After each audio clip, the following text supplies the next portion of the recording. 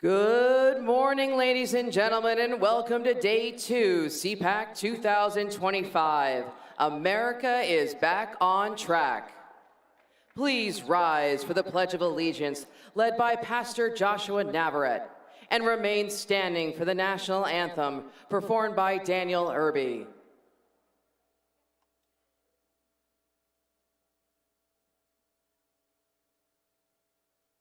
I pledge allegiance to the flag of the United States of America and to the republic for which it stands, one nation, under God, indivisible, with liberty and justice for all.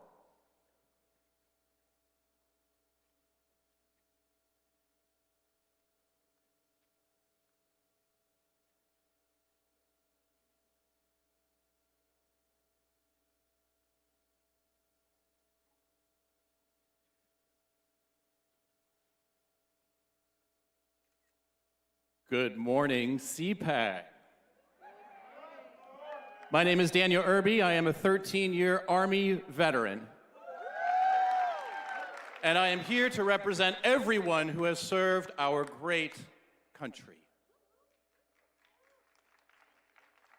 Oh, say, can you see by the dawn's early light what so proudly we hailed at the twilight's last gleaming, whose broad stripes and bright stars through the perilous fight o'er the rampart we watched were so gallantly streaming.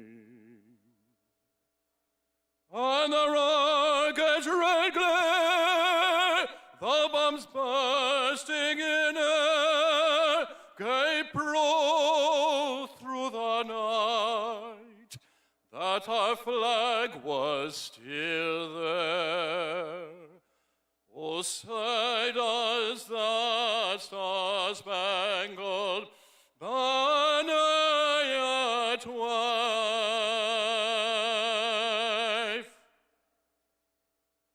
o'er the line of the free and the home of the brave.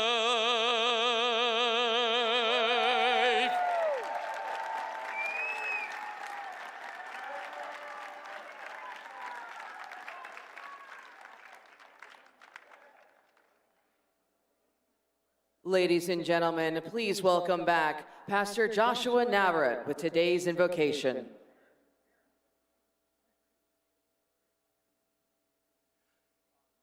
How's everybody doing this morning? How many excited to be at Day 2 at CPAC? Before I start praying, I just want to note, isn't it so good to be winning each and every day under the greatest president, President Donald J. Trump? Let us pray and thank God for all those victories this morning. Heavenly Father, we love you and we thank you. We give you all the praise, glory, and honor for what you've done and what you continue to do in our lives. We thank you for another day and another breath of life. Lord, we thank you for this conference and every patriot in this room. We ask that you continue to bless us and protect us and keep us as we strategize and celebrate every victory of America. We thank you for Matt and Mercedes Slapp, who are at the helm of CPAC and who've answered the call for such a time as this. Lord, we thank you for President Donald J. Trump and our America today. We ask you that you continue to bless him and keep him and guide him and send your angels to protect him and his family. We ask that you continue to anoint every leader in America as they continue to lead our country in the right direction as we make America great again under your guidance and leadership, Father. We thank you for this day and we thank you for this conference. In your wonderful name, in Jesus' name we pray. Everybody says, amen.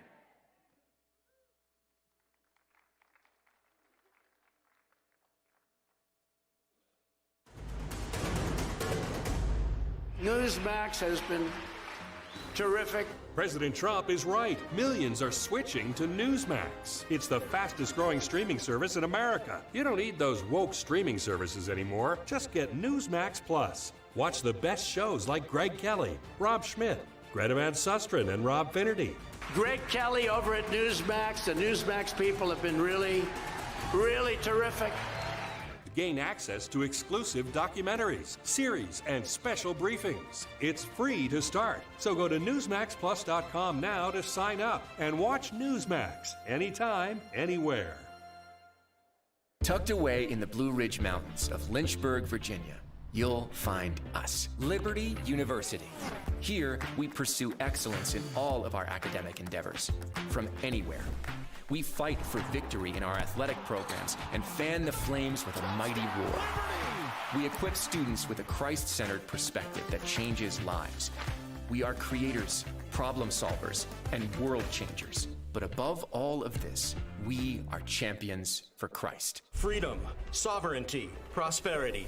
The Patriots for Europe Foundation is on a mission to make Europe great again. Globalist elites have led Europe into a dead-end street. Violent crime has surged because of mass immigration. The Green Deal has put the future of the European economy at risk. Fake NGOs and the massive bureaucracy in Brussels are interfering in our democracies. Patriots must take action.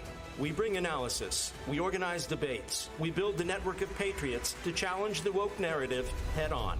Patriots for Europe Foundation. TikTok is being banned all over the world. What will you do with your platform and followers? The solution is Realster. Realster has all of the features of TikTok and more, and offers complete data privacy and is safe for children with parental controls. Realster is an American-made, American-housed video sharing platform similar to TikTok that will not compromise your data or the safety of your children. Download in the App Store today. Hey, it's Matt Schlapp with CPAC. You know, we've had a huge problem in this country with election fraud. But at CPAC, that's not a problem. Our only problem is getting each and every one of you to vote. So look at your badge. You have a number on that badge. And get your phone out and vote on all the issues that matter. And my guess is you probably like what Trump's doing as well. And we'll have the results for you very soon. Ladies and gentlemen, this is CPAC International. Please welcome CPAC board member Gordon Chang.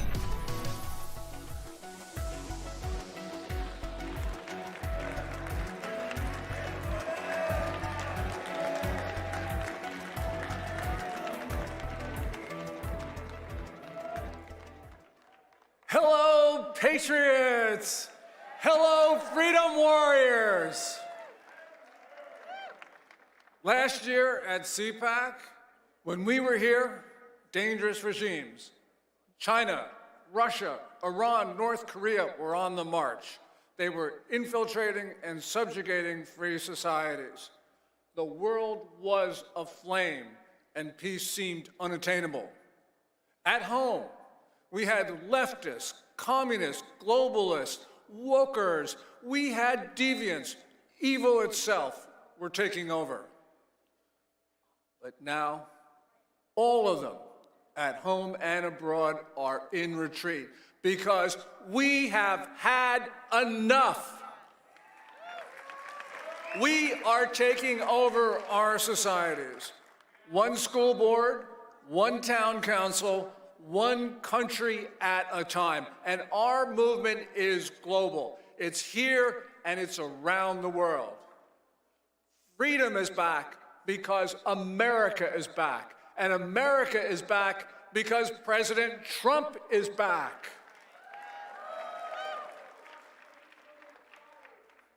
The flame of freedom burns bright in this room, in this country, and in the hearts of good people everywhere. And CPAC is leading the charge. In Japan, Jay Aiba started the first CPAC in 2017. He's held a CPAC every year since, and now conservatism is showing its green shoots in Japan.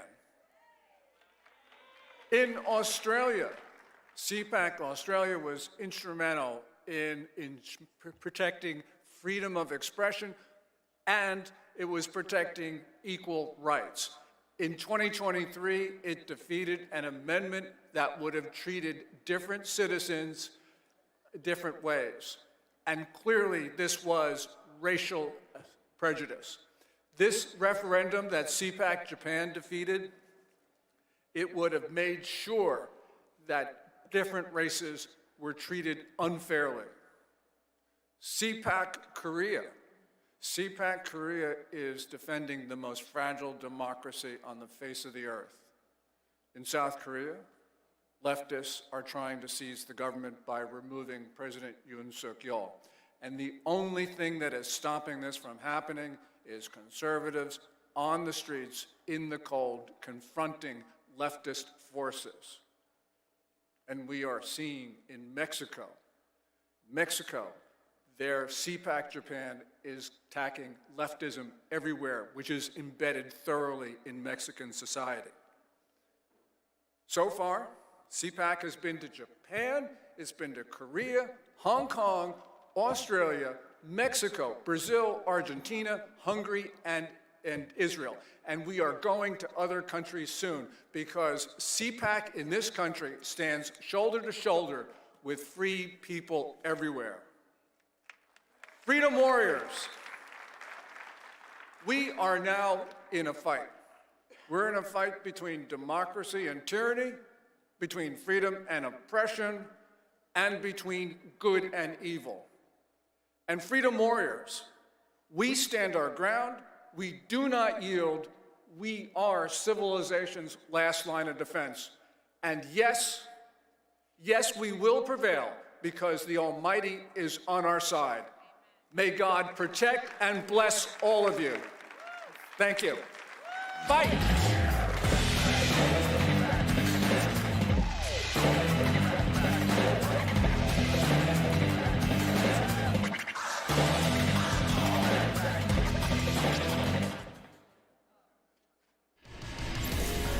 Please welcome CPAC Japan Chairman Jay Aiba.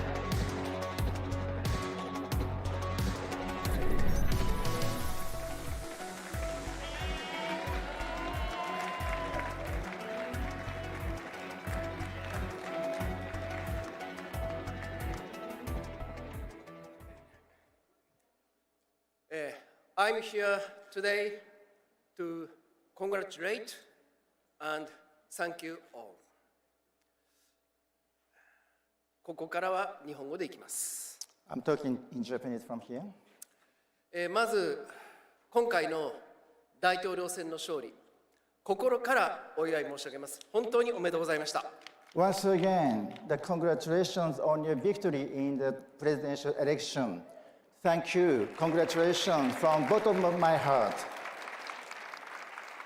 皆様方がこの4年間、悔しさと忍耐の中で戦い抜いて勝ち取った今回の勝利は、皆様方にとっての勝利であると同時に、私たち日本人の多くの仲間にとっても非常に大きな勝利でした。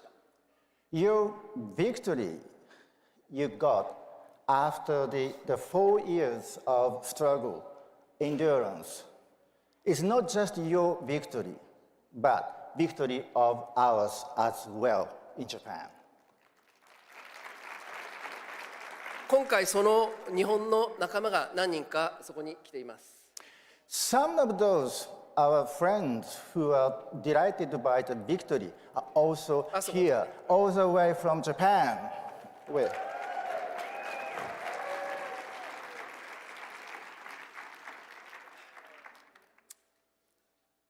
皆様方が今回成し遂げてくださったこの勝利は、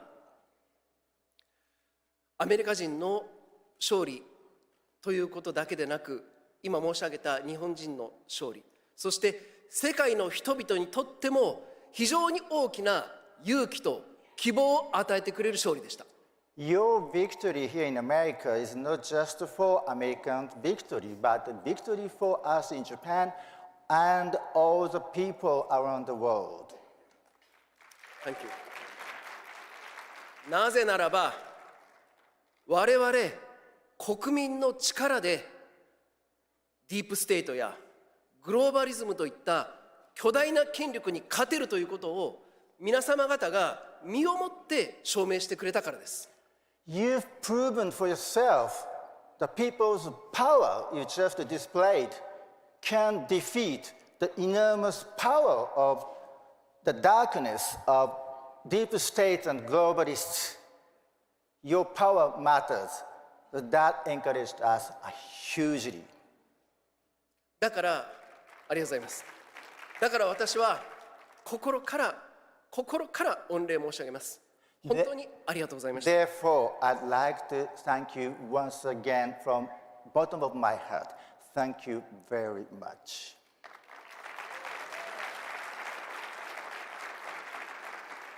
今回の勝利で本来のアメリカが帰ってきたように、次は日本も帰ってきます。This time, America is back.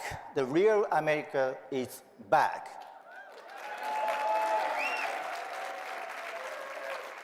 And then it's turn of us, Japan. Japan will be back.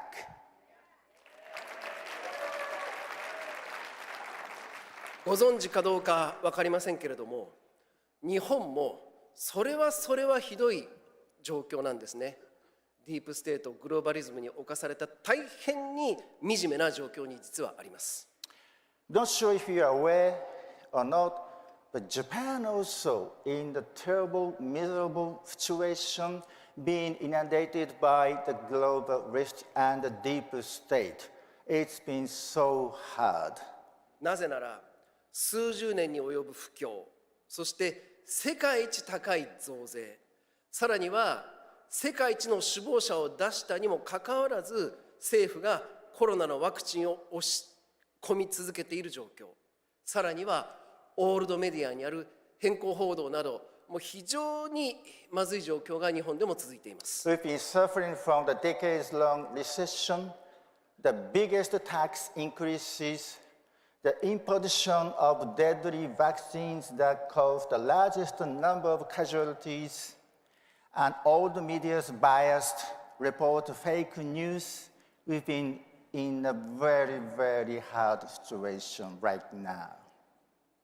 しかし、我々日本は皆様方から学んだように、これから数年後にはトランプ革命並みの大きな国民運動で日本を復活させます。We've learned from you. You made it so that we can make it. In the next couple of years, we will launch a national movement that equivalent to the Trump revolution in Japan.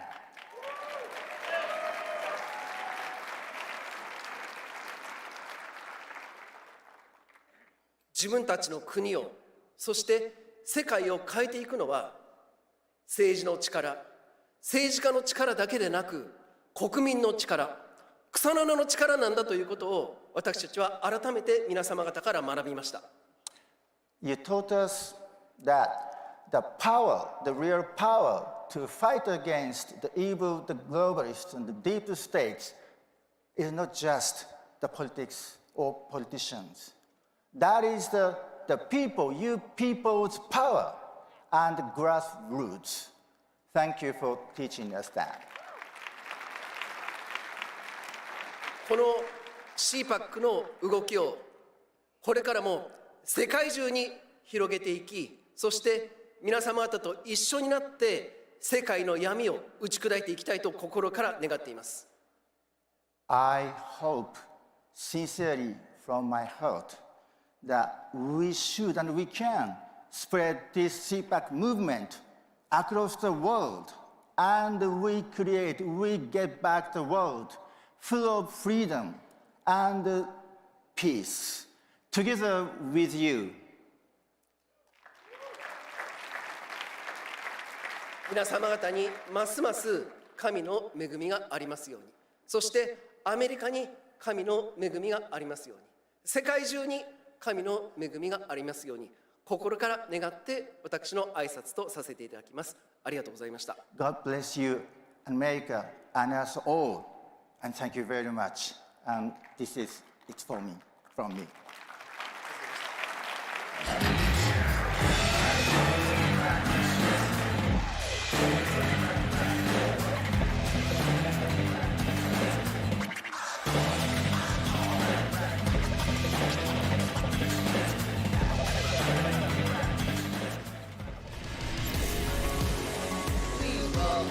Founder and director of CPAC Australia, Andrew Cooper, and Chairman CPAC Australia, Warren Mundine.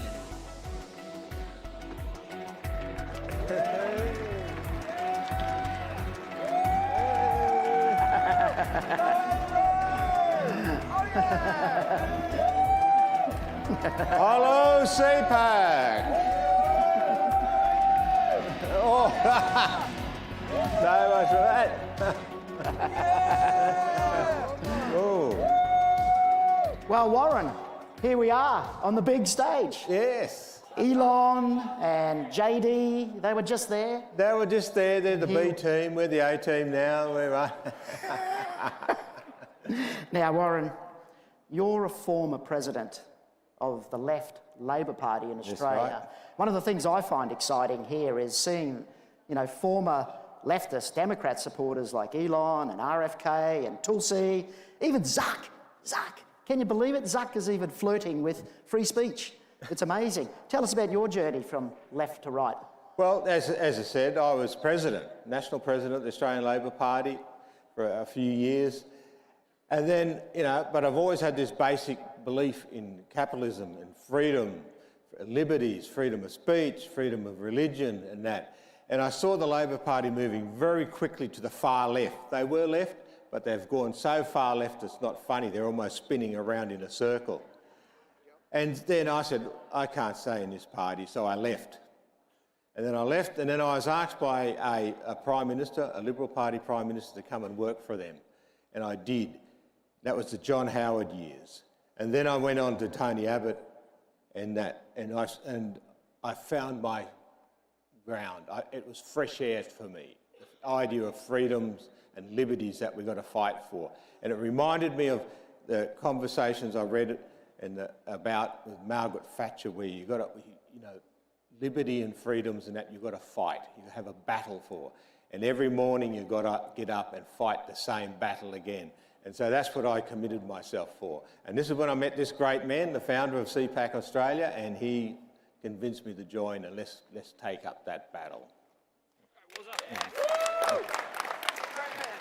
And I must say, that's one of the smartest decisions I've ever made, was to invite Warren to become chairman of CPAC Australia, because we've got an election coming up in a couple of months in Australia, and there's a resurgence of confidence within the Australian Conservatives, and a lot of that confidence can largely be traced back to you, Warren, when you led the fight against a horrible proposed amendment to the Australian Constitution. Tell us a little bit about that. Yeah, that's right. The Constitution that they're going to change was put one race above every other race, one single group that was going to have more power than the rest of Australians.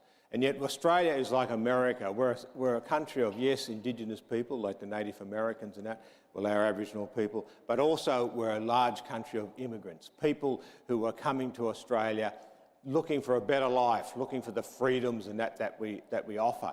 And yet here we were, these woke people were going to change our constitution, give more power to one group than any other group.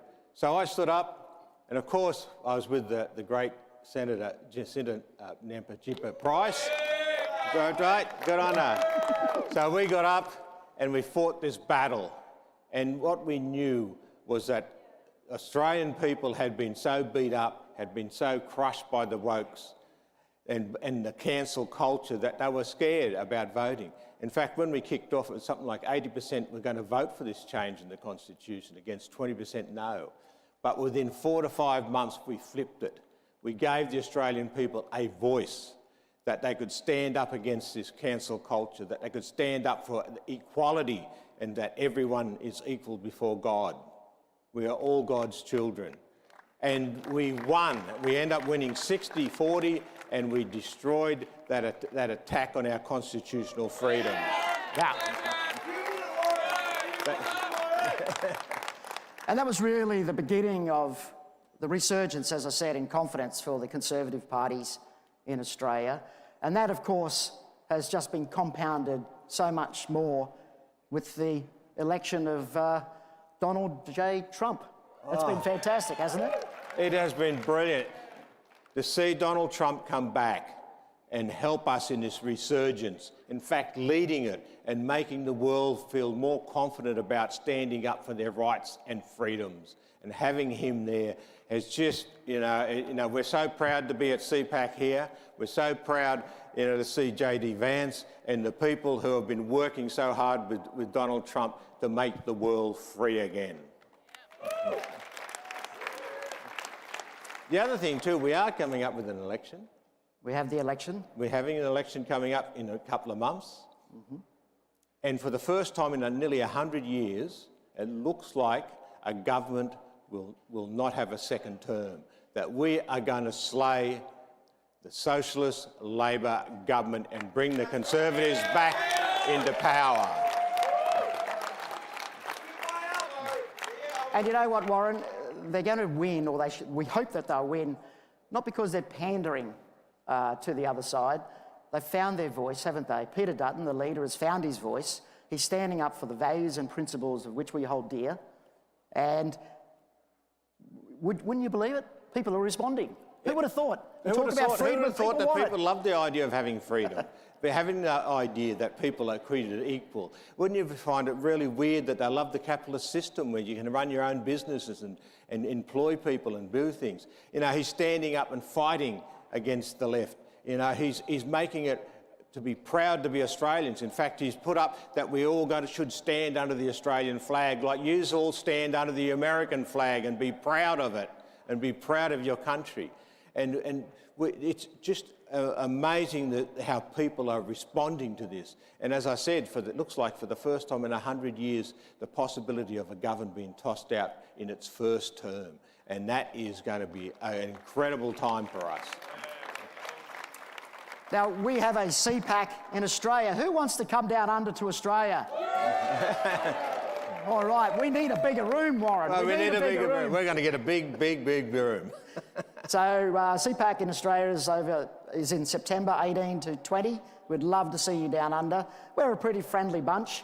We'll have the koalas waiting for you at the airport. Be careful of the koalas. They're cute and cuddly, but they may pee on you. So what's that? Well, we thank you for making us feel so welcome here. There's one commitment we will make to you.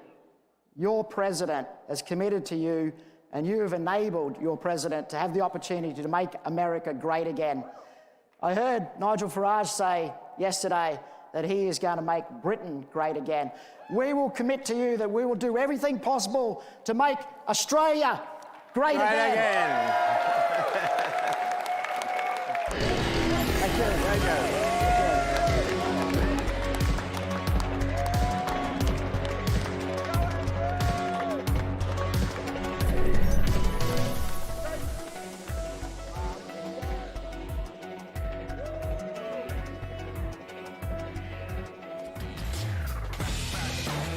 Please welcome from CPAC Korea, former Ambassador at Large for Global Criminal Justice, Morris Tan.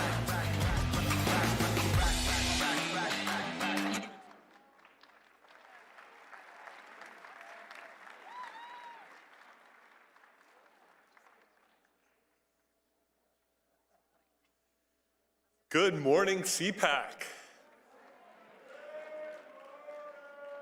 It was my honor to serve in President Donald J. Trump's first term as his ambassador at large for global criminal justice. And I want to hearken back to a little bit of history here. In 1950, the Joseph Stalin installed government of North Korea invaded South Korea to seek to overrun it. And in that conflict, a US-led coalition of 20-some countries repelled the communist aggression at the price of 50,000 American casualties.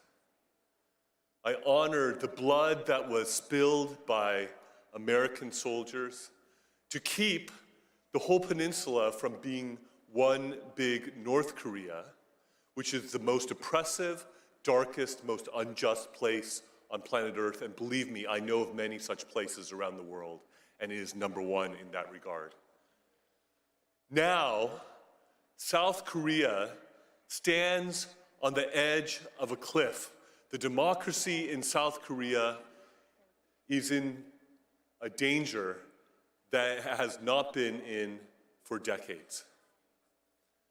President Yoon, who loves America, who was strongly and staunchly allied with the United States of America, has been impeached and is in danger of being prematurely removed from office.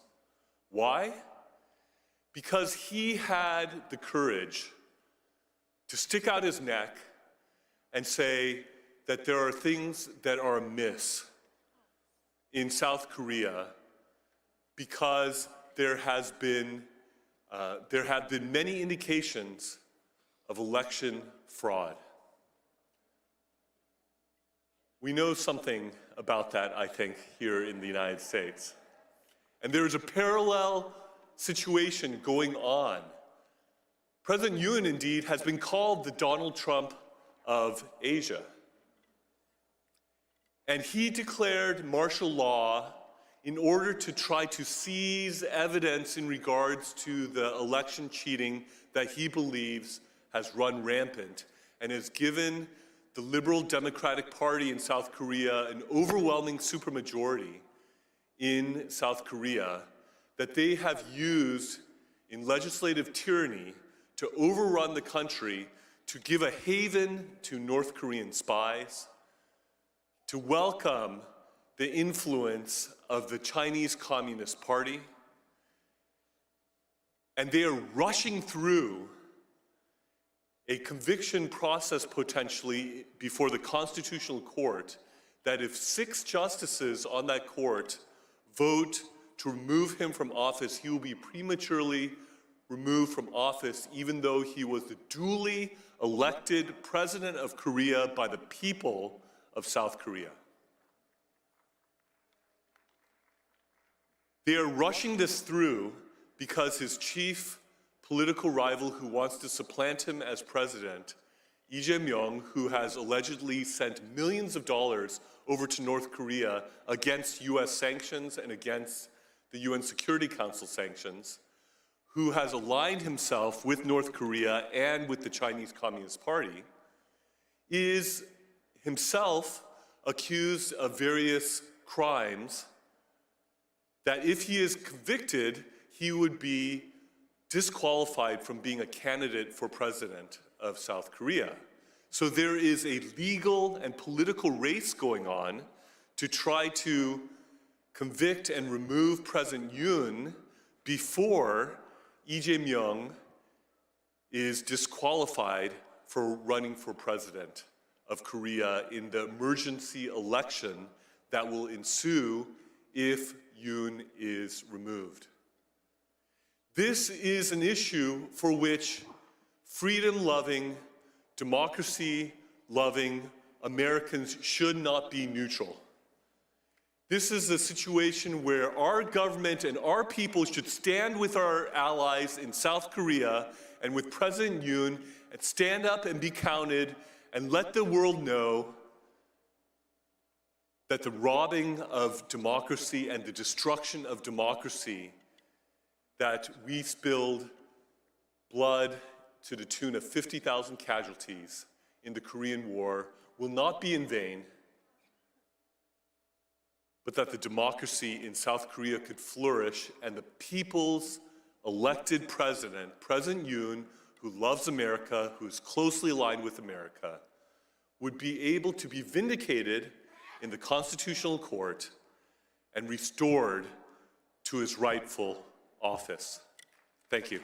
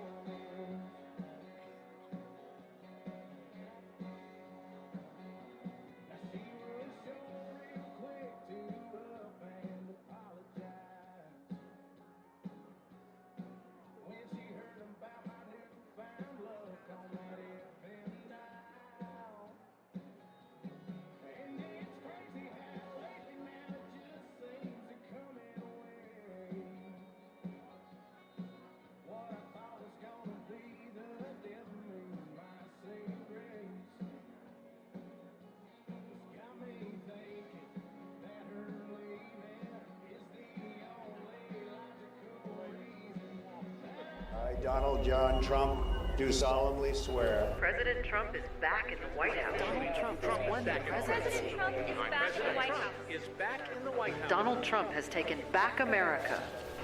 I actually started quite a while ago in CPAC, and I enjoyed it so much that I came back for a second one, then a third, then I said, what the hell, let's run for president.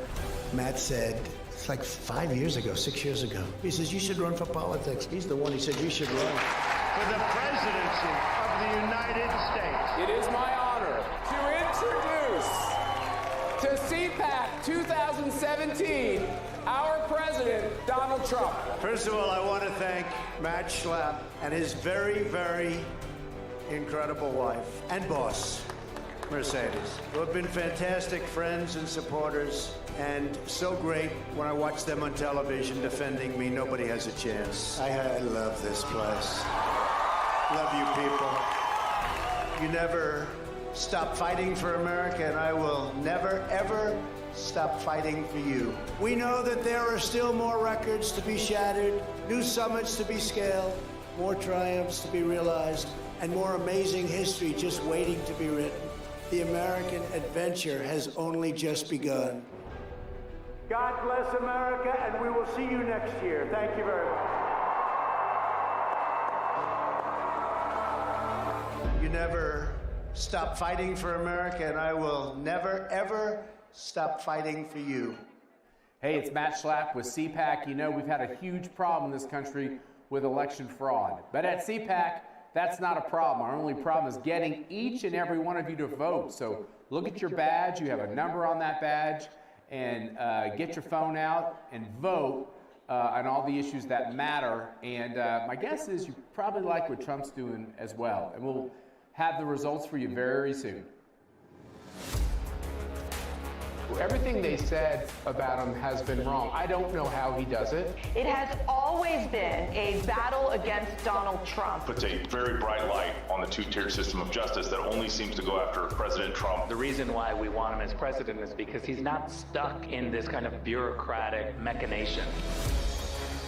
He was very clear. If you hit your target, you were golden, and you could work and work and work and do a great job. He's a very inquisitive person who loves to talk about the economy. Trump does the same thing in a different medium. He's talking directly to the American people. But that's why Trump is transformational, because he kind of came outside the Republican Party. He's a great closer. He understands what the most important issues are to voters. Not only is America a great country, but that we Americans are good people. Donald Trump stands for everything that's good, everything that we need, what needs to be changed in our society today. Think about that Trump supporter that was demonized, that was taken down, that was criticized, that was targeted. Think about that person out there. That is the one. They are winning tonight. The American people, they've spoken up tonight. We just lived through history. We're never going to see anything like this ever again. When the bad people of Mexico meet with the bad people of the United States, what's the result? Culture of death, child trafficking, abortion, illegal guns, drugs, death. Mexico and the United States, we are not just neighbors, we're brothers and sisters. We need to work together, and let's make Mexico and America great together again. Let's send the world a message. We condemn the police state tactics of Xi Jinping, Vladimir Putin, Lula da Silva, and Joe Biden. I want to start by thanking Matt and Mercedes Schlapp and everyone at the American Conservative Union. They say globalism comes to die at CPAC. I'm here to tell you that in El Salvador, it's already there. An amazing time to be in this fight for freedom. Eliminar la corrupción de la política, pero no nos vamos a rendir en volver a ser Argentina grande nuevamente. Va a ser quién va a ganar y bien quién va a proteger a la familia. Esa es la batalla. Y ellos al final del día querían llegar a nuestros hijos para dividirnos. ¡Viva España! ¡Viva los Estados Unidos! ¡Viva Israel! Vamos a ganar.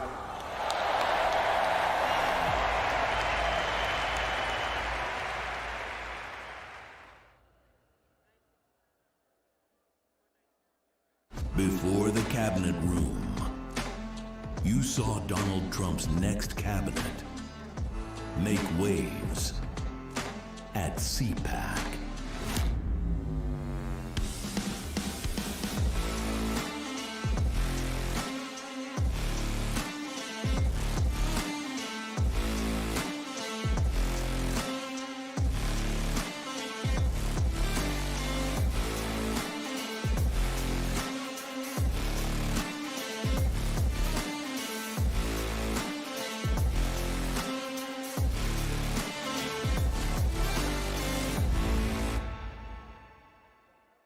This president is calling my family, is calling me, is calling MAGA supporters enemy of America. That's right. I am the daughter of a Cuban political prisoner who fought for freedom, who fought against authoritarian and dictators. He sounds just like Fidel Castro did. Fidel Castro would target the enemies of his government and try to take them down. This is exactly what we're seeing with Joe Biden. He should be ashamed of himself. No American should be called a Nazi or be called an enemy of the state. Yeah. Those of us who love this country, and I have spent my whole life defending freedom in America. As I think it was President Reagan said, we're from the government. We're here to help. I think you all know that I've always felt the 9 most terrifying words in the English language are, I'm from the government and I'm here to help. We're from the government. We're here to help. Being woke is easy when it was just a call to defund the police or end capitalism, right? It's a little different when your fellow ideologues start cheering for your beheading. And here's a question. This next video, does this look like London to you?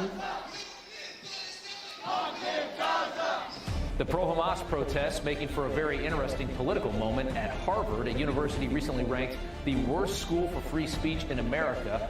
What would Harvard do in a moment like this, we all wondered? A school that will expel you for using the wrong pronoun and making a pink-haired trans girl cry. Well, in this moment, Harvard just miraculously transformed into free speech absolution. Apparently at Harvard, there's nothing offensive at all, even though everything's offensive at Harvard.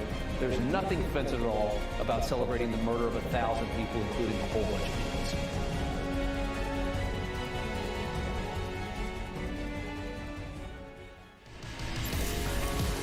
Ladies and gentlemen, please welcome President and founder of Movimiento Viva Mexico, Eduardo Verástegui.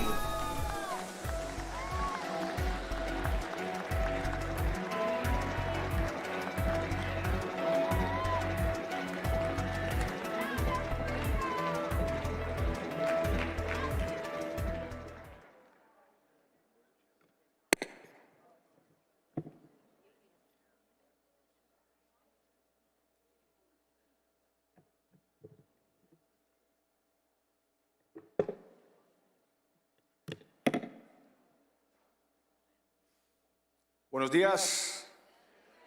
Good morning. Good energy right here.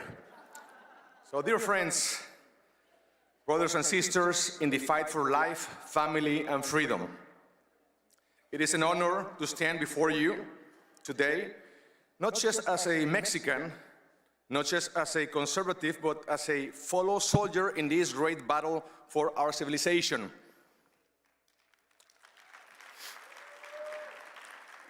Today, we gather not just as citizens of our respective nations, but as one great family of patriots who understand a fundamental truth. If evil never rests, then neither can we. The good news is that common sense has won once again in the United States. President Trump has won for a third time. Yes. President Trump is back. And after these 4 years, he should run again. 4 more years. 4 more years.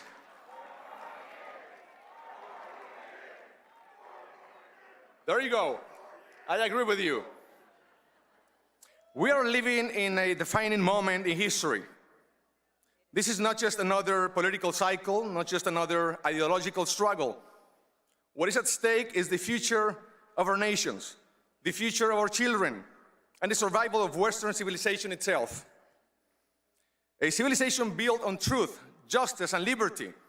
Yet today, those values are under attack like never before across many countries in our region.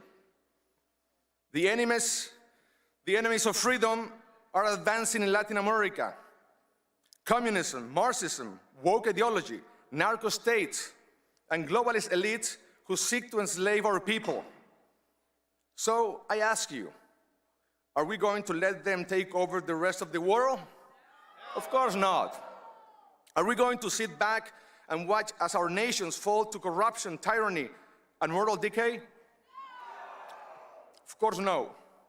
We are going to fight, and that's why I'm going to join the Elon Musk and President Trump's movement. My heart goes out to all of you. Fight, fight, fight.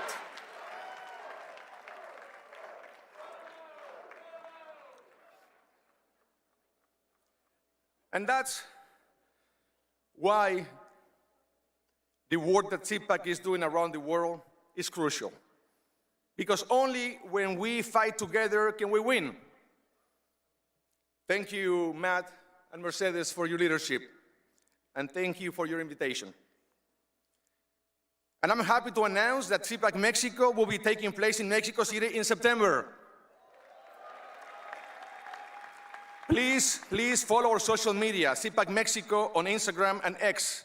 Very soon, we will be sharing all the details of the event. I would love to see all of you there. I promise you, you will have the best time of your life.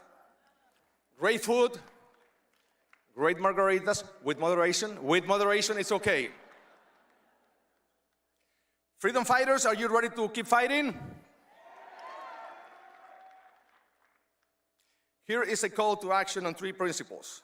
Our fight will be grounded in 3 fundamental human rights: life, family, and freedom. The battle for life. The first battle we must fight is the battle to protect the culture of life. Because if we do not defend life, especially the lives of the most vulnerable, if we do not stand up for the most innocent, the most defenseless, then sooner or later we will destroy each other. We will kill each other. As Mother Teresa said, the greatest destroyer of peace today is abortion, because it is a war against the child, a direct killing of the innocent child, murdered by the mother herself. Today, in many parts of the world, being pro-life is seen as an act of rebellion. They call us radicals for saying something as basic as every human being has the right to be born. Can you believe that? But I ask you, who are the radicals? Who are the real radicals? Radicals are those who advocate for the killing of babies in the womb, even at 9 months of pregnancy, and in some cases, even after birth. Who are the radicals? Well, that is not just radical, that is evil.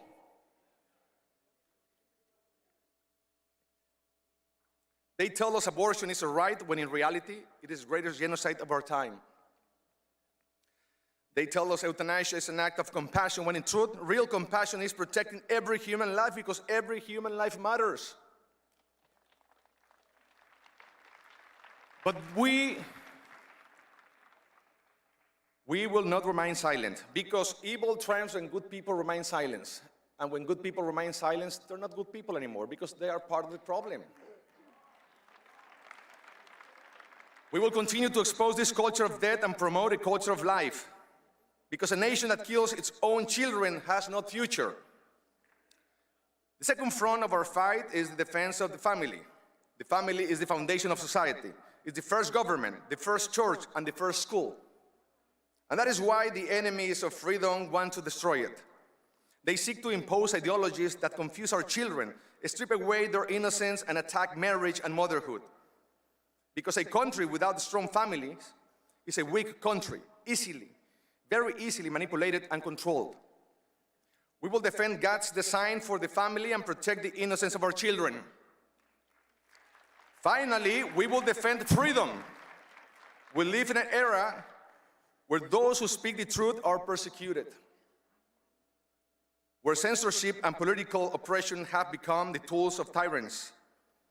We have seen how they try to silence pro-life leaders, silence priests who preach God's word, silence ordinary citizens who simply want to live in peace. Freedom is a gift from God, and no government has the right to take it away from us. We will also follow the principles of freedom to grow our economies, lift our brothers and sisters out of poverty, and build a strong middle class. In Latin America, we have seen how socialism makes the majority of the population very poor. These people love poverty that they multiply it. They love so much poverty that they end up multiplying it. Socialism is a cancer. It destroys everything that it touches. Right now in Mexico, we have a socialist government. Mexico is becoming like Venezuela, Cuba, or Nicaragua.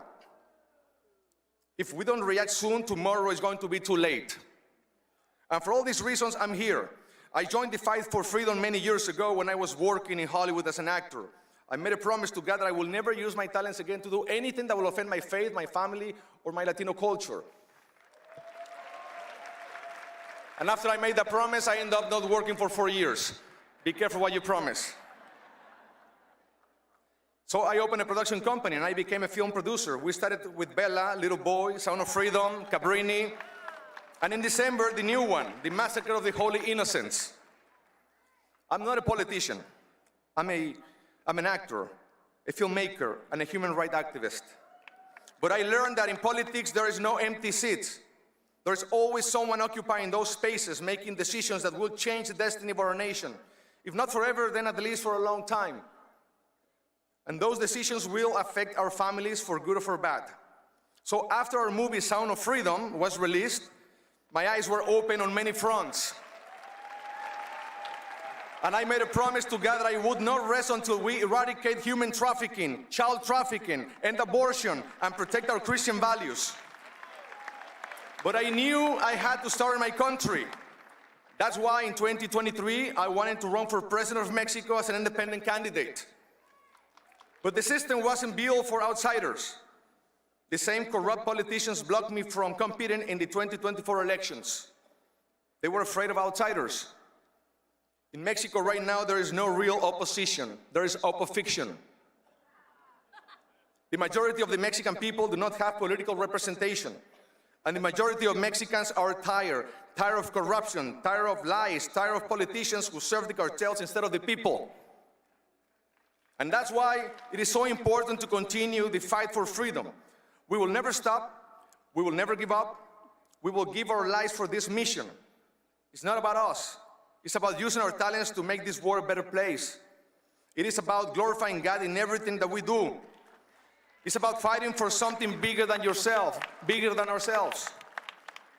Remember this one. Man gives the battle, but only God gives the victory.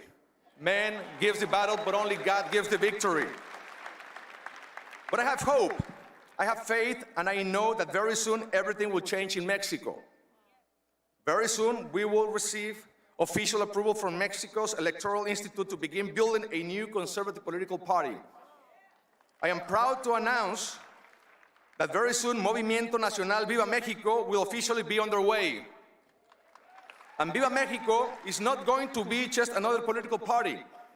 This will be the largest movement to free Mexico from socialism, communism, the radical left, woke ideology, and the corrupt globalist. Because Mexico is ready. Enough is enough. We don't want the same anymore. It's time to change. For too long, our country has been ruled by criminals in government working hand in hand with the cartels. Even President Trump recently recognized that Mexico has become a narco state. But I have a message for the corrupt leaders of Mexico. Your time is up. I know this fight will not be easy. The establishment will come after us, threaten us, but they won't stop us. Because we know this is not just a political or cultural battle. It is essentially a spiritual battle, and we are ready to fight. We are not alone. God plus one is an army, and we are more than one. We are more than one. We are the majority. If God is with us, who can be against us? Nobody. Because I believe that with courage, determination, and God's help, we will rescue our nation. We will defeat corruption. We will defend our families, our faith, and our freedom. So let me say this loud and clear. God willing, with the Viva Mexico movement, we will make Mexico free again. We will make Mexico safer again. We will make Mexico healthy again. We will make Mexico pro-life again. We will be working really hard so we can make Mexico godly again.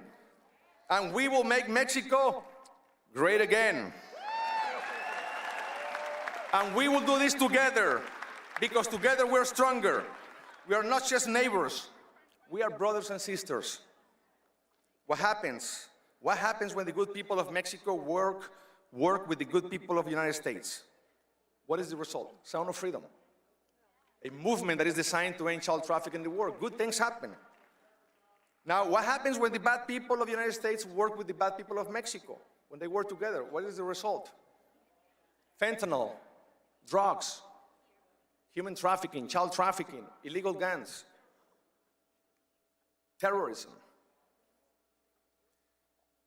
The USA is the #1 consumer of child sex in the world, the #1 consumer of drugs, the #1 consumer of child pornography, and Mexico, the #1 provider of all three. So I want to stop here for a second. We have done a lot of harm to each other. And we can't move forward without first forgiving each other. I believe in the power of forgiveness. So I want to start this movement of forgiveness here in Washington, D.C., and I pray that God will heal the wounds. So on behalf of Mexico, I want to apologize for all the harm Mexico has done to the United States. And the United States needs to apologize to Mexico for all the harm they have done to Mexico. And after this breach of forgiveness, then we need to make sure that the good people of both nations work together and through bilateral efforts eradicate as much as we can all of the bad things that we have done to each other and focus on all the good things that we have done to each other. Capitalize on all the positive. Then we will be unstoppable. Together as brothers and sisters. When the United States and Mexico stand together, our nations are safer. Our border is safer. Together, we will make Mexico and the United States great again, and we will make the Americas great again. God bless Mexico, God bless America, God bless the world. ¡Viva Estados Unidos! ¡Viva México! ¡Y que viva la Virgen de Guadalupe! Thank you very much. God bless you. Thank you. Thank you. Thank you.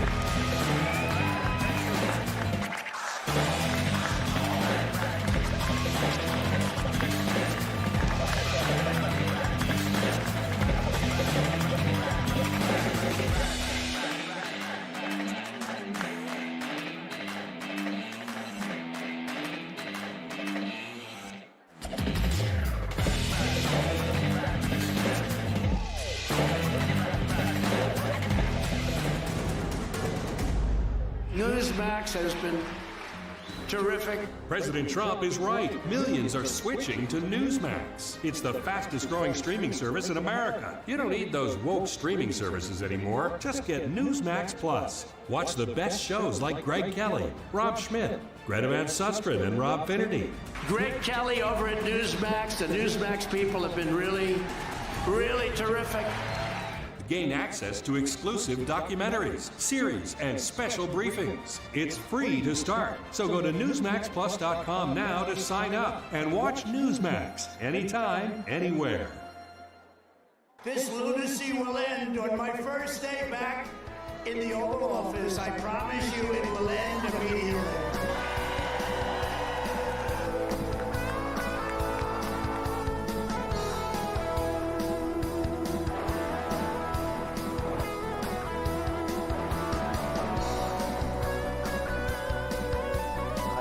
John Trump to Sullivan Square. RSBN, by the way, how good is RSBN? They do a good job. So beautiful. Creators, it's time to take control. With Bursts, you create impactful content in seconds. Powered by blockchain, your content and earnings are protected, transparent, and yours to control. Play TV isn't just a platform. It's a community of creators building a new future together. Your freedom starts when you press play. Still under construction, but already the biggest news station in Poland. The only international TV station that interviewed Donald J. Trump. I'd like to say hello to the Polish people. Poland's leftist government wants to destroy us, but we are not backing down. We're building conservative, English-speaking European news station. Join the movement. Support the revolution. Make Europe great again. This is Republica, the home of free speech. Hey CPAC Patriots, make sure to go downstairs to go check out all of our incredible sponsors for CPAC 2025. Ladies and gentlemen, it's time for the Parent Trap. What happens when we leave our kids to the professionals? Please welcome America First Policy Institute Chair of the Center for Education Opportunity, Erica Donalds. Congressional Commission for the Social Status of Black Men and Boys, Jack Brewer. And your moderator, Senior Vice President of Communications, Alliance Defending Freedom, Billy Adwell.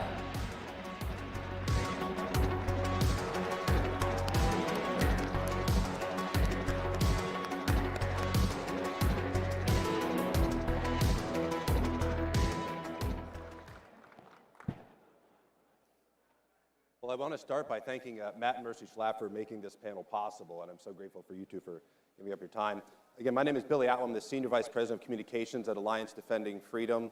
ADF exists to advance every person's God-given right to live and speak the truth, and we contend for truth in law, policy, and the public square.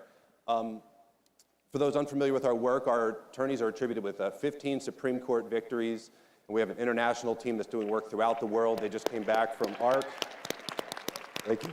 And we've actually got 2 Supreme Court cases going on right now that I think you would be very interested in. The first one is Medina versus Planned Parenthood. It's about protecting a state's right to decide if taxpayers should go to organizations like Planned Parenthood. And I feel like I a pretty warm crowd for that, that idea.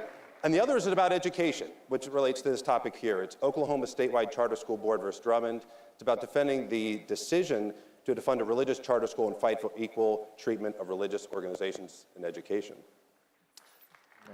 There are few issues that are going to impact our children and our grandchildren more than reforms to the education system, and that's why we're here. First, Erica Donalds is an education entrepreneur and is the founder and chairman of Optima Ed and the chair of America First Policy Institute Centers for Education and Opportunity. A former elected school board member, she is known as a national expert on education policy and school choice and is a frequent commenter and speaker on this issue. She spent 20 years in the financial services industry, finishing her career as the CFO and managing partner of a multi-billion-dollar investment management firm. Erica and her husband, Congressman Byron Donalds, lives in Florida. You're familiar? Very good. She lives in Naples, Florida with their 3 sons. Jack Brewer serves as the chair of the Center for Opportunity Now and chairman of the Jack Brewer Foundation. Recently, Jack was co-chair of Black Voices for Trump Victory Fund.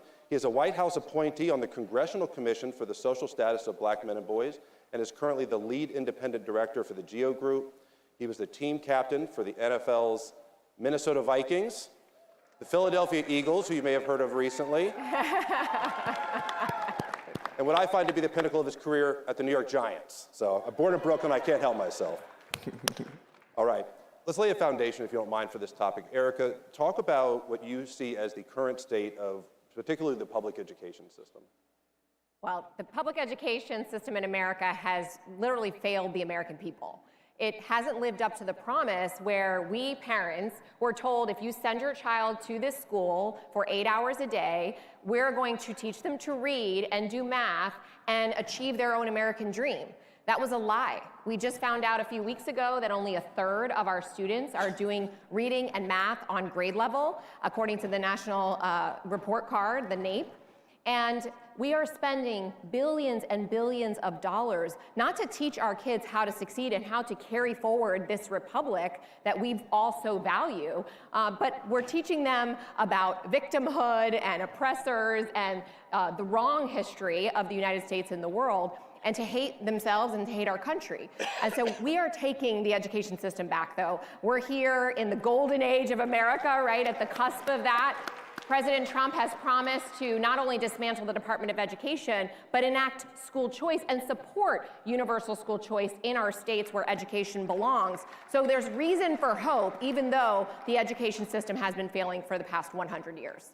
Yeah, that's a great point. And you think about in the state where I live, Virginia, Glenn Youngkin essentially won the governor's seat on the issue of education and speaking to parents. Like, that was a key differentiator for him. Jack, President Trump, it feels like he's been president for like 1.5 years this term because so much has happened in a few weeks, right. But it's not been that long, and yet a lot has happened. What has he done so far that's really encouraged you on the topic of education?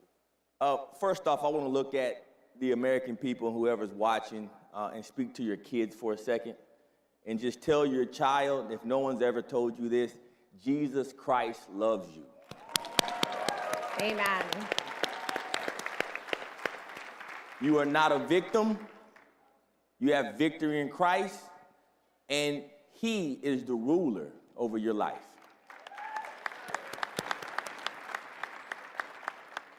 President Trump has done so much, but I think the most important thing that he's done in front of the American people is he has stood for biblical truth. Yeah.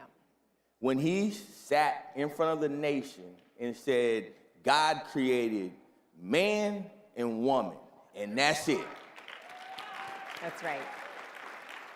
And so when you talk about the education system, our founding fathers did not create an education system that is going to indoctrinate boys and girls to make them believe that they can be transgender and any gender they wanted to choose. Our education system was established with the basic belief in the Word of God.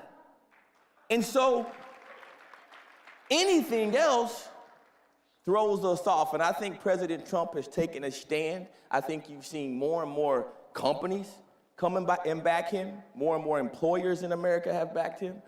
Because we're getting rid of these DEI policies and all these things that have drifted into our education system to start to pick winners and losers and actually separate us and put us back decades in regards to social and biblical justice. And so I just think that we should all understand the spiritual time in which we're living right now in America, particularly with our children. Yep. And let's get the 10 Commandments back in our schools. You're seeing it happen in Louisiana. You're seeing it happen in so many other states around our country. We all must take a stand, no matter what your religion is, to get this word back into the hearts and minds of our children that may not have access to it. Yeah. Amen. Erica, it's hard to know what to do sometimes, though, because parents, I think the instinct when they see these things happening in the public school is to say, I'm going to put my kids in private school, I'm going to homeschool. And those are good options, and for some people that's the right decision. But you also don't want to forfeit the public arena to the other side. And then again, it's our children who are vulnerable and impressionable. How would you've got children, you're in the later teen phases with your children. How would you advise a parent with little kids like me? My kids are younger, they're like 11 to 2. We got a spread of 4. And we're struggling with it. Like we're asking ourselves the question right now, what's the best educational model? How would you advise a parent, given the system we have now, how would you advise them to go about making those decisions? Well, that very dilemma is what got me involved in education. As you mentioned, I wasn't an educator, I was a CPA. But I have 3 children, and for one of my children, the A school that I was sending him to did not work well for him. He was miserable, therefore I was miserable as a parent. And I was fortunate enough to find a classical Christian private school to send him to, and his entire life changed in the 1st grade. He started to love learning and thrive in that environment, and I thought, well, how many other Darrens are out there, and can I help by serving on my local school board to give them options? But that's when my eyes were opened to the education monopoly and the corruption that is happening in our school districts. What I would say is, the left wants to say that our obligation is to the collective. But as parents, our number one obligation is to our family and to our own children, raising them in the things of God. And that is your contribution to the community, raising your children well and making sure that they are prepared to be good citizens in this republic. And so you need to take care of your own children first. I personally would not send my children into a public school in this day and age. I don't care if it's an A or not. I don't trust them. And so I would do whatever I possibly could to find the right educational environment for my children. You take care, put your own mask on first, help your children, and then do things for your community. Run for school board. It's not a bad thing to do, but a lot of the families that I know that are running for school board that are involved in education reform, they took care of their children first, but they're there, as I was, to help take care of their community and other children that don't have that same opportunity. Right, because the public education system is everybody's. Even if your kids are homeschooled or you go to a private school, that's your school too. We're paying for that. And we deserve to have an influence there.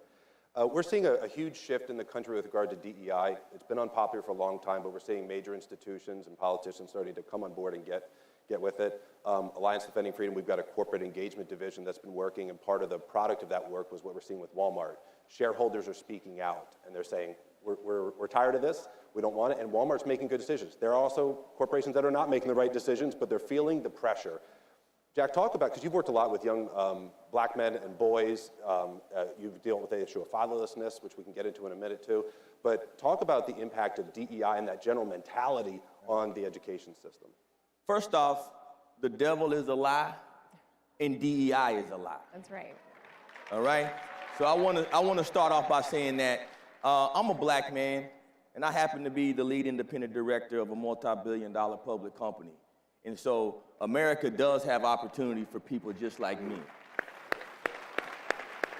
And I'll take that further. When you look at what DEI really does, so I do a lot of community work. I got my master's in education, adjunct professor. I've taught from, you're talking about the poorest of the poor on to multimillionaires. But the one thing that remains consistent is that whenever you tell someone that they're a victim, or you tell someone they don't have the ability to learn, then they won't. Right. So I have a little girl in one of my programs. She literally went to class. She got an F on a math exam. And the teacher told her that it's okay because she's a little black girl and that she doesn't have the ability to do this math. Telling the girl that math is racist. So for me, that burns me up inside. And so you start to think about what these little children are being taught in some of these public schools that Erica just mentioned, and it's just heart-wrenching. I'll tell you another story. When you talk about people, and Erica said this, it's not just about us, it's about our community, man. When you look at our juveniles, we gotta realize juvenile crime in the United States of America went up 21% last year. These are the little kids, the little boys. I have men in my prison program who have been locked up since the age of 14 with grown men. We have to do something for the poorest of the poor. It starts in our education system. We cannot leave these men and these children fatherless. Yep. Our nation is the most fatherless nation on the planet. We have over 18 million kids that don't have an active father in their home. I went to a juvenile courtroom. There were 25 young men and boys, most of them black, at court to be sentenced by a judge. I looked around, there was only one father in the entire courtroom. Can you imagine if your child was being sentenced? This is the epidemic that we're facing in our nation right now. Our education system will never work if we don't put the man back in the home.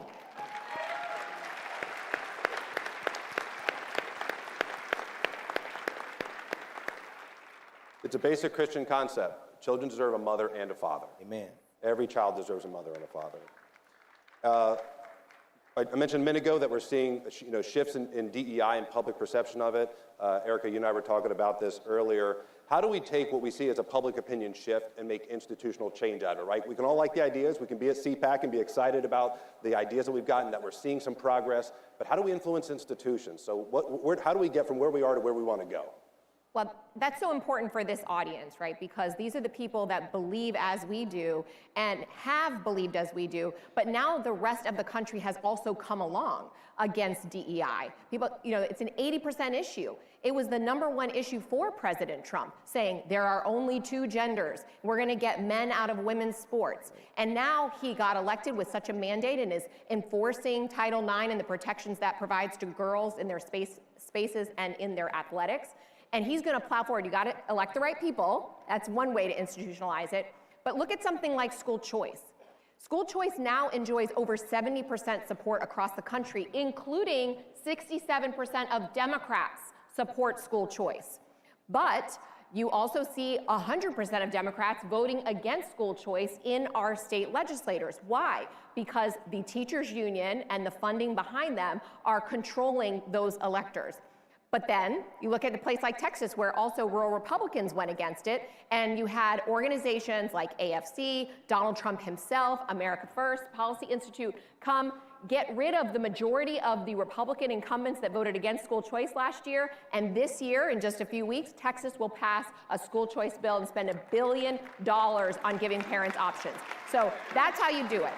Yeah. You get the public and you get the right people in office to make those bold changes. Yeah, elections have consequences. They do. We've been saying that for a while, right?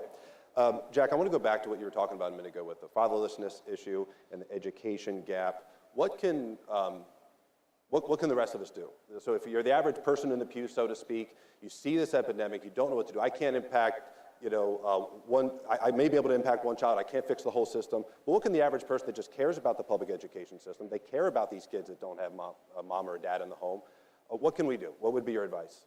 Well, my advice is, first off, understand that this is not just an issue of education or policy. This is a spiritual issue. The last verse of the Old Testament is Malachi 4:6.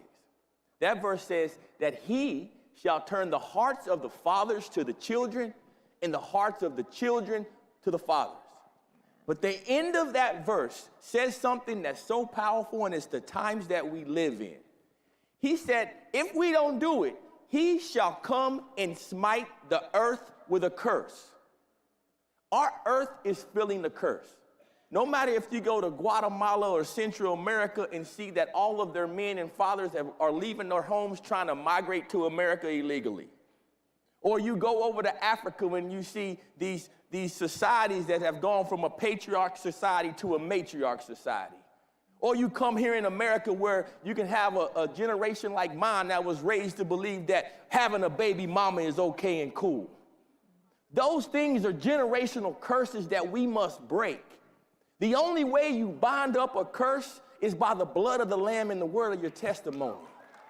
And so we've got to testify. We've got to talk about these things in the public square. We've got to stand for these poor children that don't have advocates and people to stand up for them and be their voices. Man, get out in your community. Go to the local juvenile. Go in there and sit in a courtroom and tell a little boy that's 13, 14, 15 that don't have a dad that you love him. Go see those folks in prison like the word tells us to do. We can't just take care of our people that have. We got to take care of those that have not.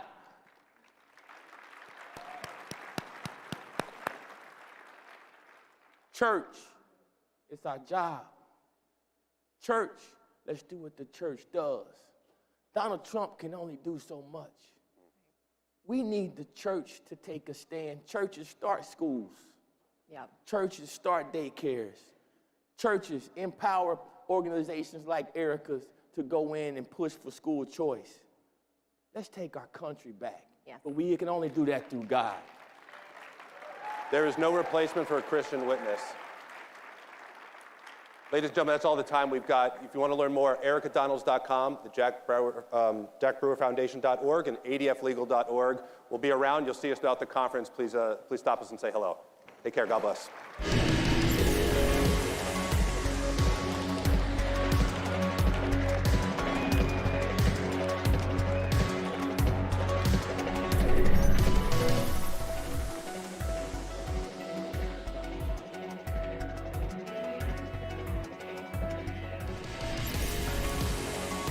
Ladies and gentlemen, up next, Joy Reid, a desperate plea for help. Please welcome senior columnist for townhall.com, Kurt Schlichter, with @ALX on X, Alex LaRusso, and your host of O'Connor and Company on WMAL, Larry O'Connor.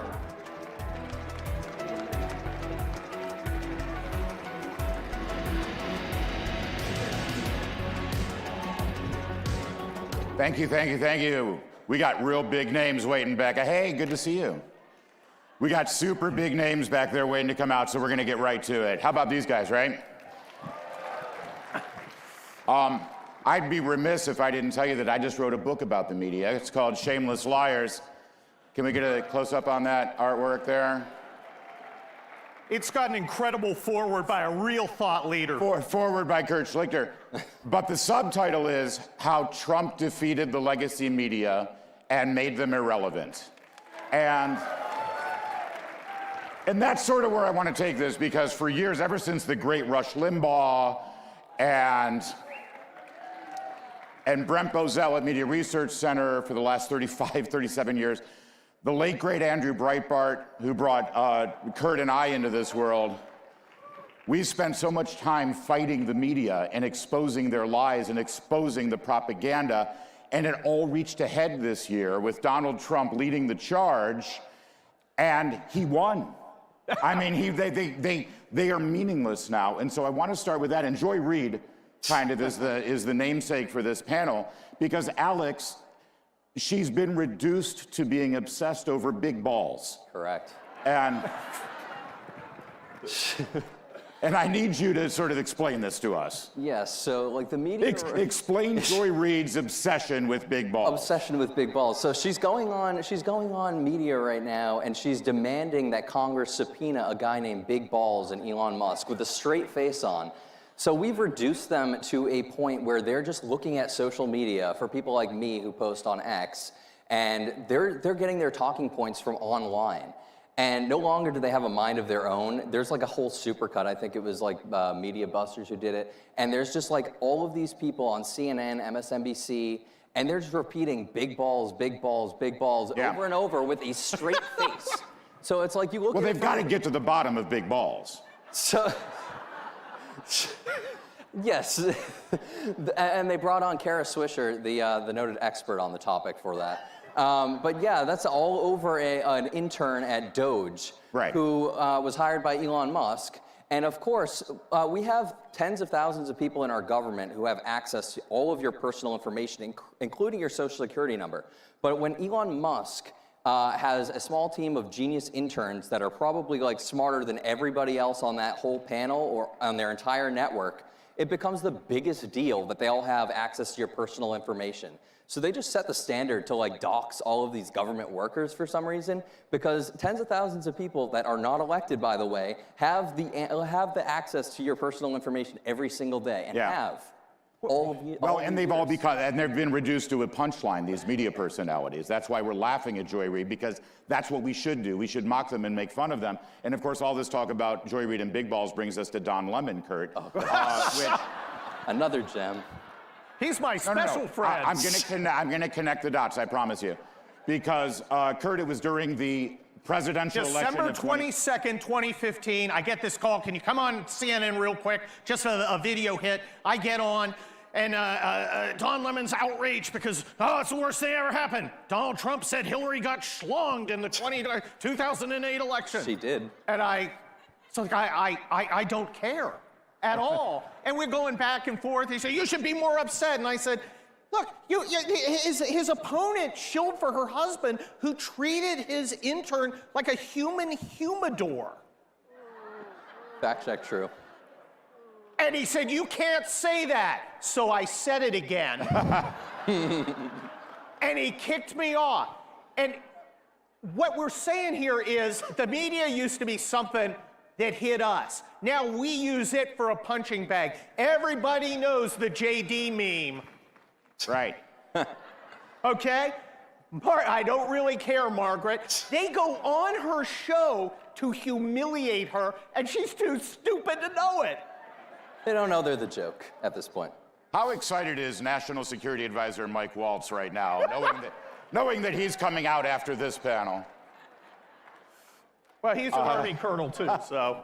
But you were banned from CNN. Yes, for 10 years I have not been on CNN, and it's changed my life for the better. Well, and honestly, who's got a better career trajectory right now, Kurt Schlichter or Don Lemon? Because he has also been banned from CNN. Well, look, I'm on board than he is. Look, I literally have more followers on the Twitter machine than they have viewers. Think about that. Exactly. 100%. So, Alex, your work that you do right now, you've got a meme for everything. And the fact that these guys can be reduced to a meme, that Margaret Brennan, the host of Face the Nation, a very important show in a very important town with a very important teleprompter reader as its host, she is now a meme. She can't do anything. Yep. From how J.D. Vance has handled her with these interviews to now reducing her to saying that too much free speech will lead to a genocide. Yes. This really is the best way to attack them now, is to just reduce them to a punchline. Yeah, 100%. The thing is, it's like I said earlier, they don't have a mind of their own anymore. They are reduced to like scrolling social media and looking for the most viral moment that's going on social media, and it becomes now what they're talking about. Like, to give you an example, one of my local city council had, they just declared, my city that I'm from, Worcester, Massachusetts, just declared themselves a trans sanctuary city. So I got a tip that it was getting a little wild at the city council meeting, and I watched the 4-hour video of them all, like, you've probably seen it, the girl with the wig and everything, the blue hair. Oh yeah, that was that was my city. I went through and clipped it. For the next 3 days, it was all over like every corporate media like talking about it. So it's like they're looking at everything that they find online, and then they're making it their news cycle. So they don't have a mind of their own anymore. And, we talk about the gatekeepers a lot. The gatekeepers are the people who used to say what kind of news, New York Times, right? All the news that's fit to print. Who's deciding what's fit to print, right? There's some people in a tower in Manhattan who's, that's not news that's fit to print, but this is news that's fit to print. And they would decide what was worthy for your eyes, what was news that you could consume. It's been reversed now. Correct. In fact, we are the ones, as Elon Musk says, we are the media. We are driving what's important, and that's what this new revolution is about. Well, and there's an right? And it all goes back to Andrew Breitbart. And one of the underappreciated aspects is how much fun we're having, right? That's right. Exactly. I mean, we've got to dance.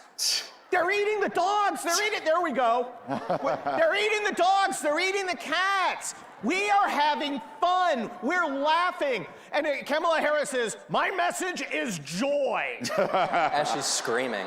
As Biden's screaming, as she's screaming. You will be happy. By the way, you mentioned Andrew Breitbart again, and I just want to say, I want to read this. This is the very end of my book, but it's a quote from Andrew Breitbart. You all remember Andrew, right? God bless him. Yeah, ALX was 5 when this. Exactly.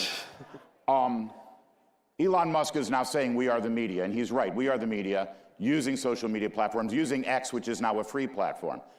On Tax Day 2010, during the rise of the Tea Party movement, Andrew Breitbart was asked to speak in Washington, D.C. at a Tea Party rally.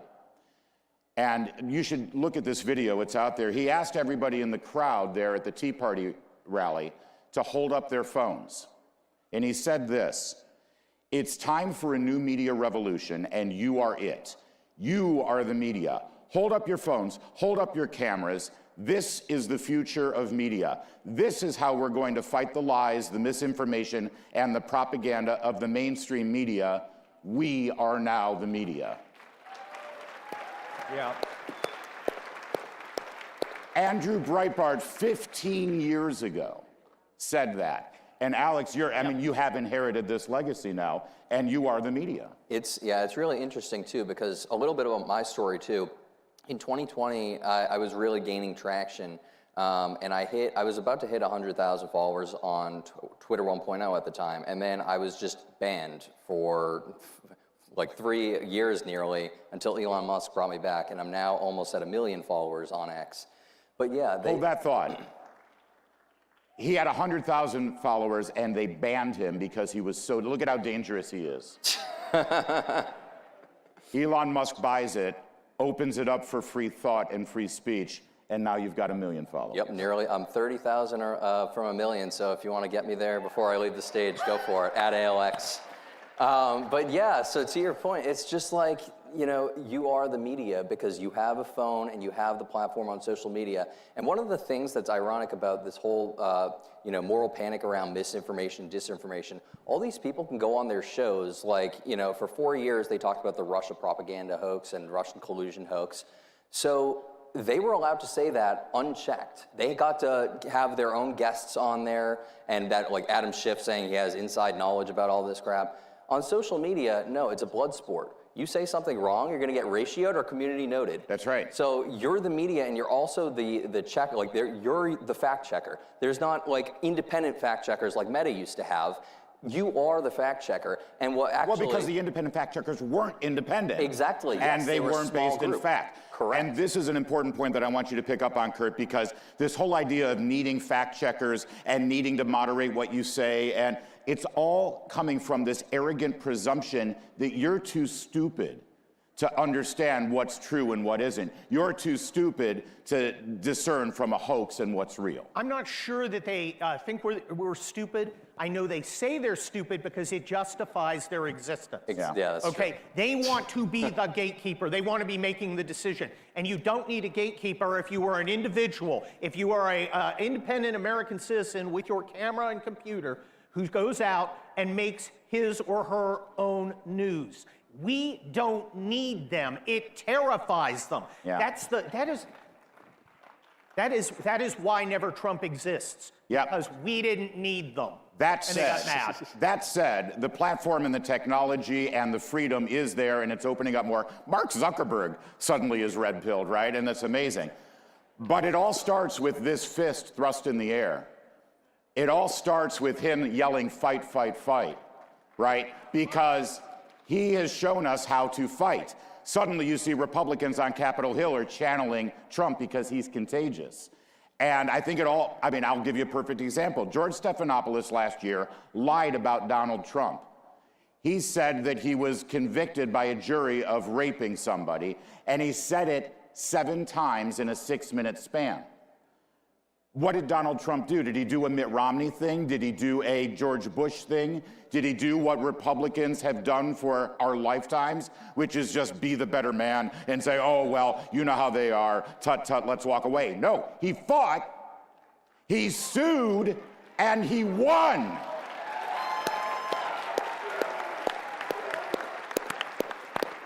And that's what we have to do. And the fight we have, I mean, listen, we're doing a victory lap right now because we've rendered the media irrelevant, but they're not going away. The fight continues, Alex, every day. 100%. And then the other thing, too, to your point, 60 Minutes tried to edit that Kamala Harris interview. That's right. How did that go for them? The FCC has now released the entire thing, and we saw what a sham it was. Well, they messed up because they put the promo out with, like, the other answer. With a different answer, Wait a the word second, salad like, answer. What happened here? Like, Well, and Kurt, this goes back to the arrogance because think about it. Donald Trump had the choice of sitting for 40 minutes with 60 Minutes and letting them condense it down to 20 minutes that they decided we could see.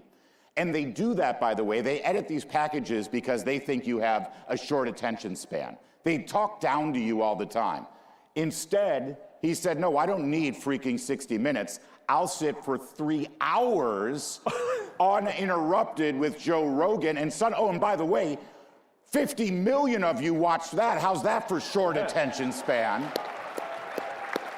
And here's the beauty of it. Kamala Harris wants to go on Joe Rogan. She thinks she's the get. She thinks she's in the driver's seat. Joe Rogan's like, get it. Nah. Talk to the hand. Wow. You don't set the conditions. They don't own us anymore. That's right. They're not in charge. We are.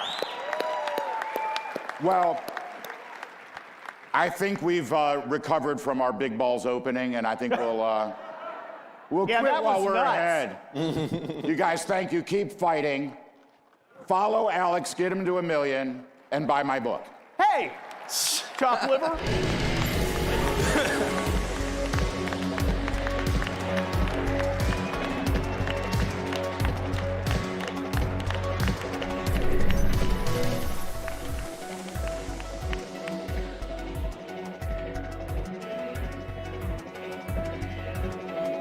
You can crack the code of nuclear waste. You've solved something that no one has attempted to do before and has succeeded. We're onto something big. We have the U.S. government partnered with us now to prove our technology out. Make America stronger. I want to provide limitless energy to the world, and I believe this is the path. Every institution today is under attack. The home, the church, the government. And many people are asking, what is the truth? Jesus Christ claimed to be ultimate truth. Are you willing to face the truth? Do you think the MKUltra project ever actually ended? The Central Intelligence Agency is actively involved in mind manipulation. We all answer to one God and one Savior, and He's there to change your life for the better.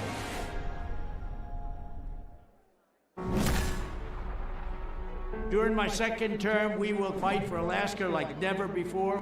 I'm excited about what we can do with President Trump in the office. We'll work together to provide affordable energy to Alaska and allies all over the world. More investment, more certainty, production, more exploration. Thank you to everyone in Alaska, and thank you to your great governor. I look forward to a long and enduring future relationship. Drill, baby, drill. Ladies and gentlemen, this is a conversation with National Security Advisor Michael Waltz and CPAC Senior Fellow Mercedes Schlapp.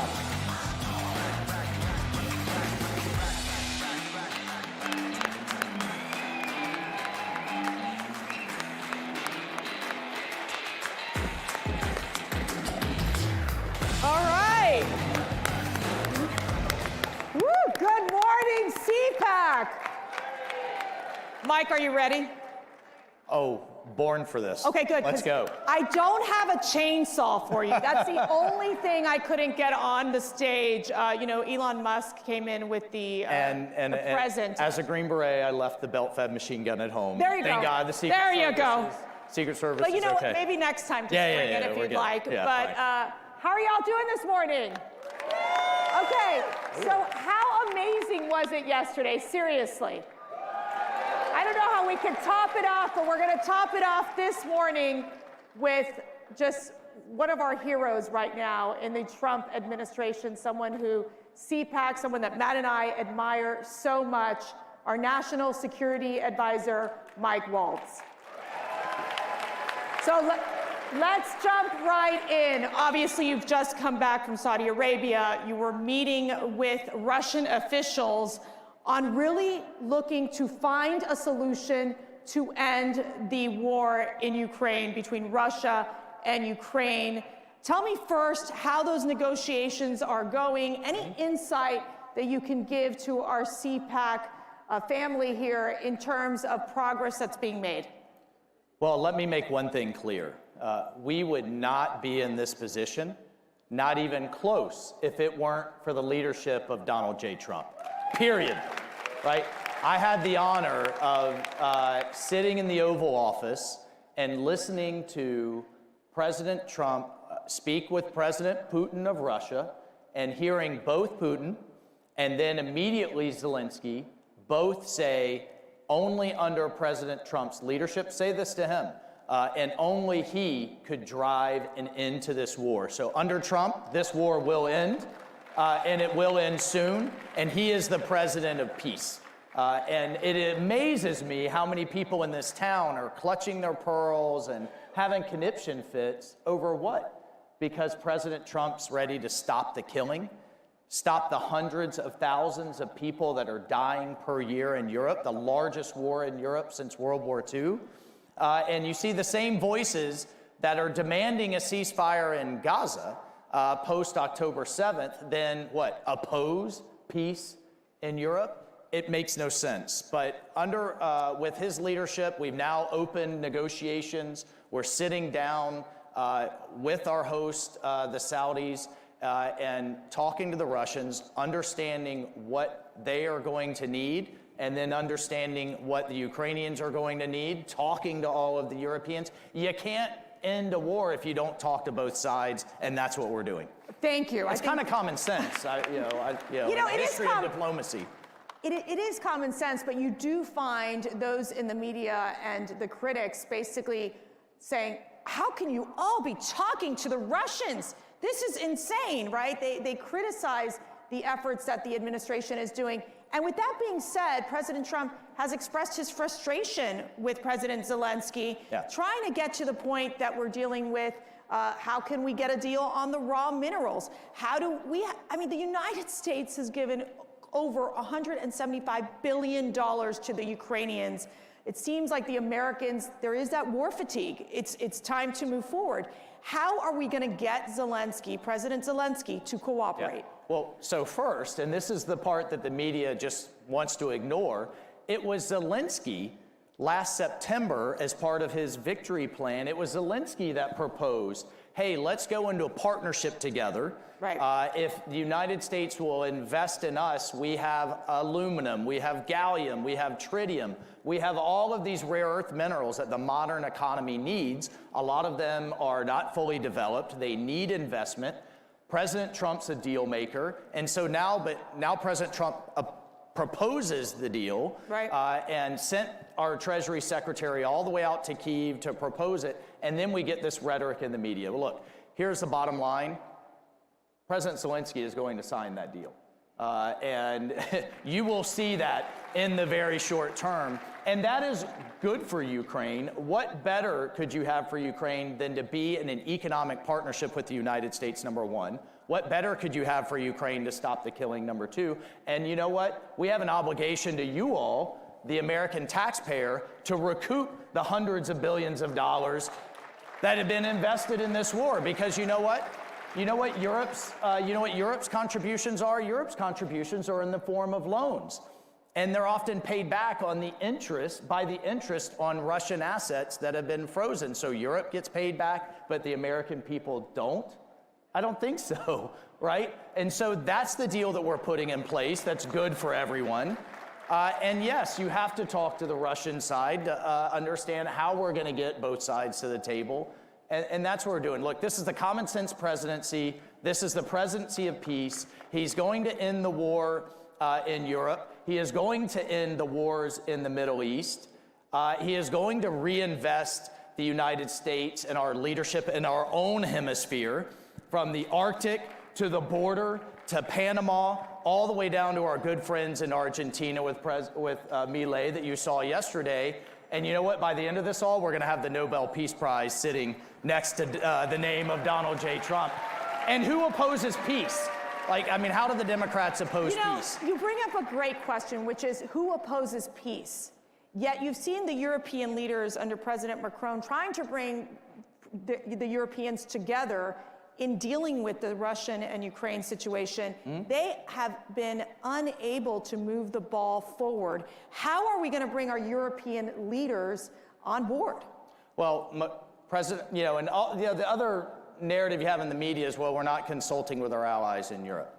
President Trump has talked to Macron twice last week. He's coming here Monday. The Prime Minister of Britain is coming here next Thursday.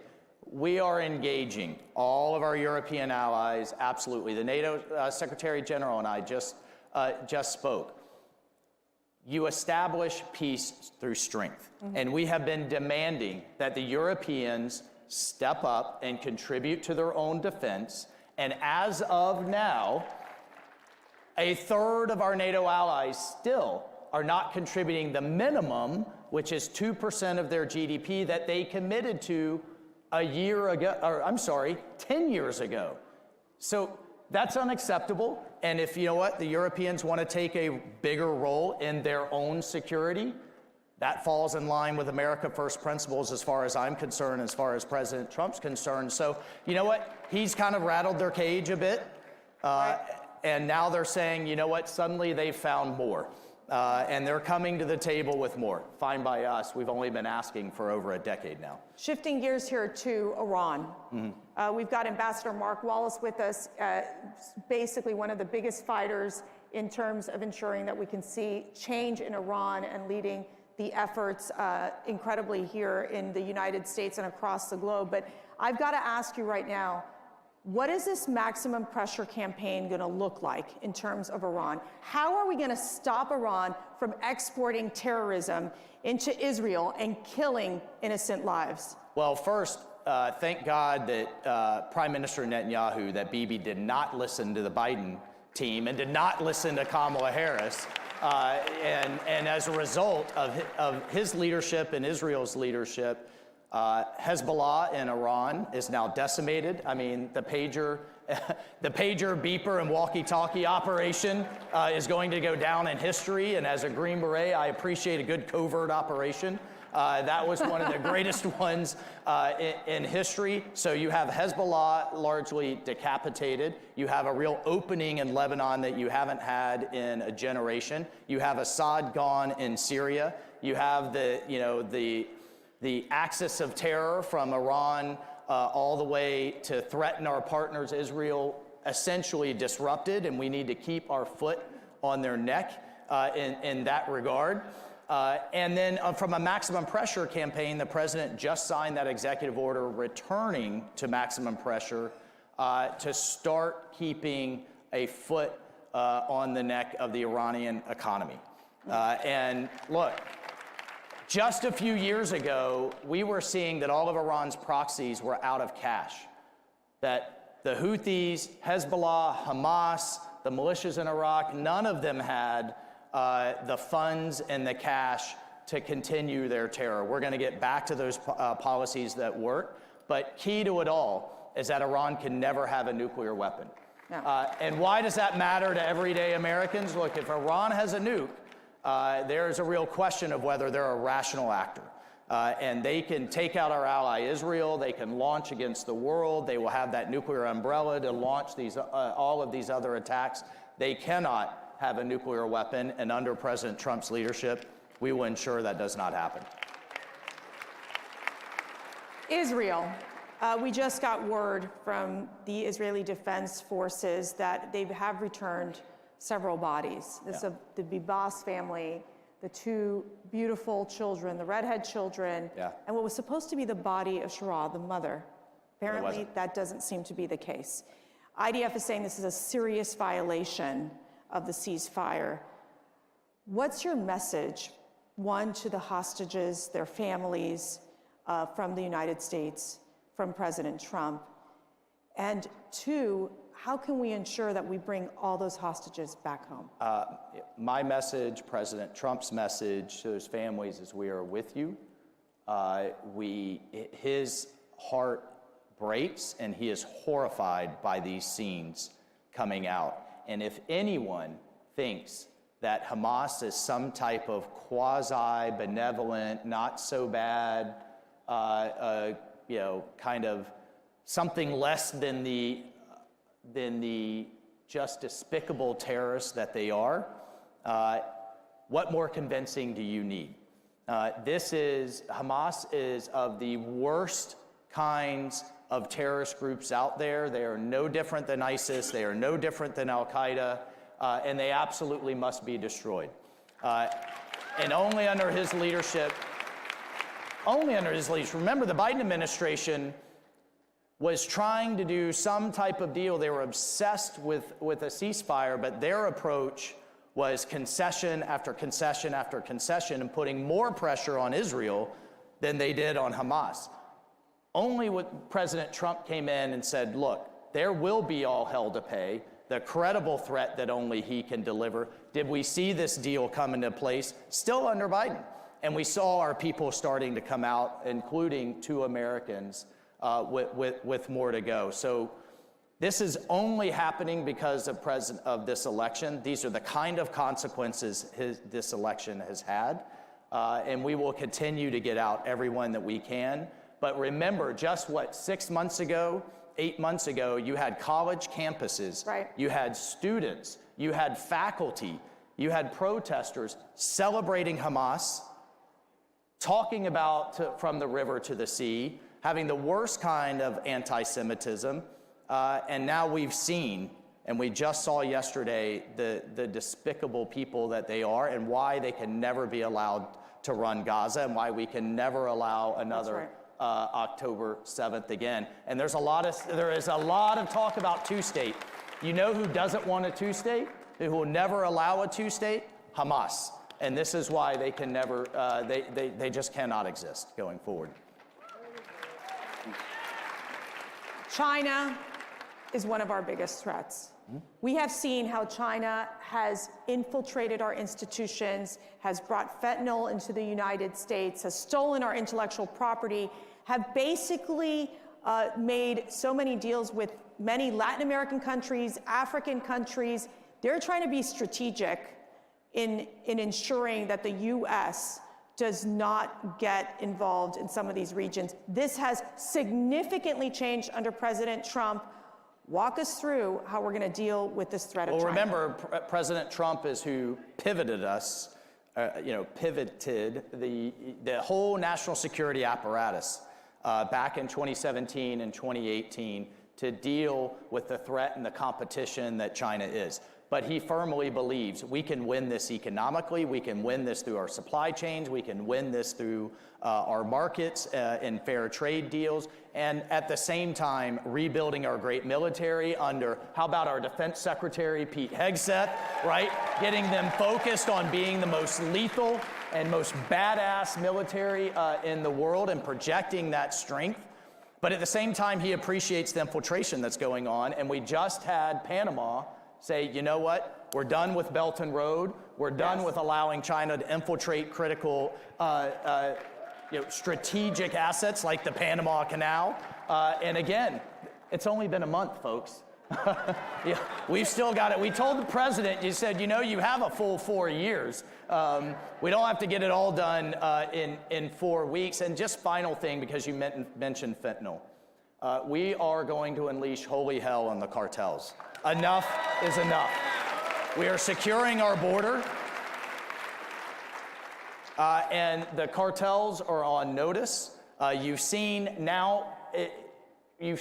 images of the Mexican army doing joint patrols with our border, with our Customs and Border Police and with our military to secure the United States border, because without a border, you don't have a country and you don't have sovereignty. And if there's not anything more than America first than that. And so a lot of, going back to things that worked in the first term, but you know what we have now in the second term? We have a team that is 200% on board with the vision of President Trump. And we've got a great Secretary of State, a great Secretary of Defense, Secretary of Treasury. We've got the Team Florida with Susie Wiles and our Chief of Staff. Like, we are hitting on all cylinders, and we don't have a president that's year 1 or even year 5. He's year 9. And we are building the rocket as we're launching it, and it's just been the honor of my lifetime to be a part of it. So I was going to ask you who can bench press more, Secretary Hegseth or Mike Waltz, but I'm going to skip that question. We're just going to go a little personal here. Yeah. You wake up every morning. You have one of the most important jobs in the administration. I'm working for a man who doesn't sleep, but That's yes, true, I too. get So that means you're bit. not sleeping either. Yeah. What drives you? What inspires you to do what you do every day? You know what? It really is. It's been about 20 hours a day. And he's going 21 or 22. I don't know how he does it. I thought I was in 4th gear as a member of Congress and a colonel and a Green Beret. I've now found 3 more, and he stays in 10th. But here's what drives me. These guys. I don't know if you can see this bracelet.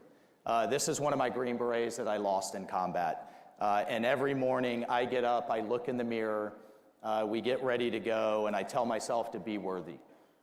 Be worthy of their sacrifice. Be worthy of those Gold Star families.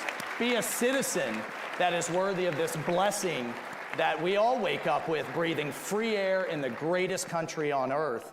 But we got a glimpse the last 4 years of what the world and what the country would look like under progressive lack of leadership. The world got a glimpse of what the world coming unglued, starting with the disgraceful withdrawal from Afghanistan and how that was done, through the wars in Europe. We went from the Abraham Accords to the Middle East on fire, and out of control border. I think, and the president is thinking about this a lot as well. Of course, he wanted that second term. But you know what? Maybe God had a different plan, that the world had to see and feel what it would look like in the country without him. And now you're seeing this amazing embrace of his leadership in the world. But be worthy, everyone. Be worthy of those that are out there right now willing to die for all of us, and those that did give the greatest sacrifice for all of us. And thank God we have a leader back in the White House that not only appreciates that, loves them, and loves all of you, and is willing to run through brick walls to get big things done for this country and for peace and security around the world. Well, be worthy. I'm taking that with me. Be worthy to do this incredible work. I just want to thank you, and I know on behalf of all of us here at CPAC, we thank you for your service. We thank you for your sacrifice. We thank you for supporting and giving advice to this great president and in serving in this administration. Ladies and gentlemen, our National Security Advisor, Mike Waltz, thank you so much. Thank you, CPAC. Thank you.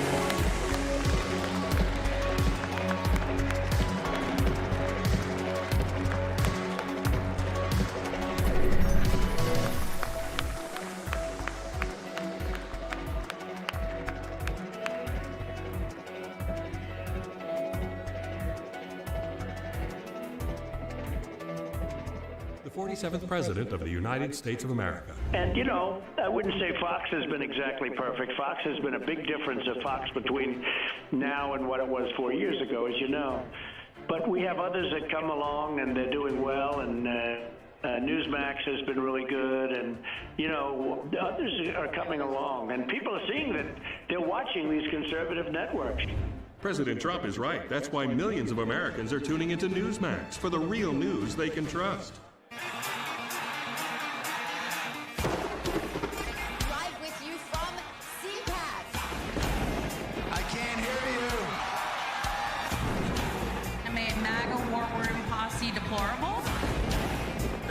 is here. We the people, all united. Days of thunder. That's where the news is. Every institution today is under attack. The home, the church, the government. And many people are asking, what is the truth? Jesus Christ claimed to be ultimate truth. Are you willing to face the truth? Do you think the MKUltra project ever actually ended? The Central Intelligence Agency is actively involved in mind manipulation. We all answer to one God and one Savior, and He's there to change your life for the better.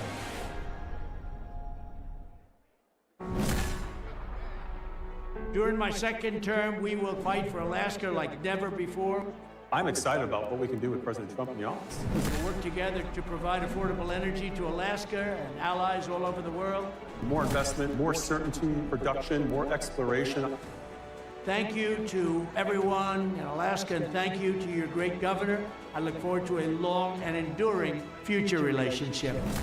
Drill, baby, drill. Hey there, scan your QR code on your badge so that you can view the agenda. Check out our membership circles and learn more about our centers. Ladies and gentlemen, please welcome CEO of MyPillow, Mike Lindell.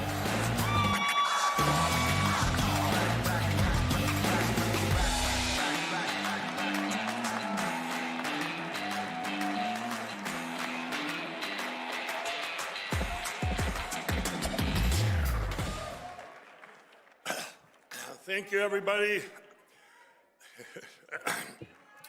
When I wrote the book that you all received, What Are the Odds from Crack Addict to CEO, I used mathematical odds to prove that God exists. We all have things that happen to us all the time that we say, wow, that's a 1 in a million, or maybe that's a 1 in a billion, or things that we say, that's impossible. Well, when do we put them all together and say it has to be a miracle? Okay, well, I remember getting invited to the White House for the first time and sitting next to our great president, and the cameras went live to the nation, and all my friends at home, and some of them were still on crack, looked up and said, what is this crack addict doing with the president? Jesus is real. Could this would be impossible without God? And in the spring of 2020, in another divine appointment, I spoke at the Rose Garden, and I said, God has given us grace for such a time as this. Well, then we were hit with the China virus and a stolen election, and over the next 4 years, people would come up to me all the time and say, Mike, this doesn't feel like grace.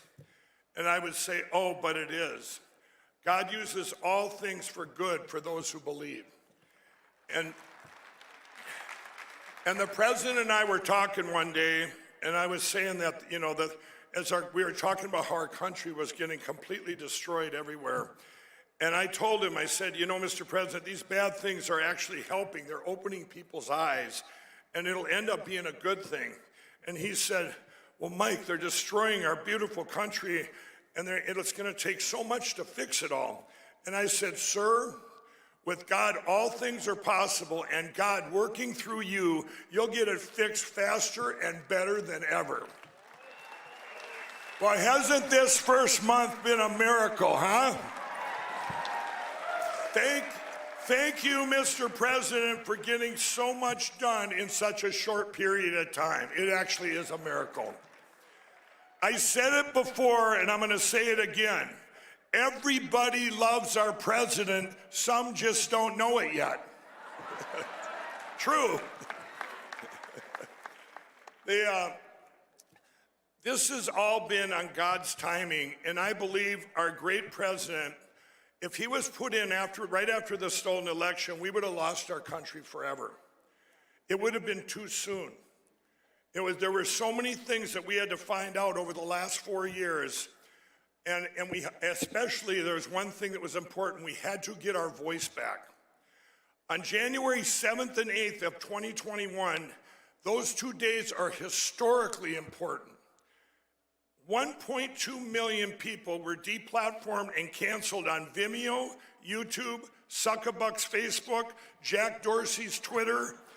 If you spoke out about the stolen election, you were deplatformed. The rest of the country was too afraid to say anything because of January 6th. They went completely silent in fear. And it reminds me, like when I was a kid, we had black and white TVs and we would turn them off as kids and they would go down to a little tiny dot. And we would go and we turned it on right before that dot went out. It would all come back to life. Well, that little dot was our voice.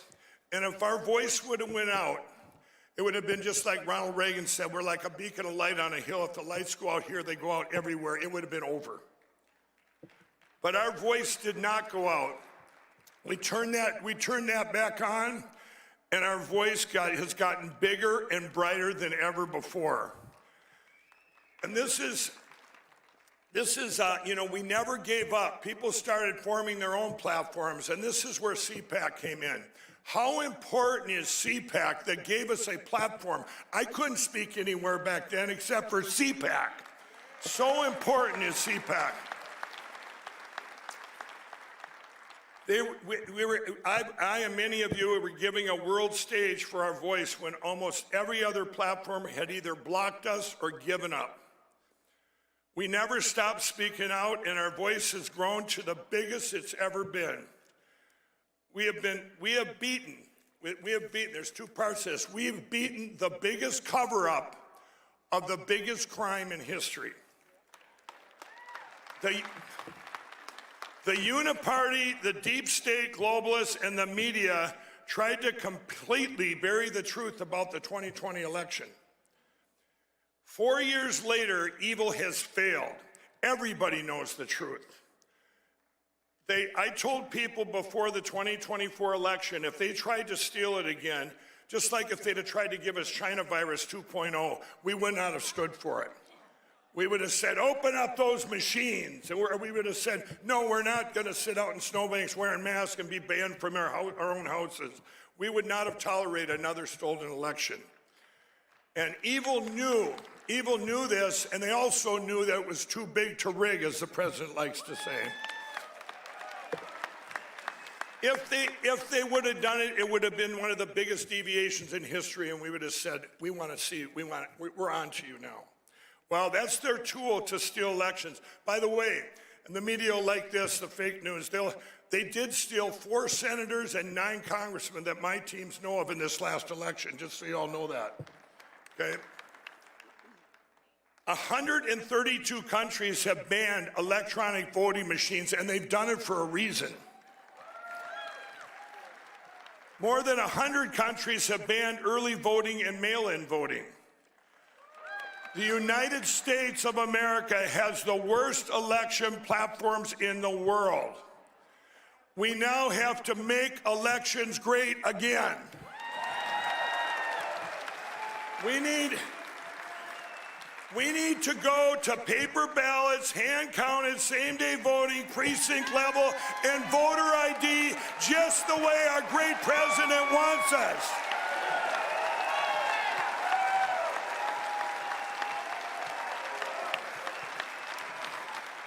We have to lead the world in secure elections. We cannot let this time with the greatest president in history be in vain.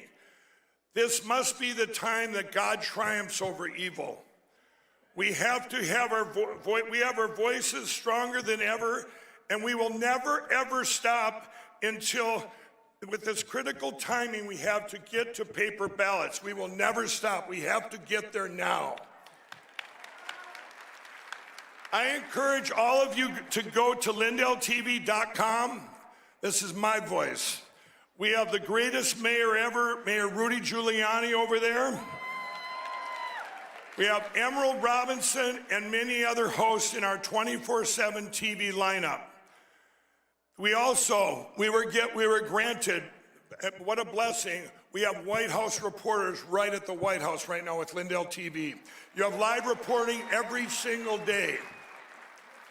And I'd like to thank, I needed help, and I'd like to thank our great new sponsors like Fisher Liberty Gold And Air Water Healing, they're going to be there at the booth. But during these times when I was canceled, and they're trying to cancel everything I stand for to get rid of these machines and go to paper ballots, they stood up and said, hey, we're going to help. We're going to sponsor Lindell TV. So thank you. I'd like you all to visit our booth at Lindell TV, the booth that we have here, visit. And I need every one of you to get involved now. We are at a critical time in history. The stuff we put out, we have all the pieces to do this. We just need your votes to magnify the truth to the world as we get into this over the next months here and start putting all this information out and what we're doing from the ground up and from our great president down. We're doing everything humanly possible to get to this great place with our election platforms. God gave us grace for such a time as this, and we are in the best times to be alive in history and the greatest revival for Jesus Christ ever. Thank you, and God bless you. Thank you all.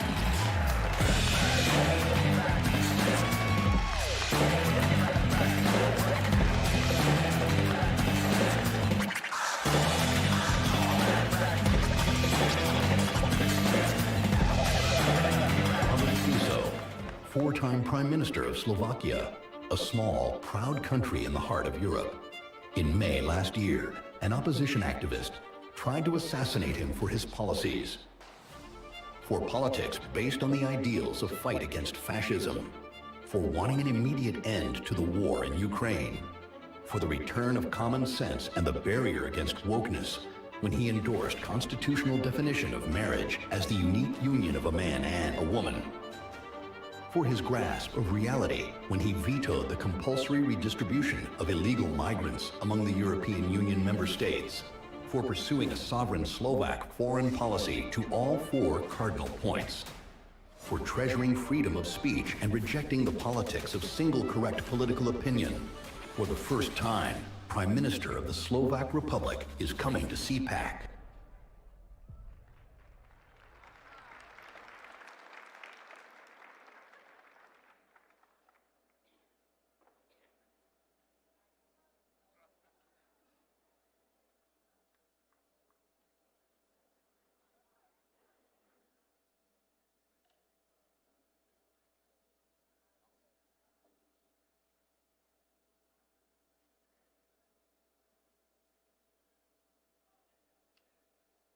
Who's AARP really watching out for these days? They've made billions partnering with big health insurance corporations while opposing reforms seniors want, like applying big discounts to medicines directly at the pharmacy counter. Instead, AARP supports liberal price-setting schemes, giving politicians, not seniors, control over any so-called Medicare savings with no guarantees. Funds won't be spent on unrelated programs or pad big insurers' profits. If AARP and Congress believe America's seniors aren't watching, think again. Paid for by American Commitment. Every institution today is under attack.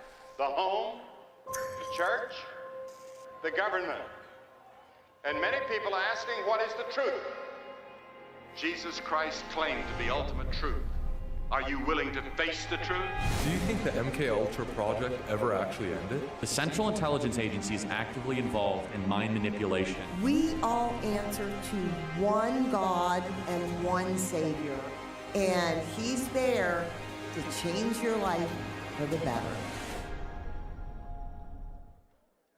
Hey, it's Matt Schlapp with CPAC. You know, we've had a huge problem in this country with election fraud. But at CPAC, that's not a problem. Our only problem is getting each and every one of you to vote. So look at your badge. You have a number on that badge. And get your phone out and vote on all the issues that matter. And my guess is you probably like what Trump's doing as well. And we'll have the results for you very soon. Ladies and gentlemen, a conversation with White House Deputy Chief of Staff James Blair and Breitbart Washington Bureau Chief Matt Boyle.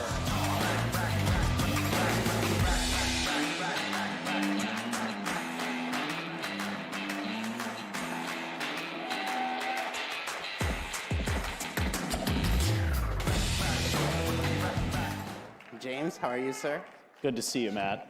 I like those cufflinks. Thank you. They're very nice. Okay, so James, You were the deputy chief of staff in the White House. There's a bunch of you guys that are deputy chiefs of staff, and a bunch of them are going to be here. All the president's men are going to be here at CPAC, so it's really exciting. Tell us about your specific role in the White House. We were talking about this last night. Tell us about the various departments that you oversee inside the White House. Yeah, I really oversee the external portfolio of the White House. There's three main components to that. We have our Office of Legislative Affairs, which obviously is really the president's lobbying arm on Capitol Hill. We have the Office of Political Affairs, which is just the political operations that come from the White House and run externally, of course. And then the Office of Intergovernmental Affairs, which deals with the interplay between federal, state, and local governments and tribal governments. Okay, so we're seeing right now, in terms of a pace from President Trump, I mean, the amount of executive orders, I think I saw somebody say that there are more executive orders we've seen President Trump sign than there are primetime viewers on CNN, right? Like, but we're seeing the level of action is just incredible, right? Like, it's rapid fire, lots of different action out there.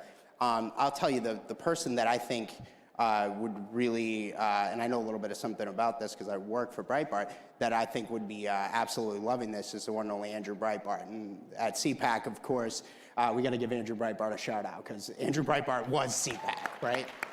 But tell us what it's like in there in the White House every day. It seems like it's a pretty crazy, wild schedule, if you will. It's a frenetic pace for sure, but the president has thought deeply about what he wants to accomplish in the time he was not in the White House, obviously.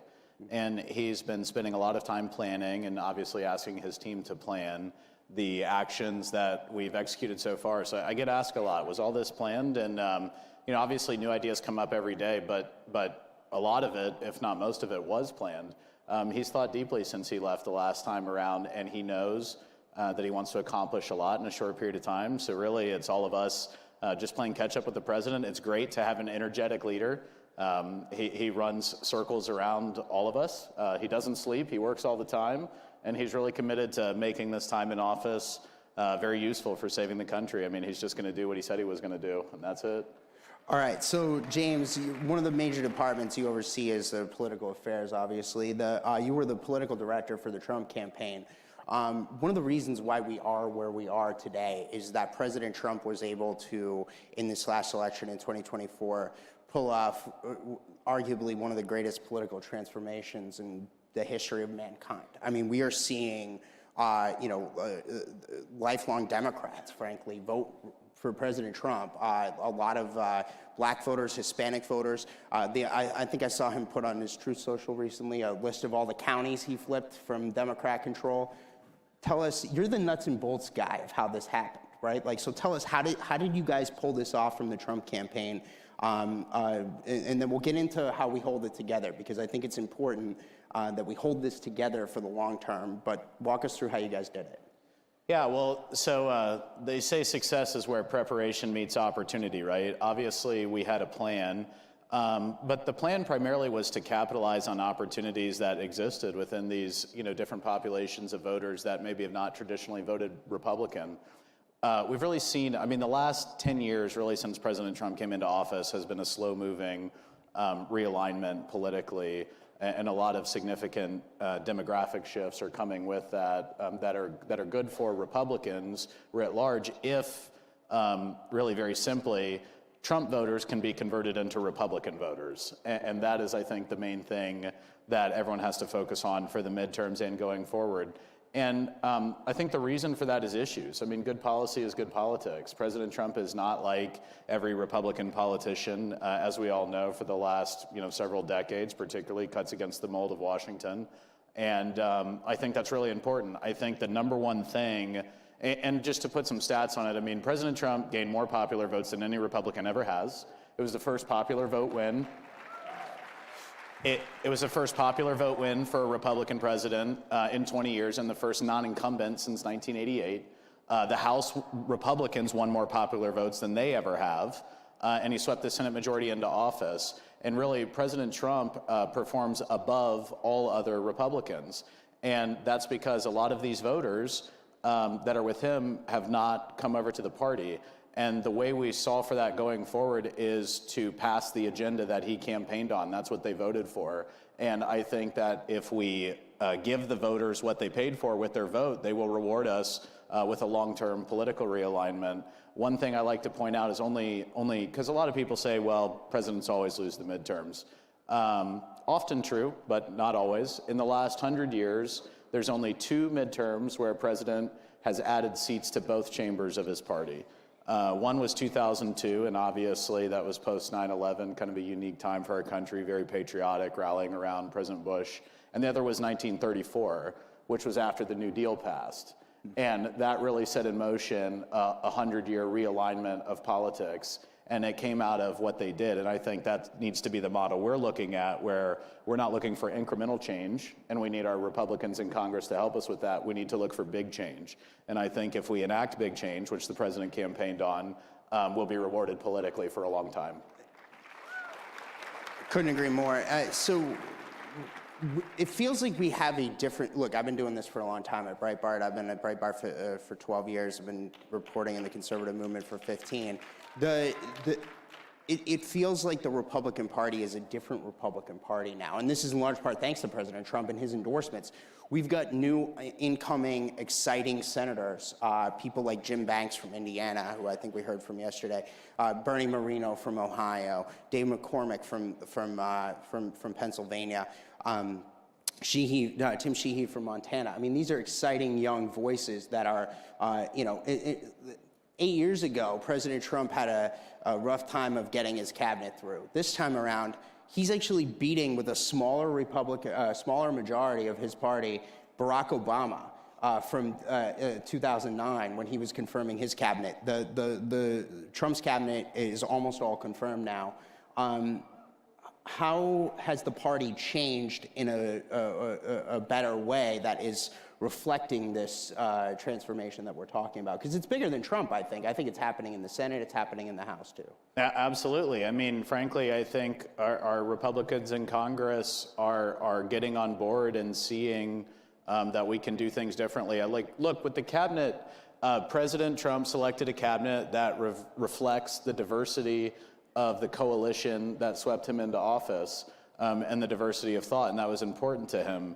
And we're grateful to our Republican senators for moving them through with, relatively little hiccups overall. And I think the president's view is that those voices are what the people voted for, and that is the government they want to see. And I think the Senate sees that. I mean, it's undeniable, ultimately. And I do think that, thinking back to 8 years ago, many people feel that in some ways President Trump's presidency wasn't given a chance because of the attacks that started from really pre-day one. And I think they recognize how much time he has spent reflecting on his 4 years in office and how he has come through the greatest weaponization in history, all the things that we all know. I mean, nobody has undergone more challenges to get to an office than President Trump, and I think they're quite deferential to giving him the opportunity and the team he wants to not have that happen again. And despite those challenges in the first term, he had a historic presidency. And now I think the feeling is, well, if we just support him and support the folks that helped get him elected, then maybe we'll all do better. A rising tide will lift all boats, and I think that's what we're seeing. So, James, the big question is, the first major elections we're going to see in just a few short weeks here in Wisconsin. We have Wisconsin Supreme Court races coming up in April, the governor races and state level races later this year. We got some special elections coming up for some of the seats that have been opened up by cabinet picks. We've got, and then we have the midterm elections less than 2 years away. So how do you guys make sure that the political transformation we saw in November, those new voters, lock in beyond just that 1 year, that it isn't just a fleeting thing, that this is a lasting political realignment, similar to the 1934 one you're talking about in the FDR years? Yeah, I mean, it's not easy, that's for sure. The Wisconsin Supreme Court race, I've been looking at numbers there, and there's some folks getting involved for the conservative. That'll be challenging, I'll say. I mean, it'll be challenging because if you look at the data in Wisconsin, what carries President Trump is a group of voters who only vote when Trump is on the ballot. And the thing that we have to accomplish in all of these elections is getting that specific group of people. You know, there's super voters on both sides, but getting the people that are sort of with the Trump worldview, who aren't necessarily Republicans, but many of them, you know, would sort of consider themselves that now, is getting them to go to the polls when President Trump's not on the ballot and helping them understand that supports his worldview ultimately. And just to kind of bring this around, look, you have a standing army out here in the audience, right? These are President Trump supporters out here, here at CPAC. The millions and millions of people watching at home, what would be your marching orders to these folks out here in the audience that are watching this event right now, that are watching us have this conversation? What do they need to do to help solidify this political realignment? Well, I mean, two things. One, put in the legwork. Obviously, we always need volunteers, and in the Wisconsin Supreme Court race, you know, the Wisconsin GOP and many others are getting involved. And if you've got time to spare, go do it. It's very important. There's a lot at stake in that race, not the least of which, you know, could be the future of congressional maps, which is very important. We'll see what happens. But you know, just spread the word and continue to, frankly, encourage Republicans that are down ballot of President Trump to support his agenda, which is often but not always exactly aligned with you know, the historic contours of the party. I mean, the last thing I'll say is I'll leave you with this. There's 13 seats in the House of Representatives that are occupied by Democrats that President Trump won. On average, the Republican underperformed him by 5.2 points. There's only 3 seats in the House that Republicans hold that Harris won. So that gives you some sense of the fact that we should be playing offense here. But that requires bringing all of the other Republicans up to the vote coalition that President Trump has and brought into office. So follow the Trump agenda and pass it, and we will all be rewarded for it. Really exciting stuff. Thank you, James, for a great conversation, and give our best to President Trump. Thank you. Yeah. Thanks, Matt. Thank you, sir.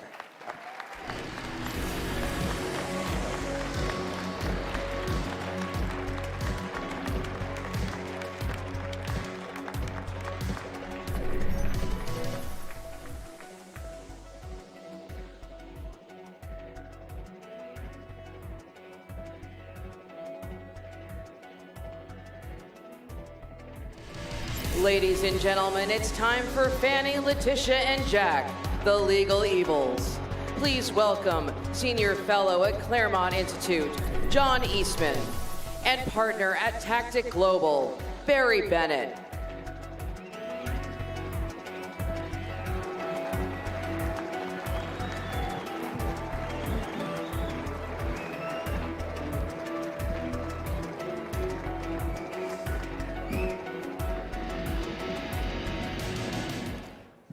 Thank you very much. My name is Barry Bennett, and this is Professor John Eastman.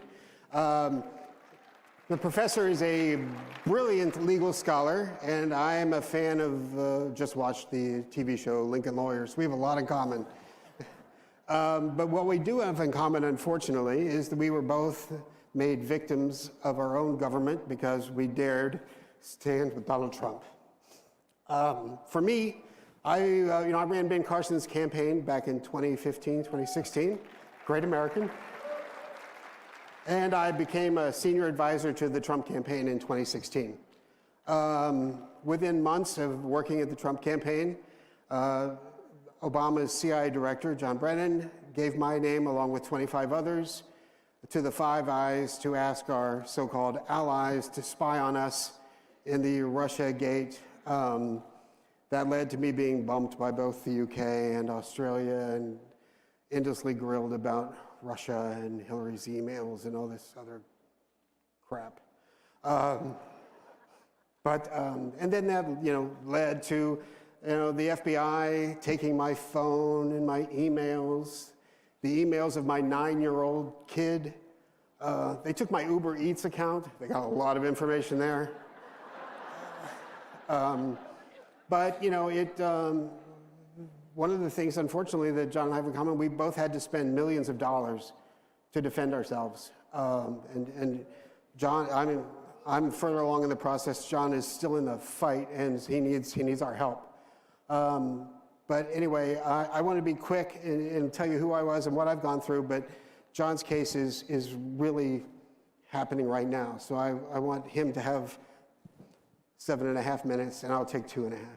Very good, thank you. Thank you. Look, one of the most egregious examples of the psychological analysis of projection was when the Democrats, before the 2024 election, said President Trump would weaponize the Department of Justice. I said, are you kidding me? What have we been looking at for the last 4 years? You know, they took my phone in New Mexico outside of a restaurant with an egregiously broad warrant that said all the data on your phone. Now, we fought a Revolutionary War to stop that. That's called the general warrant. The Fourth Amendment requires that they identify what they're going to search and seize with particularity. They just said everything on your phone. And of course, modern phones are a portal to everything, every communication, every transaction you have. They said, oh no, we're not allowed to look at what we've seized until we get a second warrant. And about a month later, I start getting inquiries from a taint team in Portland, Oregon, asking if certain things I was going to assert privilege over. I said, well, I've got a question. How do you even have that? Where was this second warrant? Oh, we got that. I said, I haven't seen it. Well, yeah, but the phone was in our possession by then, so we served the warrant on ourselves. This is utter nonsense, and they are shredding the First Amendment, the Fourth Amendment, the Fifth Amendment, the Sixth Amendment, the right to counsel, the right to attorney-client privilege. I had a client, my wife sometimes he would forget the time zone difference from where I was on the West Coast and where he was, 4:30, 5:30 in the morning, and my wife would nudge me and said, you better get that, it might be the client. Well, the client was the President of the United States. And he asked me to help him get the legal challenges to the fraudulent and illegal election in 2020 for the courts to actually consider that. And for that, I was named as an unindicted co-conspirator in Jack Smith's criminal prosecution against President Trump, an indicted co-conspirator in Georgia, an indicted co-conspirator in Arizona, where I had no involvement whatsoever. They've put my bar license in California currently on inactive status. I can't practice out there. At least I'm still able to practice before the Supreme Court of the United States. But part of what's going on here, and they've admitted this, it's to scare lawyers from ever taking on causes or clients that the left doesn't want you to take on. This is an egregious abuse of our criminal justice system, the likes of which we have never seen. In 1940, Franklin Roosevelt's new appointment as Attorney General, Robert Jackson, he would later become Supreme Court Justice and later head of the Nuremberg trials after World War II. And he had all the U.S. attorneys in the country at a meeting, and he warned them not to abuse their power. And the greatest temptation for abuse of power was to find people you don't like and then scour the books to see if you can pin something on them, rather than beginning with the crime and investigate who done it. And that's what we have been witnessing out of the Department of Justice, out of the FBI, out of that ridiculous select committee on J6, with Liz Cheney running it, and destroying exculpatory evidence, issuing subpoenas without sign-off by courts, acting as law enforcement agencies without all the guardrails that our Constitution puts on law enforcement agencies. And people have said, well, Eastman, why don't you just look forward and leave it alone, don't look back? If we don't get to the bottom of what they did and hold the people who did it accountable, they will do it again the first opportunity they get.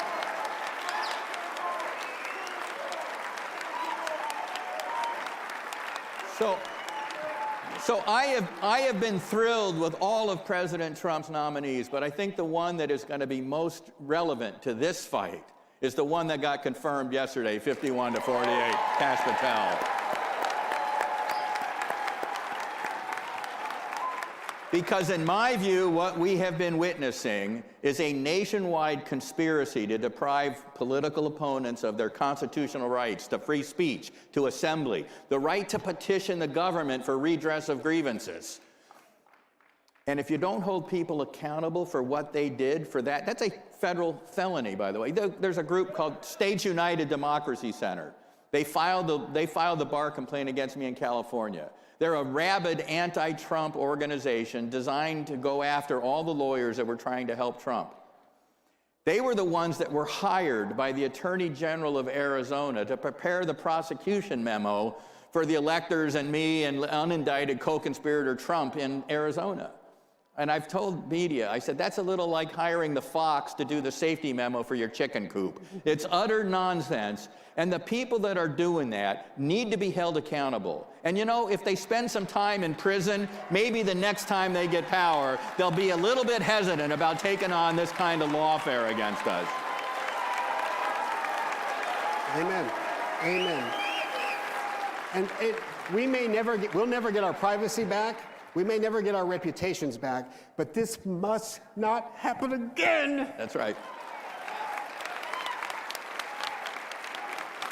I teach at the Claremont Institute, our summer fellowship program, and I was teaching our John Marshall Fellows, young lawyers, when the indictment in Georgia came down, and everybody's phone starts going off, and they made fun of it at the end of the week when we did our big roasting. But the gentleman that roasted me then turned serious. And he said, what we saw here was an exhibition of courage, and courage is contagious. And then he said, if you think about the last line of our national anthem, it's not so much whether that flag was still waving, it's what kind of land it is waving over. Is it still the land of the free and the home of the brave, or is it now the land of the coward and the home of the slave? And ladies and gentlemen, I've got grandkids, and I'm not willing to hand them over to a land of the coward and the home of the slave. We fight this battle until we win permanently. We fight it every day. We fight it in the streets. We fight it in the courts. We fight it wherever we can, because our freedom is too precious to give up.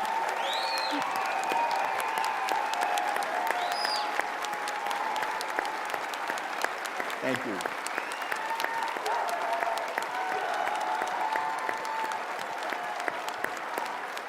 You think about it, our founders pledged to each other their lives, and they meant it.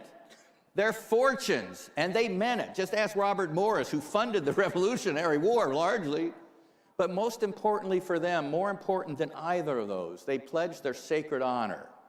What kind of sacred honor will we have if we hand off to our grandkids an enslavement contrary to what we inherited from our forebears? This is the fight for our time. It's the fight worth having. I can't think of anything more important to be doing. And I thank you all for being here and for the army that you are, for keeping America free, keeping America prosperous, and let's make America great again. Thank you all. Thank you, guys.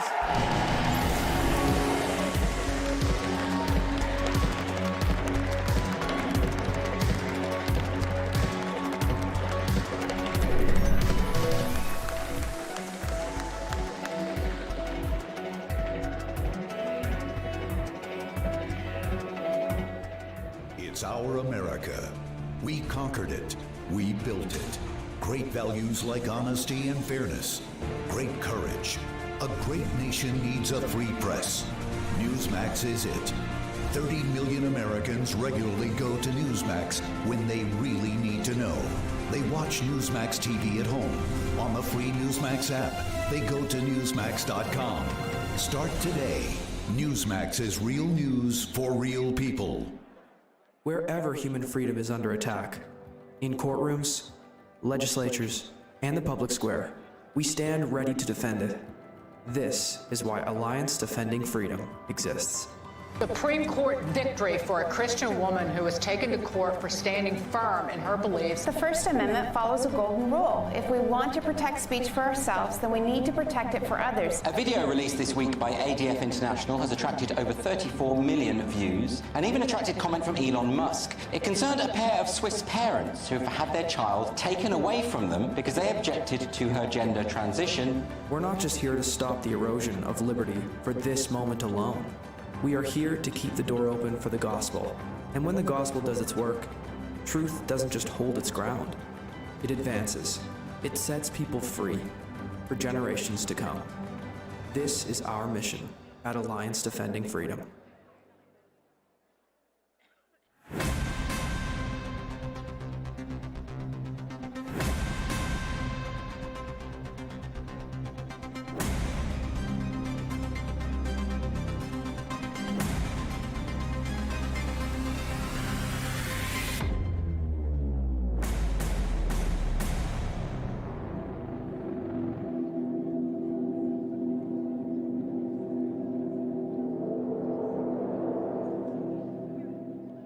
Hey, it's Matt Schlapp with CPAC. You know, we've had a huge problem in this country with election fraud. But at CPAC, that's not a problem. Our only problem is getting each and every one of you to vote. So look at your badge. You have a number on that badge. And get your phone out and vote on all the issues that matter. And my guess is you probably like what Trump's doing as well. And we'll have the results for you very soon. Before the cabinet room, you saw Donald Trump's next cabinet make waves at CPAC.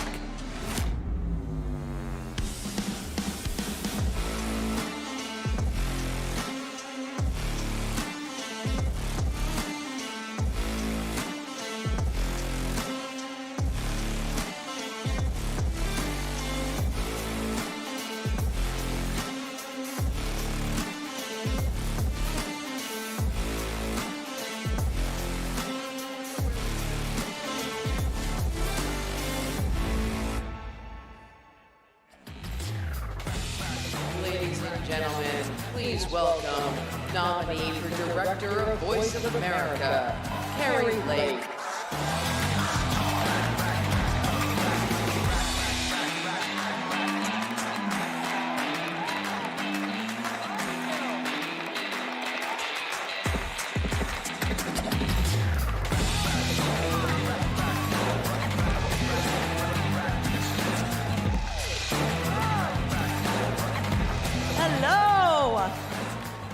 I gotta take this in. You guys look phenomenal. You look great. I know why. We're all sleeping better, aren't we? How many of you are sleeping so much better since January 20th? I curl up every night with the sweetest dreams, and watching what President Trump has accomplished and done in 1 month is so incredible. Every day feels like Christmas Day, and every night feels like New Year's Eve. We got something to celebrate. And I want to thank Matt and Mercy for bringing us all together to celebrate this amazing month that we've had. Hasn't it been great? It's been wonderful. You know, a lot of you know about my life in politics, but before that, I had a 30-year career as an award-winning journalist. I was the voice of Arizona. If you're from Arizona, you know that. And I walked away from a very high-paying job in the corporate news during COVID-19 because I just wasn't willing to lie to the public.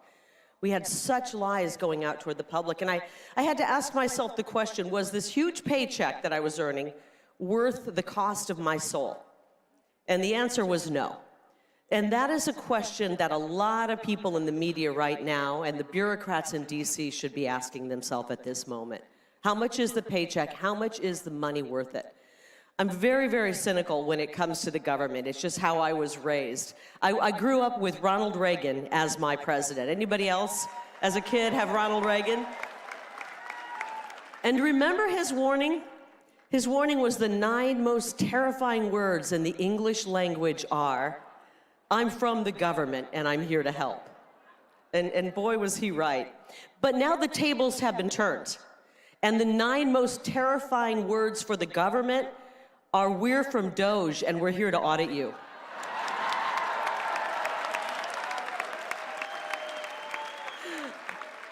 When Elon and the boys show up, I think they're a little nervous, aren't they? I prefer a hands-off government. Am I alone in that? Hands off. Unfortunately, our government has one hand around our throat, and we're finding out the other hand is in our pockets, and they're robbing us blind. And thanks to Doge, we've learned that our tax dollars are going to pay for luxury hotels for illegals in Manhattan, circumcisions in Mozambique, transgender operas in Latin America. It's terrible, it's theft, And Social Security benefits to 150-year-olds? The only 150-year-old I know is Joe Biden. I mean, this is, and apparently there's millions of them. There's even people that are over 150 that are allegedly getting all of this, these paychecks. So that's just the tip of the iceberg in Washington, D.C. It's really kind of like the D.C. creature is like an animal infested with ticks and parasites. From the work-from-home bureaucrats to the handouts and carve-outs and pork, the entire D.C. economy and the surrounding states thrive off of the freebies. But it's not free for us, the hard-working Americans. We're the ones funding this. Our money is lining these swamp creatures' pockets. We're paying off their friends. We're funding the fake news to broadcast this insane narrative across the globe. It's terrible. And knowing all of this and knowing how the odds have been stacked against us, it makes what happened on November 5th even more of a miracle, right? And we gotta thank God for that. We gotta thank God for that. We, the people, worked, we rose up, and we said enough is enough. We've had enough of this. And now, thanks to President Trump's radical transparency, we are learning some cold, hard facts about our government. I've never felt more betrayed by the government and, frankly, the media mouthpieces back in the fake news. This is the biggest scandal of our lifetime, the biggest fraud ever perpetrated on humanity, and any real journalist would be dying to cover this story. Unfortunately, we're still surrounded by too many fake journalists out there. Have you noticed they're grasping at their pearls, acting offended that the fraud is being uncovered?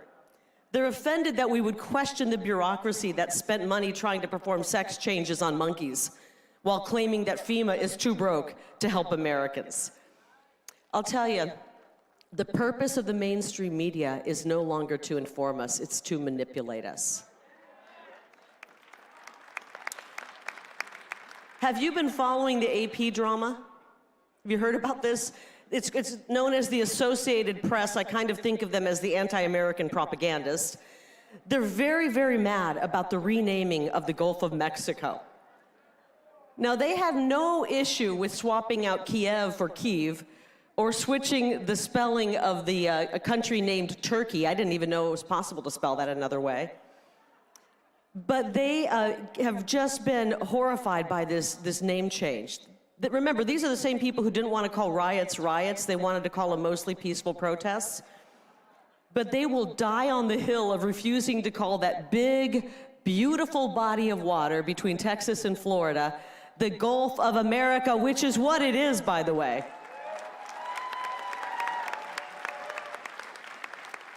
And don't get them wrong. They are not making some big principled journalistic stand. It's just fake controversy by a bunch of fake journalists. Where was the AP? And I don't know if they're back there. Where were you, AP, when moms and dads were losing their jobs for refusing to get the untested COVID shot? Where were they? It was crickets. Where were they when moms had to cover their babies' faces with masks? They weren't covering that. Where were they when the boys were in the locker rooms with girls? You know what they were doing? They were actually siding with the people who were perpetuating that insanity on us. They're criminal. They are. They still pretend the 2020 election was the most secure election in all of history. They never even question the impossibility. It's impossible that Joe Biden got 81 million votes. They're still sticking to, you gotta give them credit, they're still sticking to their story. But what kind of journalist supports the hiding of 40,000 hours of video footage so that we can see for ourselves what really happened on January 6th? I still wanna see that. Don't you wanna see that video? They want to cover their narrative. They want to keep their narrative going. A real journalist would never support censorship. Every single time I've stood on this stage with all of you at CPAC, I've told you to turn them off, cancel your subscriptions, just tune them out. And it turns out it actually worked. We rendered the fake news worthless and useless.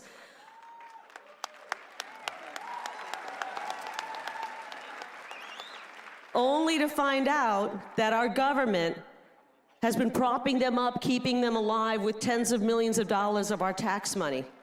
It is absolutely sick.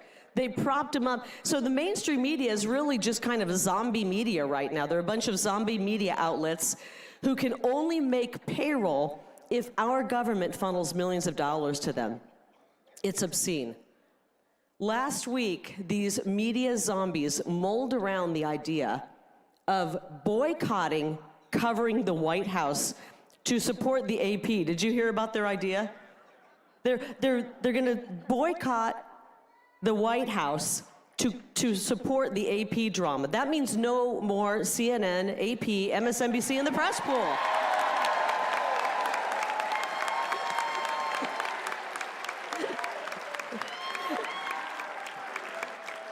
I've got a message for the fake news. Don't threaten us with a good time.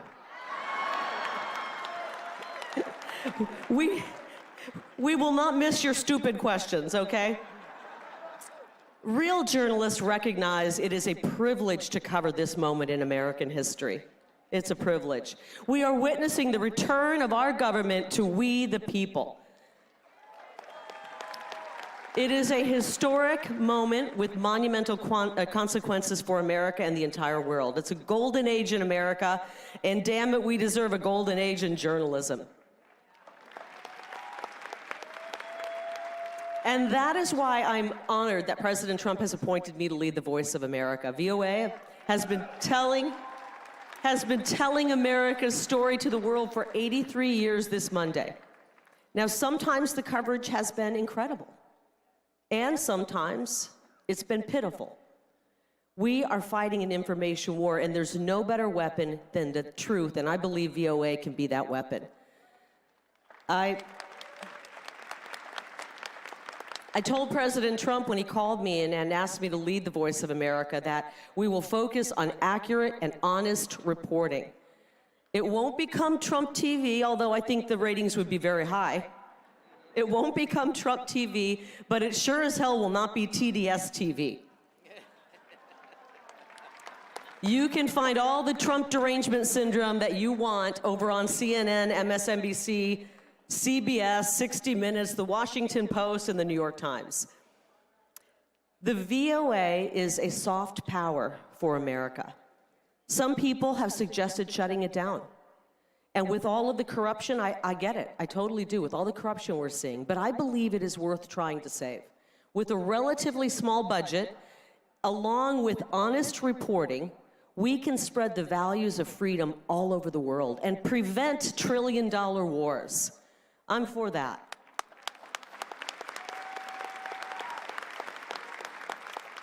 So as I transition to this next chapter in my life, can we still say the word transition, by the way, or has the woke mob ruined another word for us? There is still unfinished business that I have in my beloved Arizona. Arizona is a mess. It's a mess. Now, President Trump's victory was a blessing, but Arizona remains corrupt and captured. Elon Musk described the government, and I thought this was perfect, as not an apple full of worms, but just a big clump of worms. I know, someone just said, ooh, it is a gross thought, isn't it? Well, Arizona is the same, and we're gonna deworm it.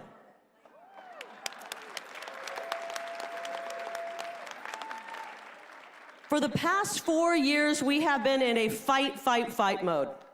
And now we are in a win, win, win mode. I like this mode. And I will say, people always say to me, Kara, you agree with the president on everything. Surely you have nothing you disagree with. There is one thing I vehemently disagree with President Trump on. We will never, ever get tired of winning President Trump. Never. So CPAC, are you willing to go to work, work, work to help President Trump reclaim America? We gotta work. Let's do it. This guy's ready. Let's do it. We're gonna work, work, work so we can continue to win. I love you, CPAC. Thank you for the opportunity, and God bless each and every one of you.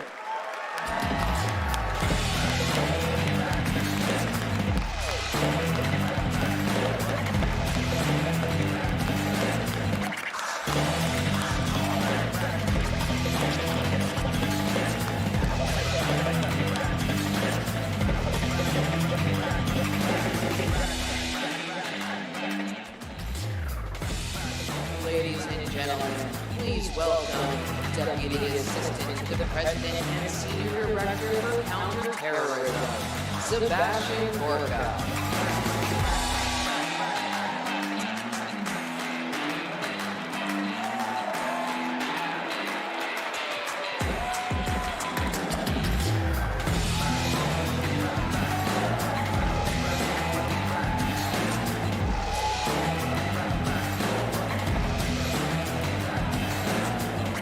Thank you, guys. Thank you, guys.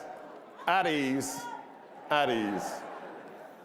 What a firebrand that is. She doesn't need to be director of the Voice of America. She is the Voice of America. Let's hear it for Carrie Lake.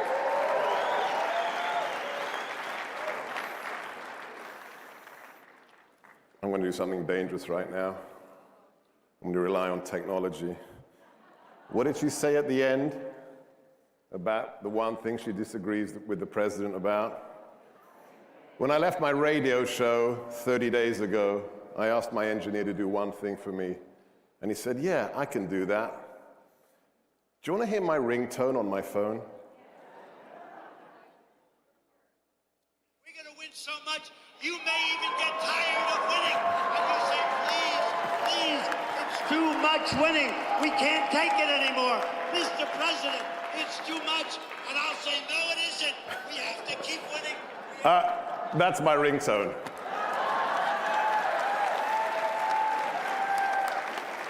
Before I talk about counterterrorism in the last 31 days in American history, can I just use that little technological moment to demand of everyone here and everyone watching that loves America, would you just please take a moment and celebrate? You did it. You made it possible to take back the Republic. Think of what we did. I thought if we're going to win, if the boss comes back, it's going to be insanity. It's going to be protest, the pink pussy hat cat, insanity. Where are they? Where are they? We crushed them, the Patriots. 77 million. I've got two stories to tell you. That's what I'm going to do today. No big speeches, talking points, two stories.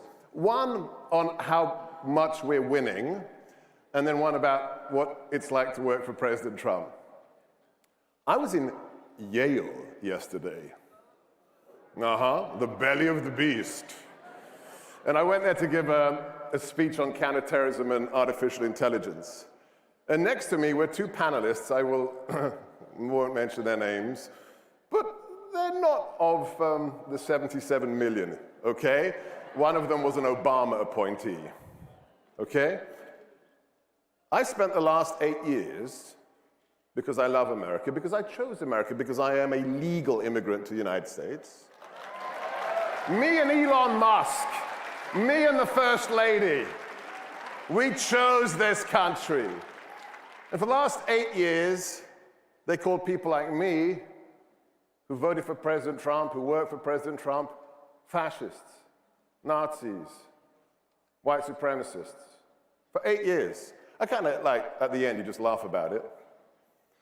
Yesterday, my fellow panelists at Yale, the whole time they kept saying, as Dr. Gorka just said, well, that's interesting. I went from being a Nazi to being Dr. Gorka, and as he just said, they've surrendered because we won so bigly.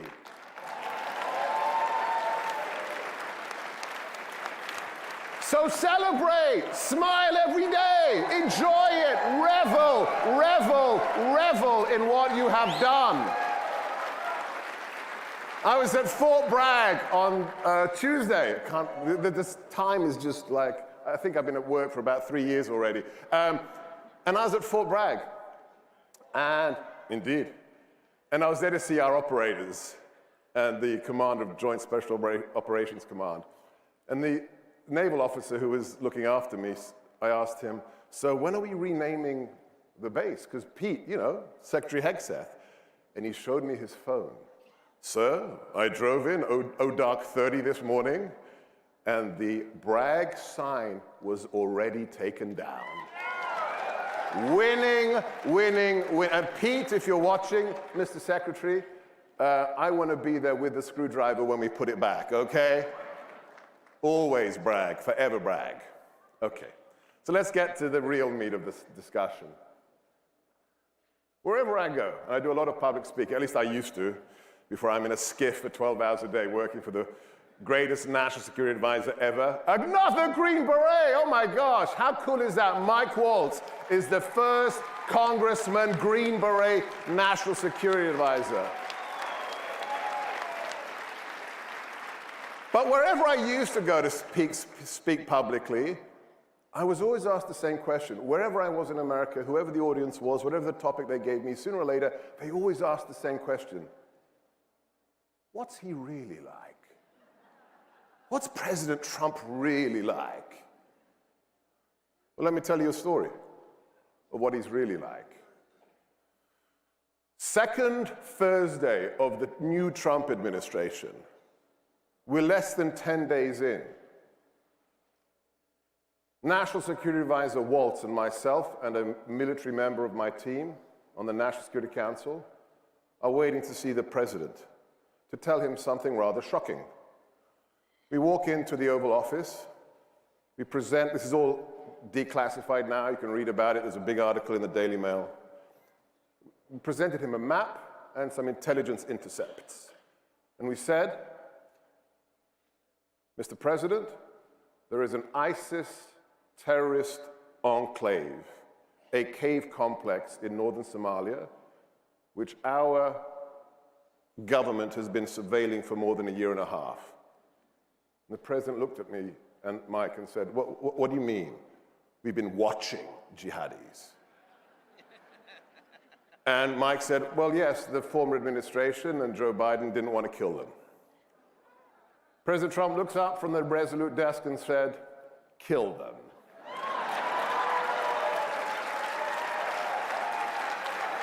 He got out his iconic big Sharpie pen and ticked the go box on the operational orders.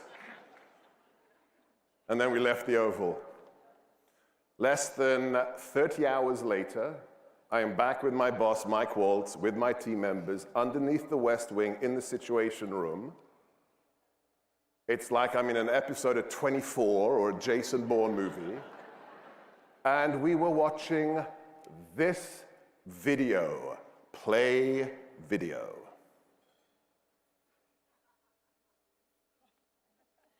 Now this was classified as I was watching it at the highest level.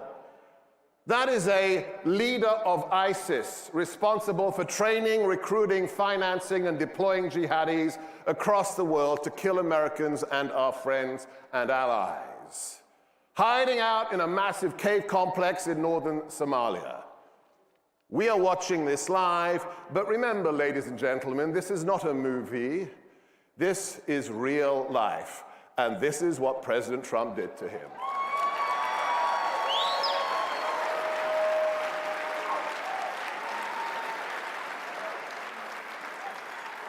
My incredible team member had this declassified within 4 hours, after which President Trump put a social media post up that I would like to read to you. Last line, ladies and gentlemen, the message to ISIS and all others who would attack Americans is that we will find you and we will kill you.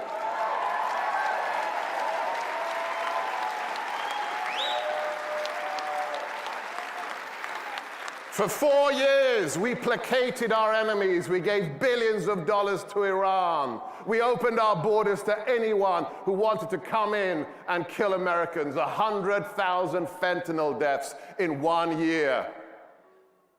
In the last 30 days, we have designated the cartels as terrorists, and we have unleashed the hammers of hell on ISIS.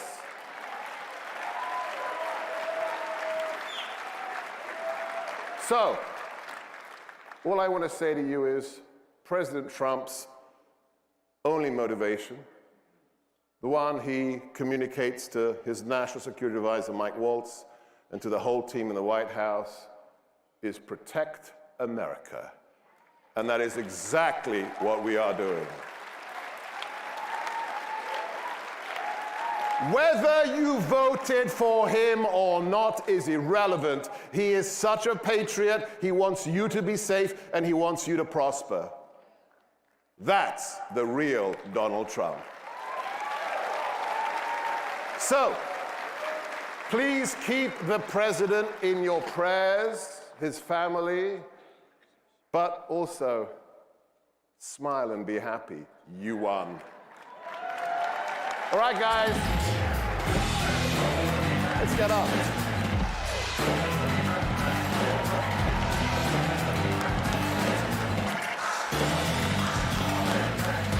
God bless.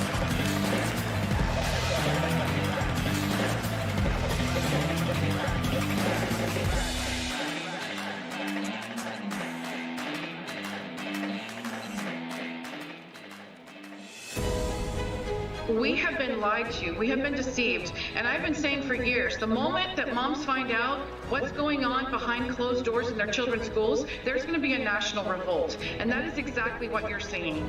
Well, what we have learned is that there are members of Congress who aren't really representing the values that we care about as moms. When you start telling moms they're not your kids, they're going, what are you talking about? The main reason why we've been losing is because we've been fighting principle with policy. We need to fight principle with principle, because when we do, freedom wins. What America is going to look like in 10, 20, 30 years from now, you are deciding it today. Motherhood is the great unifier, and mothers of all political persuasions are uniting together to defend and protect their children. And Moms for America is giving them a powerful voice and platform to be able to do that. You are creating the future of our country, and if you don't like what we see, you have the power to turn it around. When my children and my grandchildren ask me, where were you when the Republic was hanging in the balance? I am going to be able to tell them, I was right there, fighting to my last breath to save it. If you think that this mom-led revolution is just a little thing that's going to come and go, you ain't seen nothing yet.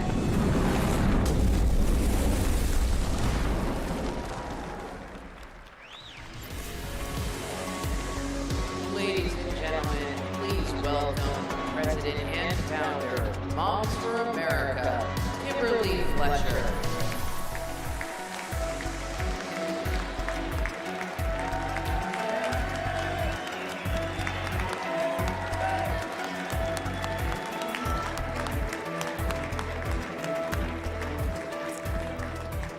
Is it not a great day in America? So I am so excited to be here with you guys when we're happy, because it really was really close to being really, really terrible. And now I wake up giddy every morning looking at my email going, what do we have today? It's awesome.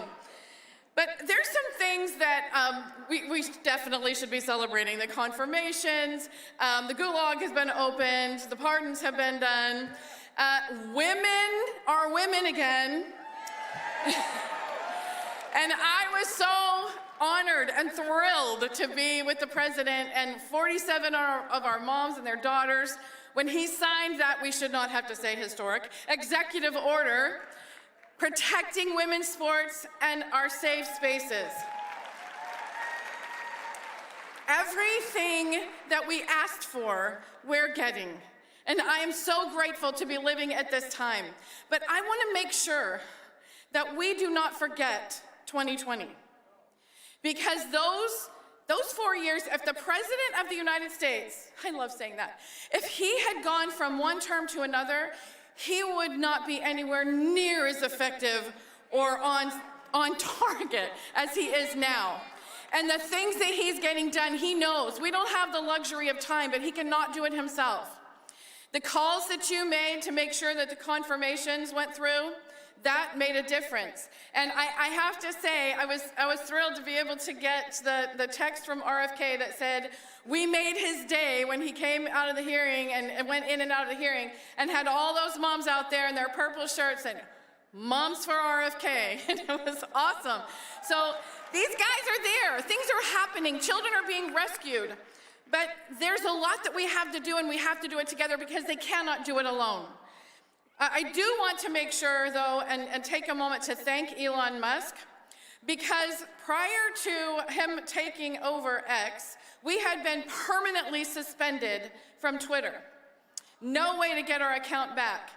And then this white knight comes galloping in and pushes a button and pays a bill and says, "You're back." So thank goodness that we have a voice again. This mighty movement of moms has been incredible over the last 3 years, rallying moms, pulling them together, and being able to be a voice for common sense and truth, and promoting those principles and values that we hold dear. There are some things that we have that we're doing. It's pretty exciting because the message of Moms for America, reclaiming our culture for truth, for family, for freedom, for the Constitution, those principles of values of freedom are resonating not just across the country, but around the world. And I have had all these people from these other countries who have said, "We need a Moms for America in our country." I'm like, I don't think that's going to work as Moms for America. But we can have a Moms for Hungary, and we can have a Moms for Europe, and we are uniting all of those moms who have come to us. Big announcement. We are launching momsforfreedom.world to collect the moms, gather them together all over the world to stand for these same principles and values. We are a very solution-based organization, and so when we see a problem, we don't just talk about the problem, we come up with a solution. And when we find somebody that we can partner with that has a solution, we get excited. One of those partners is the Child ID program, and we are thrilled to be able to partner with the NFL and the attorney generals across the country, law enforcement, and standing to protect our kids with these child IDs. I carried these around in my pocket throughout the 1980s and 90s. When I was raising my own children, I had 8 of them, so I had 8 little child IDs, so that if the unspeakable did happen, I had the information to provide to law enforcement to get my kids back into safety. With everything that's happening with child trafficking and sex trafficking, this is something positive that we can do to give parents a peace of mind. So we are launching this here today, our partnership with Child ID program. There's a real threat to our country, and it's not going away. What we saw when all these people were flooding to us and all this crazy was happening, all these moms were asking, "Where is this coming from?" I said, "It's always been there. If you've seen The Lord of the Rings, the orcs were always underneath the ground doing their horrible, dark, evil deeds. It was when the ground ripped open and they all started flooding out that we were like, oh my goodness, what's going on?"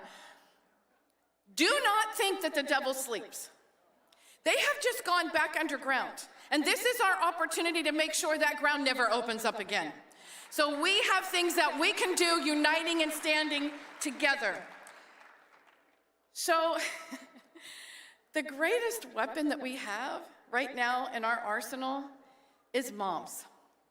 And we have got to stand together, unite across the country and around the world to stand up, because the hand that rocks the cradle is not just a cute little saying, it's an immortalized fact. And if you want to turn this around and hold on to the values we hold dear, protect our children, defend our freedoms, restore the republic, we do it through the Mothers of America. If you are a mom, if you are a grandma, if you are a woman of faith, stand up. Stand up right now, stand up. You are the heroes. You stood strong.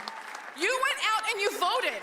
I need you to reach out to every mom you know, your daughters, your sisters, and you tell them how important that voice is. Because if we want to continue to win, we've got to get these moms who aren't voting out and voting. We've got to restore this love of liberty. Of all the things that is happening right now, the thing that I am most excited about is America 250.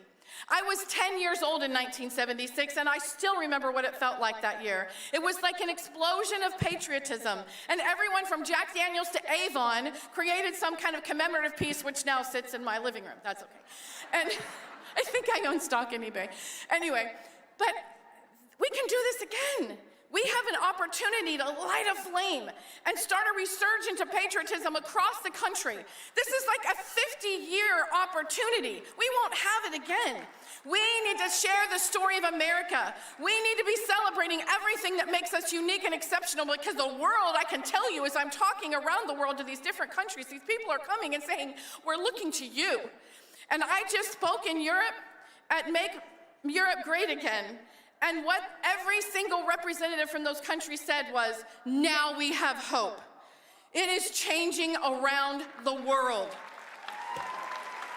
So I have some really good news. If you want to join this mom movement, we encourage you to do so. Come to momsforamerica.us. You can get on your phones right now and text MOMS to 53445 and be a part of this mighty movement of moms, because I'm going to tell you what.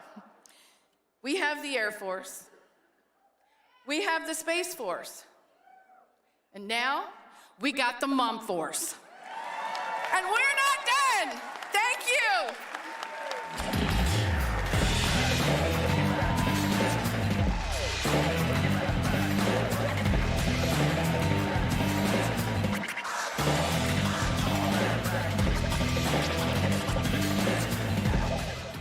Ladies and gentlemen, please welcome the host of The Benny Show, Benny Johnson.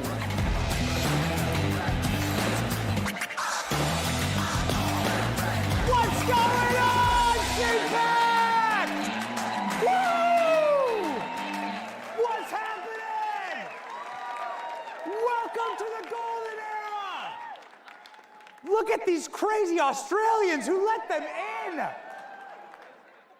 They're from Australia. They escaped the concentration camps in Australia. It's amazing. The COVID camps, they got out. Good for them. Way to go. We're going to save Australia.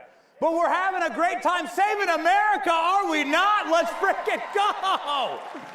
Yes. CPAC, I'm so proud of you, by the way.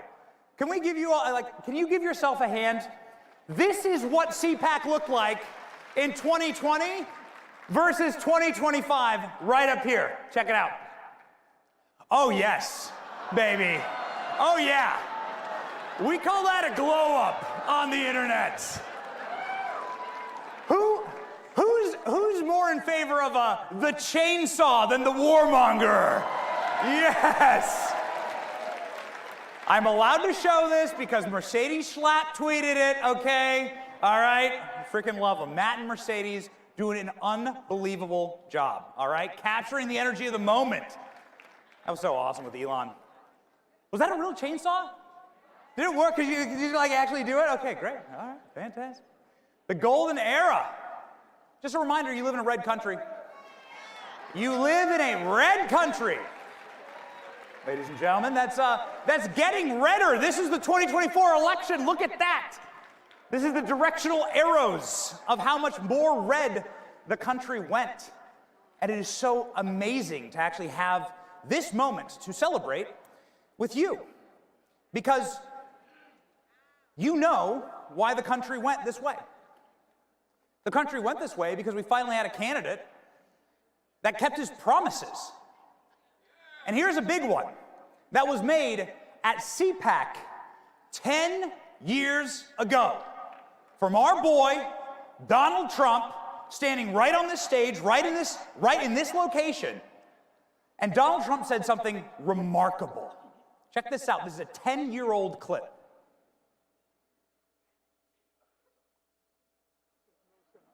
Whoops. Ooh. The CIA, ladies and gentlemen. There we go. Nice guy.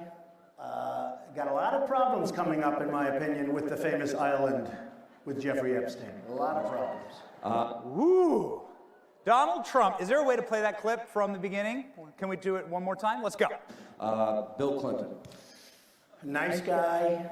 Got a lot of problems coming up, in my opinion, with the famous island with Jeffrey Epstein. A lot of problems. Ladies and gentlemen, you can tell that Sean didn't even know what to say there, right? He's like, whoa. Donald Trump was ahead of his time. Donald Trump made a promise that he was going to fix the predators inside of our government. He was going to start exposing them, starting with Bill Clinton. And who do we have now as our Attorney General? Pam Bondi, the woman who made it punishable by death to go after a child in the state of Florida. Pam Bondi, and as of yesterday, Kash Patel, the man who has promised to expose the entire Epstein list.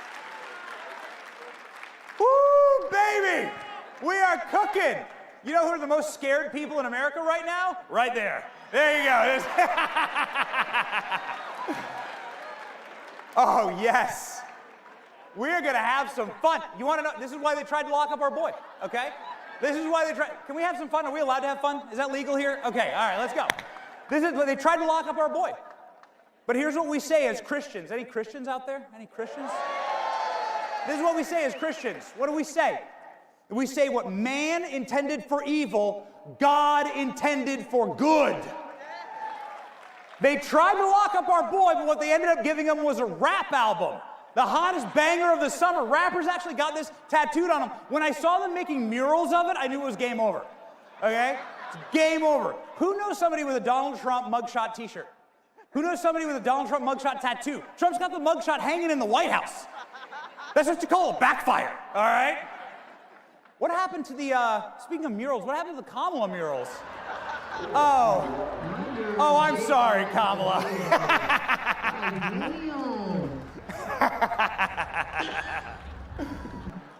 That was the day after the election. They were like, see you, lady.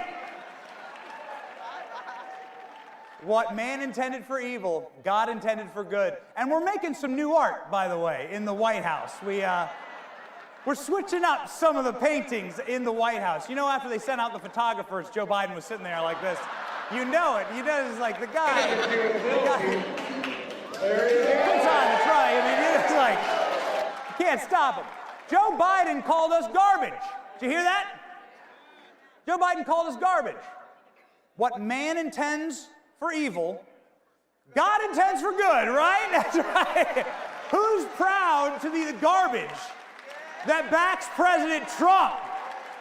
I'm proud of it. That's right. Look at our boy. Look at him. He's rocking it.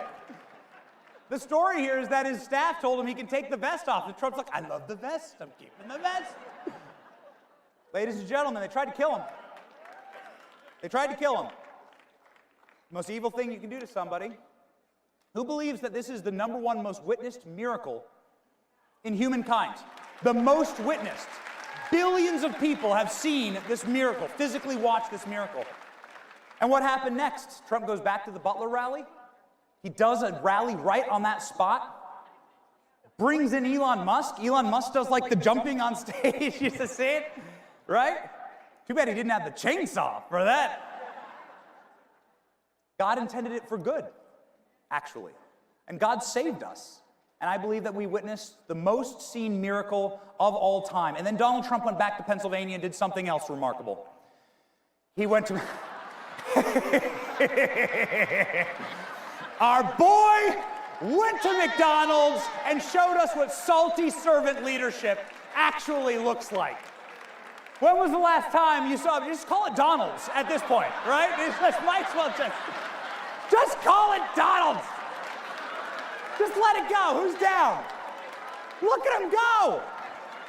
Look at this. You know this is why Joe Biden voted for him, because he fixed the ice cream machine. You know it. I love you guys. I love you guys. This is fun. Let's have fun, right? It's been amazing. We're witnessing miracle after miracle after miracle, like RFK eating McDonald's. That's how much Trump's changed it all. Dude, RFK, you got this guy. Who's proud of RFK, man? He's coming in there, making us healthy again. You got RFK rolling up.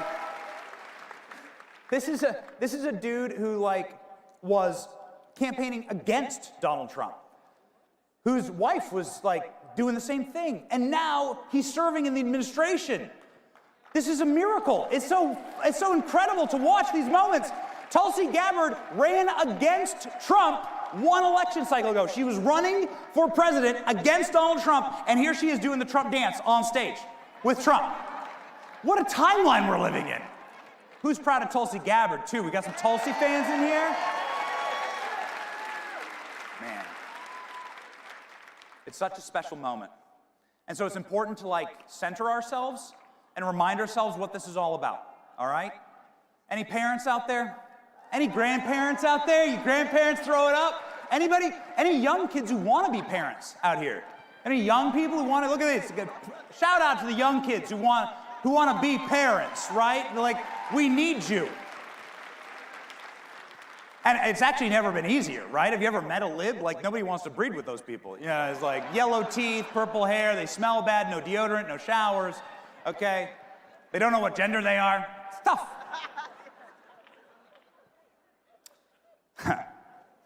America first for me, and I'm sure it's the same for you parents out there. Let me know if I'm right.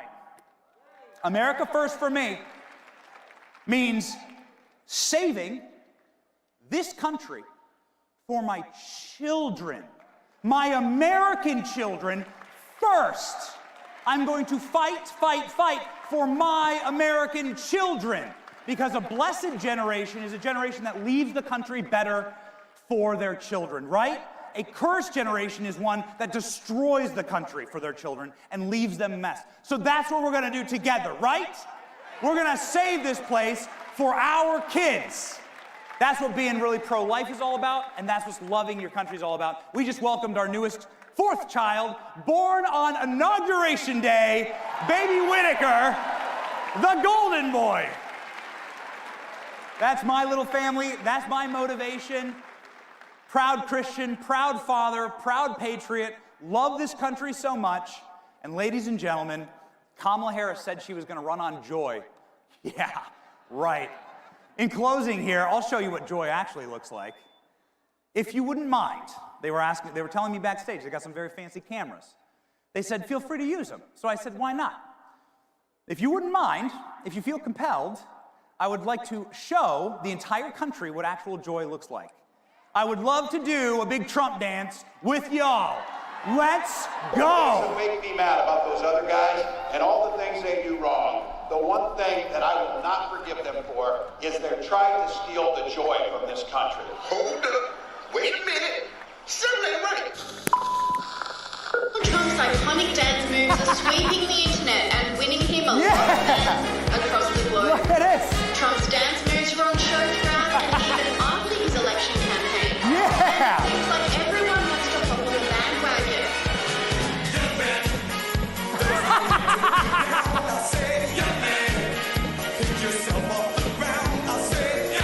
Yes.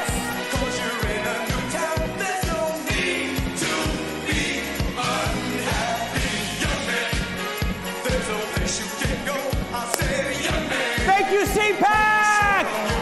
I love you!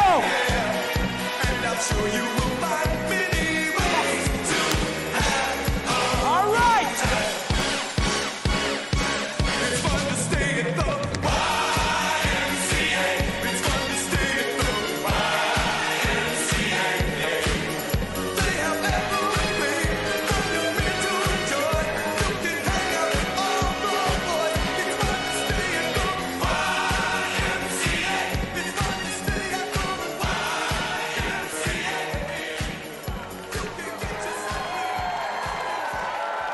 Ladies and gentlemen, please welcome Senior Editor at Human Events, Jack Posobiec.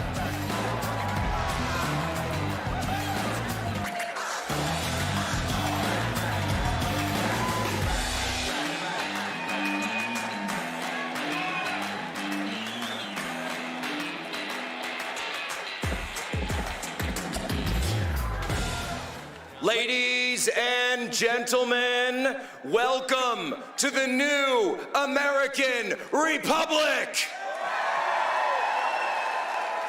President Donald J. Trump has returned to office as he always said that he would. President Donald J. Trump was put there by the people like you, by the warriors of freedom, by the warriors for America and for the American spirit. Give yourselves a round of applause because you never gave up. You never gave up the fight. You never quit, no matter what they threw at you, no matter what they said about you. You, the people of CPAC, the people of America, rose up and said, we are done. We are done and we've had enough of that city right across the river, and we are targeting exactly the people of that city, and we are coming in and saying, guess what? Where our eyes are wide open and our hearts are full of the fire of the Lord God above, we are going to come to this town and we are going to restore freedom for the American people. And we witnessed a miracle 1 month ago when Donald Trump was returned to office. We absolutely did. And then when Donald Trump swore to uphold the Constitution, I saw so many people now saying, oh, but Donald Trump is here. He's violating the Constitution. He's shredding the Constitution. And I say no, Donald Trump is not violating the Constitution. Donald Trump is restoring the American Constitution. Donald Trump is the living embodiment of the American Constitution. Donald Trump is embodying the values of our founding fathers for the first time in a long time in Washington, D.C. And to all the champagne socialists as they cry into their lattes, I say to them, well, guess what? You're gonna have a lot more time to sit around and cry into your lattes, because if you're a bureaucrat that's been going out there wasting the American taxpayers' money, guess what? You're going to be fired. If you're a crooked politician that's been stealing money from the American taxpayer, saying that you're sending it to Ukraine, but using it to line your own pockets, guess what? Kash Patel is coming for you, and you are going to be locked up. We're going to investigate all of it. And if you're an illegal migrant or someone who's not supposed to be here, let me tell you right now, and I'll issue a message. Pack your bags because you're going home. This country was built by Americans for Americans, and we will hand it off to our American children. And to the warmongers of the war machine, guess what? Your war machine is grinding to a halt. The wars will end and peace will break out across the world. And by the way, I've never seen the mainstream media and the Democrats more upset when we're ending wars and actually restoring peace in the world. It's as simple as that, because I'm sorry, World War III has been canceled.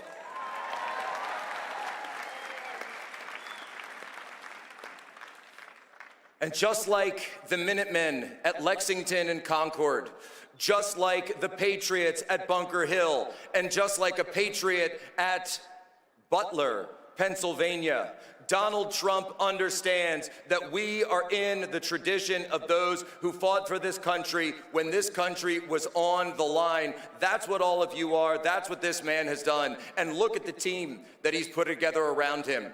Not only do we need to restore the republic, but we need to completely revamp and revitalize our national security in this country. And that's why when I look at this team that President Trump has put together, it's so incredible. You've got Secretary of Defense Pete Hegseth. You've got your CIA director, John Ratcliffe, who's now overseeing the largest layoffs at the CIA in 50 years. Oh no, oh no. A director of national intelligence, Tulsi Gabbard, who had the power and the temerity to call a lie for a lie and to tell the truth. And I will tell you, ladies and gentlemen, if wars can be started by lies, then peace can be started by truth. And then, as we saw yesterday, our new director of the FBI, Kash Patel, who's going to be overturning all of the tyranny that's come out of the J. Edgar Hoover building. He is going to be overturning it. We're going to go after the real criminals. We're going to go after the pedophiles. We're going to go after the traffickers. We're going to go after the illegals. We're going to go after the cartels. We're going to go after the foreign agents in this country. And yes, that includes the foreign agents that are working and have penetrated the United States government and the United States Congress. We will count every single dollar. And if there's money that shouldn't be in your pocket, oh, you are going away for a long, long time. That's what it means to restore justice in this country. That is the greatest effort, because President Trump came up and he found the destiny of the American people lying in the gutter. And he picked it up with his bare hands and he yelled, "Fight, fight, fight!" And the American people delivered their mandate to him and put it on his head. And as President Trump himself said just a few days ago, a man who saves his nation violates no law.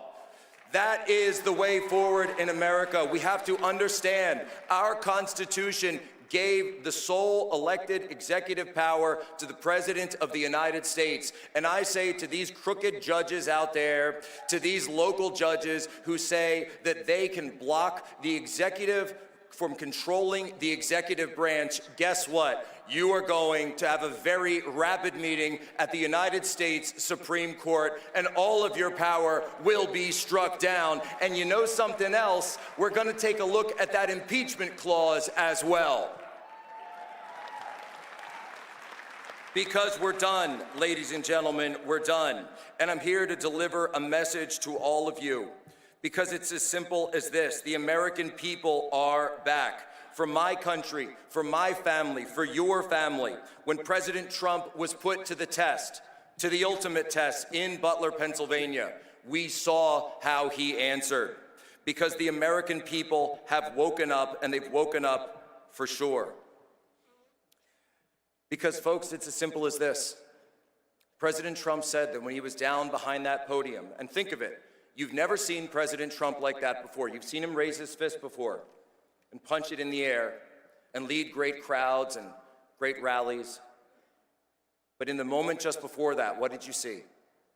You saw President Trump on his knees with his hands clasped before him in prayer to Almighty God. And I believe in that moment, God spoke to President Trump and delivered him his ultimate mission. And that is the mission that you are seeing take place right now, every day in this new American republic. For we wrestle not against flesh and blood, but against principalities, against powers, against the rulers of darkness in this world, against spiritual wickedness in high places. And therefore, put on the full armor of God, so that when the day of evil comes, you may be able to stand your ground, and after everything they have done to you, to stand. I can't tell you what the future will bring, ladies and gentlemen, but I will tell you that victory is not measured when Donald Trump wins an election. Victory is not measured when Donald Trump returns to office. Victory is only measured at the final day, when we pass on this republic to our children, and our children asked us, "Mom, Dad, what did you do when America was on the line, when the revolutionaries were trying to take over and destroy this country? What did you do?" And we will be able to tell them, "Children, we fought. We fought for you. We fought for this nation. We fought for God. We fought for Christ our King, and we delivered." And now it's going to be your turn, because that's how it is, ladies and gentlemen. Freedom is not bequeathed to us. Freedom is a responsibility that we must uphold every single day of our lives. And let me tell you something. You will never deny freedom to our children. You will never put our children in shackles again, because we have stood up and we are never going back to the way things were before. God bless all of you. God bless CPAC, and God bless the United States of America.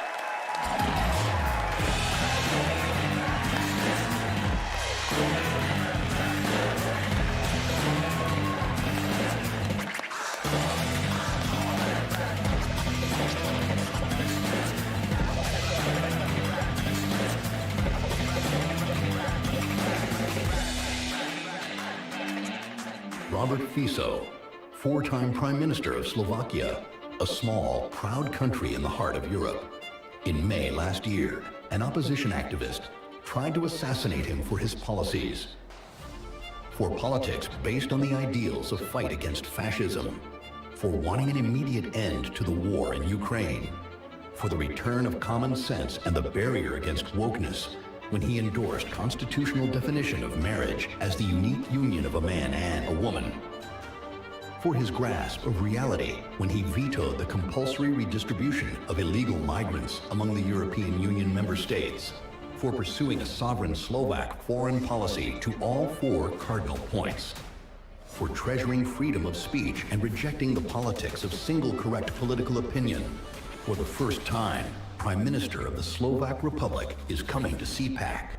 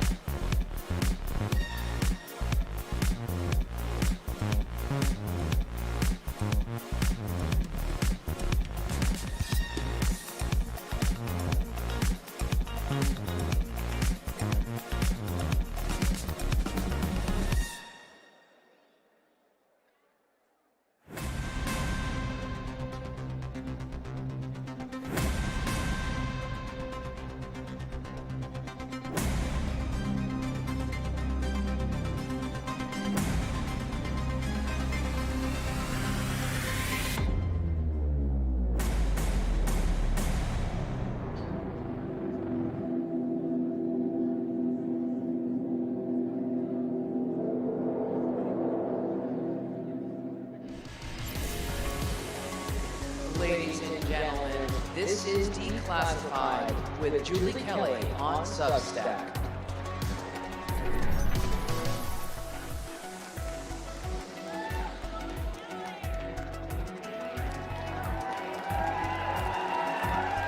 Hello, CPAC.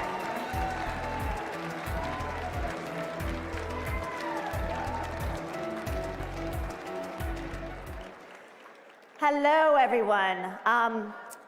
Well, I want to thank CPAC for putting me after Benny and Jack Posobiec. I did not have enough coffee this morning to match either one of them, but anyway, hello, everyone. It's funny that Jack preceded me because 2 years ago, we were on the stage together. Jack, myself, Amanda Milius, and Kash Patel. Never in a million years would we have thought that we would now be swearing in today Kash Patel as the FBI director. Amazing, amazing. And a year ago, I was here speaking about how Joe Biden and his Department of Justice was continuing to round up his political opponents and try to throw them in jail, including President Trump, and of course, hundreds of January 6th protesters. Never would I have imagined we would be here after President Trump being elected, and then taking the really bold, courageous, and compassionate move of pardoning almost all of the J6ers. So I really want to commend the president. He deserves a lot of praise for what he did, because that was not an easy decision to make. I also want to give a shout out to Matt and Mercedes Schlapp and CPAC, because when no one would touch January 6th, even on our side, they gave me a platform early on to talk about what was happening to the J6ers in that prosecution. And without that platform, now it's cool. Everyone's like, yeah, free the J6ers, it's like the cause of the day. But it wasn't back then. And so I want to thank them and praise them also for giving me a platform, and then J6ers over the past few years. So at any rate, I'm going to introduce my fellow panelists in a moment, but what an amazing time talking about a year ago what the Department of Justice was doing and now seeing it turn 180 degrees and, hopefully bringing the reform that is needed, but also cleaning house at the DOJ, getting rid of the very dangerous partisan operatives who LARP as government lawyers in that department, and then of course the FBI. So I'm very excited to see what Attorney General Pam Bondi and her team does, and of course Kash Patel and his team. They have a lot on their plate. They really need our support and prayers because they've got, I think, arguably the biggest task ahead of them in the Trump administration. So I'm going to bring out my friend, and we're going to have a discussion about January 6th, and he was the chief of the Capitol Police on January 6th. We have become friends over the past few years, so I would like to welcome my friend, Steve Sund.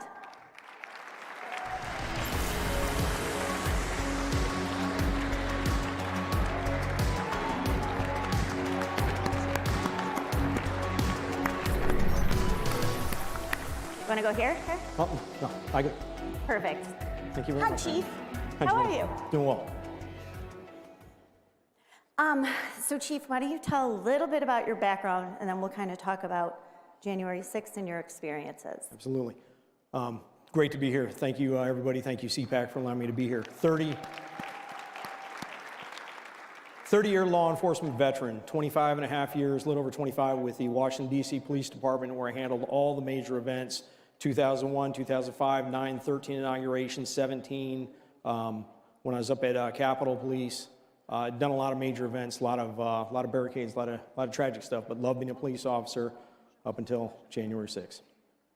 So I think people are familiar with your work. Of course, you have your book, Courage. What is it? Yeah, Courage Under Fire, the definitive account of January 6th. And I got to tell you, the current January 6th committee under Barry Loudermilk, and I'm glad Speaker Johnson has continued that investigation.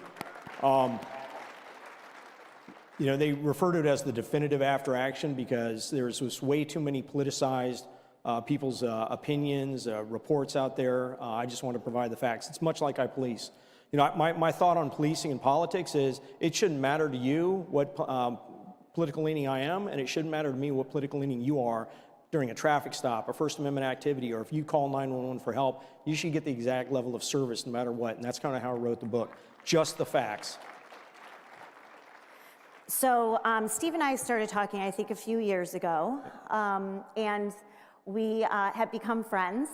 We have our agreements and disagreements about the interpretation of January 6th and some of the things that happened, but we always are able to discuss those agreeably because I have tremendous respect for him.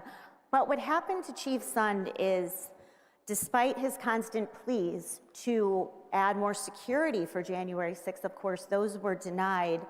But then the day after, on January 7th, Chief Sund became the fall guy who was, alongside President Trump, then blamed and accused of being responsible for what happened that day.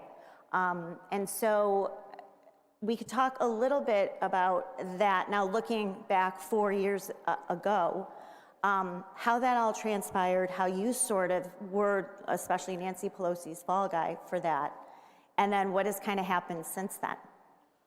So when you look at it and you look back, a lot of people may not realize this. They've heard Donald Trump offered up 20,000 National Guard troops. That most likely is the case. I do not doubt that. I can tell you definitively, I made 12 requests for federal support, including National Guard, both in advance and on January 6th while we were under attack, and was denied. It was only on the 13th request that I finally get approval at 2:09 p.m. on January 6th. So what I've come to learn since January 6th is January 6th was 100% preventable.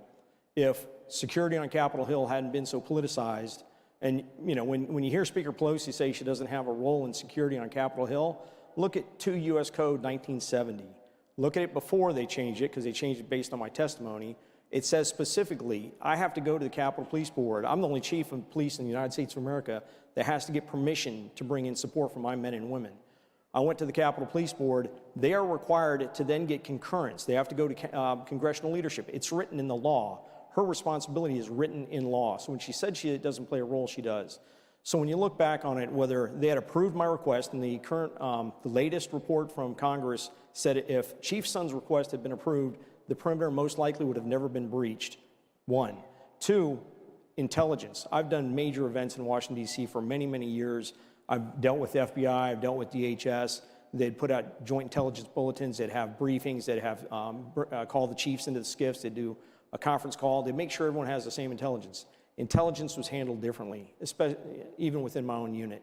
If intelligence had been accurate, I would have gotten support from the Capitol Police Board, I would have gotten support from leadership, and again, January 6th wouldn't have happened. We had many opportunities to get out of the front of this train. I think, too, we've talked about, and you've discussed during congressional testimony and also just interviews, what are some of the things that you've learned over the past 4 years that you didn't know about that day? For example, not being alerted about the presence of FBI informants. We talked about not getting access to intelligence, the presence of undercover agents from numerous law enforcement agencies that you weren't really privy to. So I guess, what have you learned, what surprised you the most as these revelations have come forward, either congressional testimony, the trials, media reporting? Well, two things that I think surprised me the most is, one, just how adverse some people up in Congress were to the truth coming out. People may not realize this. When they had the first hearing, February 23rd, 2021, think about that, it's only a couple of weeks after January 6th, they didn't want me to testify. I actually had to go and request through the Rules Committee that I be allowed to testify. I told them I will be there in person, I promise you. And sure enough, if you look at it, I'm the only one that showed up in person. Everyone else was videotaped in. The other aspect was, again, the domestic terrorists that people are saying, oh, the FBI was tracking domestic terrorists. That, again, started the day after my testimony, February 24, 2001. Jill Sanborn testified and said that the FBI was tracking domestic terrorists coming to the January 6th committee. Now we know from GIO reports and various other reports that as of January 6th, they were tracking, I think, approximately 19 to 26 domestic terrorists coming to Washington, D.C. That sure as hell would have been something that I'd like to know about as a chief of police of a Capitol Police, that they were coming. And when they talk about tracking domestic terrorists, I mean, they're tracking them with people. They're not tracking them with like the janitorial crew. They're tracking them with people. So it's not unusual for undercovers to be in the crowd. You're talking about major events in Washington, D.C. It's probably a SOP, but it would have been great to know that. So a little bit your experience with the January 6th Select Committee, who now, of course, all of the members and all of the staff were pardoned by Joe Biden. So no one can be held accountable for the destruction of evidence, tampering with witnesses, such as Cassidy Hutchinson, and other malfeasance that we know actually happened with that committee. So, but they didn't really want the truth from you either. Yeah, I had a very interesting interaction with them. One, it became clear early on that their focus wasn't trying to get to what the American people want to know, what really happened on January 6th. Their focus was predetermined outcome. It was to focus on basically 1600 Pennsylvania Avenue. How was Donald Trump responsible for this? I went in there, I had, you'd think the chief of police, they'd want me testifying in public. Absolutely not. When we had our interview, it got very contentious. When I repeatedly tried to refer them back to my responsibility to go through the Capitol Police Board to get assistance for my men and women and how I did that in advance of January 6th, they wanted no part of that. They did not want you, the American people, to know that I had gone out of my way to try and bring in resources to protect the United States Capitol. And then it got, like I said, it got contentious. It was a 6-hour interview. You didn't see a word of that on TV. That was, I thought was concerning. That made me realize real quick that they weren't looking for the truth. And then when you watch it, a lot of people are like watching some of the videotape, and I've heard this brought up that, hey, what's going on with some of the sound that was imported on some of the internal videotape? The cameras inside the Capitol do not have sound. They imported other riotous sounds, other demonstrations, other riots into that. Imagine if any chief of police in the United States of America had changed dash cam videos, body-worn cameras videos, and imported separate audio. What do you think would happen? You'd lose all distrust. So when you look at Biden pardoning the January 6th committee, one, committees on Capitol Hill already have certain levels of protection. That should be sufficient. when you provide them a pardon, you just delegitimized anything they were doing. Anybody that had concerns for the credibility, you just legitimized those concerns. So I think that was I think that was a disservice, but their focus wasn't getting to the truth. Well, we have a minute to go. I told you this would fly by. So, but I think your work and your honesty, and yes, your courage in speaking out about the committee and everything that you saw has really helped unravel the January 6th narrative. I think we're going to learn a lot more. Of course, Barry Loudermilk now has a permanent subcommittee under House Judiciary. Attorney General Pam Bondi is also announced that she will be looking into the abuses of the FBI against phenomenal. the J6 defendants. And so I think we are going to find out a lot more in addition to what we've already learned. I think so as well. And I got to tell you, I miss law enforcement. All the law enforcement I've talked to from FDLE speaks very highly of new U.S. Attorney Bondi. So look forward to seeing what she's going to do. But thank you very much for having me here. Thank you, everyone. Thank you very much. Oh, yeah, you want to do the... Yeah, let's get it. I'll come around this way.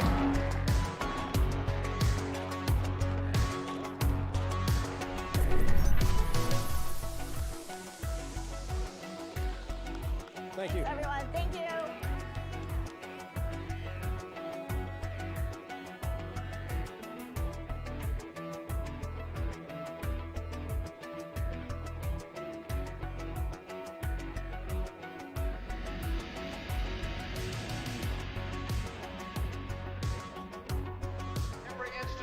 Today is under attack.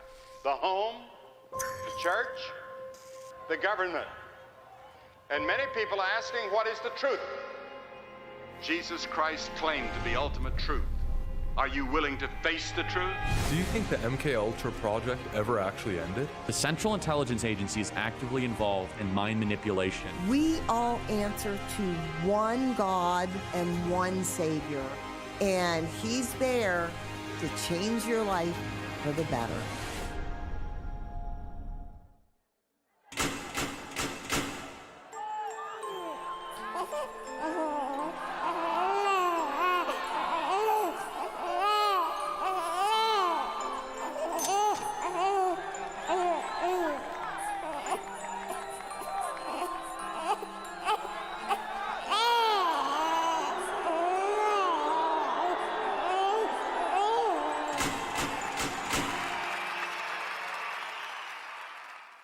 Freedom, sovereignty, prosperity. The Patriots for Europe Foundation is on a mission to make Europe great again. Globalist elites have led Europe into a dead-end street. Violent crime has surged because of mass immigration. The Green Deal has put the future of the European economy at risk. Fake NGOs and the massive bureaucracy in Brussels are interfering in our democracies. Patriots must take action. We bring analysis. We organize debates. We build the network of patriots to challenge the woke narrative head on. Patriots for Europe Foundation. Hey, it's Matt Schlapp with CPAC. You know, we've had a huge problem in this country with election fraud. But at CPAC, that's not a problem. Our only problem is getting each and every one of you to vote. So look at your badge. You have a number on that badge. And get your phone out and vote on all the issues that matter. And my guess is you probably like what Trump's doing as well. And we'll have the results for you very soon. Being woke is easy when it was just a call to defund the police or end capitalism, right? It's a little different when your fellow ideologues start cheering for your beheading. And here's a question. This next video, does this look like London to you? The pro-Hamas protests making for a very interesting political moment at Harvard. A university recently ranked the worst school for free speech in America. What would Harvard do in a moment like this, we all wondered? A school that will expel you for using the wrong pronoun and making a pink-haired trans girl cry. Well, in this moment, Harvard just miraculously transformed into free speech absolution. Apparently at Harvard, there's nothing offensive at all, even though everything's offensive at Harvard. There's nothing offensive at all about celebrating the murder of 1,000 people, including a whole bunch of kids.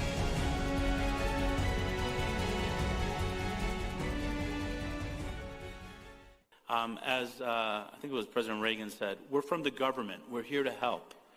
I think you all know that I've always felt the 9 most terrifying words in the English language are, I'm from the government and I'm here to help. We're from the government. We're here to help. I, Donald John Trump, do solemnly swear. President Trump is back in the White House. Donald Trump has won the presidency. Donald Trump has taken back America. I actually started quite a while ago in CPAC, and I enjoyed it so much that I came back for a second one, then a third, then I said, what the hell, let's run for president. Matt said, it's like 5 years ago, 6 years ago. He says, you should run for politics. He's the one, he said, you should run. For the presidency of the United States. It is my honor to introduce to CPAC 2017 our president, Donald Trump. First of all, I want to thank Matt Schlapp and his very, very incredible wife and boss, Mercedes, who have been fantastic friends and supporters, and so great when I watch them on television defending me. Nobody has a chance. I love this place. Love you people. You never stop fighting for America, and I will never, ever stop fighting for you. We know that there are still more records to be shattered, new summits to be scaled, more triumphs to be realized, and more amazing history just waiting to be written. The American adventure has only just begun. God bless America, and we will see you next year. Thank you very much. You never stop fighting for America, and I will never, ever stop fighting for you. Ladies and gentlemen, it takes a village, people. The MAGA Moolah Meltdown. Please welcome CPAC Senior Fellow Mercedes Schlapp, Senior Advisor United Against Nuclear Iran Hiba Willis, CEO United Against Nuclear Iran Ambassador Mark D. Wallace, and CPAC Chairman Matt Schlapp.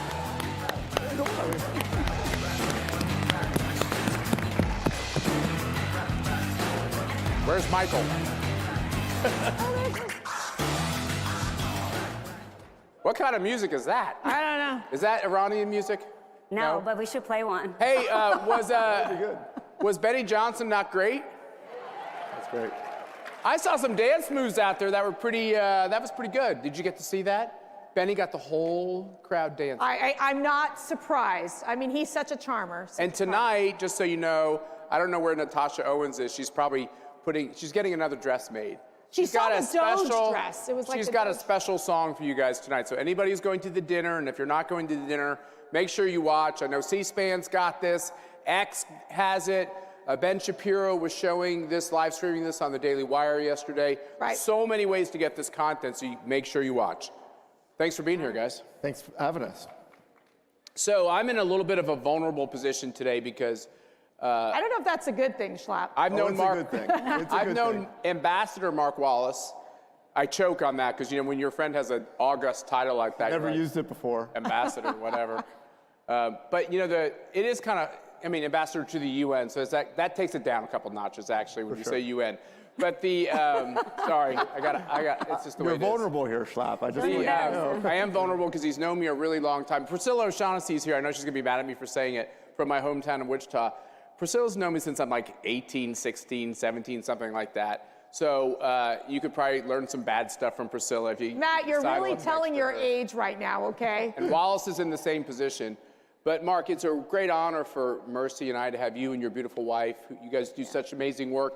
You had me, give me a very special invitation to go to the 80th anniversary at Auschwitz recently. I went to Poland. Mr. and Mrs. Balaban and Henry, I went to Poland, your home country, even though you're Americans. And a beautiful place. We met with amazing people. It was a very moving trip. Thanks for including me. But to have you here is very special for Mercy and I. You're a great friend. The work you do, you've done behind the scenes and prominently to try to make sure that we defang Iran and Hiva, from your point of view, give the Iranian people a shot. It's the mullahs who are in the way, just like the same problem we have in Cuba, the same problem we have in China. So thanks for being here. Guys, thanks for having me. And I have to do a little something to start this. Oh, You have to no. indulge me Oh, no. because it's a sentimental thing. I have to get some real thank yous out of the way and talk about what this is, because I've known them a very long time, and I've seen this grow, and I've seen what it's meant to the Schlapps. And it's very moving for me to work with them. They're very dear friends of mine. But first we have to say, I have to acknowledge and tell a story. I want to acknowledge the government of Poland, Prime Minister Tusk, my friend Radek Sikorski, and the Polish delegation. The president of Poland's coming as well. And there's an entire Polish contingent here. Guys, stand up just for 1 second. And the Poles here, you stand up. Every Pole. Come on. Every Pole. He's Polish. Stand up. Come on. No, no, the delegation. There's Please, more. the entire delegation, stand There we up. go. Because the reason why that's so important is Poland is here in so many ways, and their government is so wonderful. And I had a crazy caper to exfiltrate a drone out of Ukraine and work with our allies, the Poles, to sneak an Iranian drone out of Ukraine and fly it on a Polish C-130, and it's displayed here. They're great allies, and before the president even did it, they are the biggest NATO defense spender in the world. They spend nearly 5% already, and they are really the poster child of what we want a NATO ally to be about. And it's so great to be here, and all the Poles to see them here. It's really exciting. Now, I was talking in the green room. It's, you know, the Schlapp green room, I guess. And I was talking to the Foreign Minister Sikorski and Amanda McKinney, who's here. And I was talking Iranian drones and things. And this is what CPAC's about. All of a sudden, it turns out that Poland, and I didn't know this, is one of the great apple producers in the world. And Amanda, wherever she is here, produces incredible apples in Washington State. So immediately, the CPAC discussion in the green room that was about Iranian drones turned into a apple diplomacy. And that's what this place is. Which could have easily turned into tariffs, so it could have gotten really fun, right? But it's a testament to what CPAC is about. And, you know, having known them, it's really what the Schlapps are about, because you can have a conversation with real people about real things and important things and the binds that tie us together. And Matt and Mercy, I've seen you, and I knew you before you were Matt and Mercy. And to see that and the things that you do for our country and for all of us, you know, I just think we should give them an applause. I have to do that. I've known them a long time. But to Matt and Mercy, I mean it. You know I mean it. I'm totally hokey. Okay, you're going to make me cry. Let's get going. No, I think true. he just wants to get invited back. I want to talk about tough things.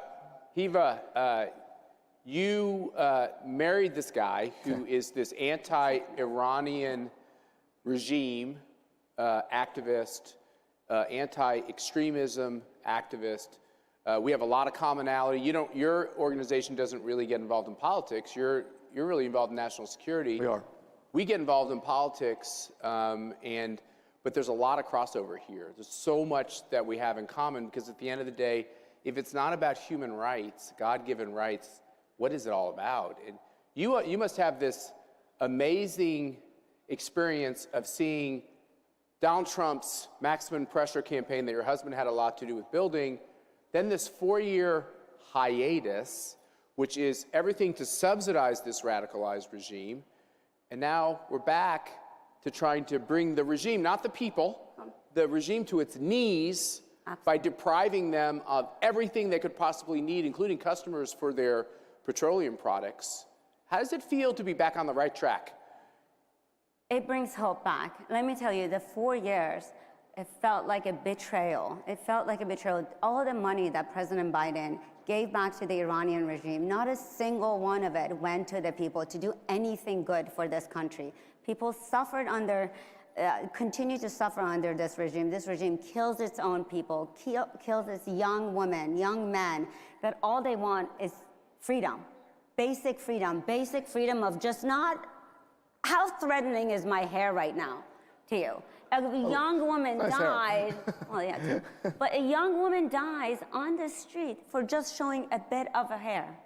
And President Biden did not support any of it. And to me, that was unacceptable. And thank God that President Trump is back, because this regime is scared. Let me tell you, all of its proxies are brought down to its knees. It is, if any change is going to happen, it is now, and this is the time. And I am so thankful for the maximum pressure being back on and all option against this regime. Because Hiva, you grew up in Iran. You spent time there. Yeah. Your family had to flee this regime. I mean, Yes. how difficult was it for your family to pick up and have to leave everything to come here to the United States? Well, your family knows something about that, Right, too. both of you. Yeah, I mean, both of us. remember, we have a Cuban American and an Iranian American sitting next to one another. It's an amazing testament to our country that you two are here and can where talk we about human are. rights and freedom. Because I know them, obviously, both really well, and their experience across the world is so similar. You know, and there's hope now. But you know. And where we have come this far, this country has provided so much opportunity, and just to the freedom and the opportunity that has brought us. I mean, I would have never thought I would be sitting here with you guys, with this amazing audience, talking about President Trump. And to me, this is a dream come true. And Mercy, how long was your father in prison? This is very near and dear, because what you see. And we had this conversation yesterday with the Jewish families, the families of the hostages, of the tragedy of really how horrific governments can be, terrorists can be, and for us in the United States, we don't comprehend it 100% because we live in this great country. But when I look at my father, who is now 89 years old, who, back in the early 60s, when he did have to confront the communist regime, and he was put in a situation where, he was building his businesses, he was in the prime of his life, to have to turn everything over to the communists because they came in and said, give me your keys to your house, give me your keys to your businesses, and then he's left with nothing. And how many countries have so many people, millions and millions of people, who have lost everything in the hands of these horrific authoritarian regimes and these communist regimes? And so for my father, he was thrown into jail after trying to overthrow the Cuban government, and was in jail for literally close to 8 years, where he was thrown into solitary confinement, naked in a dark room for 2 to 3 months at a time, where he was tortured, where he would hear the cries of his friends being executed. It is horrific what the communists have done to destroy so many people, so many families in the world. And when you ask my father, are you Cuban? Are you American? He proudly says, I am American. I stand for freedom. And you, my daughter, and you, my grandchildren, and you, my son-in-law, you have an obligation to protect this country. You have an obligation to protect the freedoms that are fragile in America. And that is my message to every single one of you in this audience. Let me just say one thing there. So Agnieszka, I often say, well, you're Polish, you correct me. You say you're American. When I ask my father-in-law, or if I slip up and say he's Cuban-American, he puts his hand on my arm and says, I'm an American. This is a very, very important difference. There's nothing wrong with being proud of your heritage. But as Mark Levin, who is one of a real hero to all of us, says, we're not a nation of immigrants. We're a nation of former immigrants. That's a really important distinction. Her family, may her father rest in peace, Mir, he was a wonderful man. He said the same thing to him. I knew him before he passed. And he said, I'm an American. And her father and her mother gave up everything in Iran to move her and her sisters here to get a better life. Her mother couldn't speak English and still struggles with it because she had a harder time, came a little later, but they wanted a better life for their daughters. And that's an incredible experience, all in the face of oppression. And look, because of our friends, the Poles and the United States, President Trump, our friend Rick Grinnell, we were able to bring this Shahed 136 drone. Which everyone can go down to our CPAC Central and go see it. It's actually here, the first time on American soil. It's at CPAC. Go see this killing machine. And it's a good, important reminder to this regime, this barbaric, murderous regime that intends to tell you that it stands for some kind of godly principles, what an abomination they are. It's important for them to know that due to Mark's good work, that we're on to them, that we are going to make sure that we stop them, and that they should be, we said yesterday, around the globe, all the right people are sweating. That's right. They're worried. And that's part of the maximum pressure campaign, is to make sure that they understand that if they take steps against America, against Israel, against Jewish people, against Christian people, against our allies, against the stability of civilization, I believe, I'll speak for him, even though I don't represent him, I believe President Trump and our allies will take the steps needed to make this stop. And that starts with Israel getting rid of Hamas. It starts there. Absolutely. Yeah, absolutely. Look, it's very rare when you can look into the eyes of a despotic regime, because they usually lie, and the propaganda they put out is to tell you that they aren't who they are. But that drone downstairs, that Shahed 136, is the ubiquitous terror weapon of mass destruction across the Middle East. There it is, Israel. right there on your screen. There it is, and we have it downstairs. It's been used against Israel. 3 American service members died on the sharp end of that because of, in my opinion, failed policies of the previous administration. Numerous service members have been injured. It's attacked our allies in Saudi Arabia, the UAE, across Syria and Iraq, and shipping in the Bab el-Mandeb in the Red Sea, even in the Persian Gulf. And of course, they've sent over 6,000 of these drones into Russia to attack Ukraine. And it is an indiscriminate terror weapon that kills innocent women and children. So every time you see an Iranian official, and we list them, say this propaganda, and they smile at you, the smiles that oppress their families, you'll look at this drone, and that's the true face of oppression. That drone is what they really are. So and thanks for bringing it here. I think it's important. The other person who was going to be with us today was the Crown Prince of Iran, who played us. You know, Mercy and I sometimes pinch ourselves because we have the most fascinating meetings at our CPAC headquarters.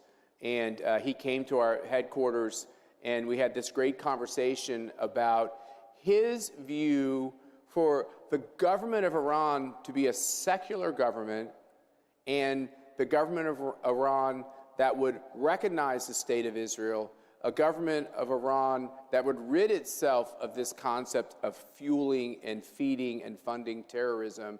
He's an important voice, and he wanted to be with us here today. Right, and we heard, we hope, he indicated his mother, the great Shabanu, is sick, and he had to return to Paris. The Shah of Iran's widow is alive. Yes, and apparently she was ill, and we wish her the best. And I'm personally disappointed that I didn't get to see His Royal Highness, and I know he would have been a valuable addition. But we have to figure out ways to support the Iranian people, just like we supported the Cuban people, because these are the oppressed. Any ideas? You know, we've been thinking about this. Should we do it? Should we make some news? Yeah, I think we should make some news. Why don't you make the news? Oh, man. Mercy, you're okay with the news, right? Yes. Because I always have to. I'm not having another baby. This is why. I would love to, but we're. Oh, she says that until someone puts a little baby in her arms, and then she starts I having could be a grandmother before. This is why. This might be harder than actually raising a baby. Let me just say. This might be harder. But it's worthwhile. We might have opened up a bad topic. But it is worthwhile, though.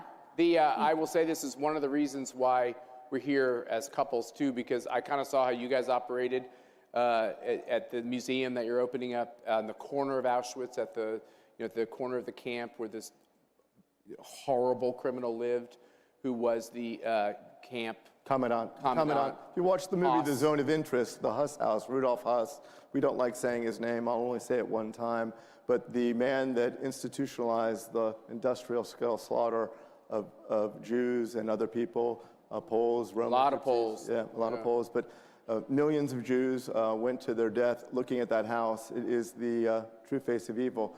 We managed to put and you were there, we put a mezuzah on the front door of that house after 80 years. Yeah. Yeah, and I got to touch it. It was incredibly meaningful. It was so interesting when we put that mezuzah on. Sometimes you just do things and you don't realize. And We put it on that door. We observed the halakhic principles in doing it, and we just did it. And everybody, Jews, non-Jews alike, wanted to go touch that mezuzah, and it's become just a real rallying point. It's an evil place. The wonderful U.S. I will say it's an delegations evil place. I felt evil there. I didn't like being there. So it's very important that we take evil places and try to, make them more holy. And we got to teach. We got to teach the people. We got to teach the people that these tragedies, these genocides, they happen. They have destroyed communities. They have destroyed families, and it must stop. So let me just say one thing. I want to just say this one thing. It's really important. So we had a great tour guide at Auschwitz, and I'd never been to a concentration camp, a death camp, a work camp. On purpose, I hadn't gone. Because I already know I think it's terrible, and it upsets me so much to even be there. But one of the things I learned was the initial intent of Auschwitz was to kill political prisoners in Poland. So many Polish people were killed who were trying to stand up to authoritarianism. Is this right? This is right. And this is the story for America. I'm not comparing it to that. I'm simply saying the lesson I learned was, whether you're talking about people that are persecuted by the government. We've had this whole conversation with Julie Kelly here. What happened to people that felt like the last election had fraud? And we have all these J6 victims. You have all these people who couldn't even speak their mind. They had their Facebook page canceled. While the mullahs have their Facebook page, Donald Trump and others people have their Facebook page taken away. The lesson of all of that is when you snuff out political speech, that's just the beginning, and it can lead to even worse things. So you're right, sweetheart, we have to really understand our history. So part of our understanding our history is calling out the bad guys now, right? Absolutely. Ambassador Wallace? Absolutely. So how do we do that? Well, I think one of the things we have to do is think about how we can help the oppressed, right? How do we rally that? And look, we've operated, when the Crown Prince was supposed to be here today, we can do something to try to help organize that diaspora. It's a diverse diaspora, different people, different competing influences. And look, like any diaspora, mercy the Cuban diaspora, there's a lot of, at times, friction. But if we can do something to show that we stand with these diasporas, as diverse as they are, and bring them together in one roof, the moment the unity is shown against these despotic regimes, it's the first day of the last day of those regimes. So what do you think? I think we should look at the title of this conversation. I'd like to have a MAGA mullah meltdown. A MAGA mullah meltdown? A CPAC Iran in exile? I think a CPAC Iran in exile. What do you guys think? I think, would that cause, there we go, that would cause a meltdown. Right, we could invite all the Iranians, leaders and groups who all at times have friction, but are all united against this regime. And I know, Matt, you've done so many things with CPAC, but that would be an incredible way to show the people of Iran that their future might be just around the corner. What would your dad think about having a MAGA mullah meltdown? It will be a big task, but it is worthwhile, and we have to Let's do it. That's Let's the do only it. way. You guys join us? You guys got to show up. Don't worry, we're not going to Tehran. Yeah, we'll do it here. We're going to go someplace closer. All right, thank you all. I will not be participating if it's Tehran. That's right, not doing that. Thank you all for being here. Thank you so much. Thank you for bringing this weapon of mass destruction. Make sure you go down to the CPAC Central to check it out. And we got so much more going on today, so just don't leave the room for very long at one time, okay? God bless you all, and thank you all for being here. Thanks.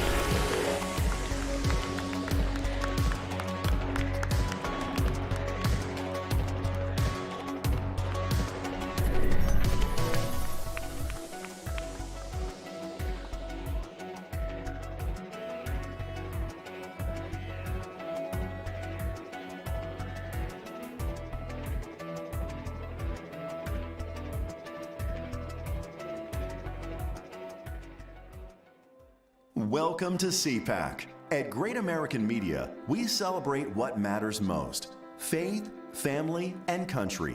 Today, we invite you to experience storytelling that uplifts, inspires, and reflects the values we all cherish.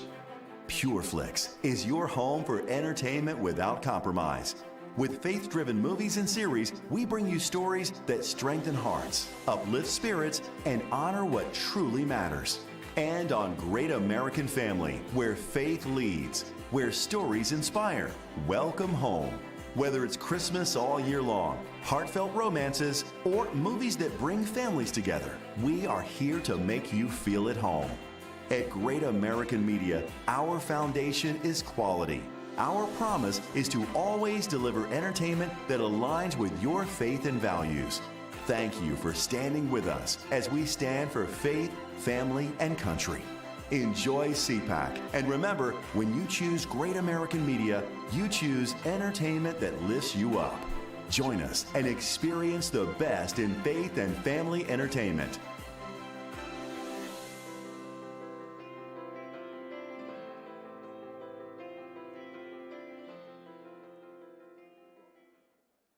Wherever human freedom is under attack, in courtrooms, legislatures, and the public square, we stand ready to defend it.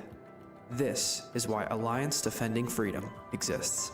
Supreme Court victory for a Christian woman who was taken to court for standing firm in her beliefs. The First Amendment follows a golden rule. If we want to protect speech for ourselves, then we need to protect it for others. A video released this week by ADF International has attracted over 34 million views and even attracted comment from Elon Musk. It concerned a pair of Swiss parents who have had their child taken away from them because they objected to her gender transition. We're not just here to stop the erosion of liberty for this moment alone. We are here to keep the door open for the gospel. And when the gospel does its work, truth doesn't just hold its ground. It advances. It sets people free for generations to come. This is our mission at Alliance Defending Freedom. Every institution today is under attack. The home, the church, the government. And many people are asking, what is the truth? Jesus Christ claimed the ultimate truth. Are you willing to face the truth? Do you think the MKUltra project ever actually ended? The Central Intelligence Agency is actively involved in mind manipulation. We all answer to one God and one Savior, and He's there to change your life for the better.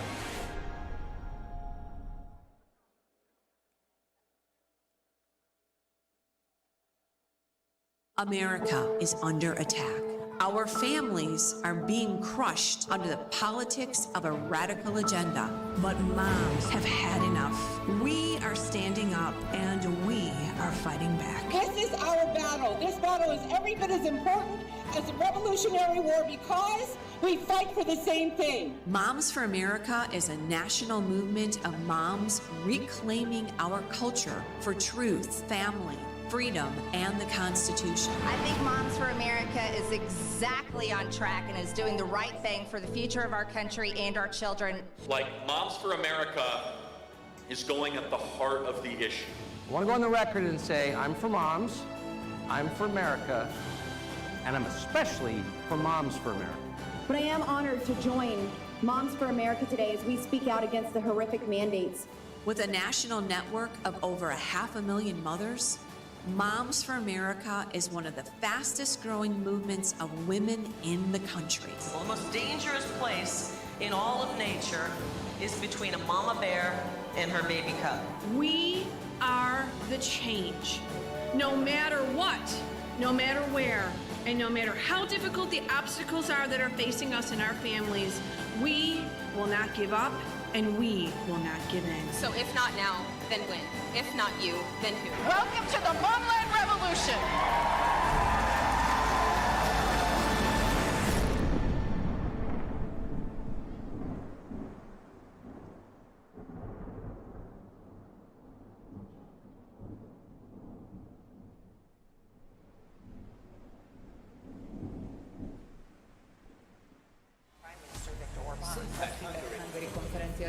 Hungary. CPAC Hungary, the Hungarian version of the annual super conference of hard-right US Republicans, has begun in Budapest. Hungary's authoritarian Prime Minister Viktor Orbán. CPAC is doing a special event from Hungary in May. CPAC has made its way to Europe for the very first time. The gathering, frequented by many of the GOP's leading fringe voices, is underway right now in Hungary.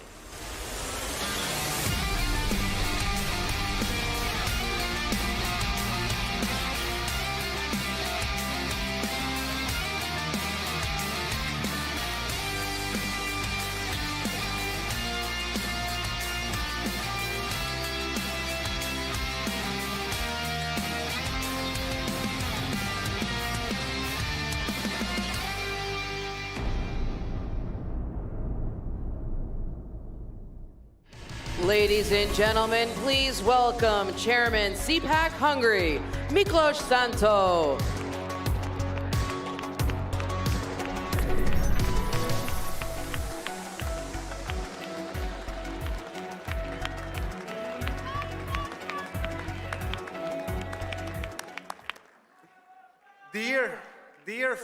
Dear friends, fellow patriots, what a time to be alive. For a wonderful month, Donald Trump has been back in the Oval Office, and we can all breathe free again. And would you look at Elon Musk and Doge? I have never seen so many liberal tears in my life. And I'm from Hungary, you know, the island of freedom of Europe. It is our national sport to make the liberals cry. But of course, you know that. You know a lot about Hungary, don't you? But why? It's because our Prime Minister, Viktor Orban. He is a loyal friend to President Trump and to CPAC, and loyalty is a true conservative value. Prime Minister Orban also spoke at CPAC Dallas in 2022 and has been the keynote speaker at every and each CPAC Hungary so far, and CPAC Hungary will be a joyous occasion this May again. Because 2025 began tremendously. The Trump tsunami has swept the Dems out of office, and there is a revival of the right on the old continent, led by Prime Minister Orban and the Patriots for Europe.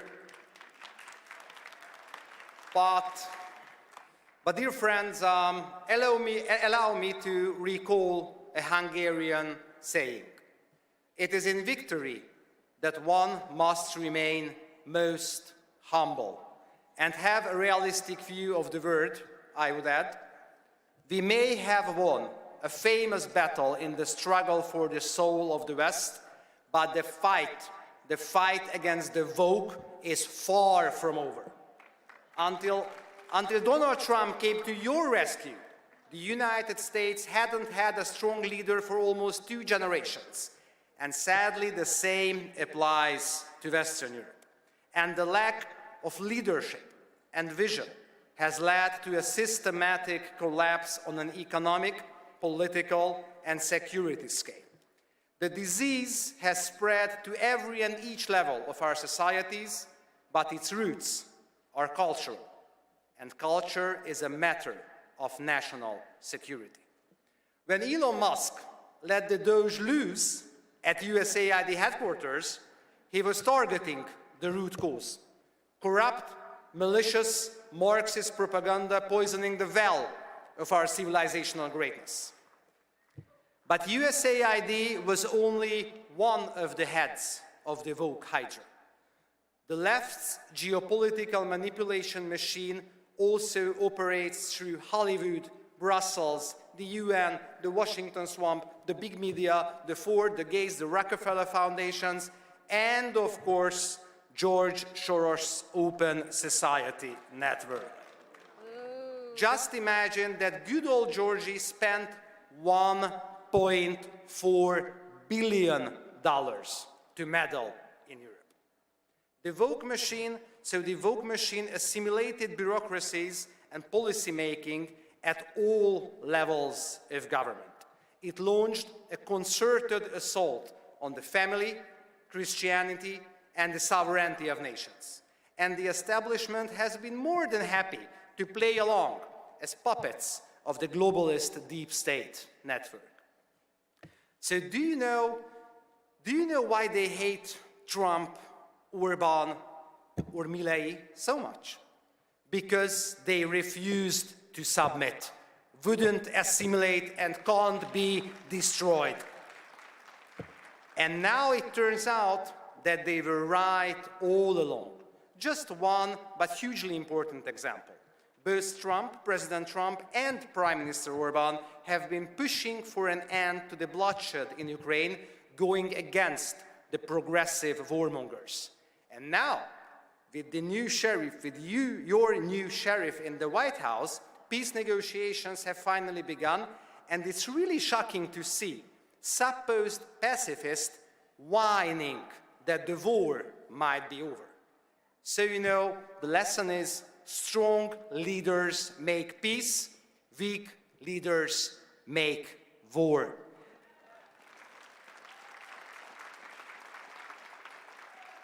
And our civilization is not lost as long as such visionary and charismatic leaders can rise in the Americas and Europe.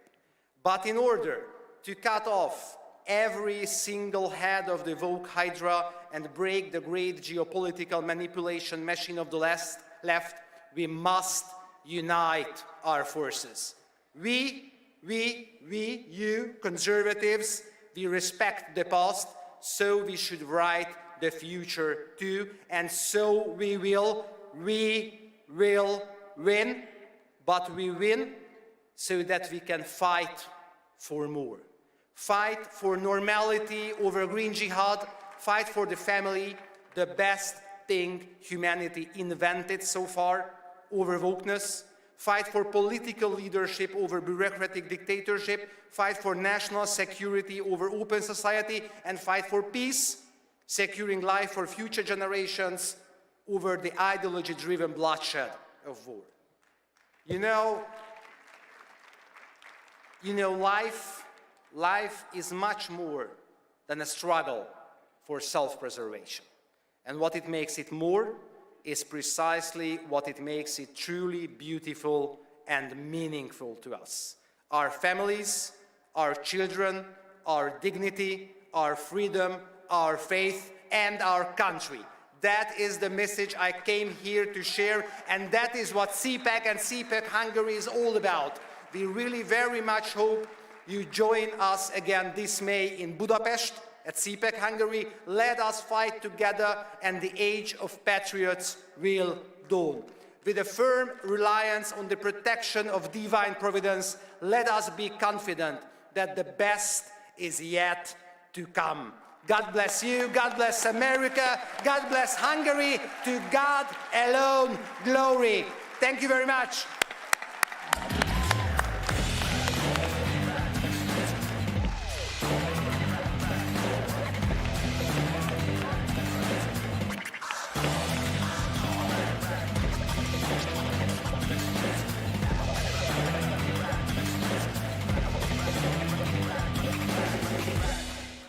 I switched. I switched. I switched. I made the switch to Newsmax. We start this morning in Washington, where all eyes are on the White House. I switched to Newsmax. Newsmax. Newsmax. Have you made the switch? You bet I did. My whole family switched. Everyone is making the switch. I did. I did. I switched, and it made all the difference. It made all the difference.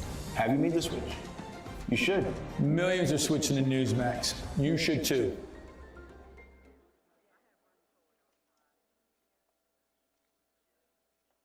America is under attack. Our families are being crushed under the politics of a radical agenda. But moms have had enough. We are standing up, and we are fighting back. This is our battle. This battle is every bit as important as the Revolutionary War because we fight for the same thing. Moms for America is a national movement of moms reclaiming our culture for truth, family, freedom, and the Constitution. I think Moms for America is exactly on track and is doing the right thing for the future of our country and our children. Like Moms for America is going at the heart of the issue. I want to go on the record and say I'm for moms, I'm for America, and I'm especially for Moms for America. But I am honored to join Moms for America today as we speak out against the horrific mandates. With a national network of over 500,000 mothers, Moms for America is one of the fastest growing movements of women in the country. The most dangerous place in all of nature is between a mama bear and her baby cub. We are the change. No matter what, no matter where, and no matter how difficult the obstacles are that are facing us and our families, we will not give up and we will not give in. So if not now, then when? If not you, then who? Welcome to the Momland Revolution.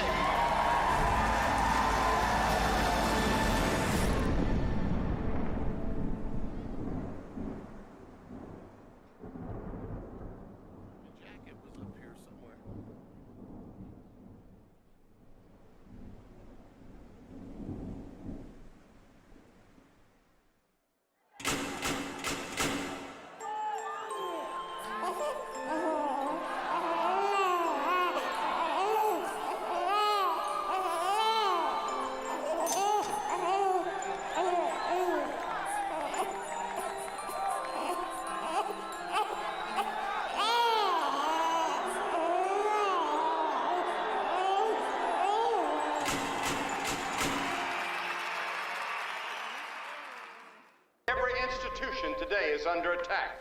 The home, the church, the government. And many people are asking, what is the truth? Jesus Christ claimed the ultimate truth. Are you willing to face the truth? Do you think the MKUltra project ever actually ended? The Central Intelligence Agency is actively involved in mind manipulation. We all answer to one God and one Savior, and He's there to change your life for the better. Creators, it's time to take control. With Bursts, you create impactful content in seconds. Powered by blockchain, your content and earnings are protected, transparent, and yours to control. Play TV isn't just a platform, it's a community of creators building a new future together. Your freedom starts when you press play.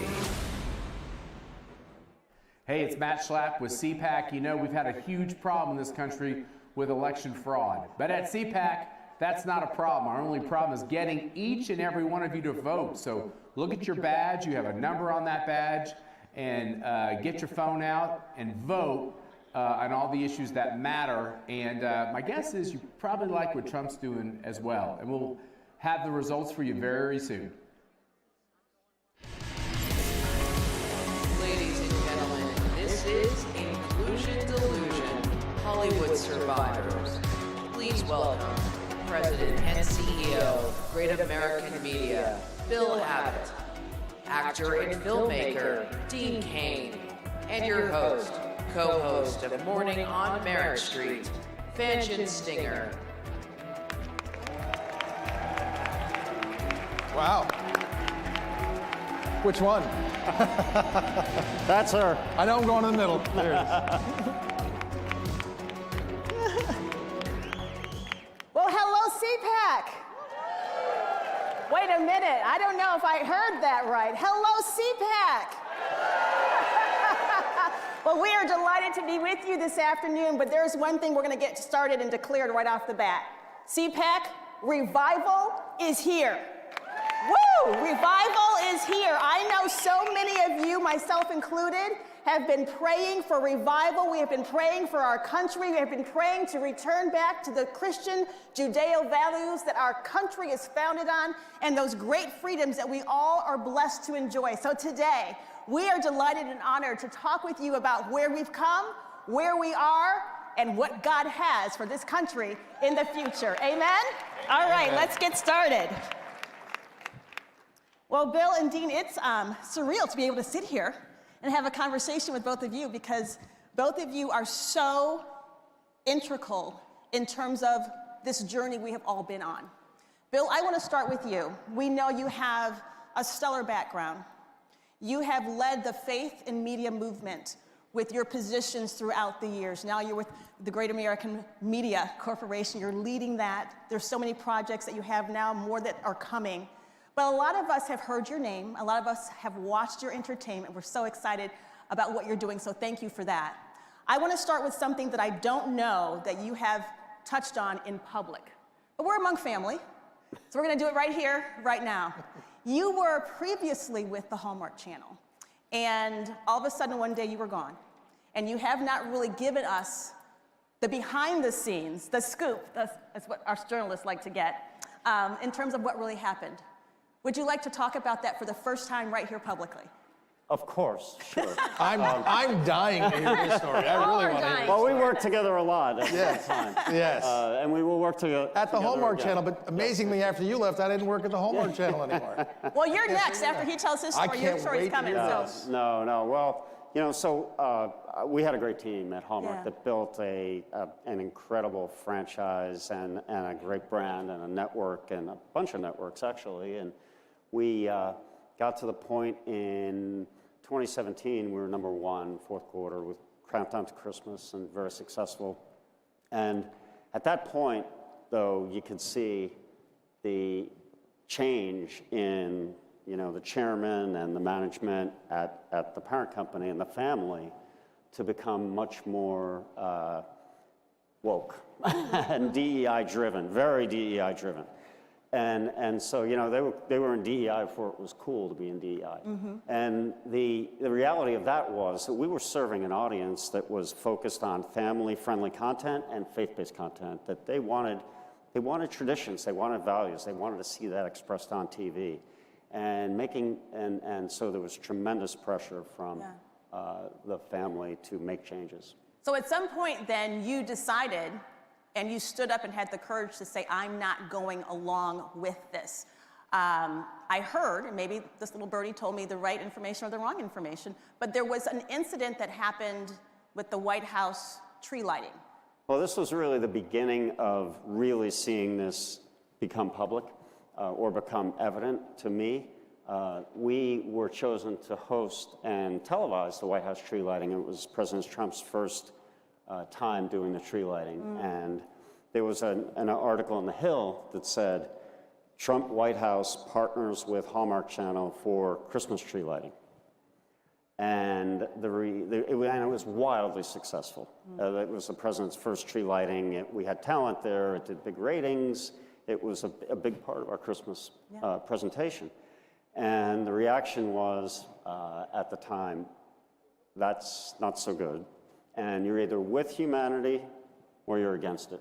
That's what you were told? Yes. And what was your response?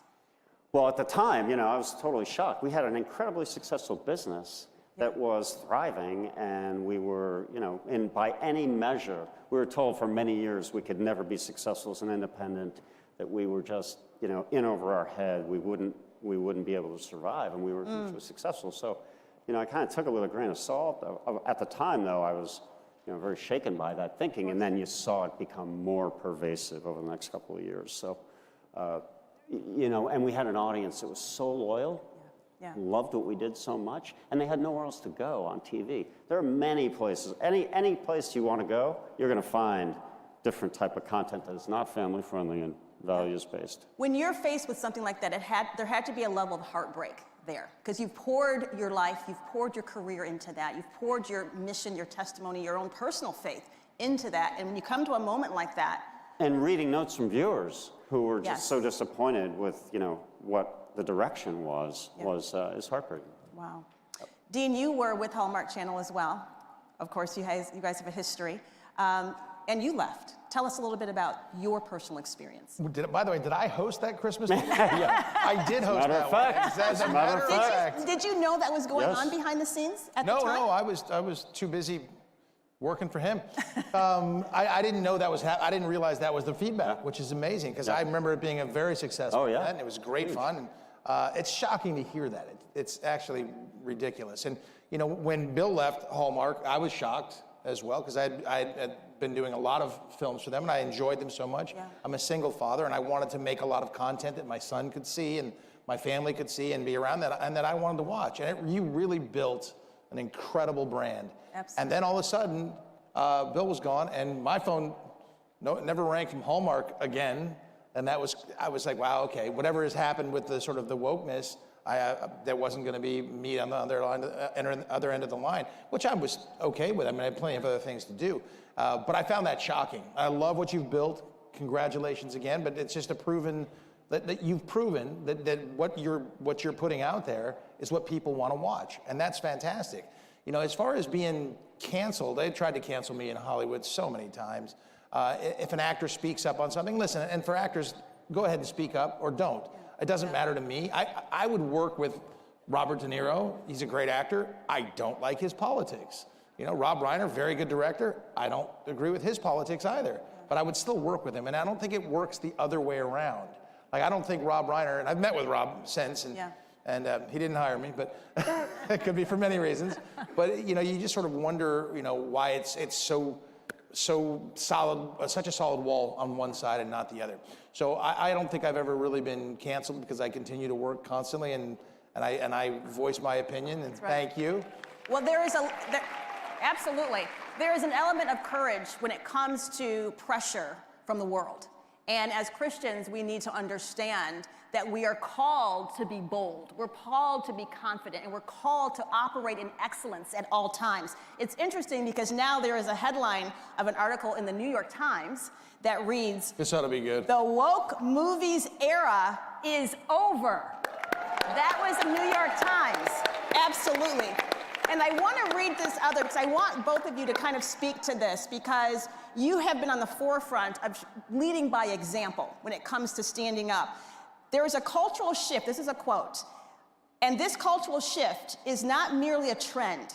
It is a revival that has the potential to reshape society in ways that will make the powerful take notice. It is not about political parties, yet its impact will be felt across the political and cultural landscape as young people find hope and identity in Christ and step up as the next generation of leaders. That is where we are. Are you sure that was the New York Times? That was not the New York Times. Oh, that part wasn't. That okay. was the Christian Post. There we go. There you go. The New York Times has declared woke movies that era over. With that being said, Bill, what is next for Great American media? Well, we're going to be true to who we are. We will never compromise our values. We will never change. And we don't care what the environment is. We will be serving the viewer, which we believe, by the way, is the vast majority of the country who want to see faith-based content that's family-friendly and supports the country and isn't derisive of those elements. So we will never change who we are. What is the importance, Dean, because you have been very outspoken, like you said. It is not the majority of the country that was asking for the woke content that was being put out. I work for Dr. Phil's Merit TV, and Dr. Phil has done so much research on this fringe that seems to have the microphone. You have challenged that. Talk about the significance of where we are right now and what opportunity we have to spread faith, family, and traditional values. Well, you kind of don't have to look any much further than what Bill has done at Great American Media. Yeah. There's a reason that folks have flocked over there. I'm not sure about the Hallmark numbers anymore, but I got a funny feeling they're not as good as they used to be, my friend, and I think your numbers are up. People go and watch what they want to watch, and they'll find that, and I think that's wonderful. Andrew Breitbart, who was a friend of mine, once said that, you know, politics are downstream from culture.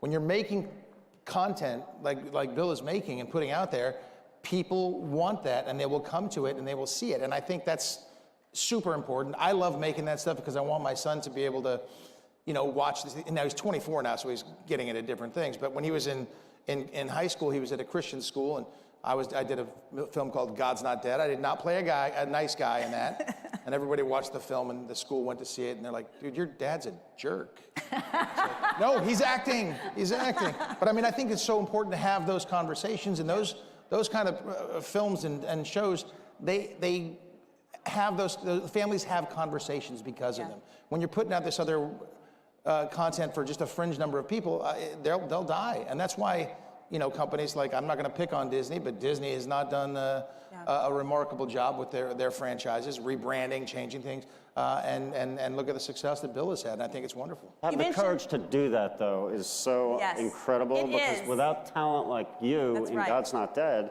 it isn't the franchise that it is. That's right. Thank you, good sir.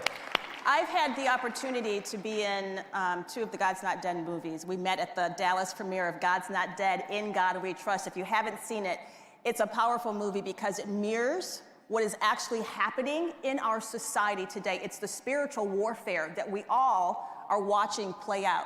Talk about this Gen Z revival that is happening. We're seeing it in sports with players. We're seeing it with coaches. Ohio State University, guys, they just had 2,000 young people accept Christ on campus.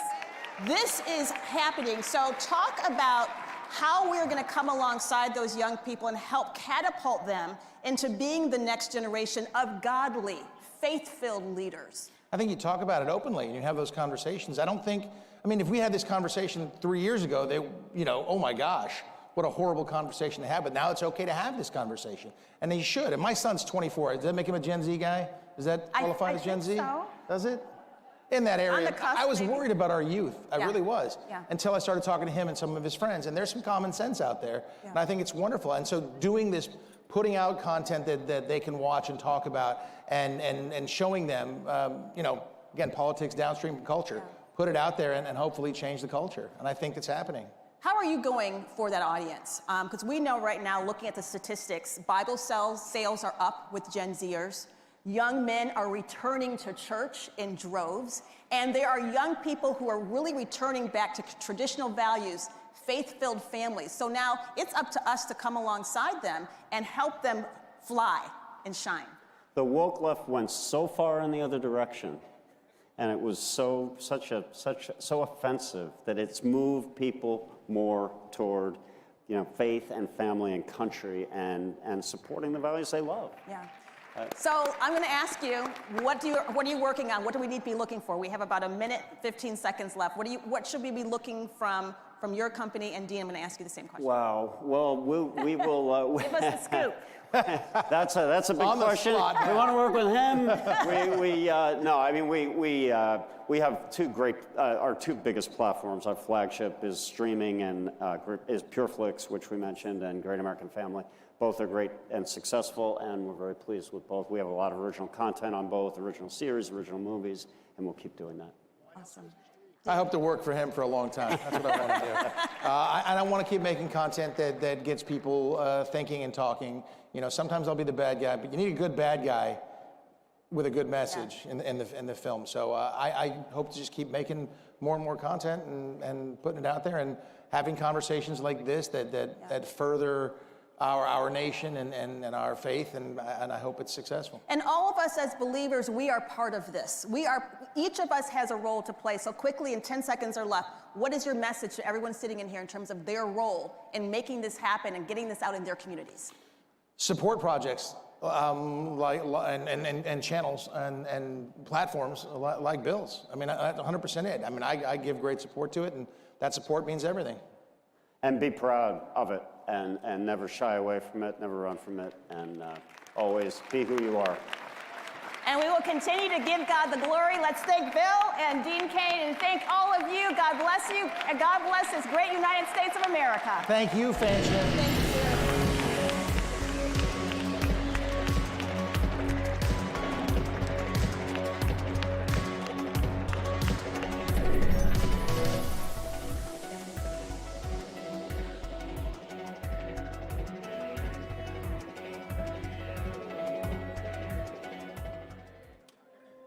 Welcome to CPAC. At Great American Media, we celebrate what matters most: faith, family, and country. Today, we invite you to experience storytelling that uplifts, inspires, and reflects the values we all cherish. PureFlix is your home for entertainment without compromise. With faith-driven movies and series, we bring you stories that strengthen hearts, uplift spirits, and honor what truly matters. And on Great American Family, where faith leads, where stories inspire. Welcome home. Whether it's Christmas all year long, heartfelt romances, or movies that bring families together, we are here to make you feel at home. At Great American Media, our foundation is quality. Our promise is to always deliver entertainment that aligns with your faith and values. Thank you for standing with us as we stand for faith, family, and country. Enjoy CPAC, and remember, when you choose Great American Media, you choose entertainment that lifts you up. Join us and experience the best in faith and family entertainment.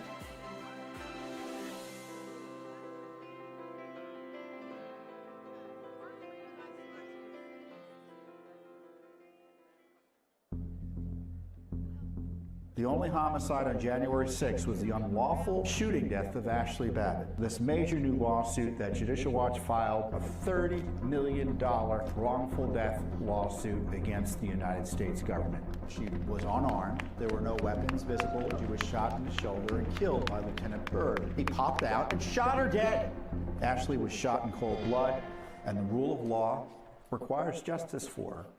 Who's AARP really watching out for these days? They've made billions partnering with big health insurance corporations while opposing reforms seniors want, like applying big discounts to medicines directly at the pharmacy counter. Instead, AARP supports liberal price-setting schemes, giving politicians, not seniors, control over any so-called Medicare savings with no guarantees. Funds won't be spent on unrelated programs or pad big insurers' profits. If AARP and Congress believe America's seniors aren't watching, think again. Paid for by American Commitment. Ladies and gentlemen, this is a conversation with U.S. Envoy for Special Missions, Ambassador Richard Grinnell, and Politico White House Bureau Chief Dasha Burns. See, they're going to be nice to you. That's right. Look at this.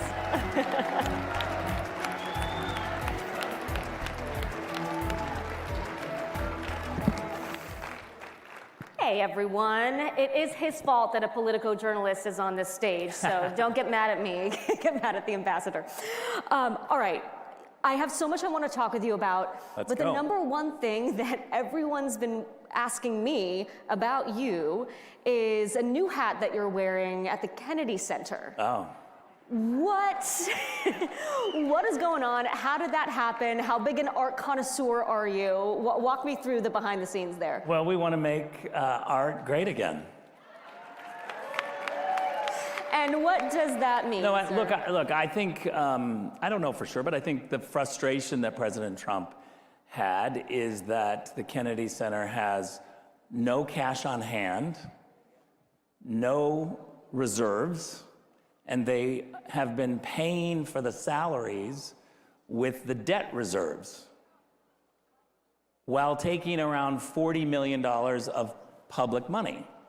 And so you can't have that. If you're gonna take public money, then you get to have public input. And so what we're gonna say at the Kennedy Center is, first of all, we gotta clean up the financial situation. We have to do the big productions that the masses and the public want to see. We want to have really good programming. So the first thing that we're doing, I think the big change is for everybody to know you got to be at the Kennedy Center in December because we are doing a big, huge celebration of the birth of Christ at Christmas. How crazy is it to think that we're going to celebrate Christ at Christmas with a big traditional production to celebrate what we are all celebrating in the world during Christmas time, which is the birth of Christ. Do you worry at all, though? I know there have been some folks who have been dropping out of performing at the Kennedy Center in protest. Do you worry about being able to bring in big artists to the center? No, we don't, because we already have them, and I think it's a real misnomer. But let me just say, there's one thing that got a lot of attention that this group dropped out, and it was all blamed on President Trump and me. And we've tried to correct the record, and I think we're going to have to do a more direct job because it wasn't true. They had the Kennedy Center before I arrived, before President Trump was the chairman. The Kennedy Center had made some decisions about this individual group to change them because ticket sales were atrocious. And so they said, you know what, we can't have this because we really don't have any money and we can't be spending on things that aren't bringing in revenue. And so they made this change before we came, and then it was announced, and suddenly it was, you know, the gay men's chorus or something was dropping out because of Trump. That wasn't true. And it was replaced with some other things. That happens all the time. So I would just challenge you. So you would welcome the gay men's choir to perform if they were interested?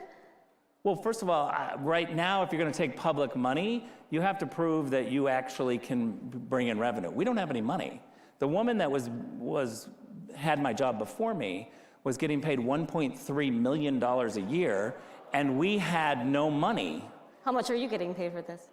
way, way, way less. Wait, but let me ask real quick though, because we were talking about this a little bit backstage. How did this happen? Because you're going to Venezuela, you're going to Munich, and then suddenly you wake up and you're running the Kennedy Center? Well, again, I think it was a frustration from the president that there was no money at the Kennedy Center. But why Their you? content And how was did it crazy. come about? I don't know, you'd have to ask him. Look, I love the arts. I'm somebody who, goes already to lots of different art styles. I appreciate a whole bunch of different styles of art. If I started naming all these things, you would be like, wait a minute. You're a connoisseur. We believe it. So listen, I want to talk about some of the major conflicts that we're seeing around the world right now that Sure. I know you've been working on. Number one, I mean, I think this has been top of the list for everyone at the White House, is the situation in Ukraine. In your conversations with President Trump, what do you hear from him about what's going on with his relationship with Zelensky, President Zelensky? Because it's clear that they've never necessarily been best friends, but it feels like in the last few days in particular, that relationship has soured. What's going on? Look, I think, I'm so thankful that we have a president who's concentrating on peace. And that's what Donald Trump has just said. Let's stop. Remember that we handed Joe Biden total peace in the Middle East and total peace in Europe. He handed us a war in the Middle East and a war in Europe. And we can never forget that. So I do get a little bit frustrated with reporters when they're trying to say, oh, your decision now isn't perfect. I'm like, yeah, we were put in a hole. We were put in a terrible situation. There are no great solutions right now. So you're going to have to be patient with us that we're trying to dig the Biden people out from this terrible $100 billion hole that they created. That's the first thing. The second thing is I don't think it's fair to say that somehow President Trump has met with President Zelensky 4 or 5 times. The Trump team has met with the Ukrainians and Zelensky another 4 or 5 times. So let's say we're up to 10 times meeting with the Ukrainians. I never once heard from the media an outrage that the Russians weren't invited to those talks. However, the one time that the Trump team reaches out to say, how about we talk to the Russians, there's this hue and cry from the Europeans and everybody to say, why aren't the Ukrainians involved? Well, I think it's because the Russians are the aggressors in this situation, and that's another question I wanted to ask you. President Trump has blamed Ukraine recently for starting the war. You know better than anyone that it was Russian aggression, actually back in 2014. People forget that this goes over a decade back. But it was Russia that invaded Ukraine. So do you have a sense of why President Trump is making these claims now that Ukraine started the war? I think what President Trump is saying very clearly is we have to stop this war. He is somebody who's concentrating on saying to both sides, let's talk to both sides and figure out how we stop this. Again, we have terrible choices because of the Biden team. There's not a lot of great choices. And so, yeah, is there frustration that things are not perfect in Ukraine right now? Yeah, but I'm a little bit annoyed that we were handed a file that was war when we handed them a file that was peace. And so I do think that we're frustrated. And it's But why fair. make those false claims about who started the war? Why call Zelensky a dictator? What is happening there? Look, I think the American people are really frustrated with Zelensky. I think that there's a big frustration that he's not making great choices for peace. And again, when the American people are spending hundreds of billions of dollars, there's a frustration. Let's go back, you said 2014. Let's go back just to the beginning of this war, where Joe Biden messaged for more than 30 days that he knew through intelligence that a war was absolutely coming. The Europeans and the Biden administration all did one thing, which was prepare for more war. They talked about more funding for war. They battened down the hatches. They got hardware in there. No one was talking about peace. I actually think it's pretty immoral if the President of the United States says we're having a war in 30 days and we know for sure, and no one shows up in Moscow and Kiev to try to say, let's do diplomacy, let's stop a war. And now we're $100 billion later, And so there's a frustration. So you said President Zelensky isn't making the choices for peace. What do you think are those choices that he should make to bring an end to this, that he's not making now? First of all, hundreds of billions of dollars of American money, again, I'll say that, and a whole bunch is missing. So we immediately say, okay, mismanagement of funds. What we want to see is talks with Putin. I don't think that talking means that you're weak. I actually think talking is a tactic to get to a goal. And so we've seen with President Trump, he can show up with Kim Jong-un, and we need to be able to have these conversations with the Russians. Look, I've done negotiations my whole life. I did Serbia-Kosovo negotiations. And I can tell you that if you're in the middle trying to bring peace, trying to make sure we're not spending hundreds of billions of dollars on war and we're saving lives, you need at least a person in the middle who can say, I'm going to talk to these guys, and I'm going to talk to these guys, and I don't care what kind of criticism I get, I got to figure out a way for peace. It's not going to be perfect, Dash, I will give you that. But again, I go back to the fact of we had it perfect in terms of peace.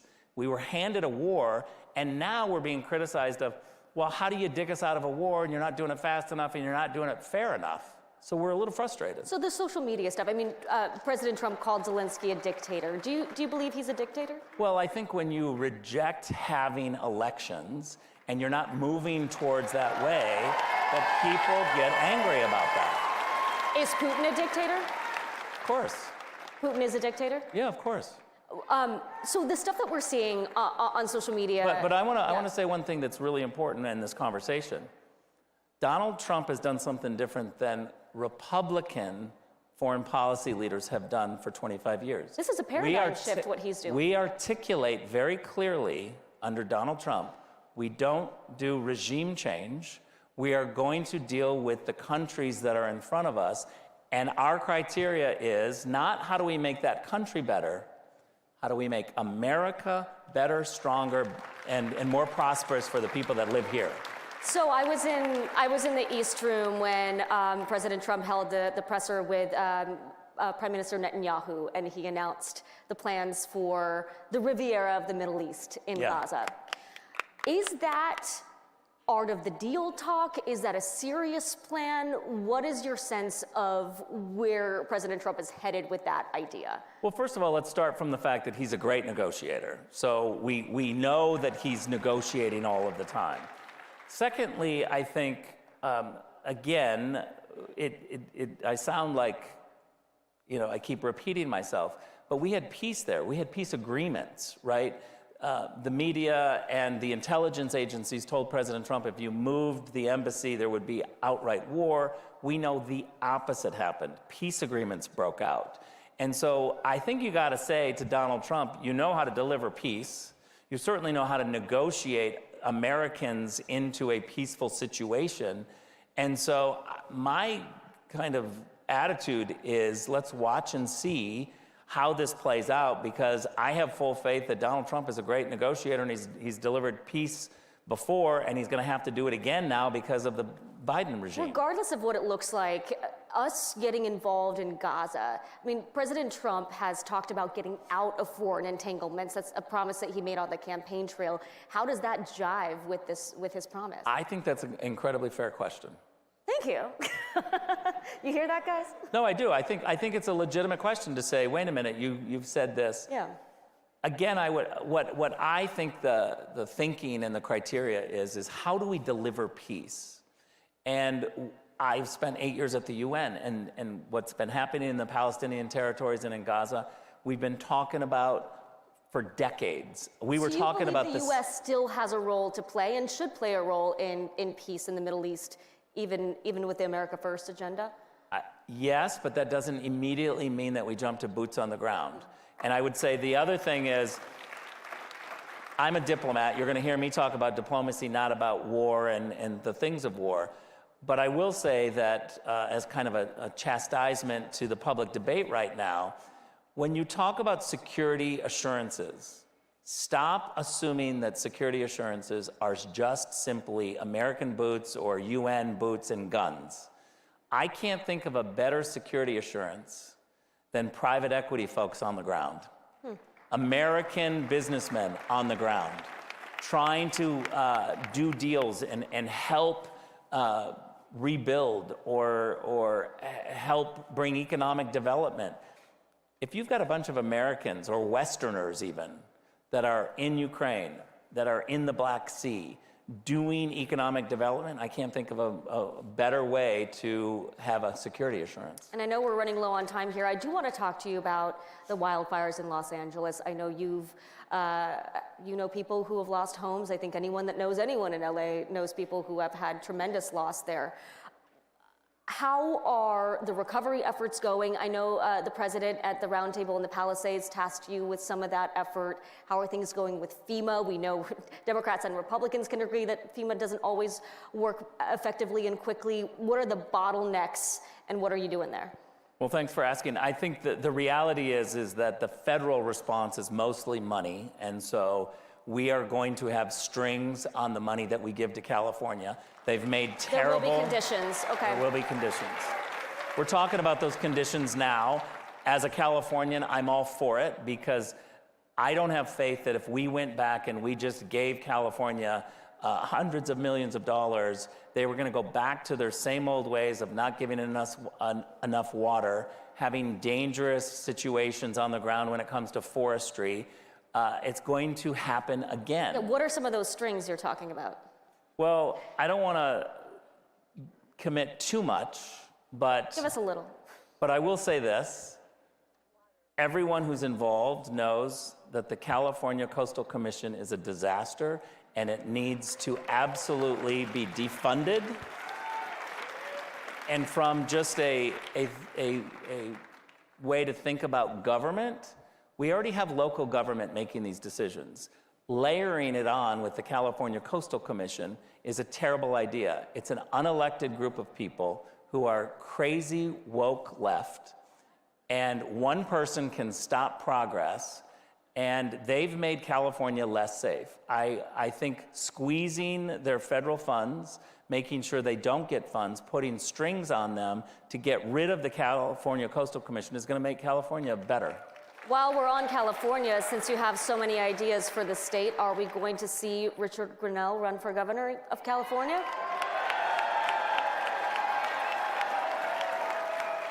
Honestly, it's not in my plan unless Kamala Harris runs for governor. If Kamala runs... You're jumping in? I mean, here's the thing. We already know who she is. We've spent hundreds of millions of dollars to define who Kamala Harris is. If she thinks that she's going to run for governor of California, a Republican is going to win, and I may not be able to resist trying to run against her. Making news here at CPAC. Lastly, before I let you go, we talked about the Kennedy Center. You've got that performance coming up in December, but what is your ideal performance at the Kennedy Center if you could have anyone perform? Dolly Parton. Dolly Parton. Is that an official invitation? Of course, of course. I'd love to see it. All right, Mr. Grinnell, thank you so much. Thank you, everybody.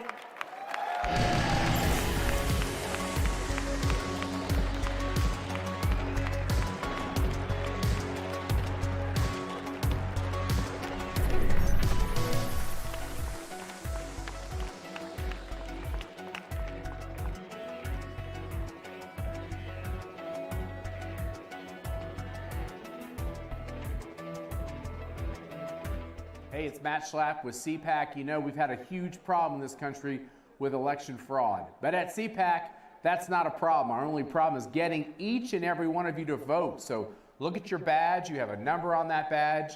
And get your phone out and vote on all the issues that matter. And my guess is you probably like what Trump's doing as well. And we'll have the results for you very soon. Wherever human freedom is under attack, in courtrooms, legislatures, and the public square, we stand ready to defend it. This is why Alliance Defending Freedom exists. Supreme Court victory for a Christian woman who was taken to court for standing firm in her beliefs. The First Amendment follows a golden rule. If we want to protect speech for ourselves, then we need to protect it for others. A video released this week by ADF International has attracted over 34 million views and even attracted comment from Elon Musk. It concerned a pair of Swiss parents who have had their child taken away from them because they objected to her gender transition.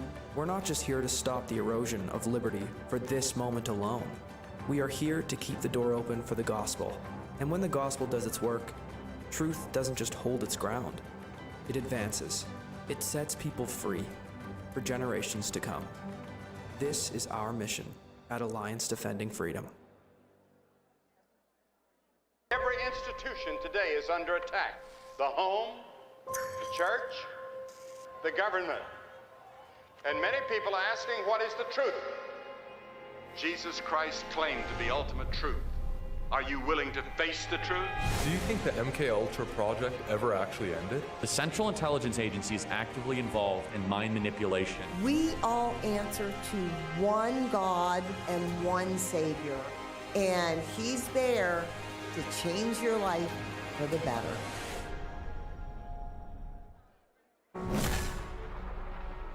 During my second term, we will fight for Alaska like never before. I'm excited about what we can do with President Trump in the office. We'll work together to provide affordable energy to Alaska and allies all over the world. More investment, more certainty, production, more exploration. Thank you to everyone in Alaska, and thank you to your great governor. I look forward to a long and enduring future relationship. Drill, baby, drill. Ladies and gentlemen, it's time for the new G.I. Joes.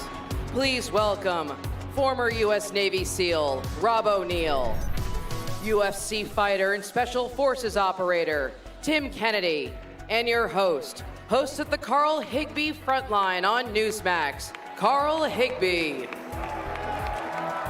Yes! What up, Drago? I love you, brother. All right. Well, they gave us open mics, yes. No script, and a bunch of guys who used to shoot people. No, so the last, we were talking 12 years actually, not just last 4, have been disastrous for the military, not only domestically, but on the global stage. That's the truth. Yeah, pretty madness. Been losing wars everywhere that we look. On multiple continents, we've been losing our strategic positions and strategic bases that we have fought for decades, from Africa, literally every single continent, to Eastern Europe, and obviously in the global war on terror after 20 years, the most embarrassing withdrawal in American history. Yeah, well, Rob, let's talk about that. We had the withdrawal from Iraq. I was in Iraq in 2009 when we were drawing down. I know you guys were in and out of the same areas. I was watching us pull resources out, denying the fact that there were bad guys still doing bad things, that were killing coalition troops, and yet they wouldn't let us get them because of the perception that the war was over. Yeah, the perception of the war being over is something we've been doing wrong, and that's getting too political. And I don't mean just the politics of the country. I'm talking personal power for politicians. Making a promise to get out of a place because that was said in the campaign, or in the case of Afghanistan on 9/11. And just making decisions that don't make sense, because a lot of stuff, I don't know if you noticed, in DC doesn't make sense. But the way that I put Iraq is one of those things where we shouldn't have invaded, but we shouldn't have left the way we did. And when the convoys coming from north to south, we should have hit them with some A-10s. ISIS is gone, didn't do that because I guess we could be nice to the enemy. But the thing with Afghanistan that I noticed too is if you took the bin Laden team and asked them to come up with the worst possible way out of Afghanistan, we would have come up with exactly the way the Biden administration did it. And that's all because they wanted to be out before 9/11, and we lost a lot of people because of that. Right, but the unwillingness to actually define the enemy was the bigger problem. It was, we're going to work with them, we're going to give them money. I mean, hell, we left, $80 billion worth of stuff, including night vision and Humvees over there. They didn't define the enemy, and therefore we couldn't defeat it. I mean, that's the story of old as time, right? Whether it's Vietnam, the Korea War, us being able to define who we're fighting is something that it's necessary for us to know who to beat. You know, if you take the military and you point them, I still believe, even though we are in a dangerous position with Secretary Hegseth trying to fight to bring back the strength, we still have, without a doubt, the most powerful military on the planet, and I'm so inspired by the young men and women that, especially recently, have raised their hand to serve. But watching Pete Hegseth, I mean, it's the truth. Yeah. In Germany, training with the Special Forces unit, like with the Hulk running right in front of him. That guy was huge. He was huge. That's a big dude. I'm just like, that's the America that I know and that I love. Put that on a recruiting poster. I mean, Rob, we had record low recruiting over the last 4 years. It turns out if you tell a bunch of people that were in your ranks that they don't like them anymore, they go home. Yeah. And we had posters of people with 2 moms, or transgender this, or DEI that. It's like, well, this is a place where we're supposed to put bullets in bad guys' faces. That's it too. And the military can be very simple. The way you're successful in the military is master the basics, keep it simple, and leave the diplomacy to the diplomats, right? Go in, crush people, and leave. And that's all it's got to be. And then we just start getting into this woke ideology with, okay, you're raised by 2 women in San Francisco. Great, fine. I don't think ISIS is afraid of that. I don't think Al-Qaeda is afraid of that. And even like Queers for Palestine, if they went over there, they'd throw them off if I went over there with them, they'd murder them before they murdered me. Yeah. They don't like them. Yeah. But the problem is, we're trying to play nice with everybody. It's like, well, I don't know if it's you don't understand them, or like we were talking backstage about the enemy. You can't, or you just said just now on stage, we're bad at defining the enemy, and we just think that. Here's a little thing I learned as a battle interrogator, especially dealing with terrorists. They lie. No. Yeah, they'll lie. What? Yeah, they'll lie to your face. Weird. Drago, back me up on that.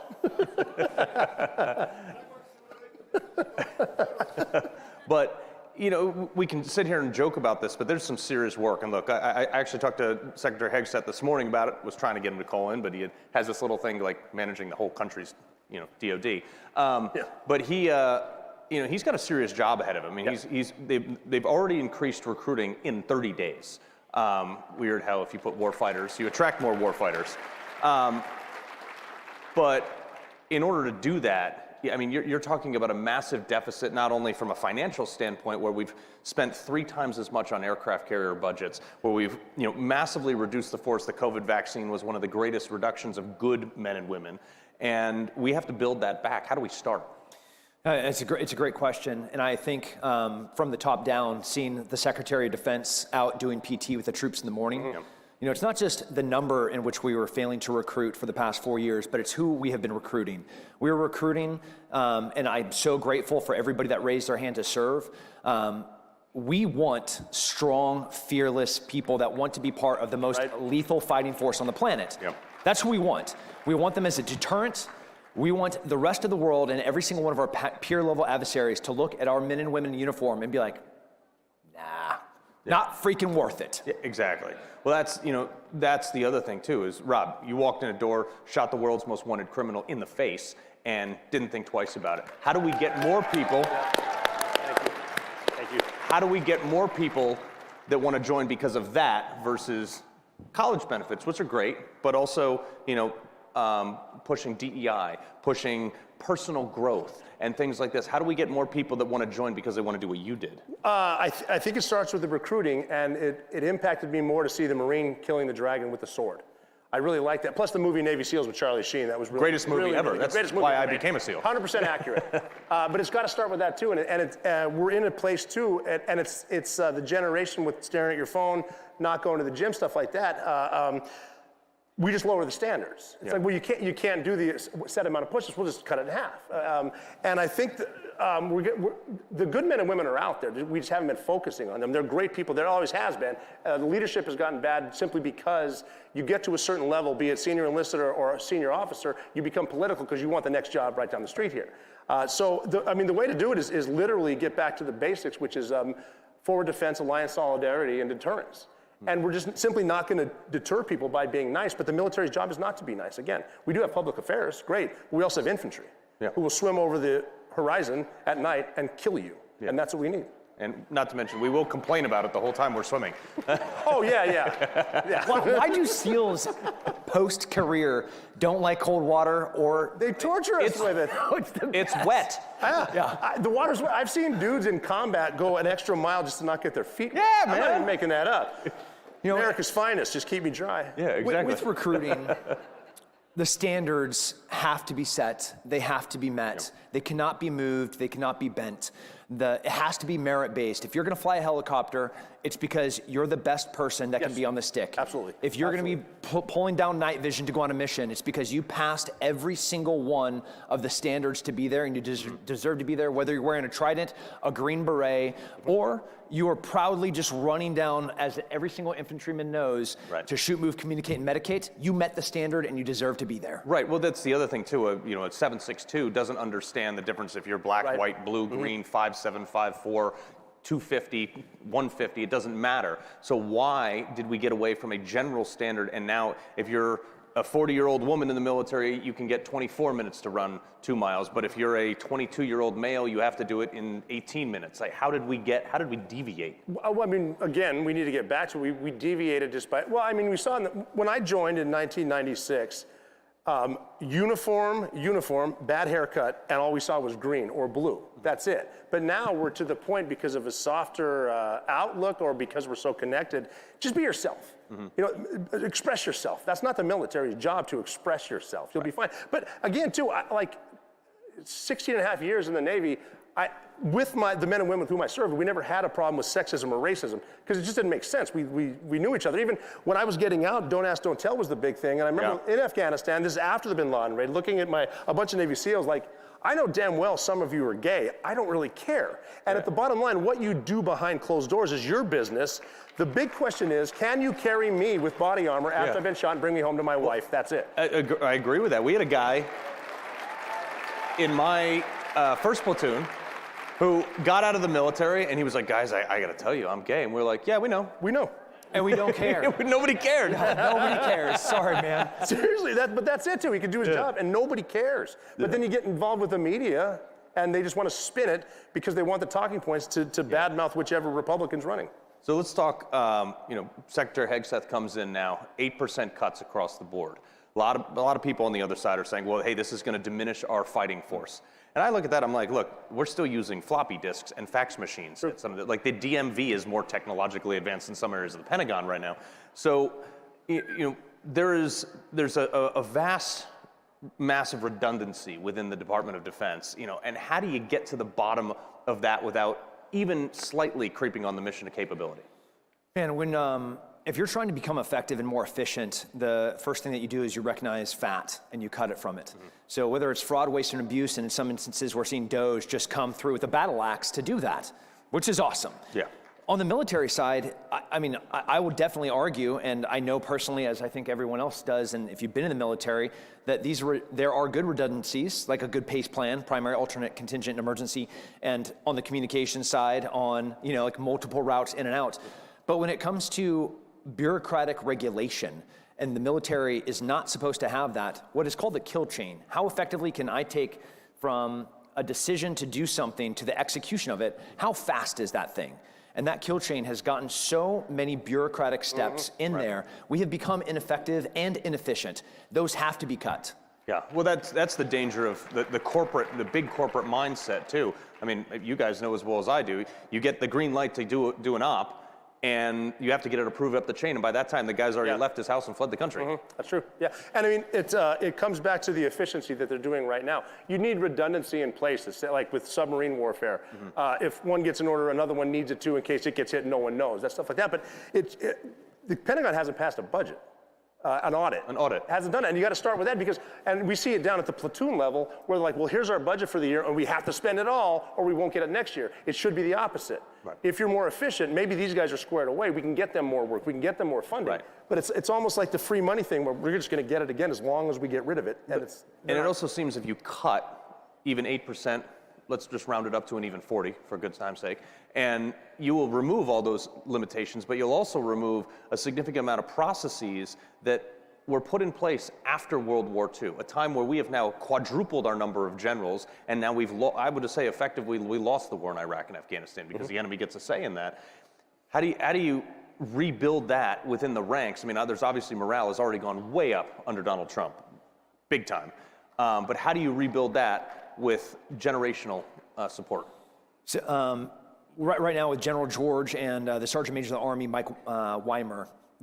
Mike Weimer, former unit guy, was part of the special missions units, also a special forces guy. They clearly have said time and time again, they want to focus on lethality, maneuverability, flexibility, and these are things that bureaucratic systems and multiple checks and balances always slow down. They want kids being able to 3D print a tool that would have cost, through a government contract on a named project, tens of millions of dollars. And 7 years to approve. That's right. Yeah. And all of that, we have to innovate. We have to innovate our way out of this, and we have to become the 2025 fast, lethal fighting force where the rest of the world is like, buddy, want nothing to do with that kid from Oklahoma that just throws hay bales, and now we're giving him the best tools possible to go and kill his enemy. Right, and something on that too, that good point. I think just we were talking about Secretary Hegseth working out with the guys and the big monster dude. That's something else right there that you haven't seen with the SecDef, but that's what you need. It's always been impressive when the general officer, the general or the admiral, comes and talks to the E5 Mafia. Right. Hegseth, Mr. Secretary, sorry, Pete, can like I've always been saying, we need a mid-level officer with combat experience to take the Secretary of Defense, because he will talk to the troops, and that when you're working out with the troops, you can ask them simple stuff. Right. Where are you from? Why did you join? What are you anticipating? What do you expect out of this? How's morale? Okay, morale's bad. Why? Morale's good. Why? Find out why, and then obviously, it is a pyramid, top-down type stuff, but they might want to think about potentially changing that up a little bit. But also flattening the organization, allowing that direct feedback. I remember when I was in, the Admiral would come down and they'd be like, hey, look, if you have any questions for the Admiral, clear it through us first. Carl, you're not allowed to ask any questions whatsoever. But it's, and I raised my hand, this is in 2009 after we just gotten back, and I said, what's the desired end result in Iraq? I mean, I got in a lot of trouble for that, but they had no answer. Yeah.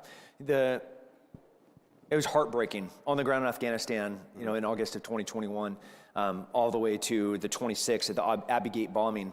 That sent a shockwave through all of GWAT and recruiting.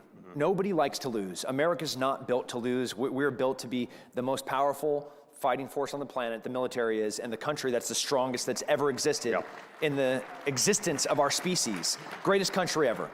So our young people need to look at the service members, men and women in uniform with the flag, and with pride, be like, I want to be like Rob. I want to be like Carl. Right. I want to go win wars. It's time for us to start not just being preventative, but for everyone to know that the next war that we go into, we are not just going to fight it. We're not there to perpetuate the military-industrial complex. We are there to destroy our enemy in the most violent way possible. There you go. I just want to point out that the Army guy said that they want to be like the two Navy guys up here. But that said, I mean, look, we have 11 carrier battle groups, so they're not in reserve for someday.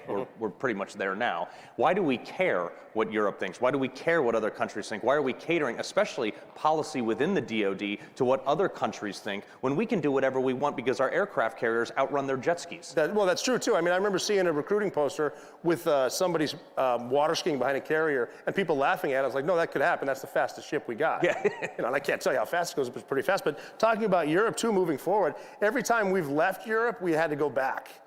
So we got to be careful about that now, too. But the problem is with Europe being so weak, most of them aren't paying the 2% GDP they're supposed to be paying. Right. But we're not going to be able to deter China, especially a China-Russia coalition, while we're trying to hold the hand of the people that are afraid of Ukraine or going into Poland. I don't think they're going into Poland, but regardless, we're not going to, the fight, you got to figure the 5,000 miles of a supply chain we're going to need in the Pacific. Right. When China within the next few years, tries to take Taiwan, there's other allies over there dealing with a much bigger enemy, and then you're getting into the AI thing, the drone fighting. I'm so glad that wasn't prevalent when we were there, but microwave weapons, stuff like that. I mean, we're still back in time.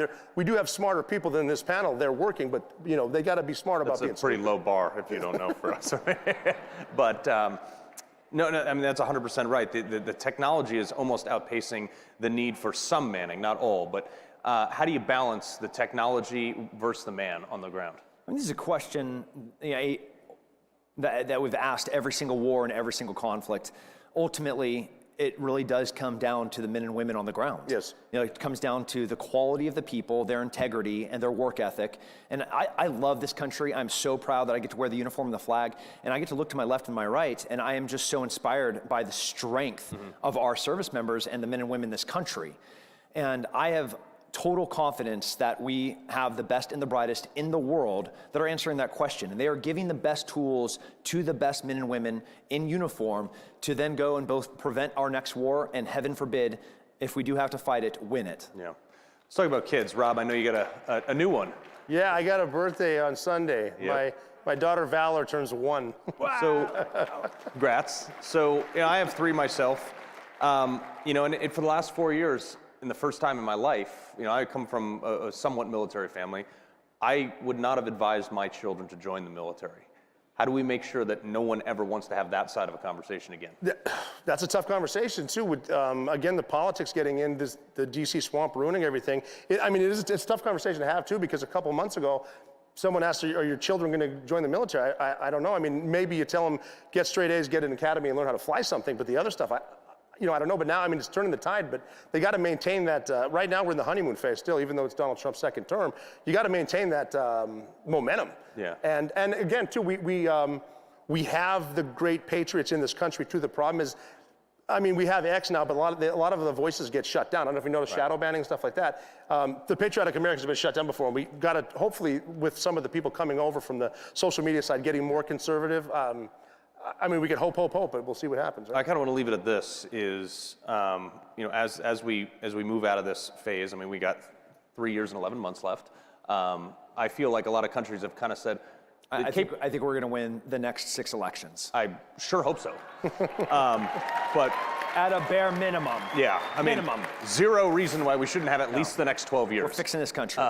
So, when 30 seconds or less to solve the world's problems, how do you get to a place where we install mechanisms that even politics can't corrupt it? Yeah, building that beachhead where these are things that are going to stand the test of time, that are going to stand a midterm election, and then the next national election.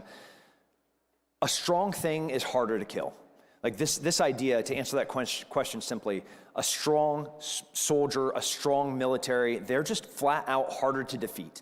So I want strength, masculinity, power, big, murderous men to be running towards the military, to put the flag on their shoulder to serve this country. That's what I want. Who don't really care about people's feelings. They do not. Yeah. They care about winning, and they want to be strong when they do it. Rob, Tim, been a pleasure. Thank you, everybody. Appreciate it.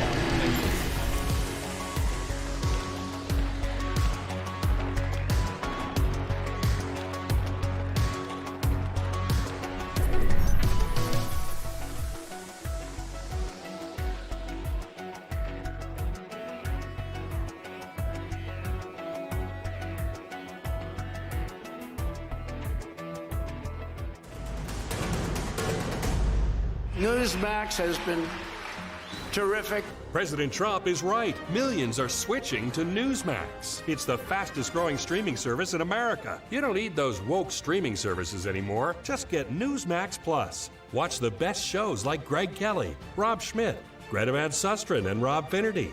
Greg Kelly over at Newsmax. The Newsmax people have been really, really terrific. Gain access to exclusive documentaries, series, and special briefings. It's free to start, so go to NewsmaxPlus.com now to sign up and watch Newsmax anytime, anywhere. Hey, it's Matt Schlapp with CPAC. We've had a huge problem in this country with election fraud. But at CPAC, that's not a problem. Our only problem is getting each and every one of you to vote. So look at your badge. You have a number on that badge. And get your phone out and vote on all the issues that matter. And my guess is you probably like what Trump's doing as well. And we'll have the results for you very soon.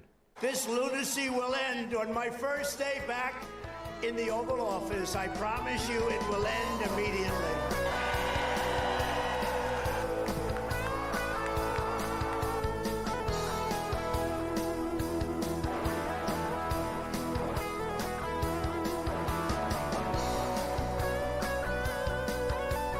Donald John Trump, do solemnly swear. RSBN, by the way, how good is RSBN? They do a good job. So beautiful. Creators, it's time to take control. With Bursts, you create impactful content in seconds. Powered by blockchain, your content and earnings are protected, transparent, and yours to control. Play TV isn't just a platform. It's a community of creators building a new future together. Your freedom starts when you press play.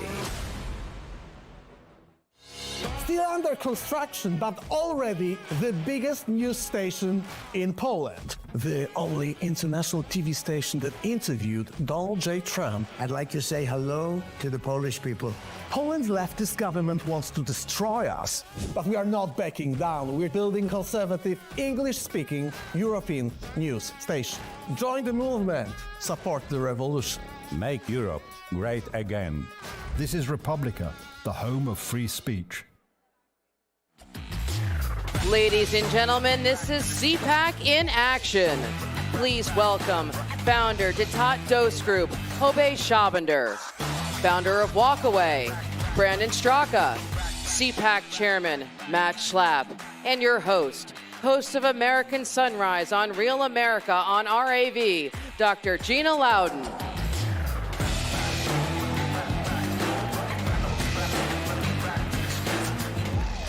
I'm going to go here. You want me there? Hey. Oh, okay. All right, everybody. Welcome, first of all. How amazing has this CPAC been for you? Woo! And you know, CPAC, the thing I love about it, I've been coming for decades now. Phyllis Schlafly actually brought me to my very first CPAC. Now I come every year with Real America's Voice and love talking to all of you. But my favorite thing about CPAC is it is what President talks about all the time, action, action, action. And so that's what we're going to talk about with you today, what we did right in this last election.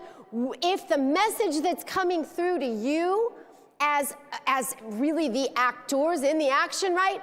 If that's the right message, because the people on this panel have the expertise to tell you all of the above. So I think what we should do is start with just a brief intro, if you guys can, just a couple of sentences about who you are and what you did in this last election. Yeah, thank you so much. Hi, everyone. My name is Hobe Schabander. I was in the field in Michigan.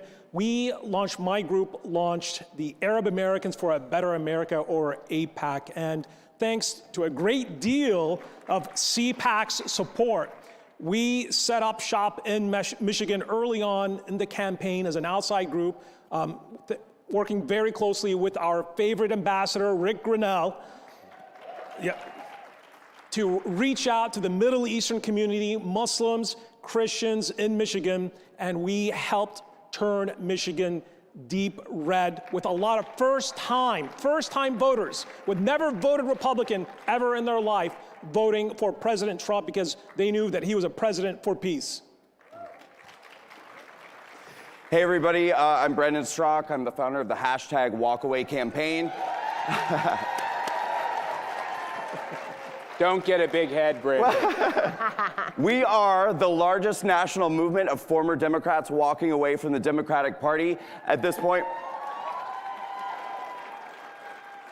In 2018, we started a national conversation about the need for people to walk away from the divisive, hateful Democratic Party and political left. As of today, Walkaway has grown to over 750,000 people who have joined our movement, tens of thousands of people who have created their written and video testimonials about leaving the Democratic Party. And dare I say that I believe that the 2024 election was the walk-away election. And I'm not just saying that. I'm not just saying that because we walked away with the presidency, and we walked away with the House, and we walked away with the Senate, and we walked away with the popular vote, and we walked away with every swing state in the country, but because massive numbers of minorities walked away from the Democratic Party in 2024 and led us to victory. Well, you know this guy. Do you have any sentences you want to say about what you do? Well, I just want to say that my wife, Mercy, just walked in. I think she's doing a great job. Thanks for coming to listen to me. I was told that there's going to be some harsh judges of how I do in this panel, so I'm very nervous right now about what the scores are going to be. In my household, you have to do a good job where I have 6 women who kind of let you know you don't do so good. But and all my kids, almost every one of my kids is here today. So if you see them, be careful because they're good staffers, I want you to know. Okay, so let me just give you a quick overview at CPAC. You guys are all very generous to us and to many other conservative groups. CPAC has, I think, a big role to play there, but Brandon's group has a big role to play there. I bet you have Michigan groups that have a big role to play there. The one thing as a conservative community, by the way, I'm preaching to myself right now. The one thing as a conservative community, which I think is the pro-America community, I'm not so sure conservative is even a word we have to use right now. We just believe in America and America's values. That we got to partner together really, really well if we're going to beat the bad guys, if we're going to beat the commies. So this is a little bit to myself. I get competitive. I think, well, that's a CPAC thing. CPAC did that. And we're doing a good job as an organization because all of you are helping us. But we all have to work together. And I have to say, to begin my comments, I think we ought to give a rousing applause to having an RNC chairman who was uber competent and did a great job in Michael Whatley. Susie Wiles, the campaign manager for Donald Trump, deserves a round of applause for being uber competent, and Chris LaCivita. Let's give them a round of applause.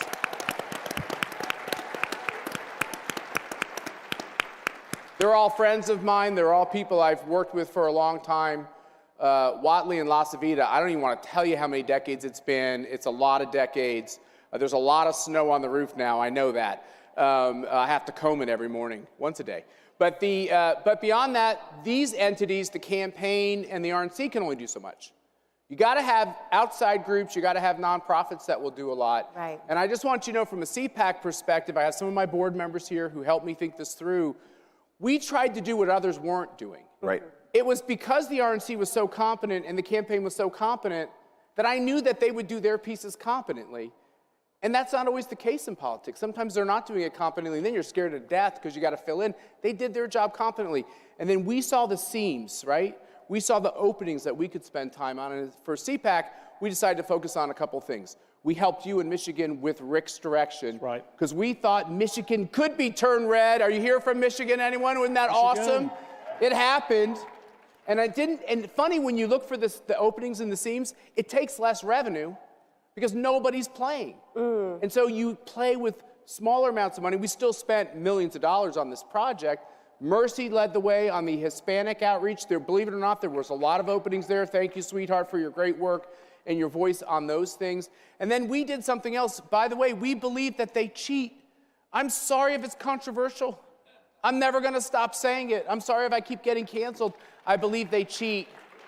We think, as a board, at CPAC, we think that if we expose their cheating, put cameras on their cheating, have people watching and reporting on their cheating, writing letters to state officials about how they plan to cheat, that stops a lot of the cheating. And I believe that's what happened this time. And we did plenty of that. Well, Matt, here's a question, though. We heard a lot about banking the vote, right, in this last election.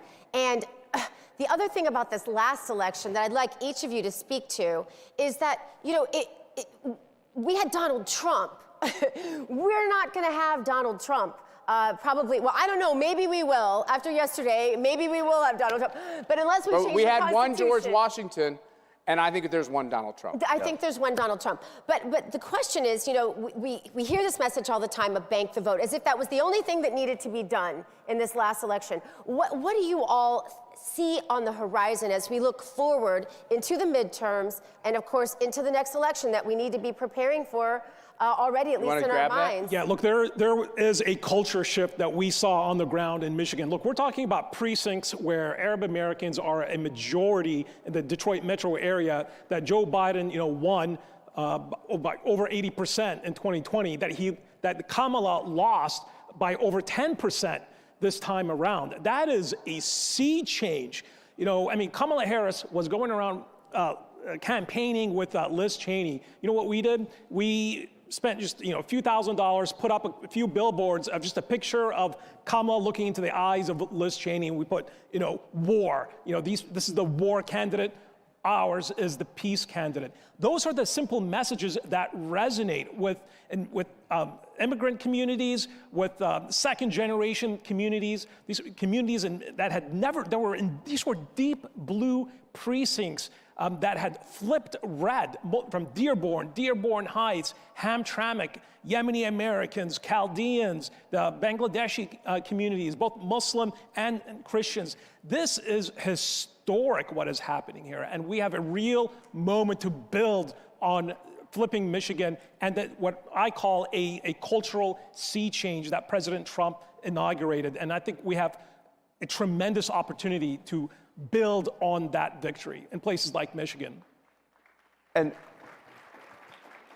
Matt, you're so right in what you said a minute ago. When I started Walkway back in 2018, 2019, what I wanted to do is fill in what I call some of the holes and where I felt like the Republican Party needed extra help. One of those was doing outreach to minority communities. I didn't see enough of it, and a lot of it wasn't, truly effective. So we got on the road back in 2018, 2019, and haven't stopped talking to the Black community, the Hispanic community, the LGBT community, Asians, Muslims. And what we saw in 2024, I think after all these years of efforts and many other groups doing amazing work, is the Black community shifted 3% to the right. The Asian community, 5% shifted to the right. The youth vote, 7% to the right. The American Indian, 10% shift to the right. In the Hispanic community, 20% shift to the right in 2024 from 2020, which I think is absolutely astounding. And legacy media, Brandon, is not reporting some of those numbers that you're talking about. Well, they don't want people to know. Yeah. And they want to try to keep convincing people that the Republican Party is the same old Republican Party they've been able to malign as being racist and bigoted and not welcoming to minorities, when in fact we are the new America First Republican Party, which is a big, diverse tent of diverse intellectual ideas and diverse people of all backgrounds. And really, the Republican Party long has been the true big tent, but the media would really like to keep that a secret from the voting electorate. One of the things that you did that I think is so fascinating is, you always hear you've got to go into the communities, and I know CPAC supported you. You went right into those communities, and probably no one had ever been there to ask them for their vote before. No. Yeah. In many instances, we held dozens of town halls, anywhere from 20 people to 200 people, and Ambassador Grinnell, God bless him, was talking to everybody. He didn't leave Michigan. Yeah. He just stayed in Michigan. He worked his rear off. It was amazing to watch the posts. And you guys didn't do it in a way to get a bunch of attention. Yes. You did it quietly. Yeah. People thought we were crazy. When we started early on, they're like, why are you reaching out to them? Why are you reaching out to a community that was in the deep blue precincts that never voted Republican, let alone for President Trump? But Ambassador Grinnell led the way. Leadership, matters. Look, and these were conversations that were difficult conversations. Kamala Harris didn't want to meet with the Arab Americans, the Muslim Americans, because she was afraid of tough questions. But our guy, Rick, sat in there. A lot of this conversation, they were respectful conversations, but they were tough conversations. And that is the difference when you have a paternalistic Democratic Party far left that doesn't want to treat minority groups that are American at heart, that are pro-America. They've immigrated here, they sacrificed so much for their families and for their children. I'll give you an anecdote. We did a 20-second ad called The Daughter of Dearborn that went viral in Michigan. It was a lady by the name of Sam Lukman. She was a Yemeni American, a daughter of immigrants, a single mother, was a progressive activist, and was looking into the camera telling her community to vote for Donald Trump because he is the candidate for peace, as he has proven to be. And that is we've never seen anything like it. It was absolutely historic. People thought we were crazy for even trying, but we proved them wrong. And Gina, you hit the nail on the head with what you said a moment ago about, a lot of these communities haven't even been talked to, and if just a small amount of outreach can make such a difference. When we look at 2025, okay, so 2025, there's two very big races that we have coming up. There's a governor's race in Virginia and a governor's race in New Jersey, right? Yeah, but you guys listen to me, because... Aaron, can we win New Jersey? Okay. Yes. Elizabeth, we can win, okay. Yeah, but hear me out here, because there's two key philosophies that I'm asking people to embrace going into this year and every year forward. Number one, that every year is an election year. We can no longer just get involved every 2 years or every 4 years for a couple of weeks before the election. And number two, Every election is a national election. What do I mean by that? Well, we saw in 2020 how just a few governors in a few states with the stroke of a pen changed their voter laws by executive order, which cost us the 2020 election overall. So it does matter in every state who the governors are. We have to get involved in all of this. Now, when we talk about communities that people are not connecting with, it doesn't just go by, the color of people's skin or their religion. Here's in New Jersey, convicted felons are allowed to vote in New Jersey. Well, guess what? The Democratic Party, who has spent decades screaming about criminal justice reform, when they decided to go after Donald Trump and decided to go after the J6ers, the Democratic Party decided that there's nothing worse in the world than being a convicted felon and that they're the scum of the earth. I am going into New Jersey all of this year. I'm going to be speaking in prisons. I am going to be speaking to ex-convicts groups. And my message is very simple. Which political party is demonizing convicted felons, and which political party just elected one to be president of the United States? That's awesome. I love that. Matt, here's a quick question for you. I like these guys talking, Gina. I think they're making a lot of sense. Well, but I want you to address something, because you talked about looking out there at the landscape in your own states and seeing what no one else is doing, seeing the message that no one else is thinking or the action that no one else is taking. You did that in this last election. Just talk briefly about that. Yeah, so, I worked on presidential campaigns. Mercy and I met in a White House. Like, we've been doing national politics. I mean, I kind of feel like I'm at an AA program here, because I'm sorry to all of you that I've been involved in politics my whole entire life. It's the only thing I've ever done. But a part of that is, even when you're dim-witted, you can learn some things. And what you learn is that everybody's a genius when you win an election. So we're all geniuses. Everything we did was fantastic because we won, and that's not honest. No. Some of the things were difference makers, and some of the things weren't. When you lose, everyone's an idiot, and everything you did was stupid, and that's not honest either. So you have to really look at things in a clear-eyed way. I would say there's a couple things I've been doing this job a while, and there's a couple things I'm actually proud of, even though they say that's a vice, right? Pride. But there are a couple things I'm proud of. One of the things I'm most proud of is, back to Brandon's comments and your comments too, the first group, and we do this together, we're a community. The first group to invite RFK to speak was who? It was CPAC. CPAC invited RFK. I got yelled at by everybody. What an idiot you are. He's a liberal. He's running against Trump. He's going to hurt Trump. I was like, I don't know. I'm reading about these assassinations. I think he's got a real finger on the pulse of this deep state thing.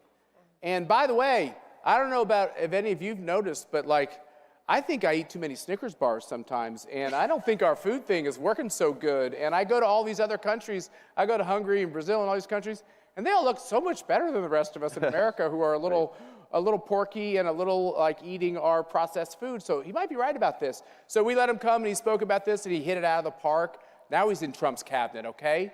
Do you know who was the first group to invite Tulsi Gabbard to speak on the right? CPAC. She headlined our Reagan dinner. Any of you who were in this room who were there that night who yelled at me, none of you didn't yell at me, Karen. But it worked out. But some of you said to me, what the hell are you doing? I was like, I don't really know, but we're going to give her a shot, because the Democratic Party is literally kicking her out of it. And she just ran for president. And they say she's a Russian agent. Well, they say Trump's a Russian agent, so I really might like her if I get to know her. And she did a spectacular job. Yeah. By the way, you know who else we took a chance on, who everyone said it was wrong to do? Donald Trump. Oh, yeah. Came to CPAC. Yeah. Look at what National Review said when we invited Donald Trump to CPAC. How many of you were there that year? How many of you were there? That's cool. I was there. You were there, Kimberly. We're getting old. But talk about pearl clutching to invite Donald Trump, who wasn't a registered Republican and said some bombastic things. It was the right thing to do. So we're going to keep doing that. Yeah. We're going to keep having non-traditional, you might say, whatever, people be a part of our program. And sometimes they'll say things that maybe some of us don't like. But along this process, we're going to rediscover something as a country. The right to speak your mind. The right to not be canceled. And the right to learn and think a little bit out loud. And if we can allow that to be something that's acceptable again, I think we're going to self-correct as a country. So I'm proud that we played a role in that. So the answer to your question is, in politics, one of the first things we're going to do is we're going to say to Americans out there who can legally vote once, we're going to tell them, if you feel comfortable with a little bit about what you're hearing, for instance, in this conversation, you're welcome. Yeah. Matt, you're welcome. Matt, could I say to you too, to your point about taking risks and inviting non-traditional people, people are very aware of what I've gone through for the last 4 years. Which was wrong. Thank you. But I want you guys to know that in 2022, very shortly after I got off of house arrest, and certainly when the national conversation regarding January 6th was still extremely negative, I got a phone call from Matt Schlapp in early 2022, and his exact words to me were, Brandon, don't think that your friends have forgotten about you. He said, I want you to come and speak at CPAC in 2022. And he invited me to speak in 2022 and 2023 and 2024 and gave me a stage and a platform to talk about my January 6th experience and to even erect a prison cell at January 6th to do a demonstration to draw attention to what the J6ers were going through. So I want to thank you for your consistent support of the January 6th community all this time. Absolutely. Yeah. Well, we are almost out of time. Do you have any final words? Because we want to leave. Hey, no, first, Gina, can we say thank you for Michigan? Yeah. Thank you. Thank you for believing in us. Thank you for believing in us when not many people believed in our mission. Muslim Americans, Arab Americans love President Trump. They love the message for peace, the peace that the president has already delivered. And this is a community that's growing, and you're going to see a lot more of them voting Republican. All right. Awesome. Let's do it. Thank you all for being here. Thank you, Gina, and thanks for being here with Real America Voice. Have you all gone down to CPAC Central and seen their big Mac Daddy television set down there? It's a little boisterous and loud, but I kind of love it. It's fun. And every single morning, 8 to 10 a.m. Eastern Time, American Sunrise would love to have you in our morning show audience. We do a fun but tight show, and we have well, we haven't had you on yet, but we'll have to do it. But we have these guys on all the time, and love to have your input and participation. Thank you all so much for a great CPAC.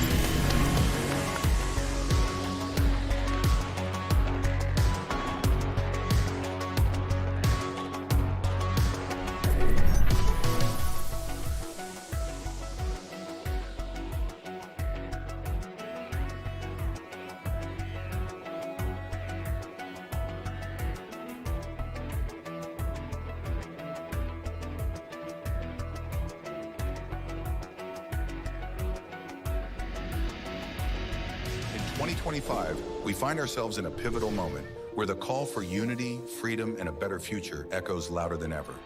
For more than 10 years, Patriot Mobile has been committed to supporting the values that make our nation great. With affordable plans and reliable nationwide coverage on all 3 of the major networks, Patriot Mobile is not just a wireless service, it's a call to action for those who believe in the American dream. Choose a wireless carrier that shares your values. Choose Patriot Mobile. Every institution today is under attack. The home, the church, the government. And many people are asking, what is the truth? Jesus Christ claimed to be ultimate truth. Are you willing to face the truth?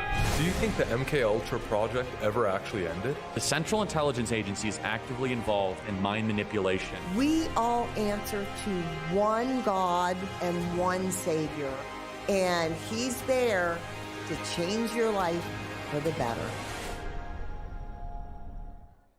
Thank you, President Trump, for standing up for America's families.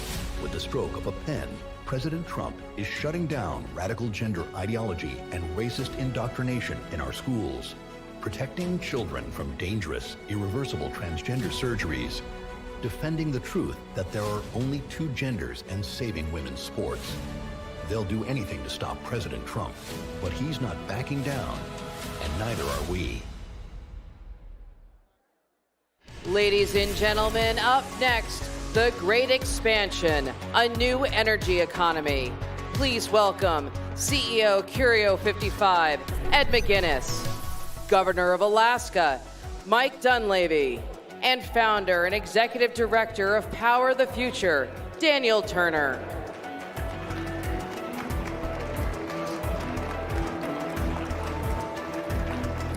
I'm here. Oh, you're here? Oh, wait. There we go. Am I there? You're like, Governor, you're in the middle. It's like we've got a dating game. Great to be with you. Hello, CPAC, and thanks for joining us on this panel about energy. An expression I say often, energy is everything. First thing you did this morning when you woke up required energy. You probably turned off your alarm, you took a hot shower, you looked at your phone to see what President Trump did during the night, you brewed some coffee, and the very last thing you will do tonight before you go to bed requires energy. Turn off the light, set your alarm. Energy is everything. And as President Trump says, if we're going to enter into this golden age of America, we are only going to do so with affordable, reliable, abundant American energy. So it's great to have a panel to talk about this with two gentlemen who don't just love energy, but because of that, they love humanity. I'm with Governor Mike Dunleavy, the 12th governor of the great state of Alaska. Thank you. And Ed McGuinness, who's the CEO of Curio, one of the most innovative nuclear companies in the country and in the world. And we're going to talk about energy. And Governor, if you don't mind, I'm going to start with you. So January 20th, plethora of executive orders. And yet Alaska got its own. Pretty remarkable. The first state to ever get its own executive order. Why was this necessary for Alaska? What happened? Well, President Trump, for many reasons, has always had an affinity for Alaska, even in his first term. But he sees us as a solution to many of Americans' problems. As many people know, Alaska was purchased from Russia in 1867 because of its resources. Vast amounts of oil, vast amounts of gas, vast amounts of minerals, 49 of the 50 rare earths, millions of acres of trees, fish, the list goes on and on and on. And we've had a difficult past with some administrations. President Trump came on the scene, understood its importance to the world, the U.S. and the world.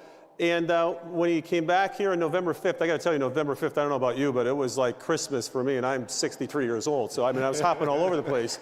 But long story short, a lot of the issues that could help America are in Alaska. So they put together an executive order on mining, oil, gas, different oil plays, different gas projects. I mean, one of the largest projects in the world that we're working on right now is our gas project, which would have gas go down a 42-inch line, 800 miles, and then to Tidewater for Asia and our Asian allies. And so he sees that as a critical link in what he wants to do. And boy, he's moving at breakneck speed. I mean, just like you said, Daniel, you wake up in the morning, it's like, what happened today? Yeah, it's remarkable. And everything we need in the energy space is in Alaska. Yes. And to open that up to America is great. Ed, there's a line on your website, on Curio's website, which I love, and it says, energy access promotes human rights. And I wanted to ask you to talk about that and elaborate on it. What does abundant energy mean for human rights, just for humanity, and how Curio can help solve that? First of all, I want to say what a great time in history to be an American. And I just want to say that. Also, what a great time. I'm in the energy business. What a great time to be in the energy sector. We have a country now that is #1 in producing oil and gas. And we need to do the same thing for our other key energy sectors, including nuclear. And as Daniel said, we need affordable, robust, reliable electricity that is accessible to all. We need that fuel to drive this agenda for this country, realizing the full abundance of energy resources we have in this country. The days of taking highly valuable material, whether it's oil and gas, with the shale revolution, the way we've shown how we can tap that, or nuclear, where we're throwing away perfectly good, highly valuable nuclear fuel just because of international government policies. The day to start maximizing our energy resources in the United States is now. And we need to reshore our nuclear infrastructure just the way the oil and gas industry brought themselves back from the days of the 70s with the slow decline, the supposed peak oil, and then industry came in and innovated and found a way to tap through in that shale through directional drilling, through hydraulic fracturing. Now we are the #1 producer in both oil and gas. We can do the same for nuclear, But I can assure you right now, Russia and China are eating our lunch internationally on nuclear, and the implications go beyond civilian. It's time for this country to really snap out of it and whip our nuclear infrastructure and fuel cycle back into shape. Back into shape. You know, we just finished 4 years of Scranton Joe. And you are Scranton Mike, if I can call you that. You're from Scranton originally. I'm the other guy. You're the other Scranton guy. But you both look at energy, and it comes to blue-collar jobs, working Americans. You see it very differently. Why is our vision, the conservative vision, why is your vision, especially for Alaska, so much radically different than Joe Biden's? Because I think President Biden seriously was hijacked by extreme environmentalists in his term. We both grew up in Scranton. We heated with coal when I was a kid. We took out the ashes. We had anthracite coal. Anthracite coal was Scranton was the anthracite coal capital of the world, built this country. But we were not rich, and that's the thing about energy. You know, in Alaska, we build policies for the single mom with 3 kids, and that includes energy and accessibility to energy. But I don't know what happened there with President Biden. There was a time I think he was pro-energy, but again, I believe he was hijacked. And the past 4 years for Alaska has been nothing but brutal. I mean, executive order after executive order. We had 66 to 68 what we call sanctions put against Alaska by our own federal government. Those were more actions, more sanctions put against us than put against Iran or Venezuela. So in essence, our own federal government, our own federal agencies were at war with the state. The very state that was brought into the Union in 1867, purchased from Russia for our resources and our energy potential. And so, again, I believe President Biden was hijacked by the environmentalists. There was a social engineering program that was foisted on the backs of this country. And boy, oh boy, I guess the sun rose again on November 5th. That's all I can tell you. It's like Christmas every day now. Absolutely. You know, and Ed, you were just saying how Russia is eating our lunch when it comes to nuclear. And one of the things that President Trump talks a lot about is artificial intelligence. Signed an executive order on it. And projections say that we need 2 to 3 times the amount of electricity production to win the AI revolution. What's the role you see of nuclear so that China doesn't eat our lunch when it comes to artificial intelligence? Absolutely. We have a key role. That's why you see some of the big tech companies now investing in nuclear. We want to complement what oil and gas is bringing to the table. And our nuclear power systems can provide what we call behind-the-meter power dedicated for these data centers. And what that does is it helps prevent the inadvertent increase on the residents in the states where those AI data centers are going to be, and it helps insulate them from the potential of having escalating electricity prices because of these big data centers coming in and needing a large portion of power. So dedicated nuclear with a sustainable approach of recycling all that so-called nuclear waste. Most people in the United States don't realize that nuclear fuel, when we spend hundreds of millions of dollars producing that fuel, mining the uranium, it runs in a reactor for about 5 years. Government policy has been in the past to try and throw it away. How many people realize that after it's run in a reactor for 5 years, you've only used about 4% of the energy value? You have enough energy value left in that used nuclear fuel to meet U.S. electricity needs for 150 years. So we need to stop throwing away this material. It's like buying a beautiful Cadillac Escalade and driving it for a month and then throwing it away. I don't think those would like that. No. So I think that we need to be common sense again, and we have to maximize our natural resources, recycle this material, and Russia recycles, and they end up dominating the fuel supply market in isotopes. So I'm confident that if we get the nuclear sector on a good footing, like oil and gas, and we can do it, they will be able to respond to the AI data centers and increased demands on our finite grid. And government policy has driven a lot of these problems. And it is primarily a function of government policy, nonsensical, and policy that's not looking out for the residents, but of the states, but really focus on International issues have nothing to do with the benefit of the Bad government community. policy has ruined a lot of rural America, and that's why I started Power the Future for those energy jobs, coal miners in Appalachia, rural energy jobs where bad government policy, radical green policy comes in and destroys their livelihoods in their towns. And Alaska has a lot of rural folks, and what do energy jobs mean to rural Alaskans? It means everything.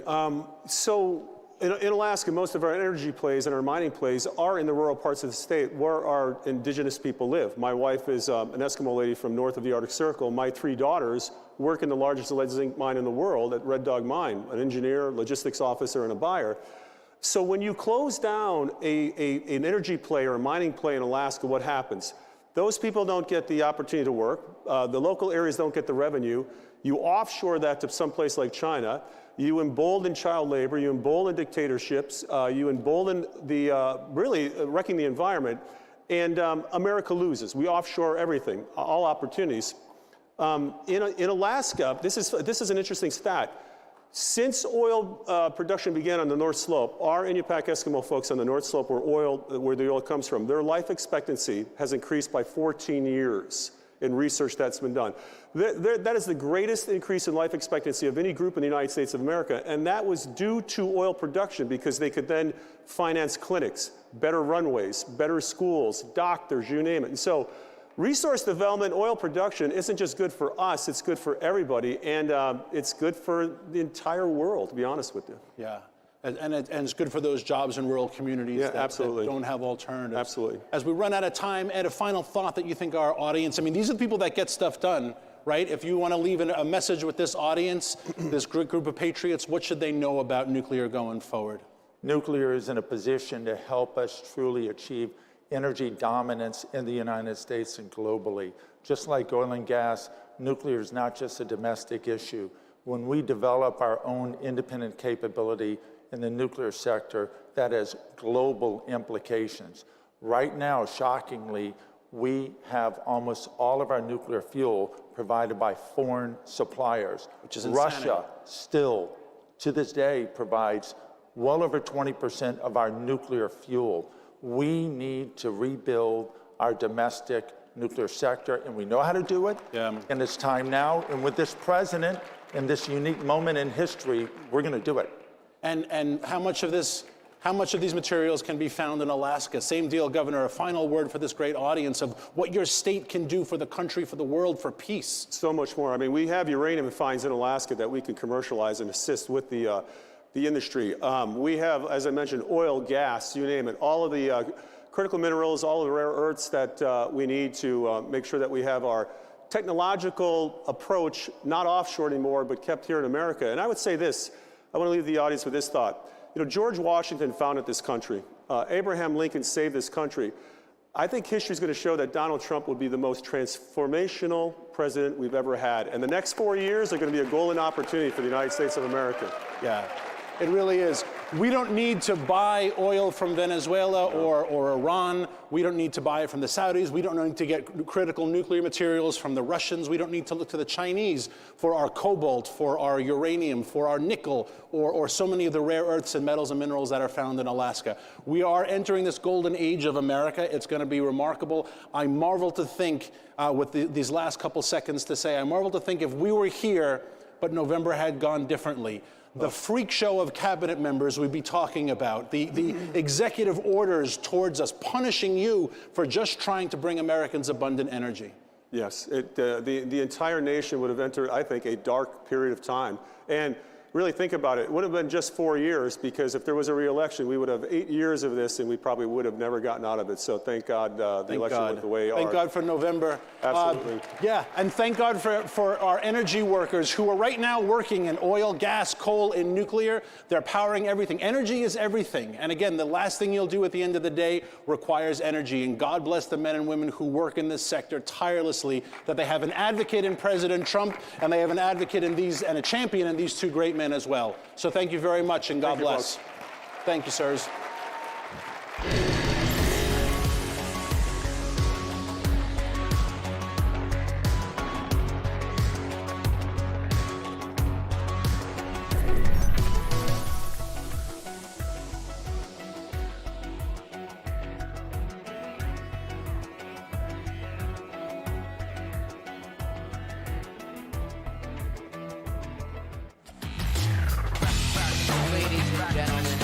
Stacey Abrams needs a job.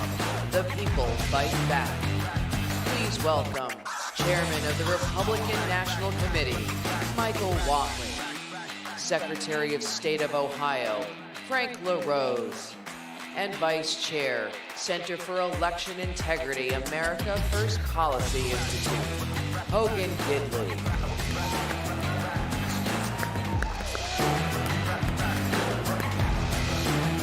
Alrighty. Guys, how you doing? Sir. Good to see you. Hey, CPAC, how's everybody doing? Now, you know why they have us three up here is because they wanted to do a dry run for when Trump gets here and the raucous crowd. So we're basically exactly how it's going to be when Trump is here, just so everyone's clear. Guys, what a huge, huge, massive victory we had in this past election. Now, you can clap for that. I still can't believe it sometimes when I look up and I see Donald Trump in the Oval, and it just still means so much to me. I know it means so much to you guys because you're the ones who got in there. Yeah.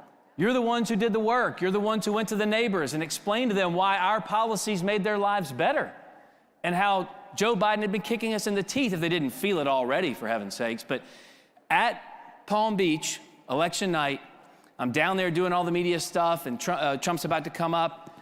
And one reporter comes by me and he says, "So what do you think? This is kind of like 2016 vibes, right?" I was like, "Are you insane? 2016? I was like, yeah, he beat Hillary Clinton. No one thought that was going to happen. But since then, the indictments, the mugshot, raiding his home, going through his wife's underwear drawer, for heaven's sakes, trying to get rid of his, his businesses, going after his friends, his family, his coworkers, his colleagues. Not one, but two assassination attempts. Not one, but two opponents, Joe Biden and Kamala Harris. It's not even close to how it was in 2016. Also, he wins all the swing states and he wins the popular vote. I mean, no one saw that coming. Yeah. And on election night, I don't know about you guys, but I was still really, really nervous. As those results were coming in, even after they called Pennsylvania, I'm like, we're still too short. I'm freaking out here. But I knew the work put in by so many governors and secretaries of state, attorneys general across this country to make it too big to rig, to make it easy to vote but hard to cheat, was going to hold. And the two men next to me were instrumental in making sure the vote was legitimate. And North Carolina led the way in 2020, holding steady. We know we got the North Carolina ladies somewhere, I'm sure they're there.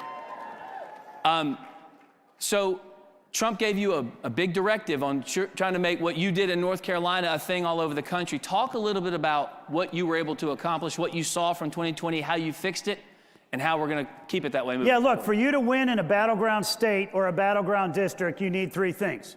You need a great candidate, run a great campaign. Check. You got to get out the vote. Check. You have to protect the ballot.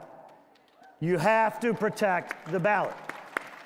So what we wanted to do is set up a program. We had three real components. Number one, you have to have the right rules of the road in place before the voting starts. Only American citizens can vote. You have to have a voter ID. States need to clean up their voter rolls, and you've got to have basic protections for your mail-in ballots. Has to happen before voting starts. And then second, you have to be in the room. You have got to be in the room with poll workers, with poll observers, and with attorneys. So we set out to build the largest election integrity program in the history of the country, the first time we've ever done it nationally. We recruited tens of thousands of poll workers. We recruited 6,500 attorneys, 230,000 volunteers. And in every single one of our battleground states and districts, we were in the room every single time a vote was cast or a vote was counted. And third, you have to talk about this. You have to go out and you have to communicate to all of the voters that you are going to be protecting the ballot. because we had 5% of Republican voters said we are way less likely to go vote because we think that cheating is going to cancel out our vote. If we had 5% of the voters in Arizona stay home, we lose. If we have 5% of Republican voters in Pennsylvania stay home, we lose. Right? So we had to make sure that they understood. The flip side, and this is where Laura Trump, by the way, what a great job Laura Trump did, was make it clear in every single conversation, if you cheat, we will find you and we will prosecute you to the fullest extent of the law. And so we were able to communicate very effectively all across the country. In fact, Laura and I we added it up, over 1,000 TV and radio hits on election integrity alone all across the country. That's the program that we needed to have in place so that we could get there. And I have to say, one of the best things that we saw across this country was in red states and in battleground states where we had Republican governors, Republican secretaries of state, Republicans in the legislature. We were able to work with them to get those rules of the road the right way. Nobody was better across the country at working with us than Frank LaRose from Ohio. No question.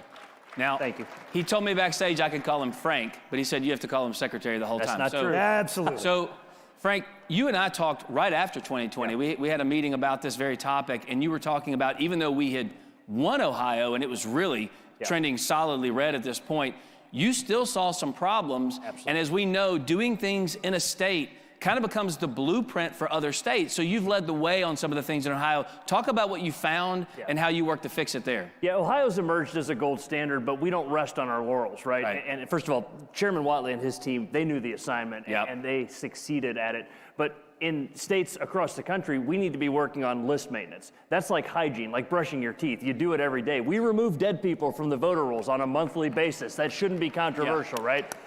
We make sure that only citizens are registered to vote in our state. I testified in front of Congress last year, and a couple of the Democrats said, all right, LaRose, there's no such thing as non-citizens on the voter rolls. I said, how do you explain the 700 that I caught in the last couple months? Well, guess what? In Ohio, we catch them, we refer them for prosecution. We make sure that our voter rolls are accurate. We also fight, not settle, these last-minute lawsuits. When the radical left comes suing us weeks before the election, they have bad intentions. We don't settle those lawsuits, we fight them. Last year rather, I was 7-0 against this creep named Mark Elias. We beat him when he tried to change the election laws in Ohio. And here's something else we do. We had to have smart policies for these things called drop boxes. Now listen, I'm not a fan of drop boxes, but my job in the executive branch is to carry out the law. Our state legislature makes those available at our county boards of elections, but I put them under video surveillance 24/7, and they're webcast. Anybody can go watch those. We made sure that they were emptied multiple times a day. And I also put rules in place that said you can only return your own ballot to the drop box. If you're returning somebody else's ballot, like a disabled person, which the law allows, or a family member, you got to bring it inside. We're doing this to prevent ballot harvesting, and that's the biggest danger with drop boxes. No question, no question. Again, great work over there.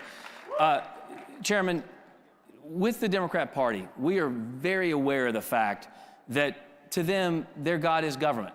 They do this nonstop from sunup to sundown, Monday through Sunday. It's not just in election years like Republicans used to do, it's all the time. So they are preparing, scheming, plotting for this midterm as well. As Frank said, we don't want to rest on our laurels. We want to be prepared for the new wave of problems we could face at the ballot box. So what is the RNC doing to kind of get out ahead of the next big election, rather, but all the other little things that could come up? Look, I think the first thing is that when Laura and I came in March, we had 8 months till Election Day to build a national program for the first time ever. And we really focused on the 7 battleground states. We played a lot in New York and California because of the congressional seats. And then we were working, in Virginia and Minnesota and New Hampshire in case they got traction, right? But now we have 2 years. Now we have time to build this out and truly into a national fashion. We filed 175 lawsuits last year across the country to get those laws in place up front. Now we have the opportunity to go into every state and make sure that every single state is going to have the right rules of the road. We also have a chance to work with Congress. You know, Brian Stile, who's the chair of the House committee that takes care of election integrity, Ron Johnson is the Senate committee chair, are doing great work. We're going to work with them to make sure that we have national laws that are going to be implemented, right? Right now, it's illegal in every state. It's a federal law that only American citizens can vote. And every single state has got to clean up their voter rolls every day, right? Why do we not have a federal law that says you have to have voter ID? I think we should, right? There are other things that we need to put in place right now through Congress, and we're going to take this time to work with Congress, the governors, and the states to make it even stronger. It's so important. And you know, guys, when we first started looking at election integrity, you and I did years ago, we both did, one of the things that was shocking to me as we were polling this data and information and trying to find out what people liked about election integrity laws, we had, 87% of people wanted photo identification, not voter identification, but photo identification. They wanted, 84% wanted ballots being returned to election officials by election day. All of these things were happening. But I said, you know what I want you to do? I want you to poll the number of Americans who believe only Americans should vote in American elections. Now, I thought that would be 90% easy. 3 years ago, it was 60%. And I went to the pollster and I said, that is so not true. Did you phrase it right? And he goes, no, I phrased it right. And he said, the difference is about 30 to 40% of America want open borders. And I thought, well, that's weird. In 2 years, after we had governors who said, you know what? You want illegal aliens? You want sanctuary cities? Fine, you got them. After those same people that were polled that said we want open borders got a taste of what it was like to have your communities flooded with people who don't have the right to be here, who are taking, your resources from your schools, from your hospitals, from your first responders, et cetera, they said, you know what? Maybe only Americans should vote in American elections. And that number went from 60 to 92% in just a few short years. That shows you how much the policy matters. And as you're talking about doing some stuff from the federal level, I think that's important because we still, as a party, we believe in federalism because what works in Mississippi may not work in Montana or Maine or Massachusetts. But there are some common denominators there that you're talking about that now we have the House, now we have the Senate, and Lord knows we got the White House at this point. Yep. We need to work together to make sure that happens. And Frank, before I get to you here, understand to me what's vital. Donald Trump has done something here I think is so important. All of his cabinet secretaries, which, let's be honest, what an all-star team he's got, they're not only well-suited and well-experienced to do the job that they've been asked to do, they're also good on television. And that matters because we have to continue to sell what we're doing to the American people. We have a history of just passing something and then going, the people get it. It's fine. They'll figure it out. No. We have to pass it and remind them every day why it's so important and why what we're doing makes their lives better regardless of race, religion, color, or creed. And he's got the right team to do it. And with you, Frank, in Ohio, you already got, there's some Ohio, I hear. There you go, there you go. Knowing where the landscape is nationally, knowing what you're doing, talk about some of the things you're doing with other states, though, that at the state level, as you built out the blueprint and you kind of showed them the way, who you're working with, what you're trying to accomplish. Yeah, so I just finished a year as the chairman of the Republican Secretaries of State organization. So working with my fellow Republican Secretaries of State across the country, I'm helping them see some of the things that we've learned the hard way in Ohio. Ohio and Florida have sort of been in the national spotlight for 25 years, right? And so we've learned these lessons. We want to help apply those in other states. One of these examples, by the way, is not allowing foreign nationals to fund campaigns in your state.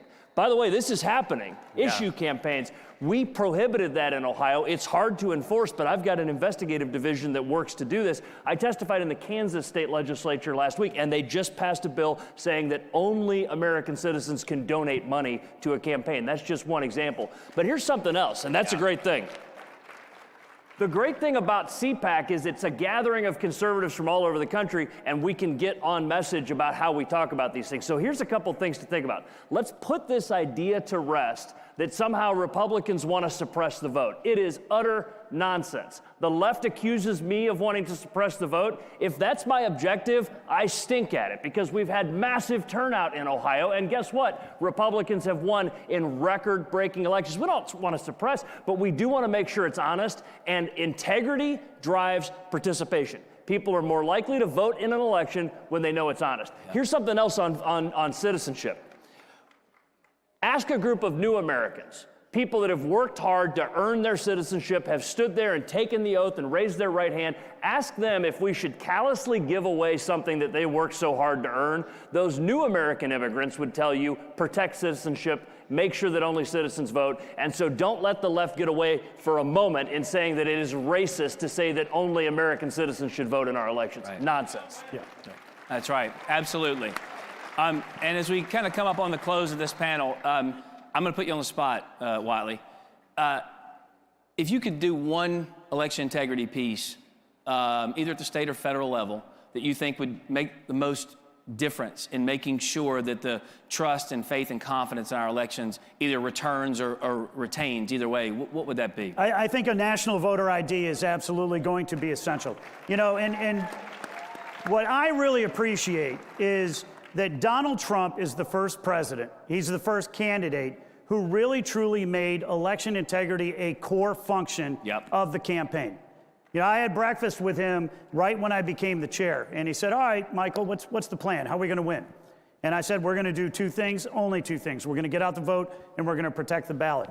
And we talked a lot about what that was going to look like. And as we got up to leave, he said, I'll tell you what, Michael, how about I get out the vote and you protect the ballot?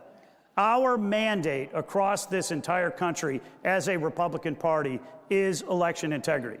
Right. And I'd like to just ask, how many people here worked on an election integrity program, made a phone call, knocked on a door, or served as a poll worker? Awesome. Give yourselves a round of applause. As we go into this next election cycle in 2026, it is going to be absolutely critical that we do not walk away from this program that we put in place over the last election cycle. We absolutely have to build on it. And when everybody in this room and everybody watching all across the country says, yes, you know what, I'm going to go participate. Right. I'm going to do a 4-hour shift or an 8-hour shift or work an entire day in the polls to make sure that we're there in the room, then we are truly going to be able to keep all of our ballots protected. No question, and he's right, guys. And it's something we say in the South a lot, which is if you're not at the table, you're on the menu. You got to be in the rooms, folks. You got to do the work. And just because we won this time does not mean we'll win next time. Donald Trump is the single biggest driver of voter turnout I have ever seen in my 25 years in politics. It's going to be difficult, if not impossible, to duplicate that without each of you getting engaged and staying engaged. Last question, same to you. Yeah. One thing you would do differently or something that in Ohio fixed things? If you don't have a Republican Secretary of State in your state, make sure to work hard in 26 to elect one. That's right. And then hold them accountable to actually do list maintenance. It's hard work. We have to work every day to take non-citizens off the voter rolls, to take dead people off the voter rolls, to make sure when people move out of our states, they're taken off the voter rolls. That's probably the most important thing your Secretary of State does on a daily basis. No question. Well, thank you guys very much. Listen, I want to thank Matt and Mercy. I want to thank each of you for being here today, being engaged, being involved. And just real quickly, I don't want to speak for both of you, but you and I have had a chance to travel North Carolina quite a bit, go to a lot of counties, do a lot of Lincoln Day dinners and other things. It always fascinates me what we're able to do in this country that we can't do anywhere else on the planet. This nation affords opportunity like nowhere, and I think everyone understands that, and that's why you're here, and you want to be engaged and involved. And for someone like me, and being born in a small town in North Carolina, of course, and raised in a smaller town in Arkansas, I'm a nobody from nowhere. I shouldn't get to go into a White House. I shouldn't get to know a president or fly on Marine One or be in the Beast or Air Force One or any of those things. But I got to do that every single day for 4 years with Donald Trump in his first term. And it blows my mind when I think about it because, again, I didn't have a last name like Bush or Cheney or Kennedy or Clinton. Thank God it wasn't a Clinton. But you understand, I don't have that blue blood political last name. But I get to do the things I did. And I would go in the White House every day in my office, and you guys know the picture of the West Wing when you have those two Marines standing out front. That window over the right Marine's shoulder is my office. And I got to go into the White House every single day and stand right in front of Donald Trump, right in front of the Resolute desk in the Oval Office, and give him advice. Now, he never took a word of it, not a single word. But that's not the point. It's only in this country would someone like me get to give it. And I am confident with the record-setting success Donald Trump had in the first term, the success he's already had in this second term, and your engagement from top to bottom in every room across every state to fight to get this guy reelected like you did, to fight to keep the House, to keep the Senate, that this country is going to remain that shining city on a hill. So thank you very much. Appreciate y'all coming out. Thanks, everybody.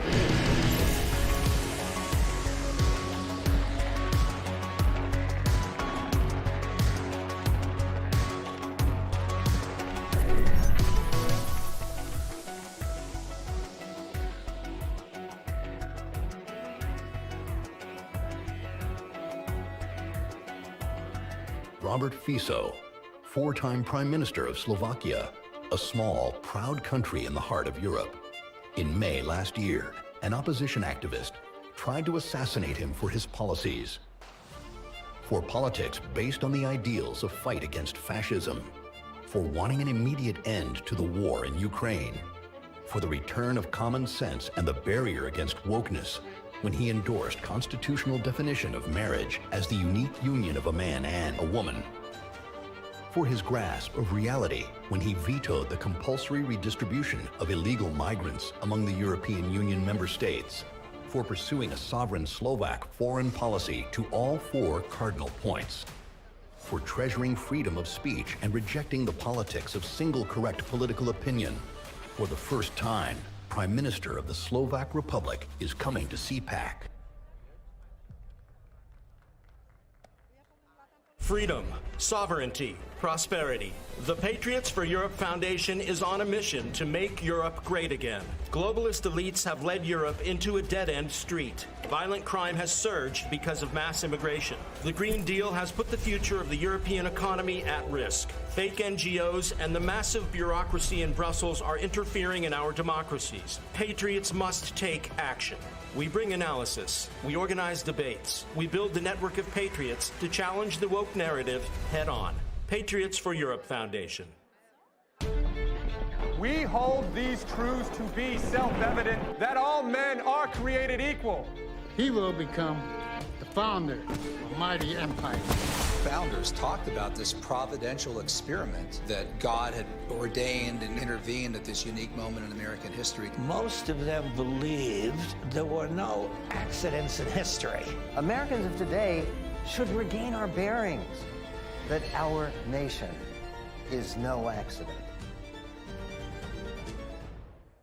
Hey, it's Matt Schlapp with CPAC. You know, we've had a huge problem in this country with election fraud. But at CPAC, that's not a problem. Our only problem is getting each and every one of you to vote. So look at your badge. You have a number on that badge.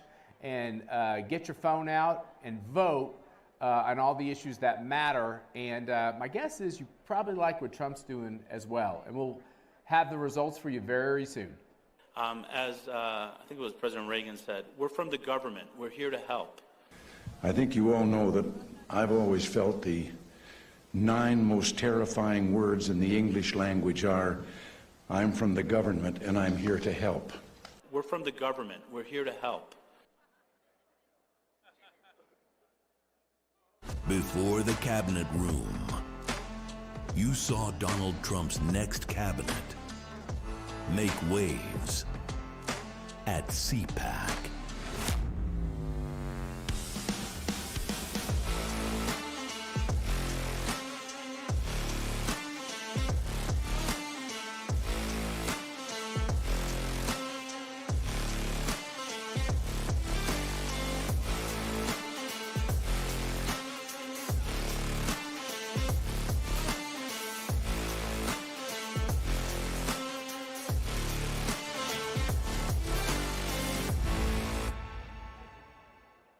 Ladies and gentlemen, please welcome from Florida, Congressman Byron Donalds.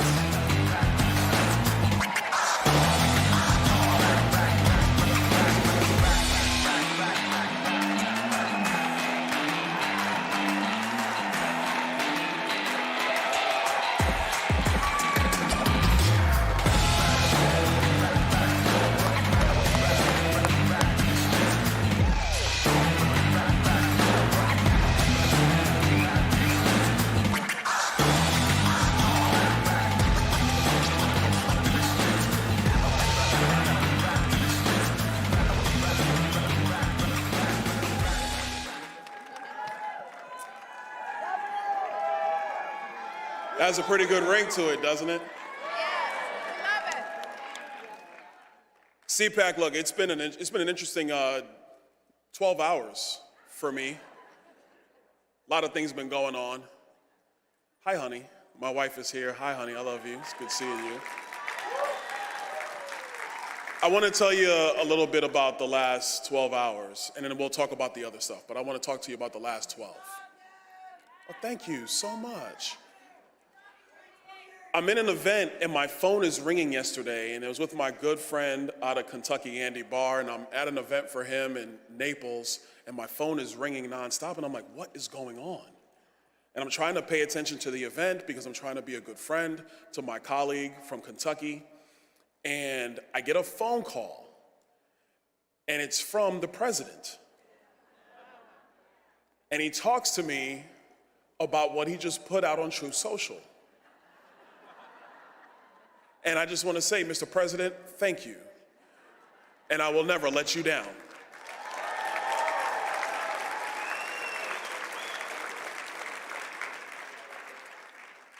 But I didn't even have a chance to really digest what was going on because an hour later, our middle son, he and his team were playing in a regional championship last night. And I got to tell you, as a dad, let's put politics aside for a moment. As a dad, I watched my 17-year-old son play the game of his life. And I mean, I coached him from when he was 3, and he would be mad at me for making him take jumpers and layups. And so every now and again, you might have an argument in the driveway. He wanted to go play. I made him go to work.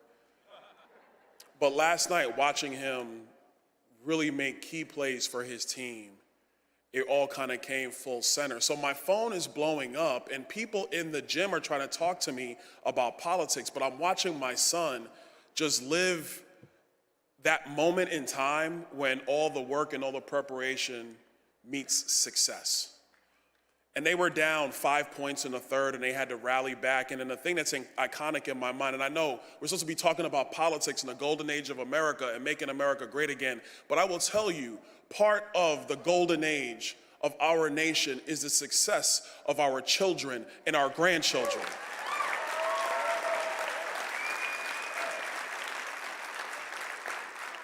So I'm watching my son, it's 8 seconds on the clock, the place is going berserk, we have a lead, he gets a rebound, and he just starts dribbling down court. And I'm on the side of the baseline that he's dribbling towards. Like, I can't sit in the stands, I gotta stand on the baseline and yell at the referees, not too loud. Not too loud, not too loud. I'm much more mature these days. My wife is looking at me like, no, you yell. And he's dribbling towards me, and it looks like he's gonna take off and dunk, and he decides not to. He passes it to a teammate. The clock expires. He turns around. He sees me, I see him. And he's all sweaty and nasty, but it was the best bear hug a father could ever have.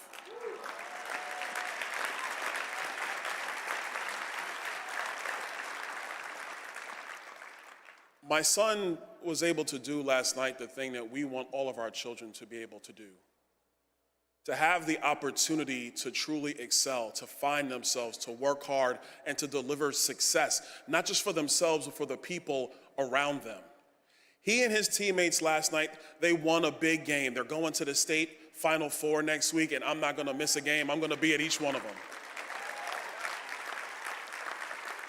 But as I was coming out here to talk with you today, it kind of gave me an ability to take a step back, because the things that we are fighting for, the ideals that we stand for, are for the future of this great nation.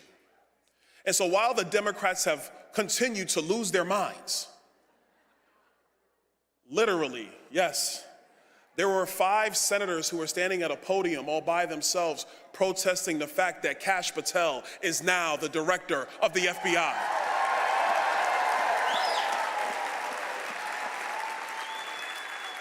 You have Democratic members of Congress who are standing outside of the USAID building protesting the fact that Donald Trump has delivered on the promise of cleaning out the waste, the fraud, and an abuse in our federal government. Some of their donors are pissed at them, and they frankly should be pissed at them. I mean, they just wasted, what is it, $1.5 billion for a devastating loss? That's really expensive. To those donors, you should come and join us. We actually believe in using money efficiently and effectively.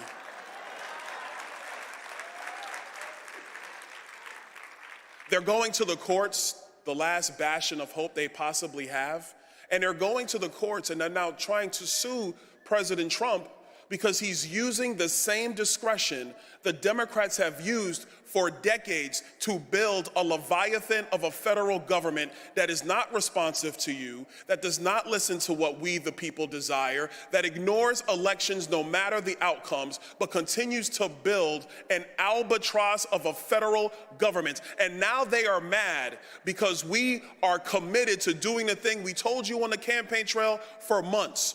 We are going to bring this government to heel. It will be responsive to the will of the American people, and we will make America great again.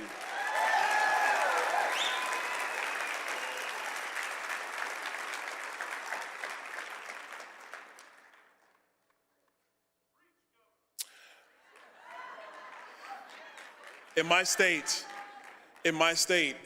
some of the things that we're going to do on Capitol Hill, we've been doing in Florida. You know, the phrase down in Florida is, make America Florida. There's a reason why citizens have been leaving blue states to go to Florida.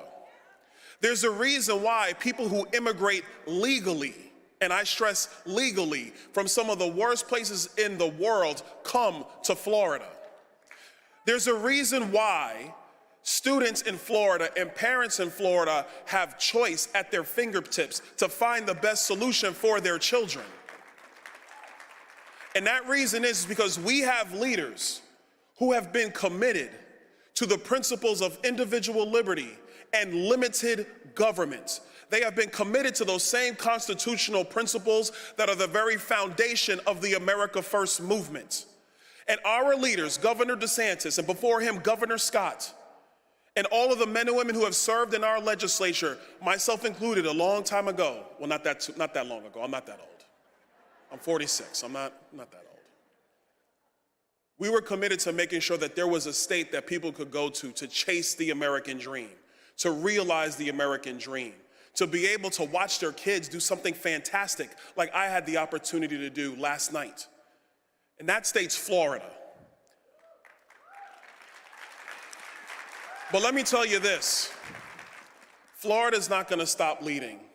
We're going to build off of what we've done, and we are going to continue to lead bigger, better, faster, greater, safer, freer, because the American dream is for everybody, and we're going to show the other 49 states how to get it done.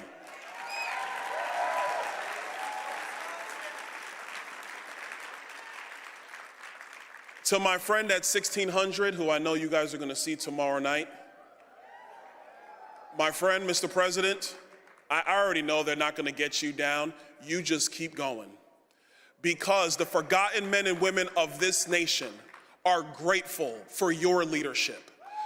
They are grateful for the vision, and they are grateful, frankly, for the guts to be able to stand toe-to-toe with the insane radical left and tell them no more. America is going to be in the golden age, and it will do tremendous things for the people that live here.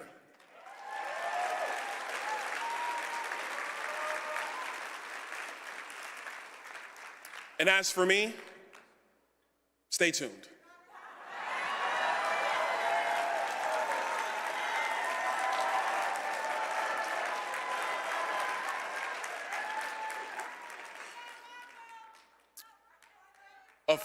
A few miles from here, myself and my colleagues, we have a job to do.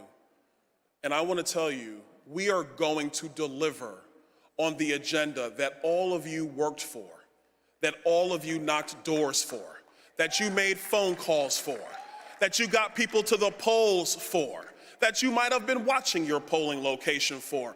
We are going to deliver on that agenda because the Democrats are a mess. The media doesn't even know what to say. And quite frankly, have they ever really known what to say? I mean, their credibility, please. Margaret Brennan, oh my gosh. Thank God J.D. Vance spoke common sense and real talk to her. But we are going to get this job done. A long time ago, my wife was with me. This is early on in this journey in politics. A long time ago, there was a phrase I always said when I would meet with people and talk to people. And this is when I was asking for votes, probably 8 years ago, 10 years ago. And I would say, I need your vote because we have a country to save. Well, CPAC, you delivered the votes. And now on Capitol Hill, working with President Trump, we are going to deliver and save the greatest nation man has ever known. God bless you, CPAC. God bless America. And God bless the future children of this nation.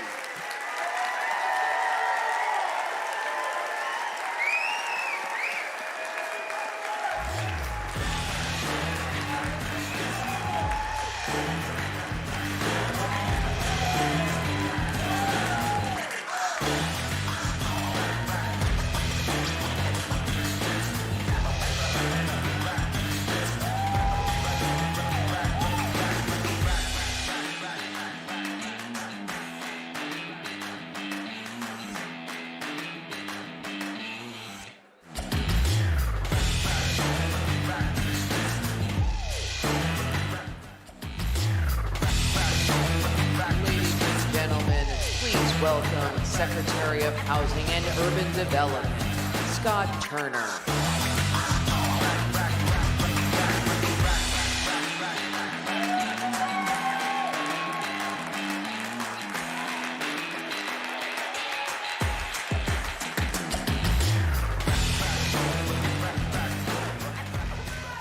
Hey, well, good afternoon. How's everybody doing?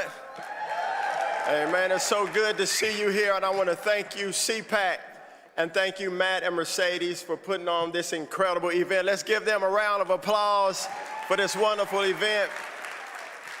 And I want to thank each of you for being here today. I'm so excited to be with you all. There is a renewed sense of energy and enthusiasm in this country and in this room. Can you feel it? Yes, you can. Well, we're all excited to have President Donald J. Trump back at the helm of this country, ushering in the golden age of America. Well, CPAC, you know, I am a Baptist preacher. Yes. And so when I see people in the room and people in the crowd, it makes me feel very encouraged. But I promise to only have 3 points, and then I'll close. Is that all right? Well, it's a great honor for me to be here and a privilege to serve as the new Secretary of Housing and Urban Development. I look forward to supporting President Trump and Vice President Vance in their mission to advance policies that put you, the American people, first above all else. Amen. You will hear me say this many times over the next few years. I'm not really concerned with status. I'm not really concerned with media attention. I'm a purpose-driven person. Thank you. And my only goal is to do what's right by the American people. I'm grateful that the President has trusted me with this tremendous purpose of serving you, the American people. And I know you have heard this great, timeless statement from President Lincoln that government is of the people, by the people, and for the people. This statement today still rings true because we are one team in America. Never forget that the government works for you. There should be no division between you and your leaders in Washington, D.C. You know, I've been part of many teams in my life, in sports, in business, in ministry. And today I consider it a great privilege to be on this team with you, the American people. We are one people, and we will act with one voice under the leadership of President Trump. Leadership on a team is built on service. and trust. And as a new secretary, as your new servant leader, I want to earn your trust. And that starts with you getting to know who I am and why I'm passionate about this mission at HUD. I was born in Richardson, Texas. Any Texas people out here today? My first job as a young man was as a dishwasher at Spring Creek Barbecue. I had to wear corduroy pants, steel-toe boots in the heat of the summer in Dallas, Texas. There was barbecue sauce everywhere, but that was my first job. And you know, that job and every job that I've had since then has afforded me the opportunity to meet new people, to be a critical thinker, and to be a problem solver, and most importantly, to serve others. And I'm confident that this opportunity at HUD, this blessing, which it is a tremendous blessing to me, will be no different. You know, like many of you in this room, I have faced difficulty in my life. I've had to rely on God's grace to overcome obstacles that the enemy tried to use to stop me from carrying out the Lord's calling on my life. We've all faced struggles. Can I get an amen?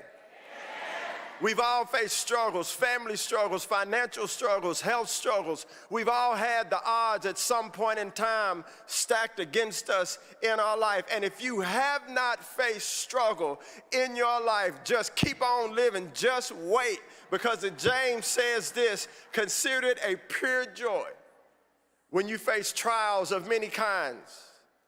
Consider it pure joy when, not if, you face trials, because the testing of your faith produces steadfastness. How many know we are a steadfast people? Well, I graduated from the University of Illinois, where I played football, ran track, and met my beautiful wife. Football instilled mental and physical toughness in me. And after graduating, I was selected in the 7th round of the National Football League's NFL draft. Now, if you don't know, the 7th round is the last round in the NFL. And you know, many people, being a 7th round draft pick, many people thought that I was an underdog. They thought there's no way this guy's gonna make it, but I didn't view it that way. Instead, I viewed it as a tremendous opportunity in my life to make a generational impact, even in the world of sports. I was blessed to play 9 seasons in the National Football League with, thank you, with the Denver Broncos, the San Diego Chargers, and my beloved Washington Redskins.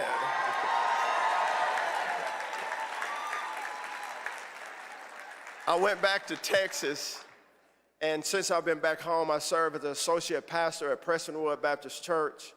I also had the honor of serving as an elected representative in the Texas State Legislature. And in 2019, President Trump blessed me with the opportunity to lead the White House Opportunity and Revitalization Council, where I had the privilege of learning from our dear friend and mentor and former HUD Secretary, Dr. Ben Carson.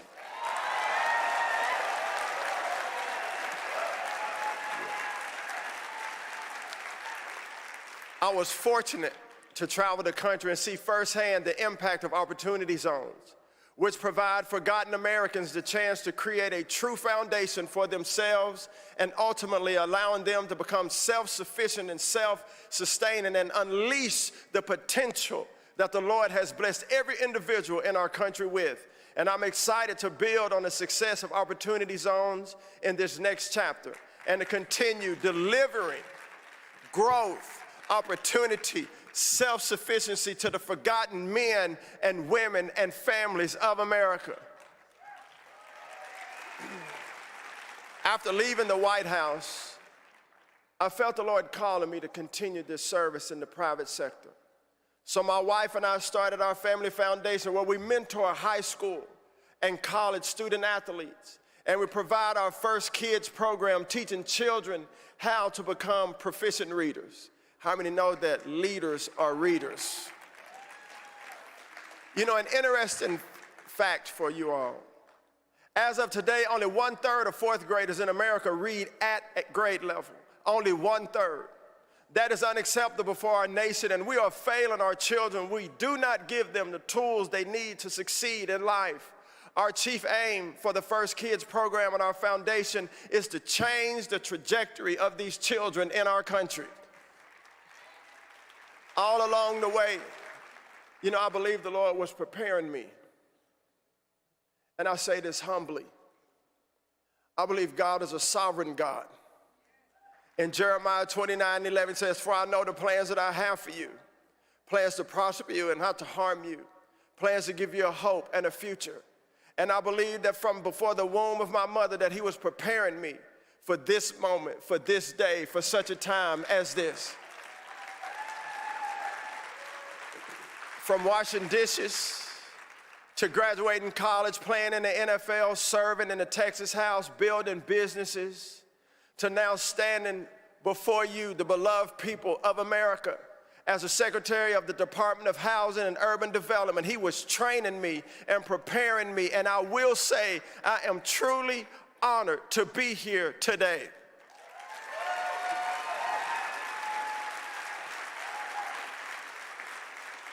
I want to encourage you, if I may. I want to encourage everyone in this room and those that are watching online to never let your circumstance define your ability or your opportunity to succeed. Never let your circumstance or the situation in your life or where you come from, I am a living witness, to define your ability to succeed. We must not have a defeatist attitude, but instead we will have a victorious attitude no matter the difficulty that we face. We will not be victims, but instead we will be victorious. Amen. Well, this is my story, but I look forward to hearing the stories of as many of Americans as possible as I travel around the communities all over our country. The stories will help inform my work at HUD and our team and the purpose for which we're there. We will be mission-minded at HUD. So I'm ready. I'm ready to do the work.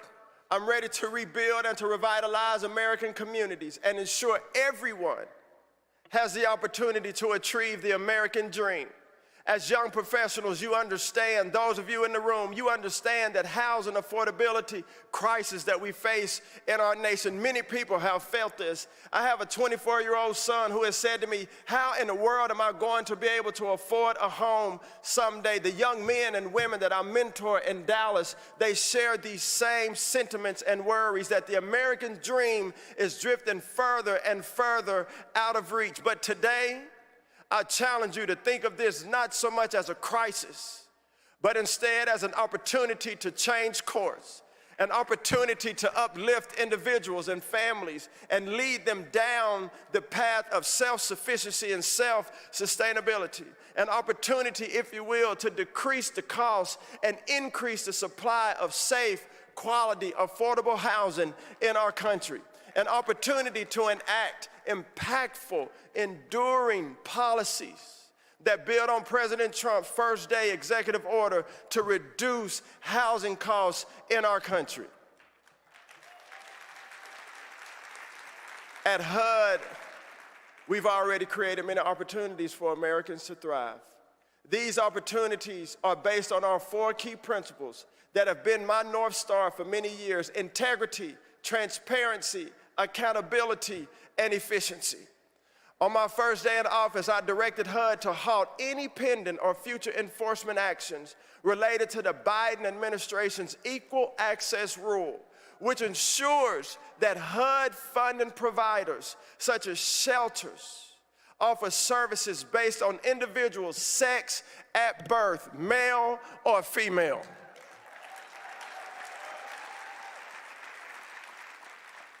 Our team at HUD, we are carrying out the mission laid out by President Trump on January 20th, when he signed an executive order to restore biological truth to the federal government. This means getting the government out of the way of what the Lord established from the very first day when he created man in his own image, male and female.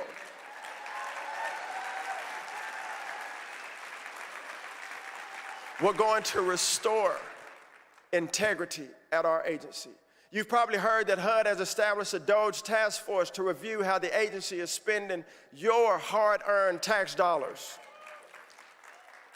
As stewards of the American taxpayer, we will be detailed and deliberate about every single dollar we spend to serve all American communities, rural, tribal, and urban. Under President Trump's leadership, we will identify and eliminate waste, fraud, and abuse. To date, we've already identified over $260 million in savings and an additional $1.9 billion that was misplaced during the Biden administration.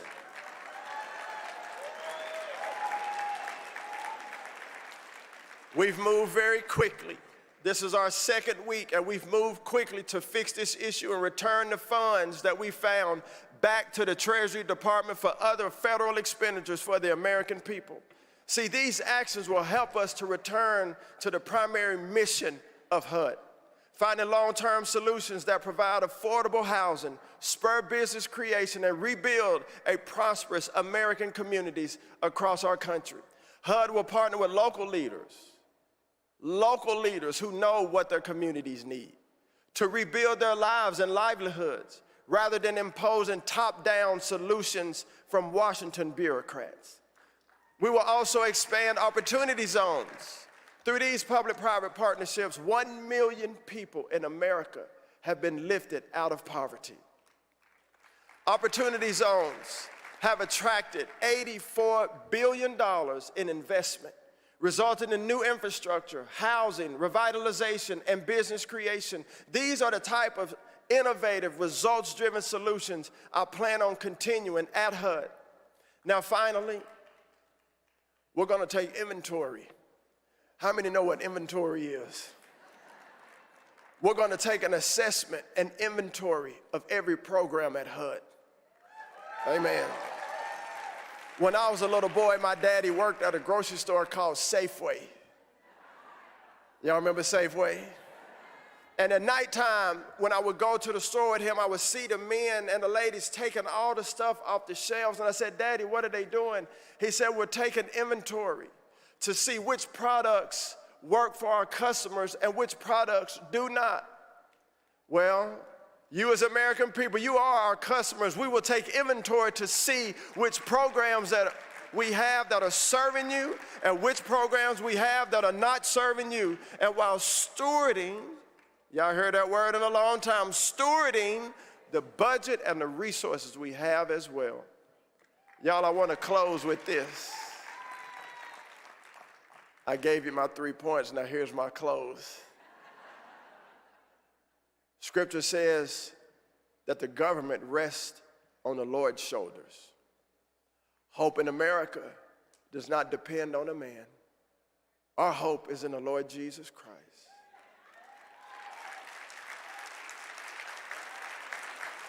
And it is Him, it is the Lord who anoints. It is the Lord who appoints men and women to serve and to carry out His mission of bringing hope to the world. And I'm honored today to be called for such a time as this. All glory goes to the Lord, and I thank Him for this opportunity to make a generational impact and to give a voice to all forgotten Americans. We will achieve great things at HUD. The best days are yet to come. Thank you, God bless you, and God bless America.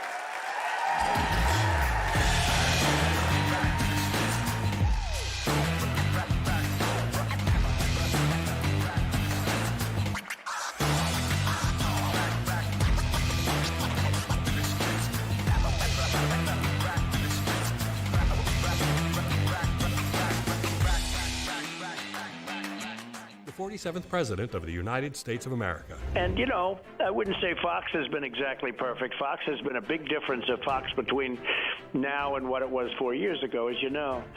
But we have others that come along, and they're doing well, and Newsmax has been really good, and, you know, others are coming along. And people are seeing that they're watching these conservative networks. President Trump is right. That's why millions of Americans are tuning into Newsmax for the real news they can trust. Every institution today is under attack. The home, the church, the government. And many people are asking, what is the truth? Jesus Christ claimed to be ultimate truth. Are you willing to face the truth? Do you think the MKUltra project ever actually ended? The Central Intelligence Agency is actively involved in mind manipulation. We all answer to one God and one Savior, and He's there to change your life for the better. In a time when the very fabric of our nation seemed under siege, one organization was willing to fight for America's principles and defend our children's future.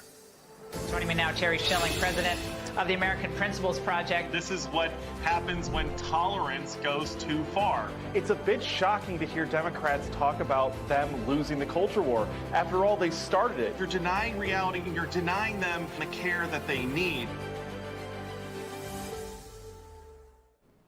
All right, America is back on track 2025. But next year, CPAC 2026 is going to be even bigger. Go get your tickets now. Go to cpac.org and join the movement.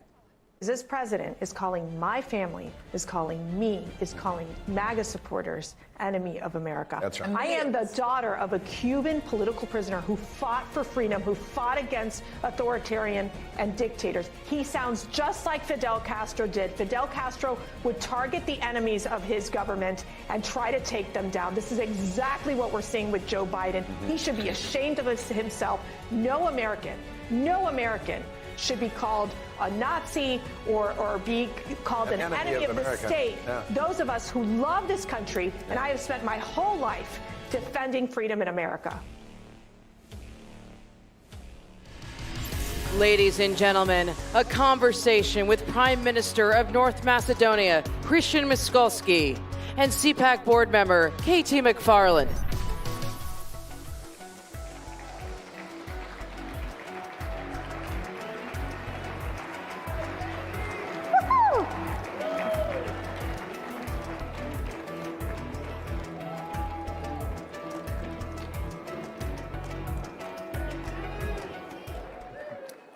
Okay, you're probably wondering why you're here at CPAC, where you've listened to the most important and powerful people in the country and the most important people in the world, the people who are going to be governors and presidents and everything else.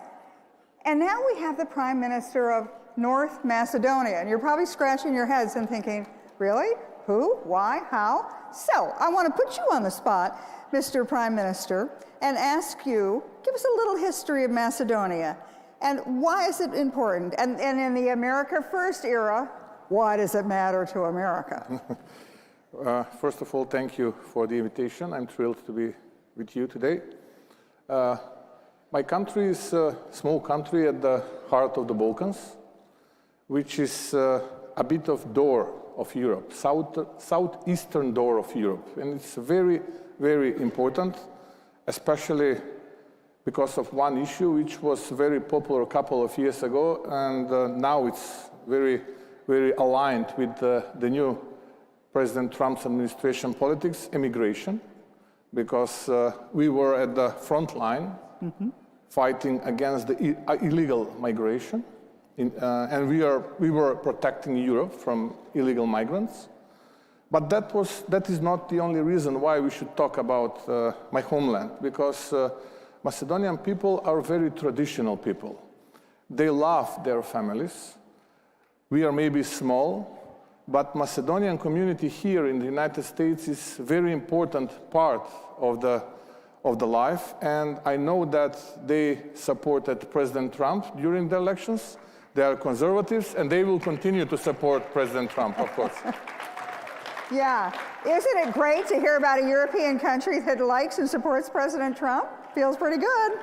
And also maybe one very important thing to rise now. We were elected as a new government by a vast majority of our citizens 8 months ago. And And I want to point out, yours is a multi-ethnic country. Yes, Muslims, you have Christians. Yes, we are a multi-ethnic country.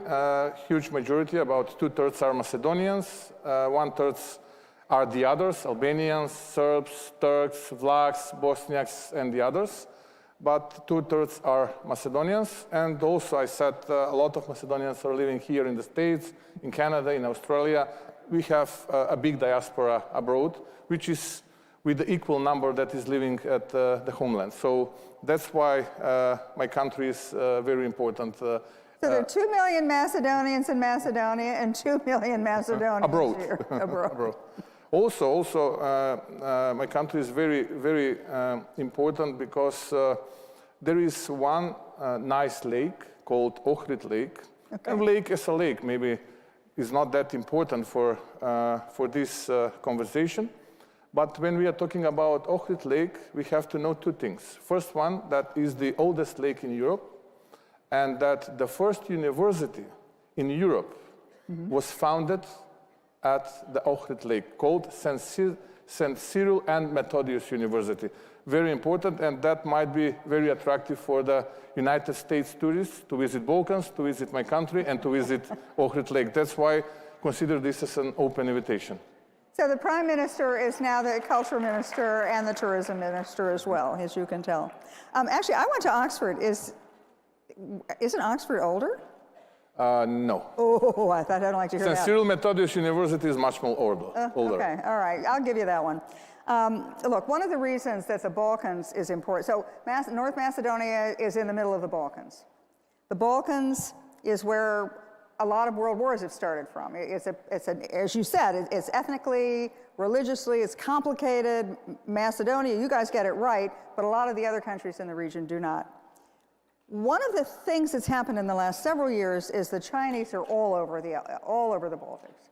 The Chinese have decided about 20 years ago that they were going to establish a Eurasian trade route. It's called One Belt, One Road, and that they were going to link Europe with Asia by sea and by land, and that China was going to control this trade route. You're in the middle of this trade route, so explain to me how it works. What are the Chinese doing? How are they trying to get into the Balkans? How are they trying to get into your country? And what kind of success or failure have they been met with? Yes, you're absolutely right when you're talking about Chinese so-called invasion, economical invasion of that part of Europe. Of course, we are under the heavy financial pressure that is coming from that country. But the only puzzle which they are missing in their economical mosaic is exactly my country. Why? My country is a natural intersector of two very important pan-European corridors, Corridor 8 and Corridor 10. Corridor 10, connecting South Europe, practically Greece, and ports from Greece with the Central Europe and with the Western Europe. And Corridor 8 is connecting, and Corridor 8 is the second most important corridor for NATO, is connecting Black Sea with the Adriatic Sea.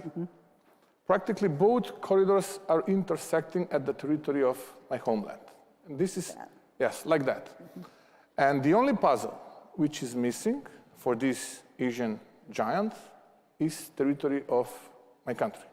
Since we are strategic partners with the United States, I would be very keen to welcome as much as possible, let's say, investors, and American businesses are already present in my country, which will be a big competition to these Asian giant companies that are already present in the region. Therefore, my country, my homeland, is of big importance for the United States, not only for the region, but for Europe as well.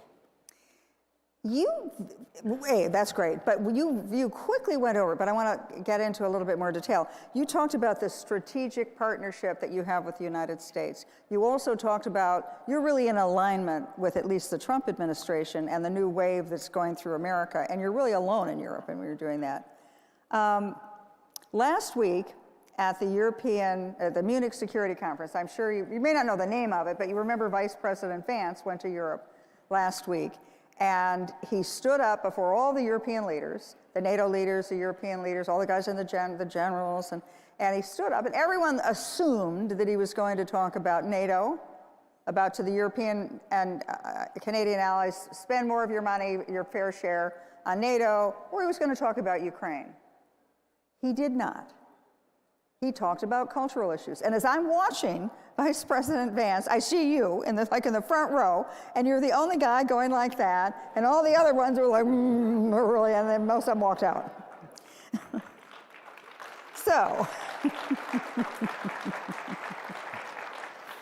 talk to us about that. You know, from Vice President Vance said things that were kind of, you're not supposed to talk about, but he did. And he did it in a very straightforward and polite way, where he talked about our shared values and how the Europeans are committing cultural suicide, that they're giving up free speech, they're giving up freedom of religion. Tell me how it feels like to be Macedonia supporting, you know, Donald Trump policies, even before Donald Trump was president, in the middle of a Europe that seems changing before our very eyes. I mean, that was, for me, historical event. And according to my humble opinion, I'm not saying that I'm right. Maybe some of the European politicians will be angry at me. That was a very inspiring speech. Good for you.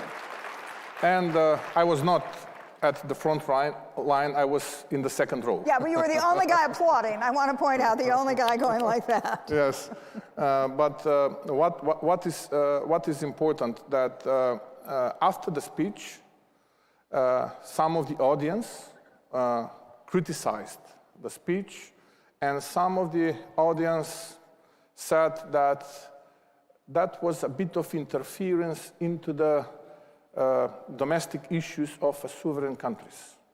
Because Vice President J.D. Vance flagged a lot of examples which are not good and which are not aligned with the freedom of speech, with the democracy values, with at least common shared values. And I will say it again, I think that he was right. Then, 2 days afterwards, I had a panel as well. Mm-hmm. Not like here, 20 minutes. I've got maybe 4 minutes to say something about my impression, not about the speech, but about the Munich Security Conference. Mm-hmm. And I said that really that was historical one with a lot of frank and straightforward talks. And I think that really this year was extremely fruitful and successfully organized conference. But what I said, I don't know whether the American people know that since the very beginning of our independence from former Yugoslav Federation, we had 2 strategic milestones. First one was to become a full-fledged member of NATO, mm-hmm. and the second one was, and is, to become full-fledged member of EU, European Union.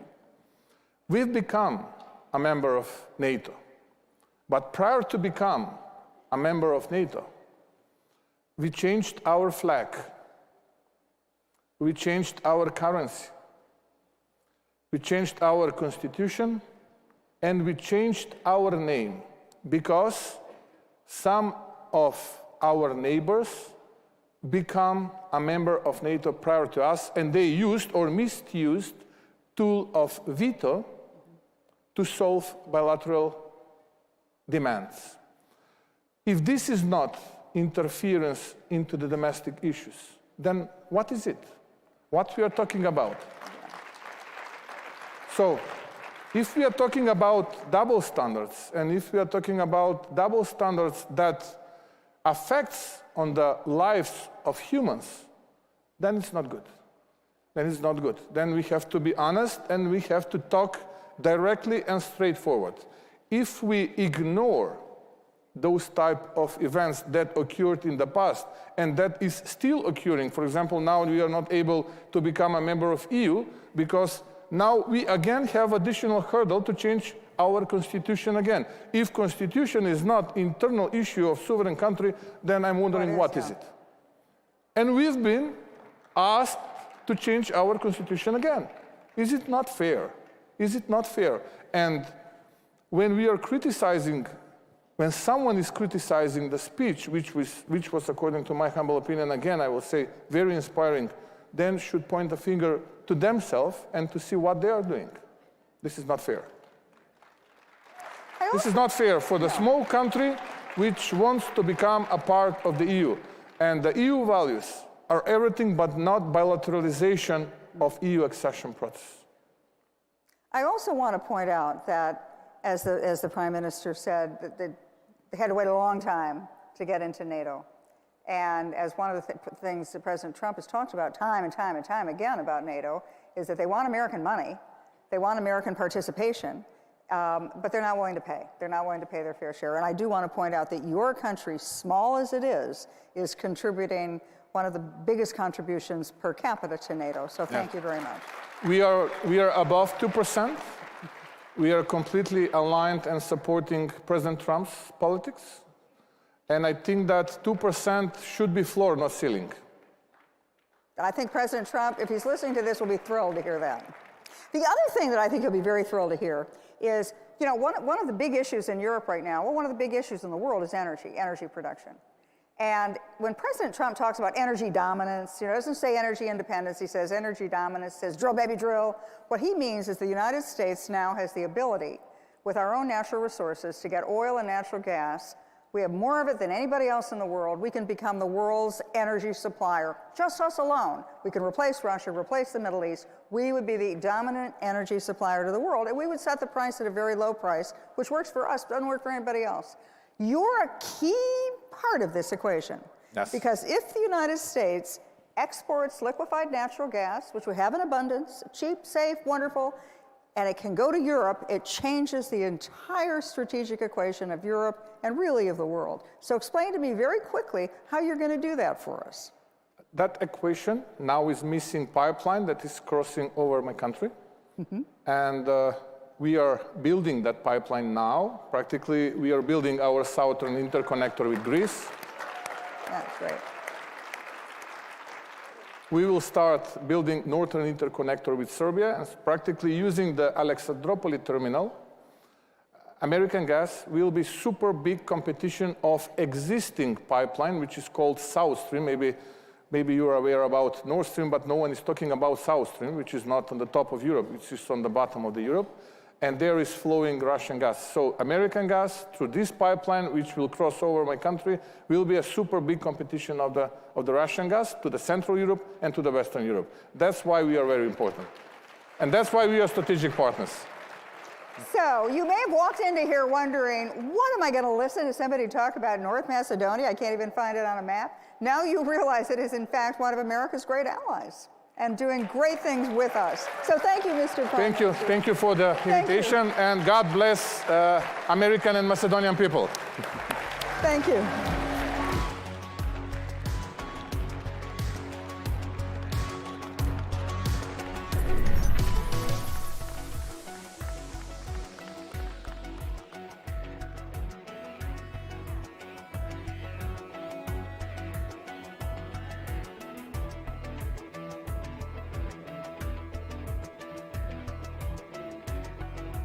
Wherever human freedom is under attack, in courtrooms, legislatures, and the public square, we stand ready to defend it. This is why Alliance Defending Freedom exists. Supreme Court victory for a Christian woman who was taken to court for standing firm in her beliefs. The First Amendment follows a golden rule. If we want to protect speech for ourselves, then we need to protect it for others. A video released this week by ADF International has attracted over 34 million views and even attracted comment from Elon Musk. It concerned a pair of Swiss parents who have had their child taken away from them because they objected to her gender transition. We're not just here to stop the erosion of liberty for this moment alone. We are here to keep the door open for the gospel. And when the gospel does its work, truth doesn't just hold its ground. It advances. It sets people free for generations to come. This is our mission at Alliance Defending Freedom.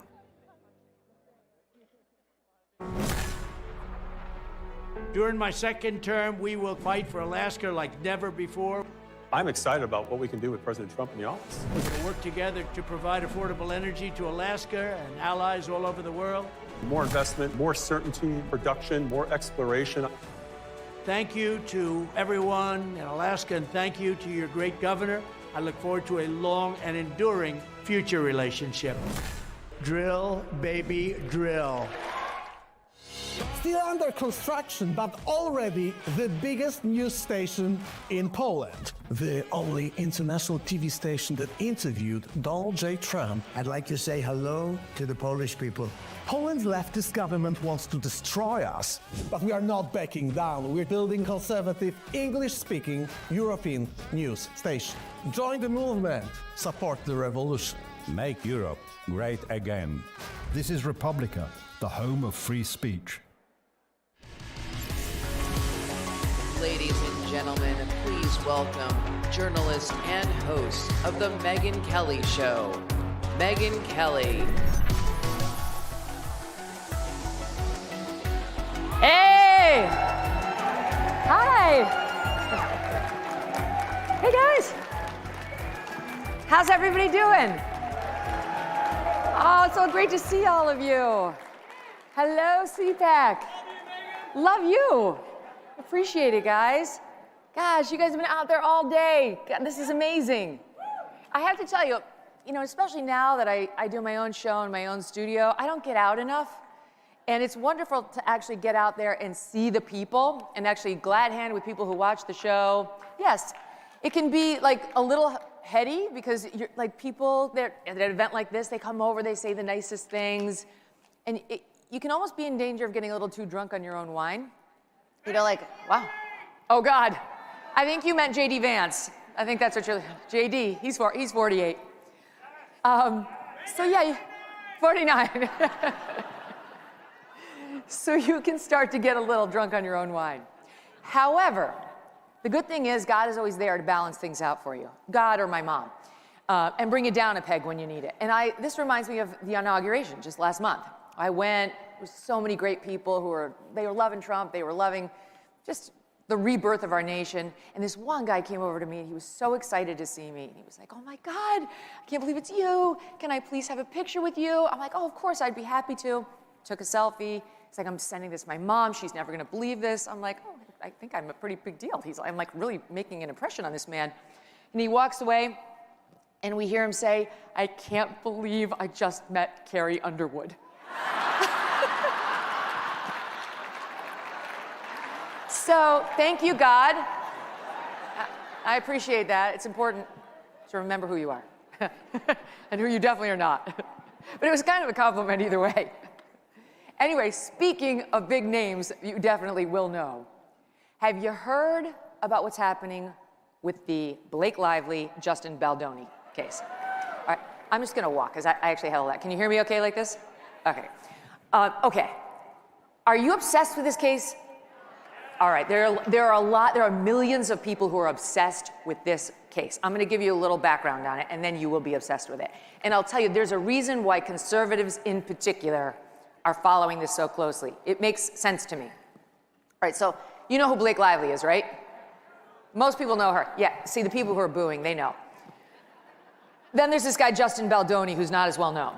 And yeah, see, they've been following the story. So he optioned this book called It Ends With Us, and it's about domestic violence. And he managed to get Blake Lively to star in his movie, Across From Him. He played the abusive guy and she played the woman. And this is the thrill of a lifetime for this guy. He had done another TV project, but nobody knows who he is. So he gets Blake Lively. She's married to Ryan Reynolds. These are Hollywood A-listers. He's gonna put him on the map. And she agrees to be his female co-star. Great, they're off to the races.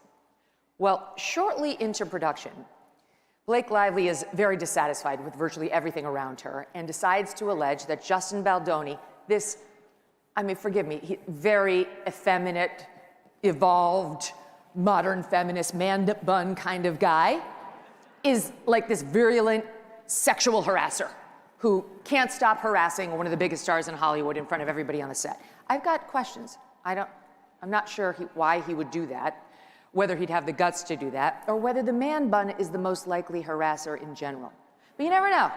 Sometimes the ones who kind of bend over backward to be as woke as possible are the most, so okay, I'm open-minded about it. This is going someplace, would you trust me? I'll get us there. So she says he's been harassing her, and they bring in some team, and he says, whatever you want, I will do it or not do it, you tell me. So they go forward. Well, we move forward in the story, and she's got to go do PR for the film. And she goes out in the summer, this past summer, and she had about 2 minutes of bad PR. The problem for Blake Lively, in my opinion, is that she does not improve upon acquaintance. And so the more time we got to spend with Blake Lively, the less we liked her, the more her promotional efforts for a film about domestic violence felt off. She was full of giggles and laughter and wanted to promote her liquor brand. Like, nothing says domestic violence like a bottle of tequila. What? So it felt weird, and she started to get hit by some of the media for being insensitive.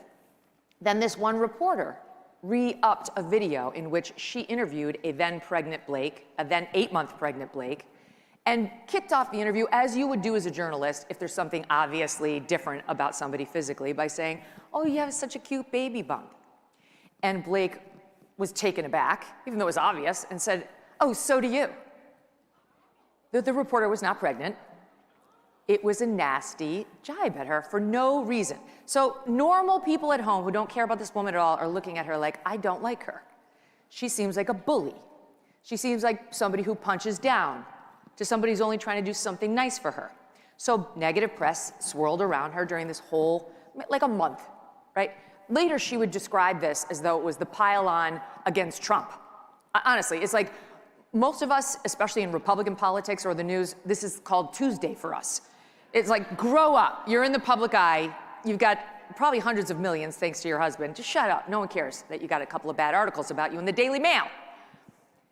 She winds up suing Justin Baldoni. She files a complaint with the Human Rights Commission out in California saying, he sexually harassed me, and then he retaliated me by pushing all this bad press about me. He was behind it because I found his agent, his PR agent's nasty text saying, we can ruin her. If we have to ruin her, we will. And those texts do exist. And Blake Lively went to the New York Times, and the New York Times wrote this sympathetic, poor Blake Lively story. Oh, we were all wrong about her and her weird PR. She's actually a good person and a Me Too victim. And then Justin Baldoni did something very smart. He hired the lawyer who represented me in my fight with NBC News, which ended well. His name is Brian Friedman, and he's a legal genius. Highly recommend if you ever, God forbid. And Brian Friedman knows how to fight back against a bully. Trust me. And he started telling everybody Justin Baldoni's side. He told us that Justin Baldoni denied those claims of sexual harassment and only tried to appease Blake Lively because she was such a high-maintenance diva bully brat. He had to bend over backwards just to get her to shut up and complete the film. He told us that Justin Baldoni claims she tried to take over his movie because she has a history of saying, okay, I'll be the star, but what I secretly want to do is direct it and edit it and produce it. I want all the roles for me and only me. I want full control because I am a controlling bully. That Justin Baldoni, ultimately, by the time they got to the premiere, was mandated by Blake Lively to spend the night in the basement away from his co-stars and didn't even get to see the final cut of his own movie because Blake Lively insisted that she be the one to approve it until he watched it on the screen with his editors, who also hadn't seen it because her editors finished it up. That's the situation he says he was in. So it's a real he said, she said. Who's telling the truth? Is he some creep harasser who took a shot at somebody like Blake, jeopardizing his movie and his future career? Or is she just extremely high maintenance and someone who plays the victim when she doesn't get her way? Well, I've got my opinion, and I think you can guess what it is based on our little discussion here. The other thing is Brian Friedman produced text messages between Blake Lively and Justin Baldoni. So we don't have to take his side's word for it. And what they showed is that Blake Lively has got a bit of a God complex. She's texting Justin Baldoni about how she sees herself as Khaleesi from Game of Thrones, mother of dragons. Did you watch that? You know what I'm talking about? Yeah. So Khaleesi is stunningly beautiful. She's this effervescent, strong character with temerity and resilience, and she's fierce. She's literally the mother of dragons in Game of Thrones. That's her. That's me. That's Blake. And she says, and I've got the greatest dragons on earth, Ryan Reynolds and my best friend, who is Taylor Swift, though she's not named or they blacked it out. So she's telling him, I'm mother of dragons and my dragons will cut a bitch. And my dragons are named Ryan Reynolds and Blake Lively. So the message is pretty clear. Like, okay, she's a powerful person with powerful friends. And she's got a bit of a God complex. All right, now we get into litigation. She files her human rights campaign. The movie comes out, it does all right. He's in the basement for the premiere. And he hires Brian Freeman and countersues her and the New York Times for $400 million, claiming this is a massive defamation, okay? Drags Ryan Reynolds into it as well. And now we're off to the races. And where do things stand now as a result of all this? As a result of Blake Lively apparently wanting control of a movie she did not control, wanting to get the camel's nose under the tent as an actress and then take over the entire production, mission creep on steroids, and was shocked when Justin Baldoni did not want her to do those extra things. And then when it all blows up, lawsuits and cross lawsuits, and Blake Lively, who I believe thought she would be received or perceived as an Alyssa Milano or Ashley Judd Me Too victim, is instead looking a lot more like Amber Heard. How did that work out? Bad move. And honestly, to me, the lesson is, A, be a good person, but B, if you're a Hollywood star or any sort of a public figure, would you just please take your licks in the press and shut up about it? People have real problems. They don't give two craps that you had a couple of negative articles written about you in the Daily Mail. And in her complaint, the thing she's bitching about is that this terrible PR campaign that was opened up against her hurt sales of her liquor brand and her hair care products. Oh my God. Right? Like, while this is going on, inflation's like at 9%. Get a grip. Okay, so it was a terrible idea. They shouldn't have done any of this, but I think the reason that conservatives are so interested in this is a couple of fold. Number one, you seem to be watching the unwrapping of a public figure, like this, the unspooling. You know you've caught someone in what you believe is a lie. That's how I feel. And it's amazing to see it told and to kind of gone down the lane like, okay, maybe, here we go. Oh, wow. Oh, wow, because Baldoni's released these text messages. She says he inappropriately smelled my neck when we were doing a scene. Then you see the scene. They're dancing, they're caressing, they're making out. It's like, but the neck thing was too much when he smelled it? Like, all right. They went into my trailer when I was breastfeeding my baby. You're like, that's disgusting. What's wrong with these people? Then you see his text message where she says, come on over to my trailer. I'm breastfeeding baby, but it's fine. Yeah, she says his weird producing partner showed me porn. I'm like, these people are freaks. Then you see what he actually says he showed her, the producing partner, which was she was filming a birth scene in the movie, and it was a still shot of a water birth his wife had at home. You can't see anything X-rated. It's a PG photo. You can't see anything at all. It's like artistic. It made me wish I had a water birth. All right, so you wind up kind of feeling a little bitter. And this is where we come in. Because everyone in this room, because you're here, I know this about you, you've been gaslit to high heaven every time you've picked up a newspaper in the United States. Every time you've turned on CNN. You've been lied to. You've been bullied or seen others with lesser power bullied by the media and the leftist Democrats.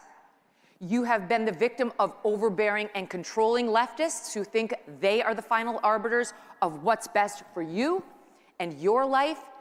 And it's wonderful to see someone fighting back, right? She's become like an avatar for leftist overreach in a different, special way. I really believe this is why so many people on the right are kind of into this story. Just kind of want to see how it ends. Will it end as it ended for us on November 5th? Because we were pretty happy with how that went, right? Or is it going to be something else? I mean, only time will tell. But it's bringing up like room to explore the past 10 years that we've all been through and how, Trump put a period at the end of it, we hope, or at least the beginnings of the end by winning. So the bully thing. What was one of the biggest stories this past year? Daniel Penny, right? You guys know who that is. Daniel Penny stood up for others on the New York City subway when there was a crazed man who was out of his mind on drugs threatening to kill people, and got him in a chokehold, and the man ultimately later passed, and he got charged by that insane crank, Alvin Bragg, and had to defend himself against criminal charges. Yes, boo, he deserves it. So Daniel Penny got bullied by Alvin Bragg and the media, which did not stand up for him either. There was Nick Sandmann, remember him? Look, I love how you guys know these names, you're my people. Nick Sandmann goes out there in front of the Supreme Court to stand up for life, and CNN portrays him as this villain, as this smirking, crappy, arrogant villain. Look at him, and he's sneering at a Native American who's just there minding his own business. Totally the opposite. Totally the opposite. Nick Sandmann was standing there respectfully while he was being antagonized by the Native American who was dancing aggressively in his face and getting up on him and mocking him. That's why CNN had to pay him in a defamation case. That was settled. Kyle Rittenhouse. Kyle Rittenhouse tried to do what the Biden administration would not, and go to Wisconsin and actually protect the neighboring town. It did not go well. He wound up shooting 3 guys. He was acquitted on all charges ultimately. But before we knew much at all about that case, Joe Biden got out there as he was running for president. This happened prior to Biden taking over. As he was running for president and called Kyle Rittenhouse a white supremacist. There was zero evidence of this. The kid was 18 years old. He's got the possible next, at that point possible, ultimately yes, president of the United States telling everyone he's a white supremacist, something for which he never apologized, Joe Biden. There was no evidence of that, none. So the left likes to bully people who are weak. He's a kid. Now he's on trial for triple homicide in one case, and you think it's a great time to pile on him publicly as the possible next president? There's something wrong with that. Something's off about a guy in a party that does it and supports it. And so the bully nature of the left has been on full display, as has its controlling nature. They want to tell us what we can eat. They want to tell us what we can drink. They want to tell us how fast the water can come out of our showers, what we can drive, what we can put in the tank, what we can turn on our stove with.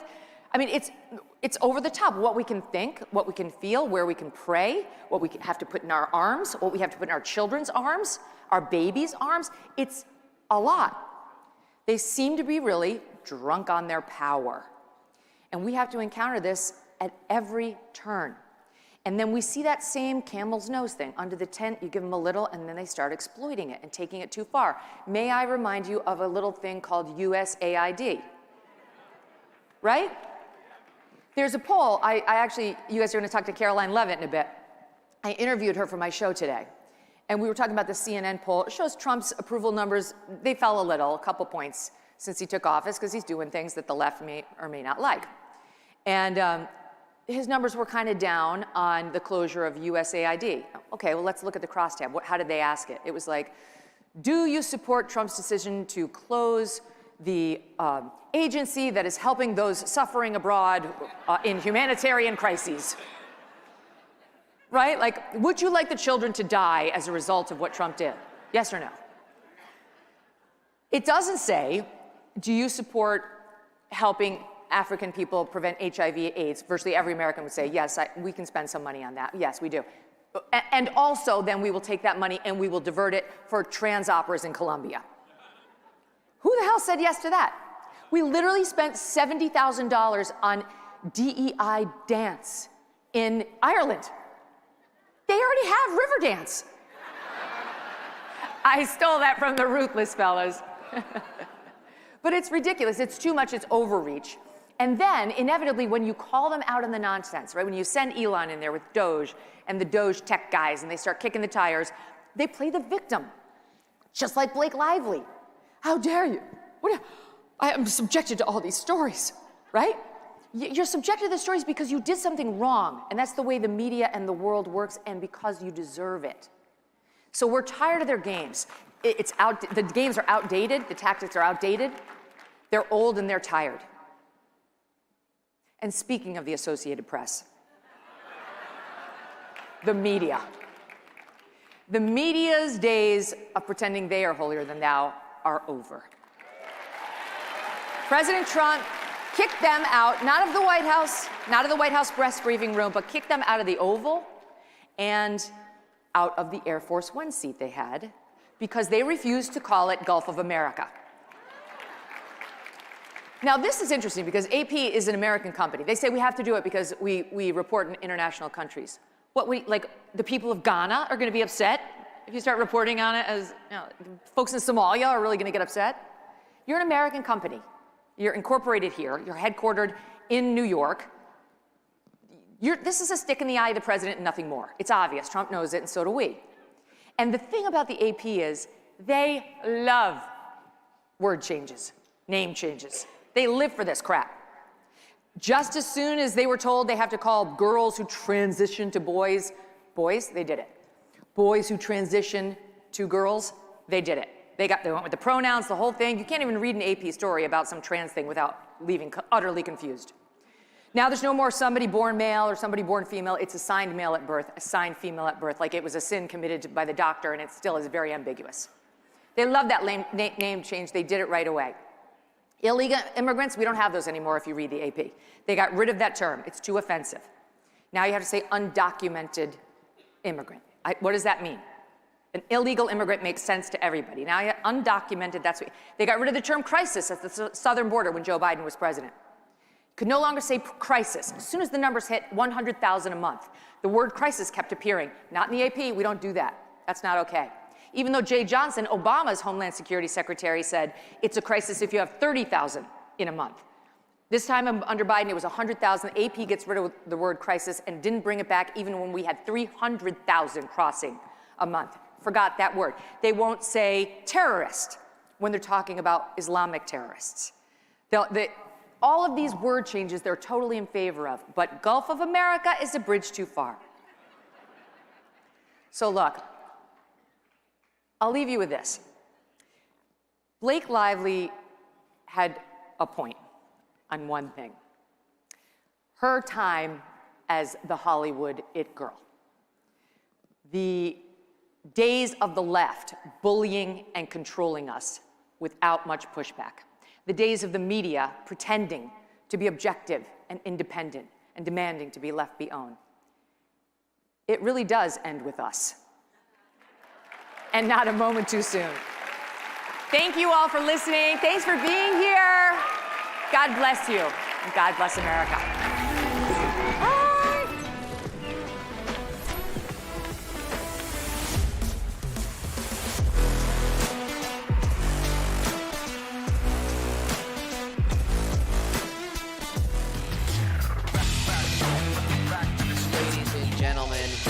Welcome the Prime Minister of Slovakia, Robert Fico.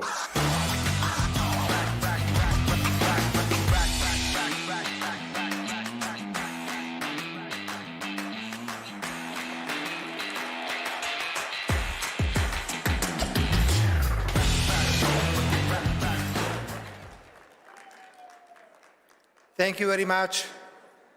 Ladies and gentlemen, I appreciate very much the opportunity to address you. I am the fourth-time Prime Minister of a small, proud country in the center of Europe, Slovakia. Thank you. I would like to open my speech by paying honor to one of Slovaks living in the United States. His name is Michael Strank. Sergeant Michael Strank served in the US Marine Corps during World War II and commanded a squad of soldiers on the Pacific island of Iwo Jima. And it was the very same squad that raised the victorious American flag on Iwo Jima exactly 80 years ago on February 23, 1945. A photograph from that event became the inspiration for the Marine Corps War Memorial in Arlington. I was in Arlington today and bowed before Michael Strank's grave. In doing so, I paid my respect not only to him, but to all American soldiers who fought and died in the Second World War. The contribution of American troops to defeat fascism is unquestionable. Please do not allow new Hitlers to arise. Please do not allow anyone to question the horrors of the Holocaust. Thank you very much. Ladies and gentlemen, we can celebrate the 80th anniversary of the end of the Second World War by stopping the senseless killing of Ukrainians and Russians in Ukraine. The energy and determination with which your President Donald Trump has entered into the peace process in Ukraine is admirable. He has many supporters in Europe for his directness and for spreading the truth. My good friend, Hungarian Prime Minister Viktor Orbán, recently complained, with a smile on his face, of course, that he has been trying to hold a mirror up to the European Union for years, and that the process has been extremely slow. And then Donald Trump comes along and manages to do it in a matter of days. If you will allow me, I also join Viktor Orbán in this complaint today, again with a smile on my face, of course. If there is one thing Europe needs today, it is the truth. If there is anything Europe needs every more, is the diversity of opinion and respect for it. The politics of only one single correct political opinion is devastating us and has serious practical consequences. If you go against the current, you are excluded and punished. Between 2020 and 2023, criminal law was brutally abused against the Slovak opposition, of which I was the leader. I myself was charged 4 times for political activity, illegally monitored and wiretapped. However, the institutions of the European Union remained silent because they had a submissive and vassal government in Slovakia. Ladies and gentlemen, no one is disputing that Russia's use of military force in Ukraine was a violation of international law. However, Russia had serious security reasons for doing so because it has long been misled on the issue of NATO enlargement. The conflict could have been brought to an end shortly after it began. The absolute majority of the European Union member states, with the exception of Slovakia and Hungary, have endorsed the idea that the war in Ukraine should be used to weaken Russia politically and economically. Ukraine has been the victim of a bad strategy. Today, it is evident that the limitless financial, military, and political support, coupled with the anti-Russian sanctions, did not bring its effect. I was among those who warned against senseless killing, calling for ceasefire and supporting all peace plans. As a reward, I was branded a Russian agent. The word peace has been virtually unused in Europe for the last 3 years. Whoever spoke of peace was a warmonger. Whoever supported the war in Ukraine was a peace activist. Ladies and gentlemen, your president is doing Europe a great service. He's bringing truth, and we all hope peace back to Europe. The attitude of the major European players and of President Zelensky of Ukraine, therefore, comes as an unpleasant surprise to me. They are pushing themselves to the US-Russian peace negotiation table, even though for 3 years now they have and still do openly support the war in Ukraine. More and more, it seems that President Zelensky actually needs this war. When there is war, there cannot be democratic elections. Zelensky is particularly worried about that. Let us recall in what a favorable situation Winston Churchill lost the 1945 election in Great Britain. When there is a war, it is difficult to investigate where a huge part of the funding given to Ukraine ended up, where an enormous number of arms ended up. When there is a war, Zelensky knows that he has total support of the European Union. I say all this quite openly, as Prime Minister of Slovakia, a country which is bordering Ukraine. Yes, we have to recognize that peace is being negotiated at a time when Ukraine is very weak. That is also why the proposals may come out of the negotiations may not correspond to the idea of a just and sustainable peace for Ukraine and its territorial integrity. However, Europe should, in any case, help the US President to end the senseless killing in Ukraine as quickly as possible and not hinder him from achieving this goal. Ladies and gentlemen, I have spoken many times today about the truth, respect for different opinions. It is particularly dangerous when the response to a different opinion is not just to ignore or disrespect it, but when the opponents reach for radicalization and violence. Such dangerous radicalization is now typical for liberal and progressive ideologies, which, in addition to this new quality of political conduct, promote abnormalities in everyday life and present them as normal and healthy. Let the attempt to assassinate your president or me be the proof of my claim.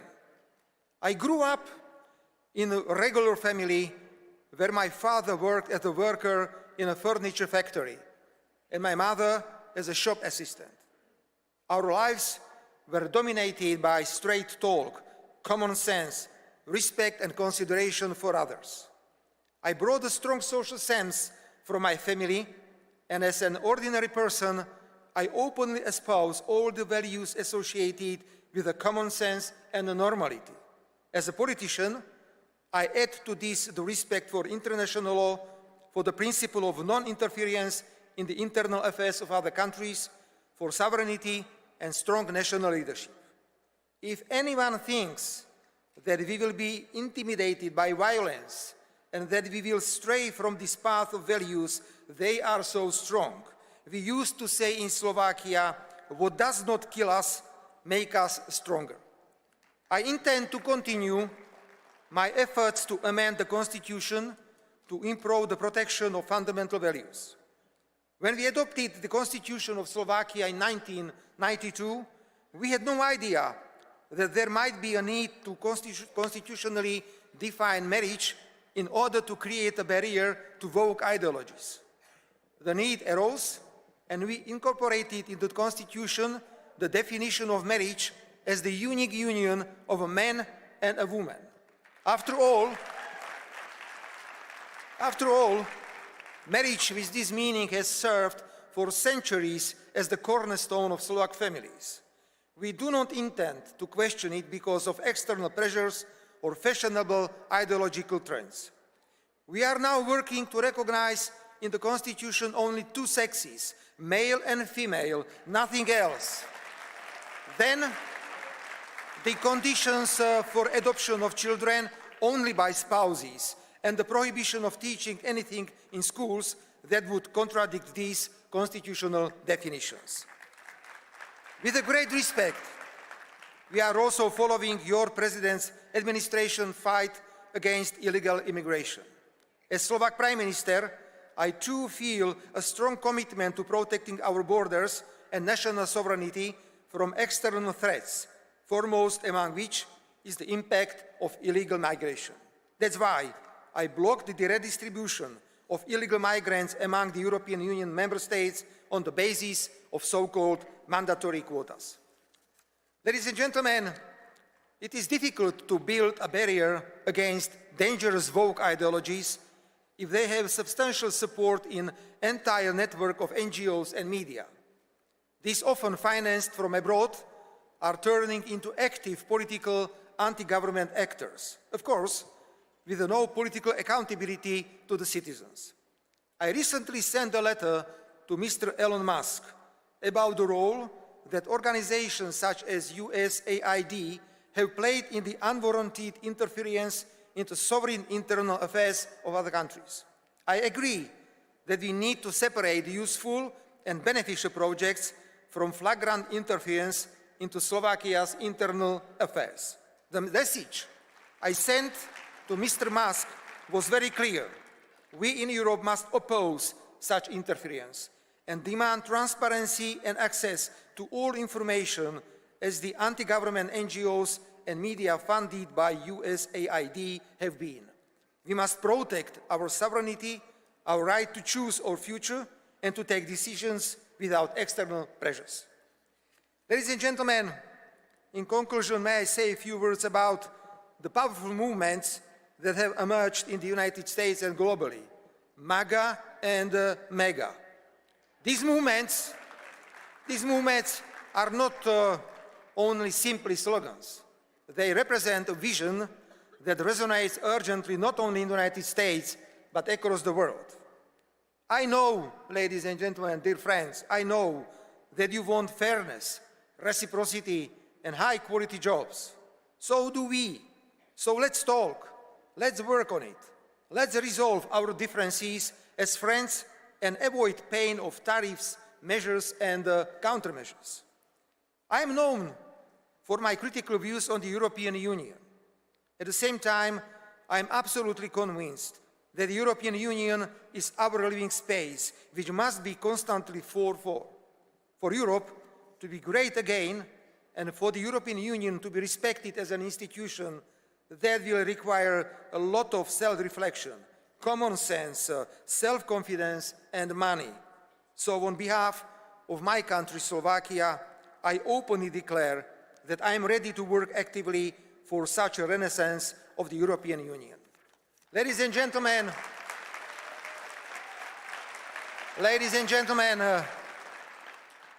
just as the Slovak Michael Strank stood side by side with his American friends on the island of Iwo Jima in February 1945, Slovakia stands next to the United States and the United States next to Slovakia.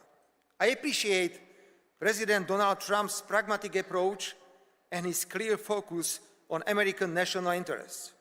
This is exactly what each and every one of us should be doing. Slovakia's national interests, that's my homework.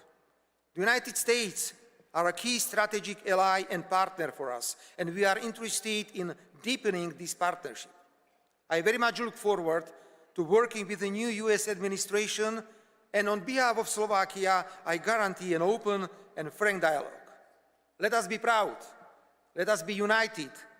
Let us defend our values. I thank you all, and I express my conviction that the next time you meet the name of my country, Slovakia, you will remember this day. Long live the United States. Long live Slovakia. Thank you very much for your attention.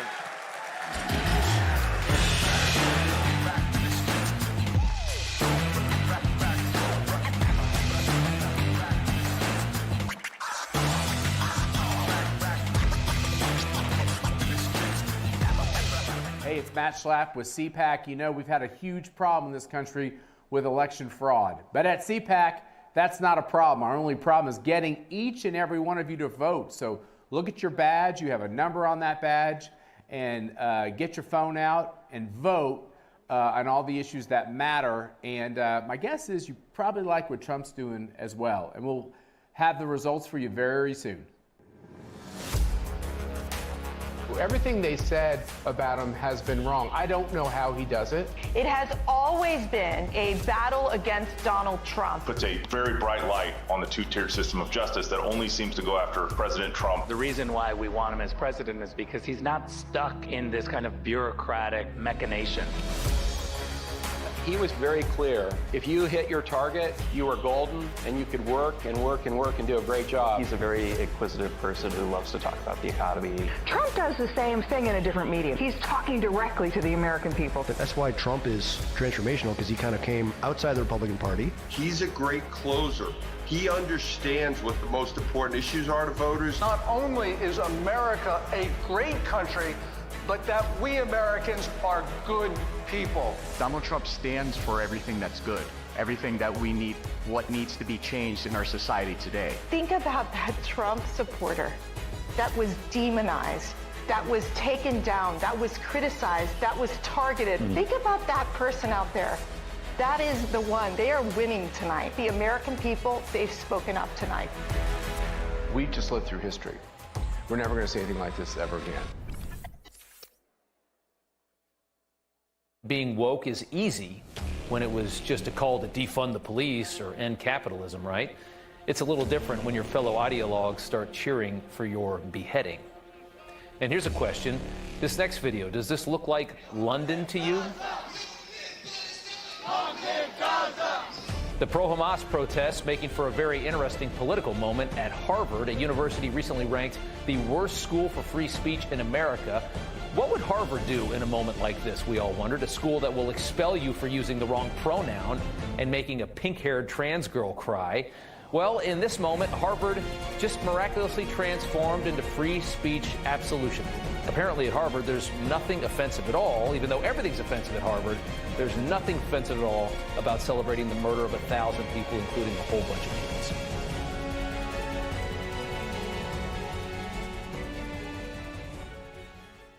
Ladies and gentlemen, a conversation with Executive Director, Foundation for Freedom Online, Mike Benz, and CPAC Chairman, Matt Schlapp.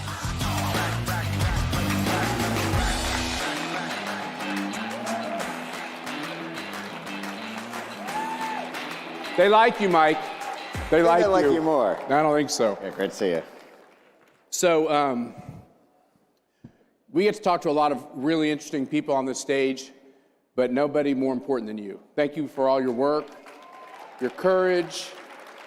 I've watched some of your videos in the early morning just saying, what the hell they've been doing to us? They've hit us every which way but loose, a bunch of dirty tricks. Today, things are different. Well, today we're hitting back. Yeah, we're hitting back. And we were talking backstage. The wind has never been more at our sails. In 1 month, more has been done to reform these rogue agencies than has been done in a century of variously virtuous things, but malfeasance that was never really accounted for or redressed. And in my wildest dreams, I could not have imagined a first 30 days bigger, bolder, and more historic than the time we're living in now. Yeah, I agree. By the way, I want to tell the ushers, these red seats, if anybody wants to move forward and sit in them, you're welcome to. You have my permission. I only have a few prerogatives, when paying the bills, and that's one of them. I get to fill seats. But Mike, so this USAID Doge thing, I was cynical. I didn't know kind of how this would work. I was thinking that the swamp would fight back. This has sent a lightning bolt around the globe like nothing I ever could have anticipated. Am I wrong? No, you're totally right. It's, this is the joke I always tell on this, is that it's what they tell you to do your first day in prison, is you walk up to the biggest, baddest, guy on your cell block and you punch him straight in the nose, and that sends the message, even if they're going to attack you back, that you're not someone to mess with. And this is what happened with USAID, and I think they never saw it coming. This is a $44 billion annual slush fund that has been fully weaponized against the American people. We have these democracy promotion programs that define our own elected government as a threat to democracy. At some point, we had two choices. Either you keep USAID or you create a new USAID to stop the actions that the previous one was doing. And so now, under the gun of their funding being cut and the entire ecosystem being cut, they're finally being brought to the negotiating table. And frankly, many of them are groveling on their knees. And that left-wing media is talking about how psychologically difficult it is for these federal employees because they have to do things like go to work. They might have to tell their boss what they're doing. They might not be able to engage in coups and stuff in other countries with this funding. A tiny little violin. Now let me give you the other side. For those of us who've been the victims of psychological warfare, as Dr. Malone would say in his great new book, this PSYOP of misinformation, destruction, I think a lot of us are psychologically damaged. I'm not saying that because we're wimpy, or we're psychologically damaged by all this work that the government colluding with these media companies have done. Is that overdramatic? I actually think that's right, but the other side of that is what they call, when they run these psychological operations, they call them psychological resilience, which is this idea that you need to build up an inoculation against psychologically. And I actually think that's where we are right now.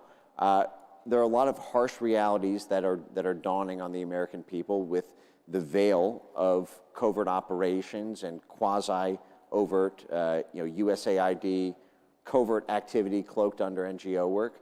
But the fact is I think it's been an incredibly responsible response from the American people. I think that, most, in ancient civilizations were they to hear about this, it would be a lot more drastic action than the simple defunding. But the fact is... What, a beheading? What are you trying to say? Pro-democracy wellspring. We would liberate this country. But the fact is this is all being done in accordance with rule of law. It's all being done with incredibly immaculate technical implementation from Elon Musk and Doge. It's being done with vision and foresight from the White House. I've been incredibly impressed. J.D. Vance, the shot heard across Europe, and frankly around the world. We've really assembled an all-star team, and there are almost no weak links in the chain. And I think the fact that we are all so united in this moment, the fact that the coalition is so broad, has made it really hard for opposition to actually find a surface area of attack. And I think with the, they weren't wrong to call it shock and awe with all the dramatic action that's happening right now. So they're now being sequestered, losing the court of public opinion, losing their censorship capabilities. Losing some donors. Losing donors and losing a weaponized Justice Department that was always their fail-safe in case anyone got too brave. All they're left with now are New York judges. So we ask ourselves this all the time, which was like you have a conference, which is important to have a good conference. And by the way, you honor us with your presence. Thanks for being here. Do you love this guy or what? He's amazing. Yep. I was kind of pinching myself yesterday as I saw the president of Argentina walk down that thing with that big, super badass chainsaw, chromed out. By the way, I got a tour of the chainsaw. It had a replica of the planet Mars on the throttle. Pretty cool. And so Malay's walking down. Elon Musk is there in his iconic, crazy-looking glasses. And then I saw the Twitter, the X action, and everything else online. What kind of psychological impact does something like that have on the bad guys? Well, I think the symbolism of the chainsaw does not leave much room for nuance and subtlety. But it's preceded by the President of the United States with a giant samurai sword. So, I think that we are in a period of radical reform. We are totally restructuring rogue institutions that have gotten so corrupted, and they now face the choice of reform or termination. And I think as more and more of these see what happened to USAID, what may be happening to other agencies as soon as this week, perhaps, the ones that remain will understand that if they want to continue to exist as American institutions who have earned our trust, they have to reform. And people, we live life cycles where, we're all mortal. We live, we die. Institutions can pretend that they live until infinity. There's no moment that an institution like USAID peacefully sunsets. And so they can get away with rogue activity until the moment they're confronted by a population who will hold them accountable, by a brave executive branch who will do the same. And so it's taken this much, and these abuses have been chronicled by scholars and academics and media institutions for a century now. And it took until this moment and Donald Trump and Elon Musk and Matt Schlapp and consensus-building organizations and institutions and events like this that have held the line and have given us a forum to all come together and show the world we are completely united and nothing is going to stop us now. So I'm trying to read between the lines here. Are you saying that the combination of all these amazing people, Donald Trump, Elon Musk, Tulsi Gabbard, I mean, all these amazing people that are stepping up and being brave, I'd like to add Kash Patel to that list, Pam Bondi. Are you saying that if we get the first couple of steps right, that the bad guys will realize we're not going to stop and they'll actually start changing their behavior rather quickly? Or is that kind of like Lucy with the football and they're going to kind of hide, wait, and go right back to being bad, and we got to just kind of mow through the whole agency after agency and move on from there? To be clear, this struggle is not going to end in our lifetimes. No matter how many successes we get in 4 years, the institutional interests are too deeply entrenched. The money on the line is too great for many of these institutions and donors to feel like they would lose if they had to actually do what the American people voted for. But the fact is they can be, many of them can, the worst excesses can be excised, and the remainder can be brought to the negotiating table. But at this point, one of the main concerns is the international picture. The MAGA movement started as a nationalist movement, but the international picture from USAID and the rogue activities of the former State Department and intelligence community, they're one thing, but here at this conference, we've seen heads of state and people from almost all populated continents coming to this conference to say that we are together, and the opposition is going to be doing the same on the other side.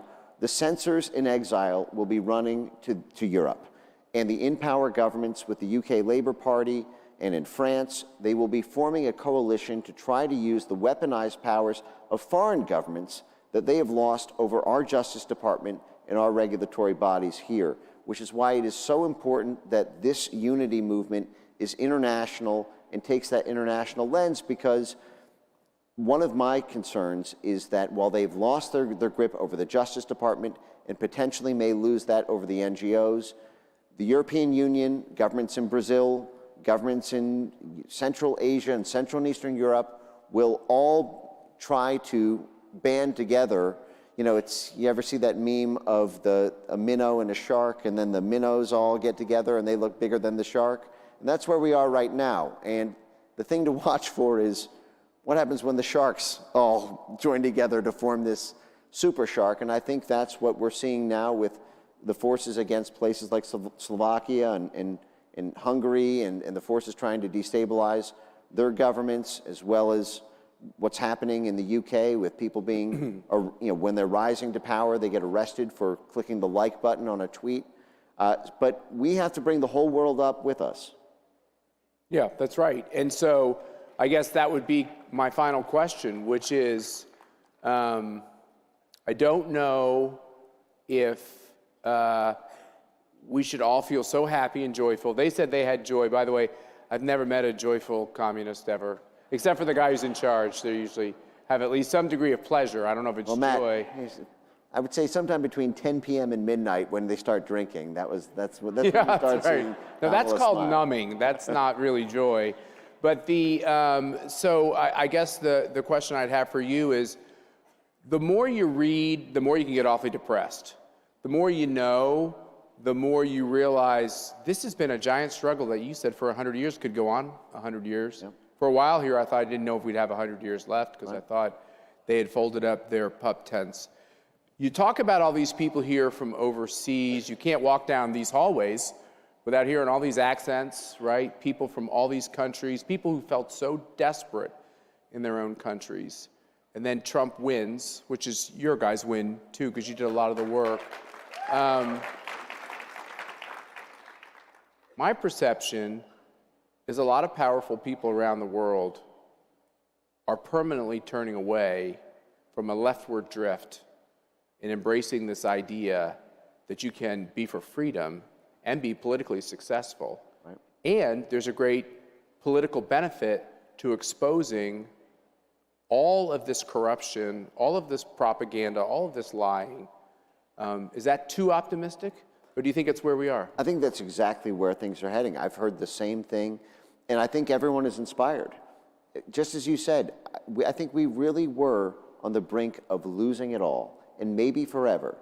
And a lot of countries under the thumb of authoritarian rule, or that are being rolled up by their own versions of their Justice Department, or tarnished by co-opted press, or censored into oblivion, they feel as hopeless as the American people felt 6 months ago, 4 months ago. And it's just like the symbol of the chainsaw and the samurai sword. There's something very powerful to the difference between prison and president, the difference between this and this being life or death. The millimeter miracle. The millimeter miracle. It's a literal shot across the bow. So we're hearing optimism from you. I like it.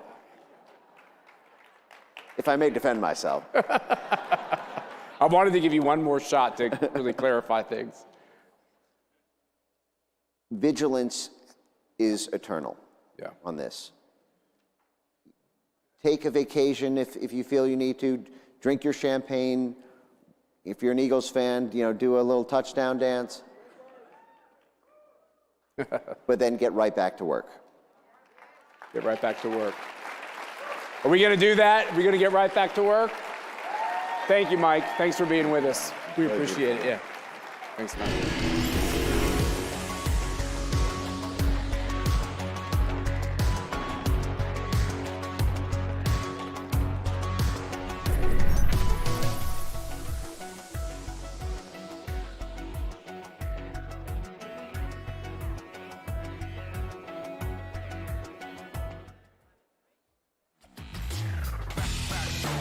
Ladies and gentlemen, up next, an interview with the White House Press Secretary, Caroline Leavitt, and host, CPAC Senior Fellow, Mercedes Schlapp.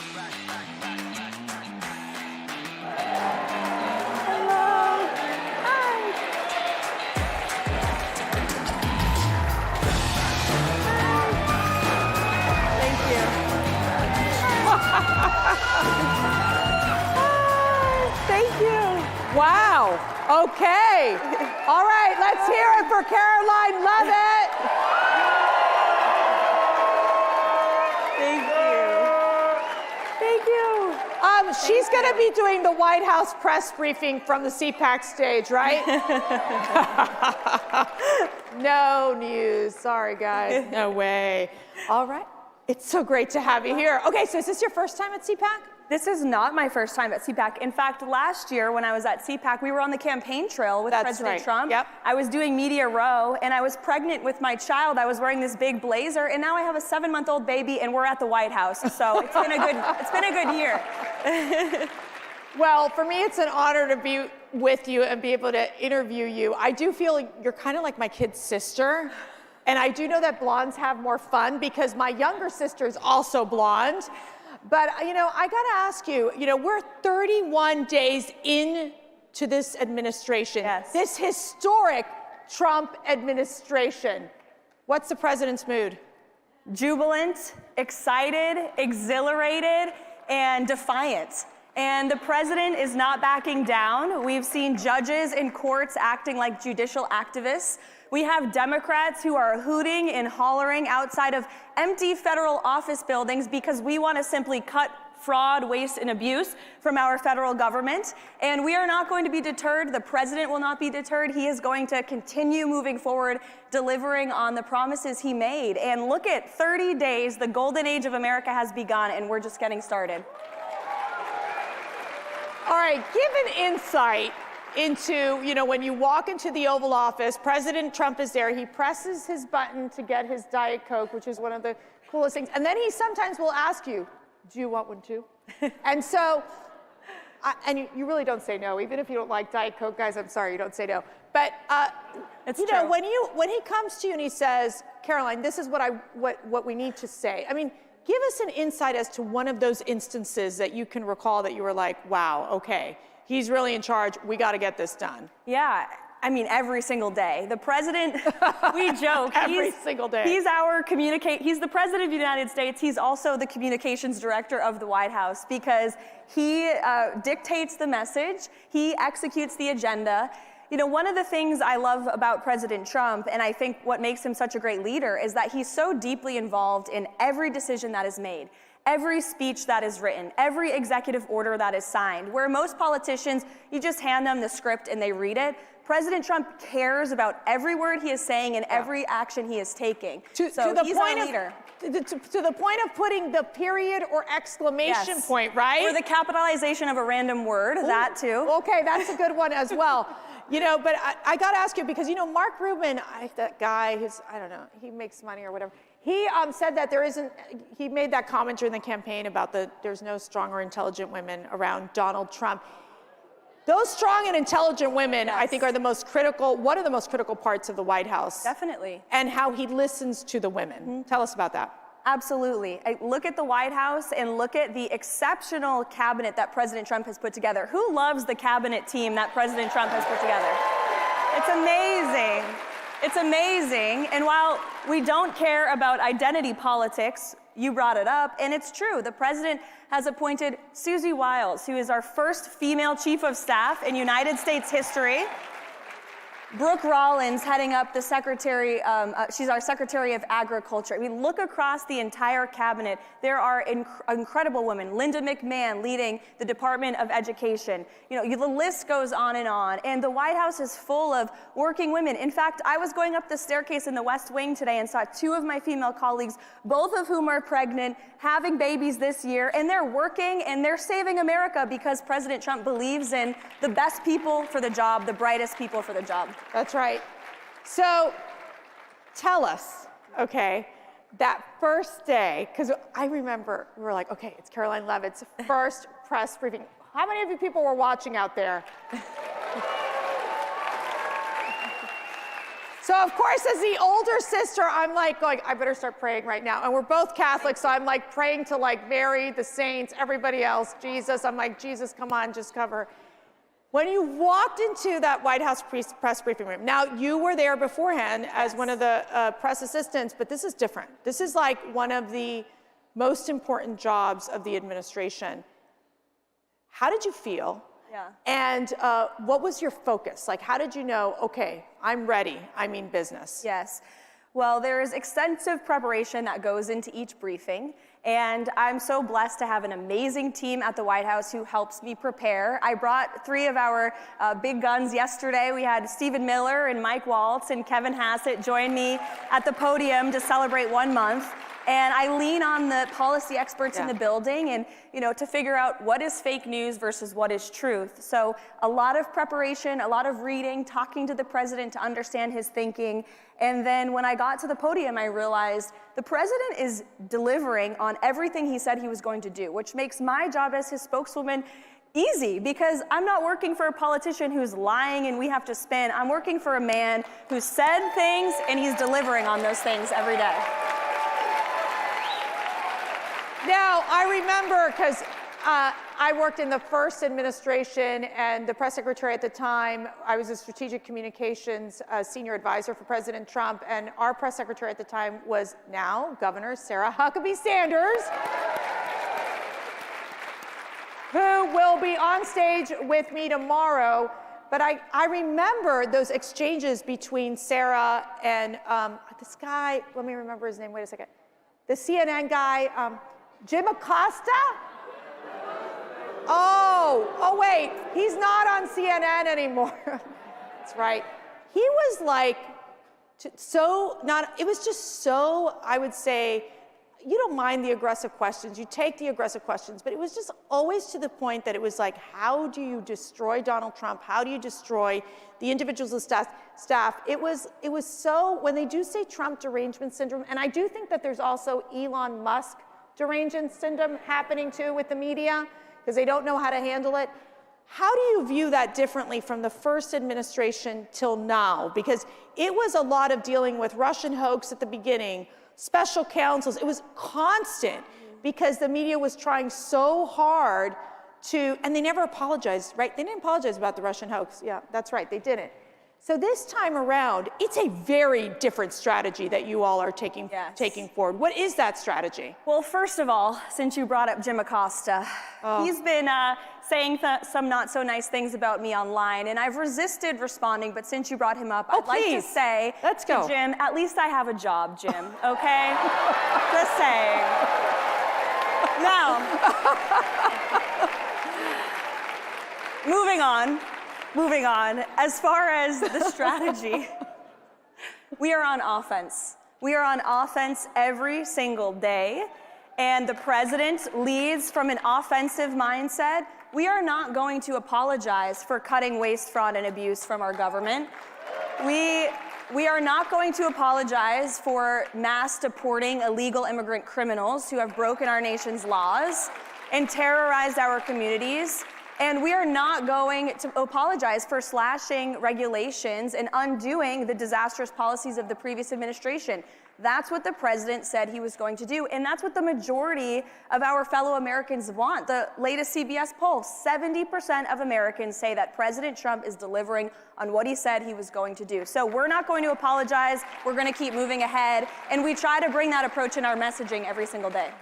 So I got to ask you, you're working all the time. These jobs are, when I tell you so demanding, they are so demanding, and I do feel that it is like warp speed what you're dealing with, even more so than we saw in the first administration. How do you get the strength to just get through every single day? My faith in God, absolutely. Waking up every day and just remembering I'm blessed, and we're all blessed to live in this country and to have a president who is looking out for us every day. Family support, and our team at the White House. We really have a great team. And you talked about how the media tried to cause so much division within the White House in the first term. They're trying to do it, but I think they're failing. They are not getting away with it because we truly have such great camaraderie. And the people I work with every day, they're friends and we're together. 18 hours a day, so you gotta like who you're around. But we truly are having fun and we're getting work done. And again, the president is leading with that positive, happy warrior attitude, and it transpires to the rest of the White House every day. And in the first administration, there were those chiefs of staffs that were trying to undermine President Trump. Susie Wiles is so impressive in terms of being able to bring order and just, I think, so much structure to what we're seeing at the White House. Your reaction? Susie Wiles is wildly respected by every single person in that building, and she sets the tone, she sets the pace.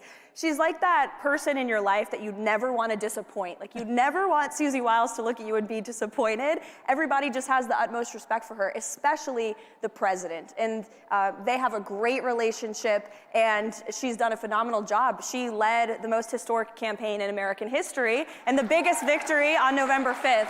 And we're so grateful to have her at the White House.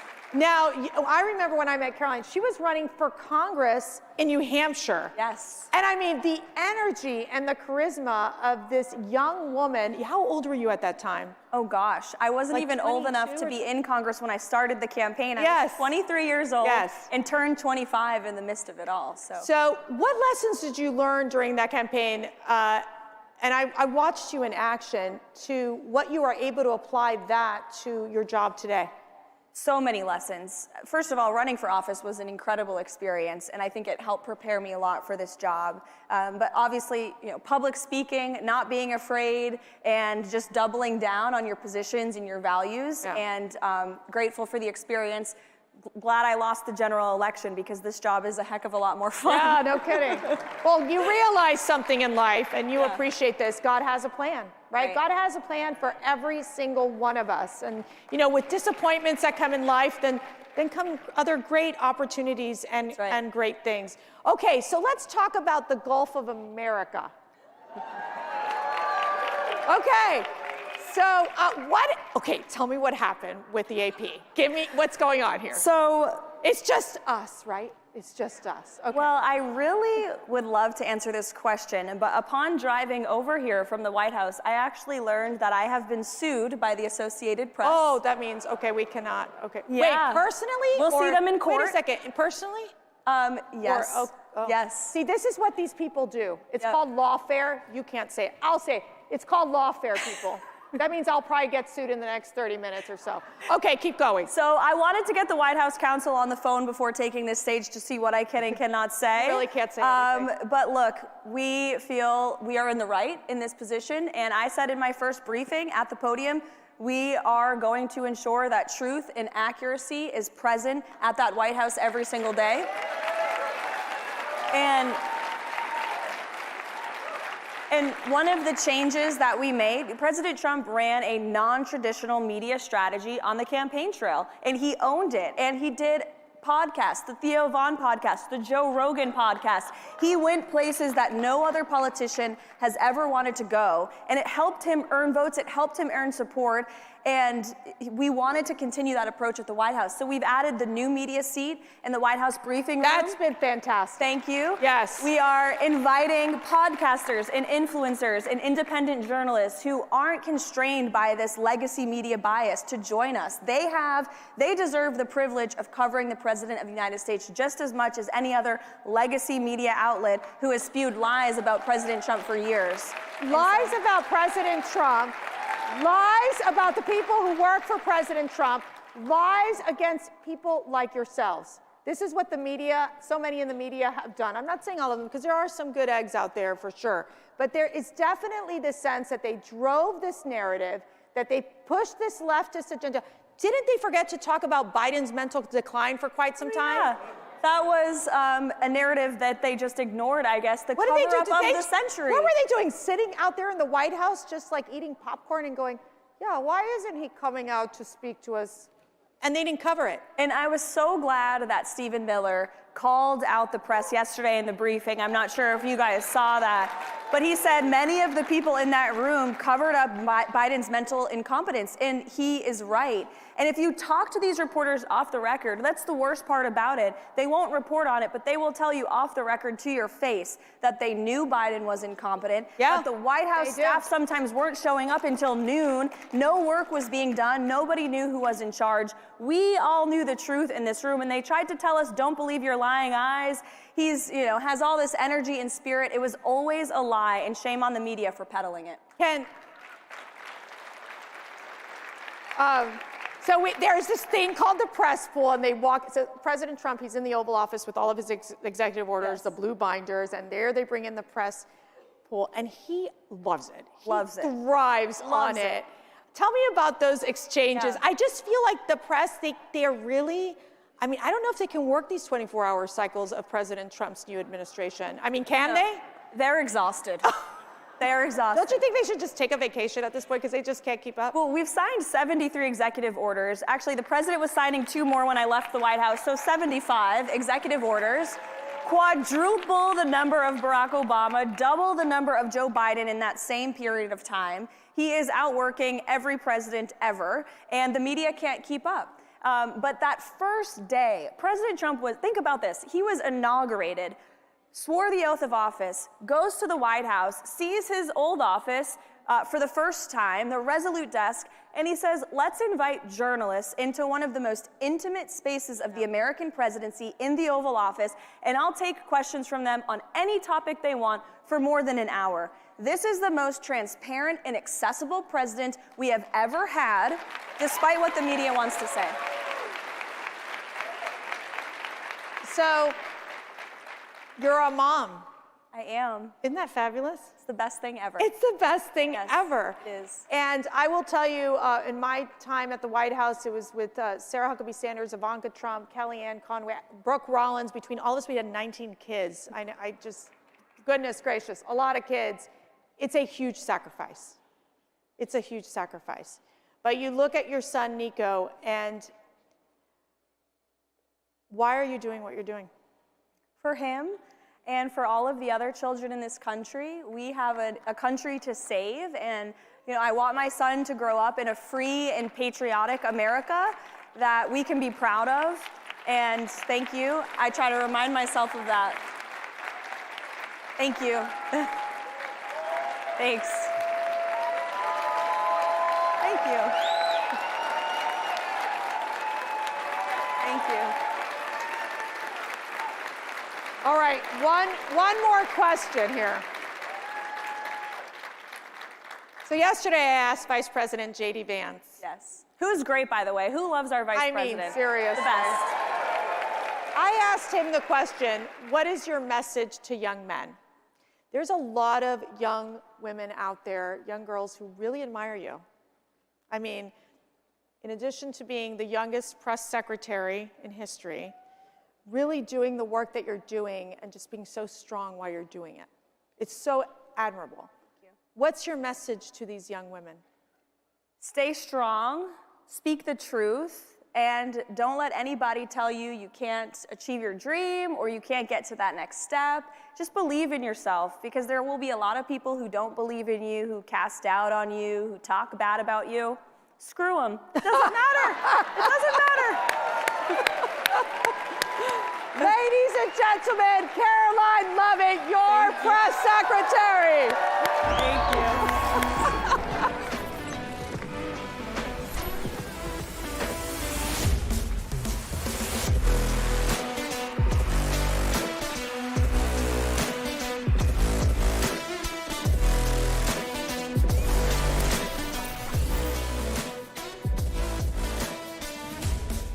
Ladies and gentlemen, this concludes day 2 of CPAC 2025. We ask that you all gather your personal belongings and promptly exit the Potomac Ballroom, so we may prepare for the Ronald Reagan dinner. Once again, in order for us to prepare, we ask that you gather all your personal belongings and promptly exit the Potomac Ballroom. Thank you for your cooperation and enjoy the rest of your day.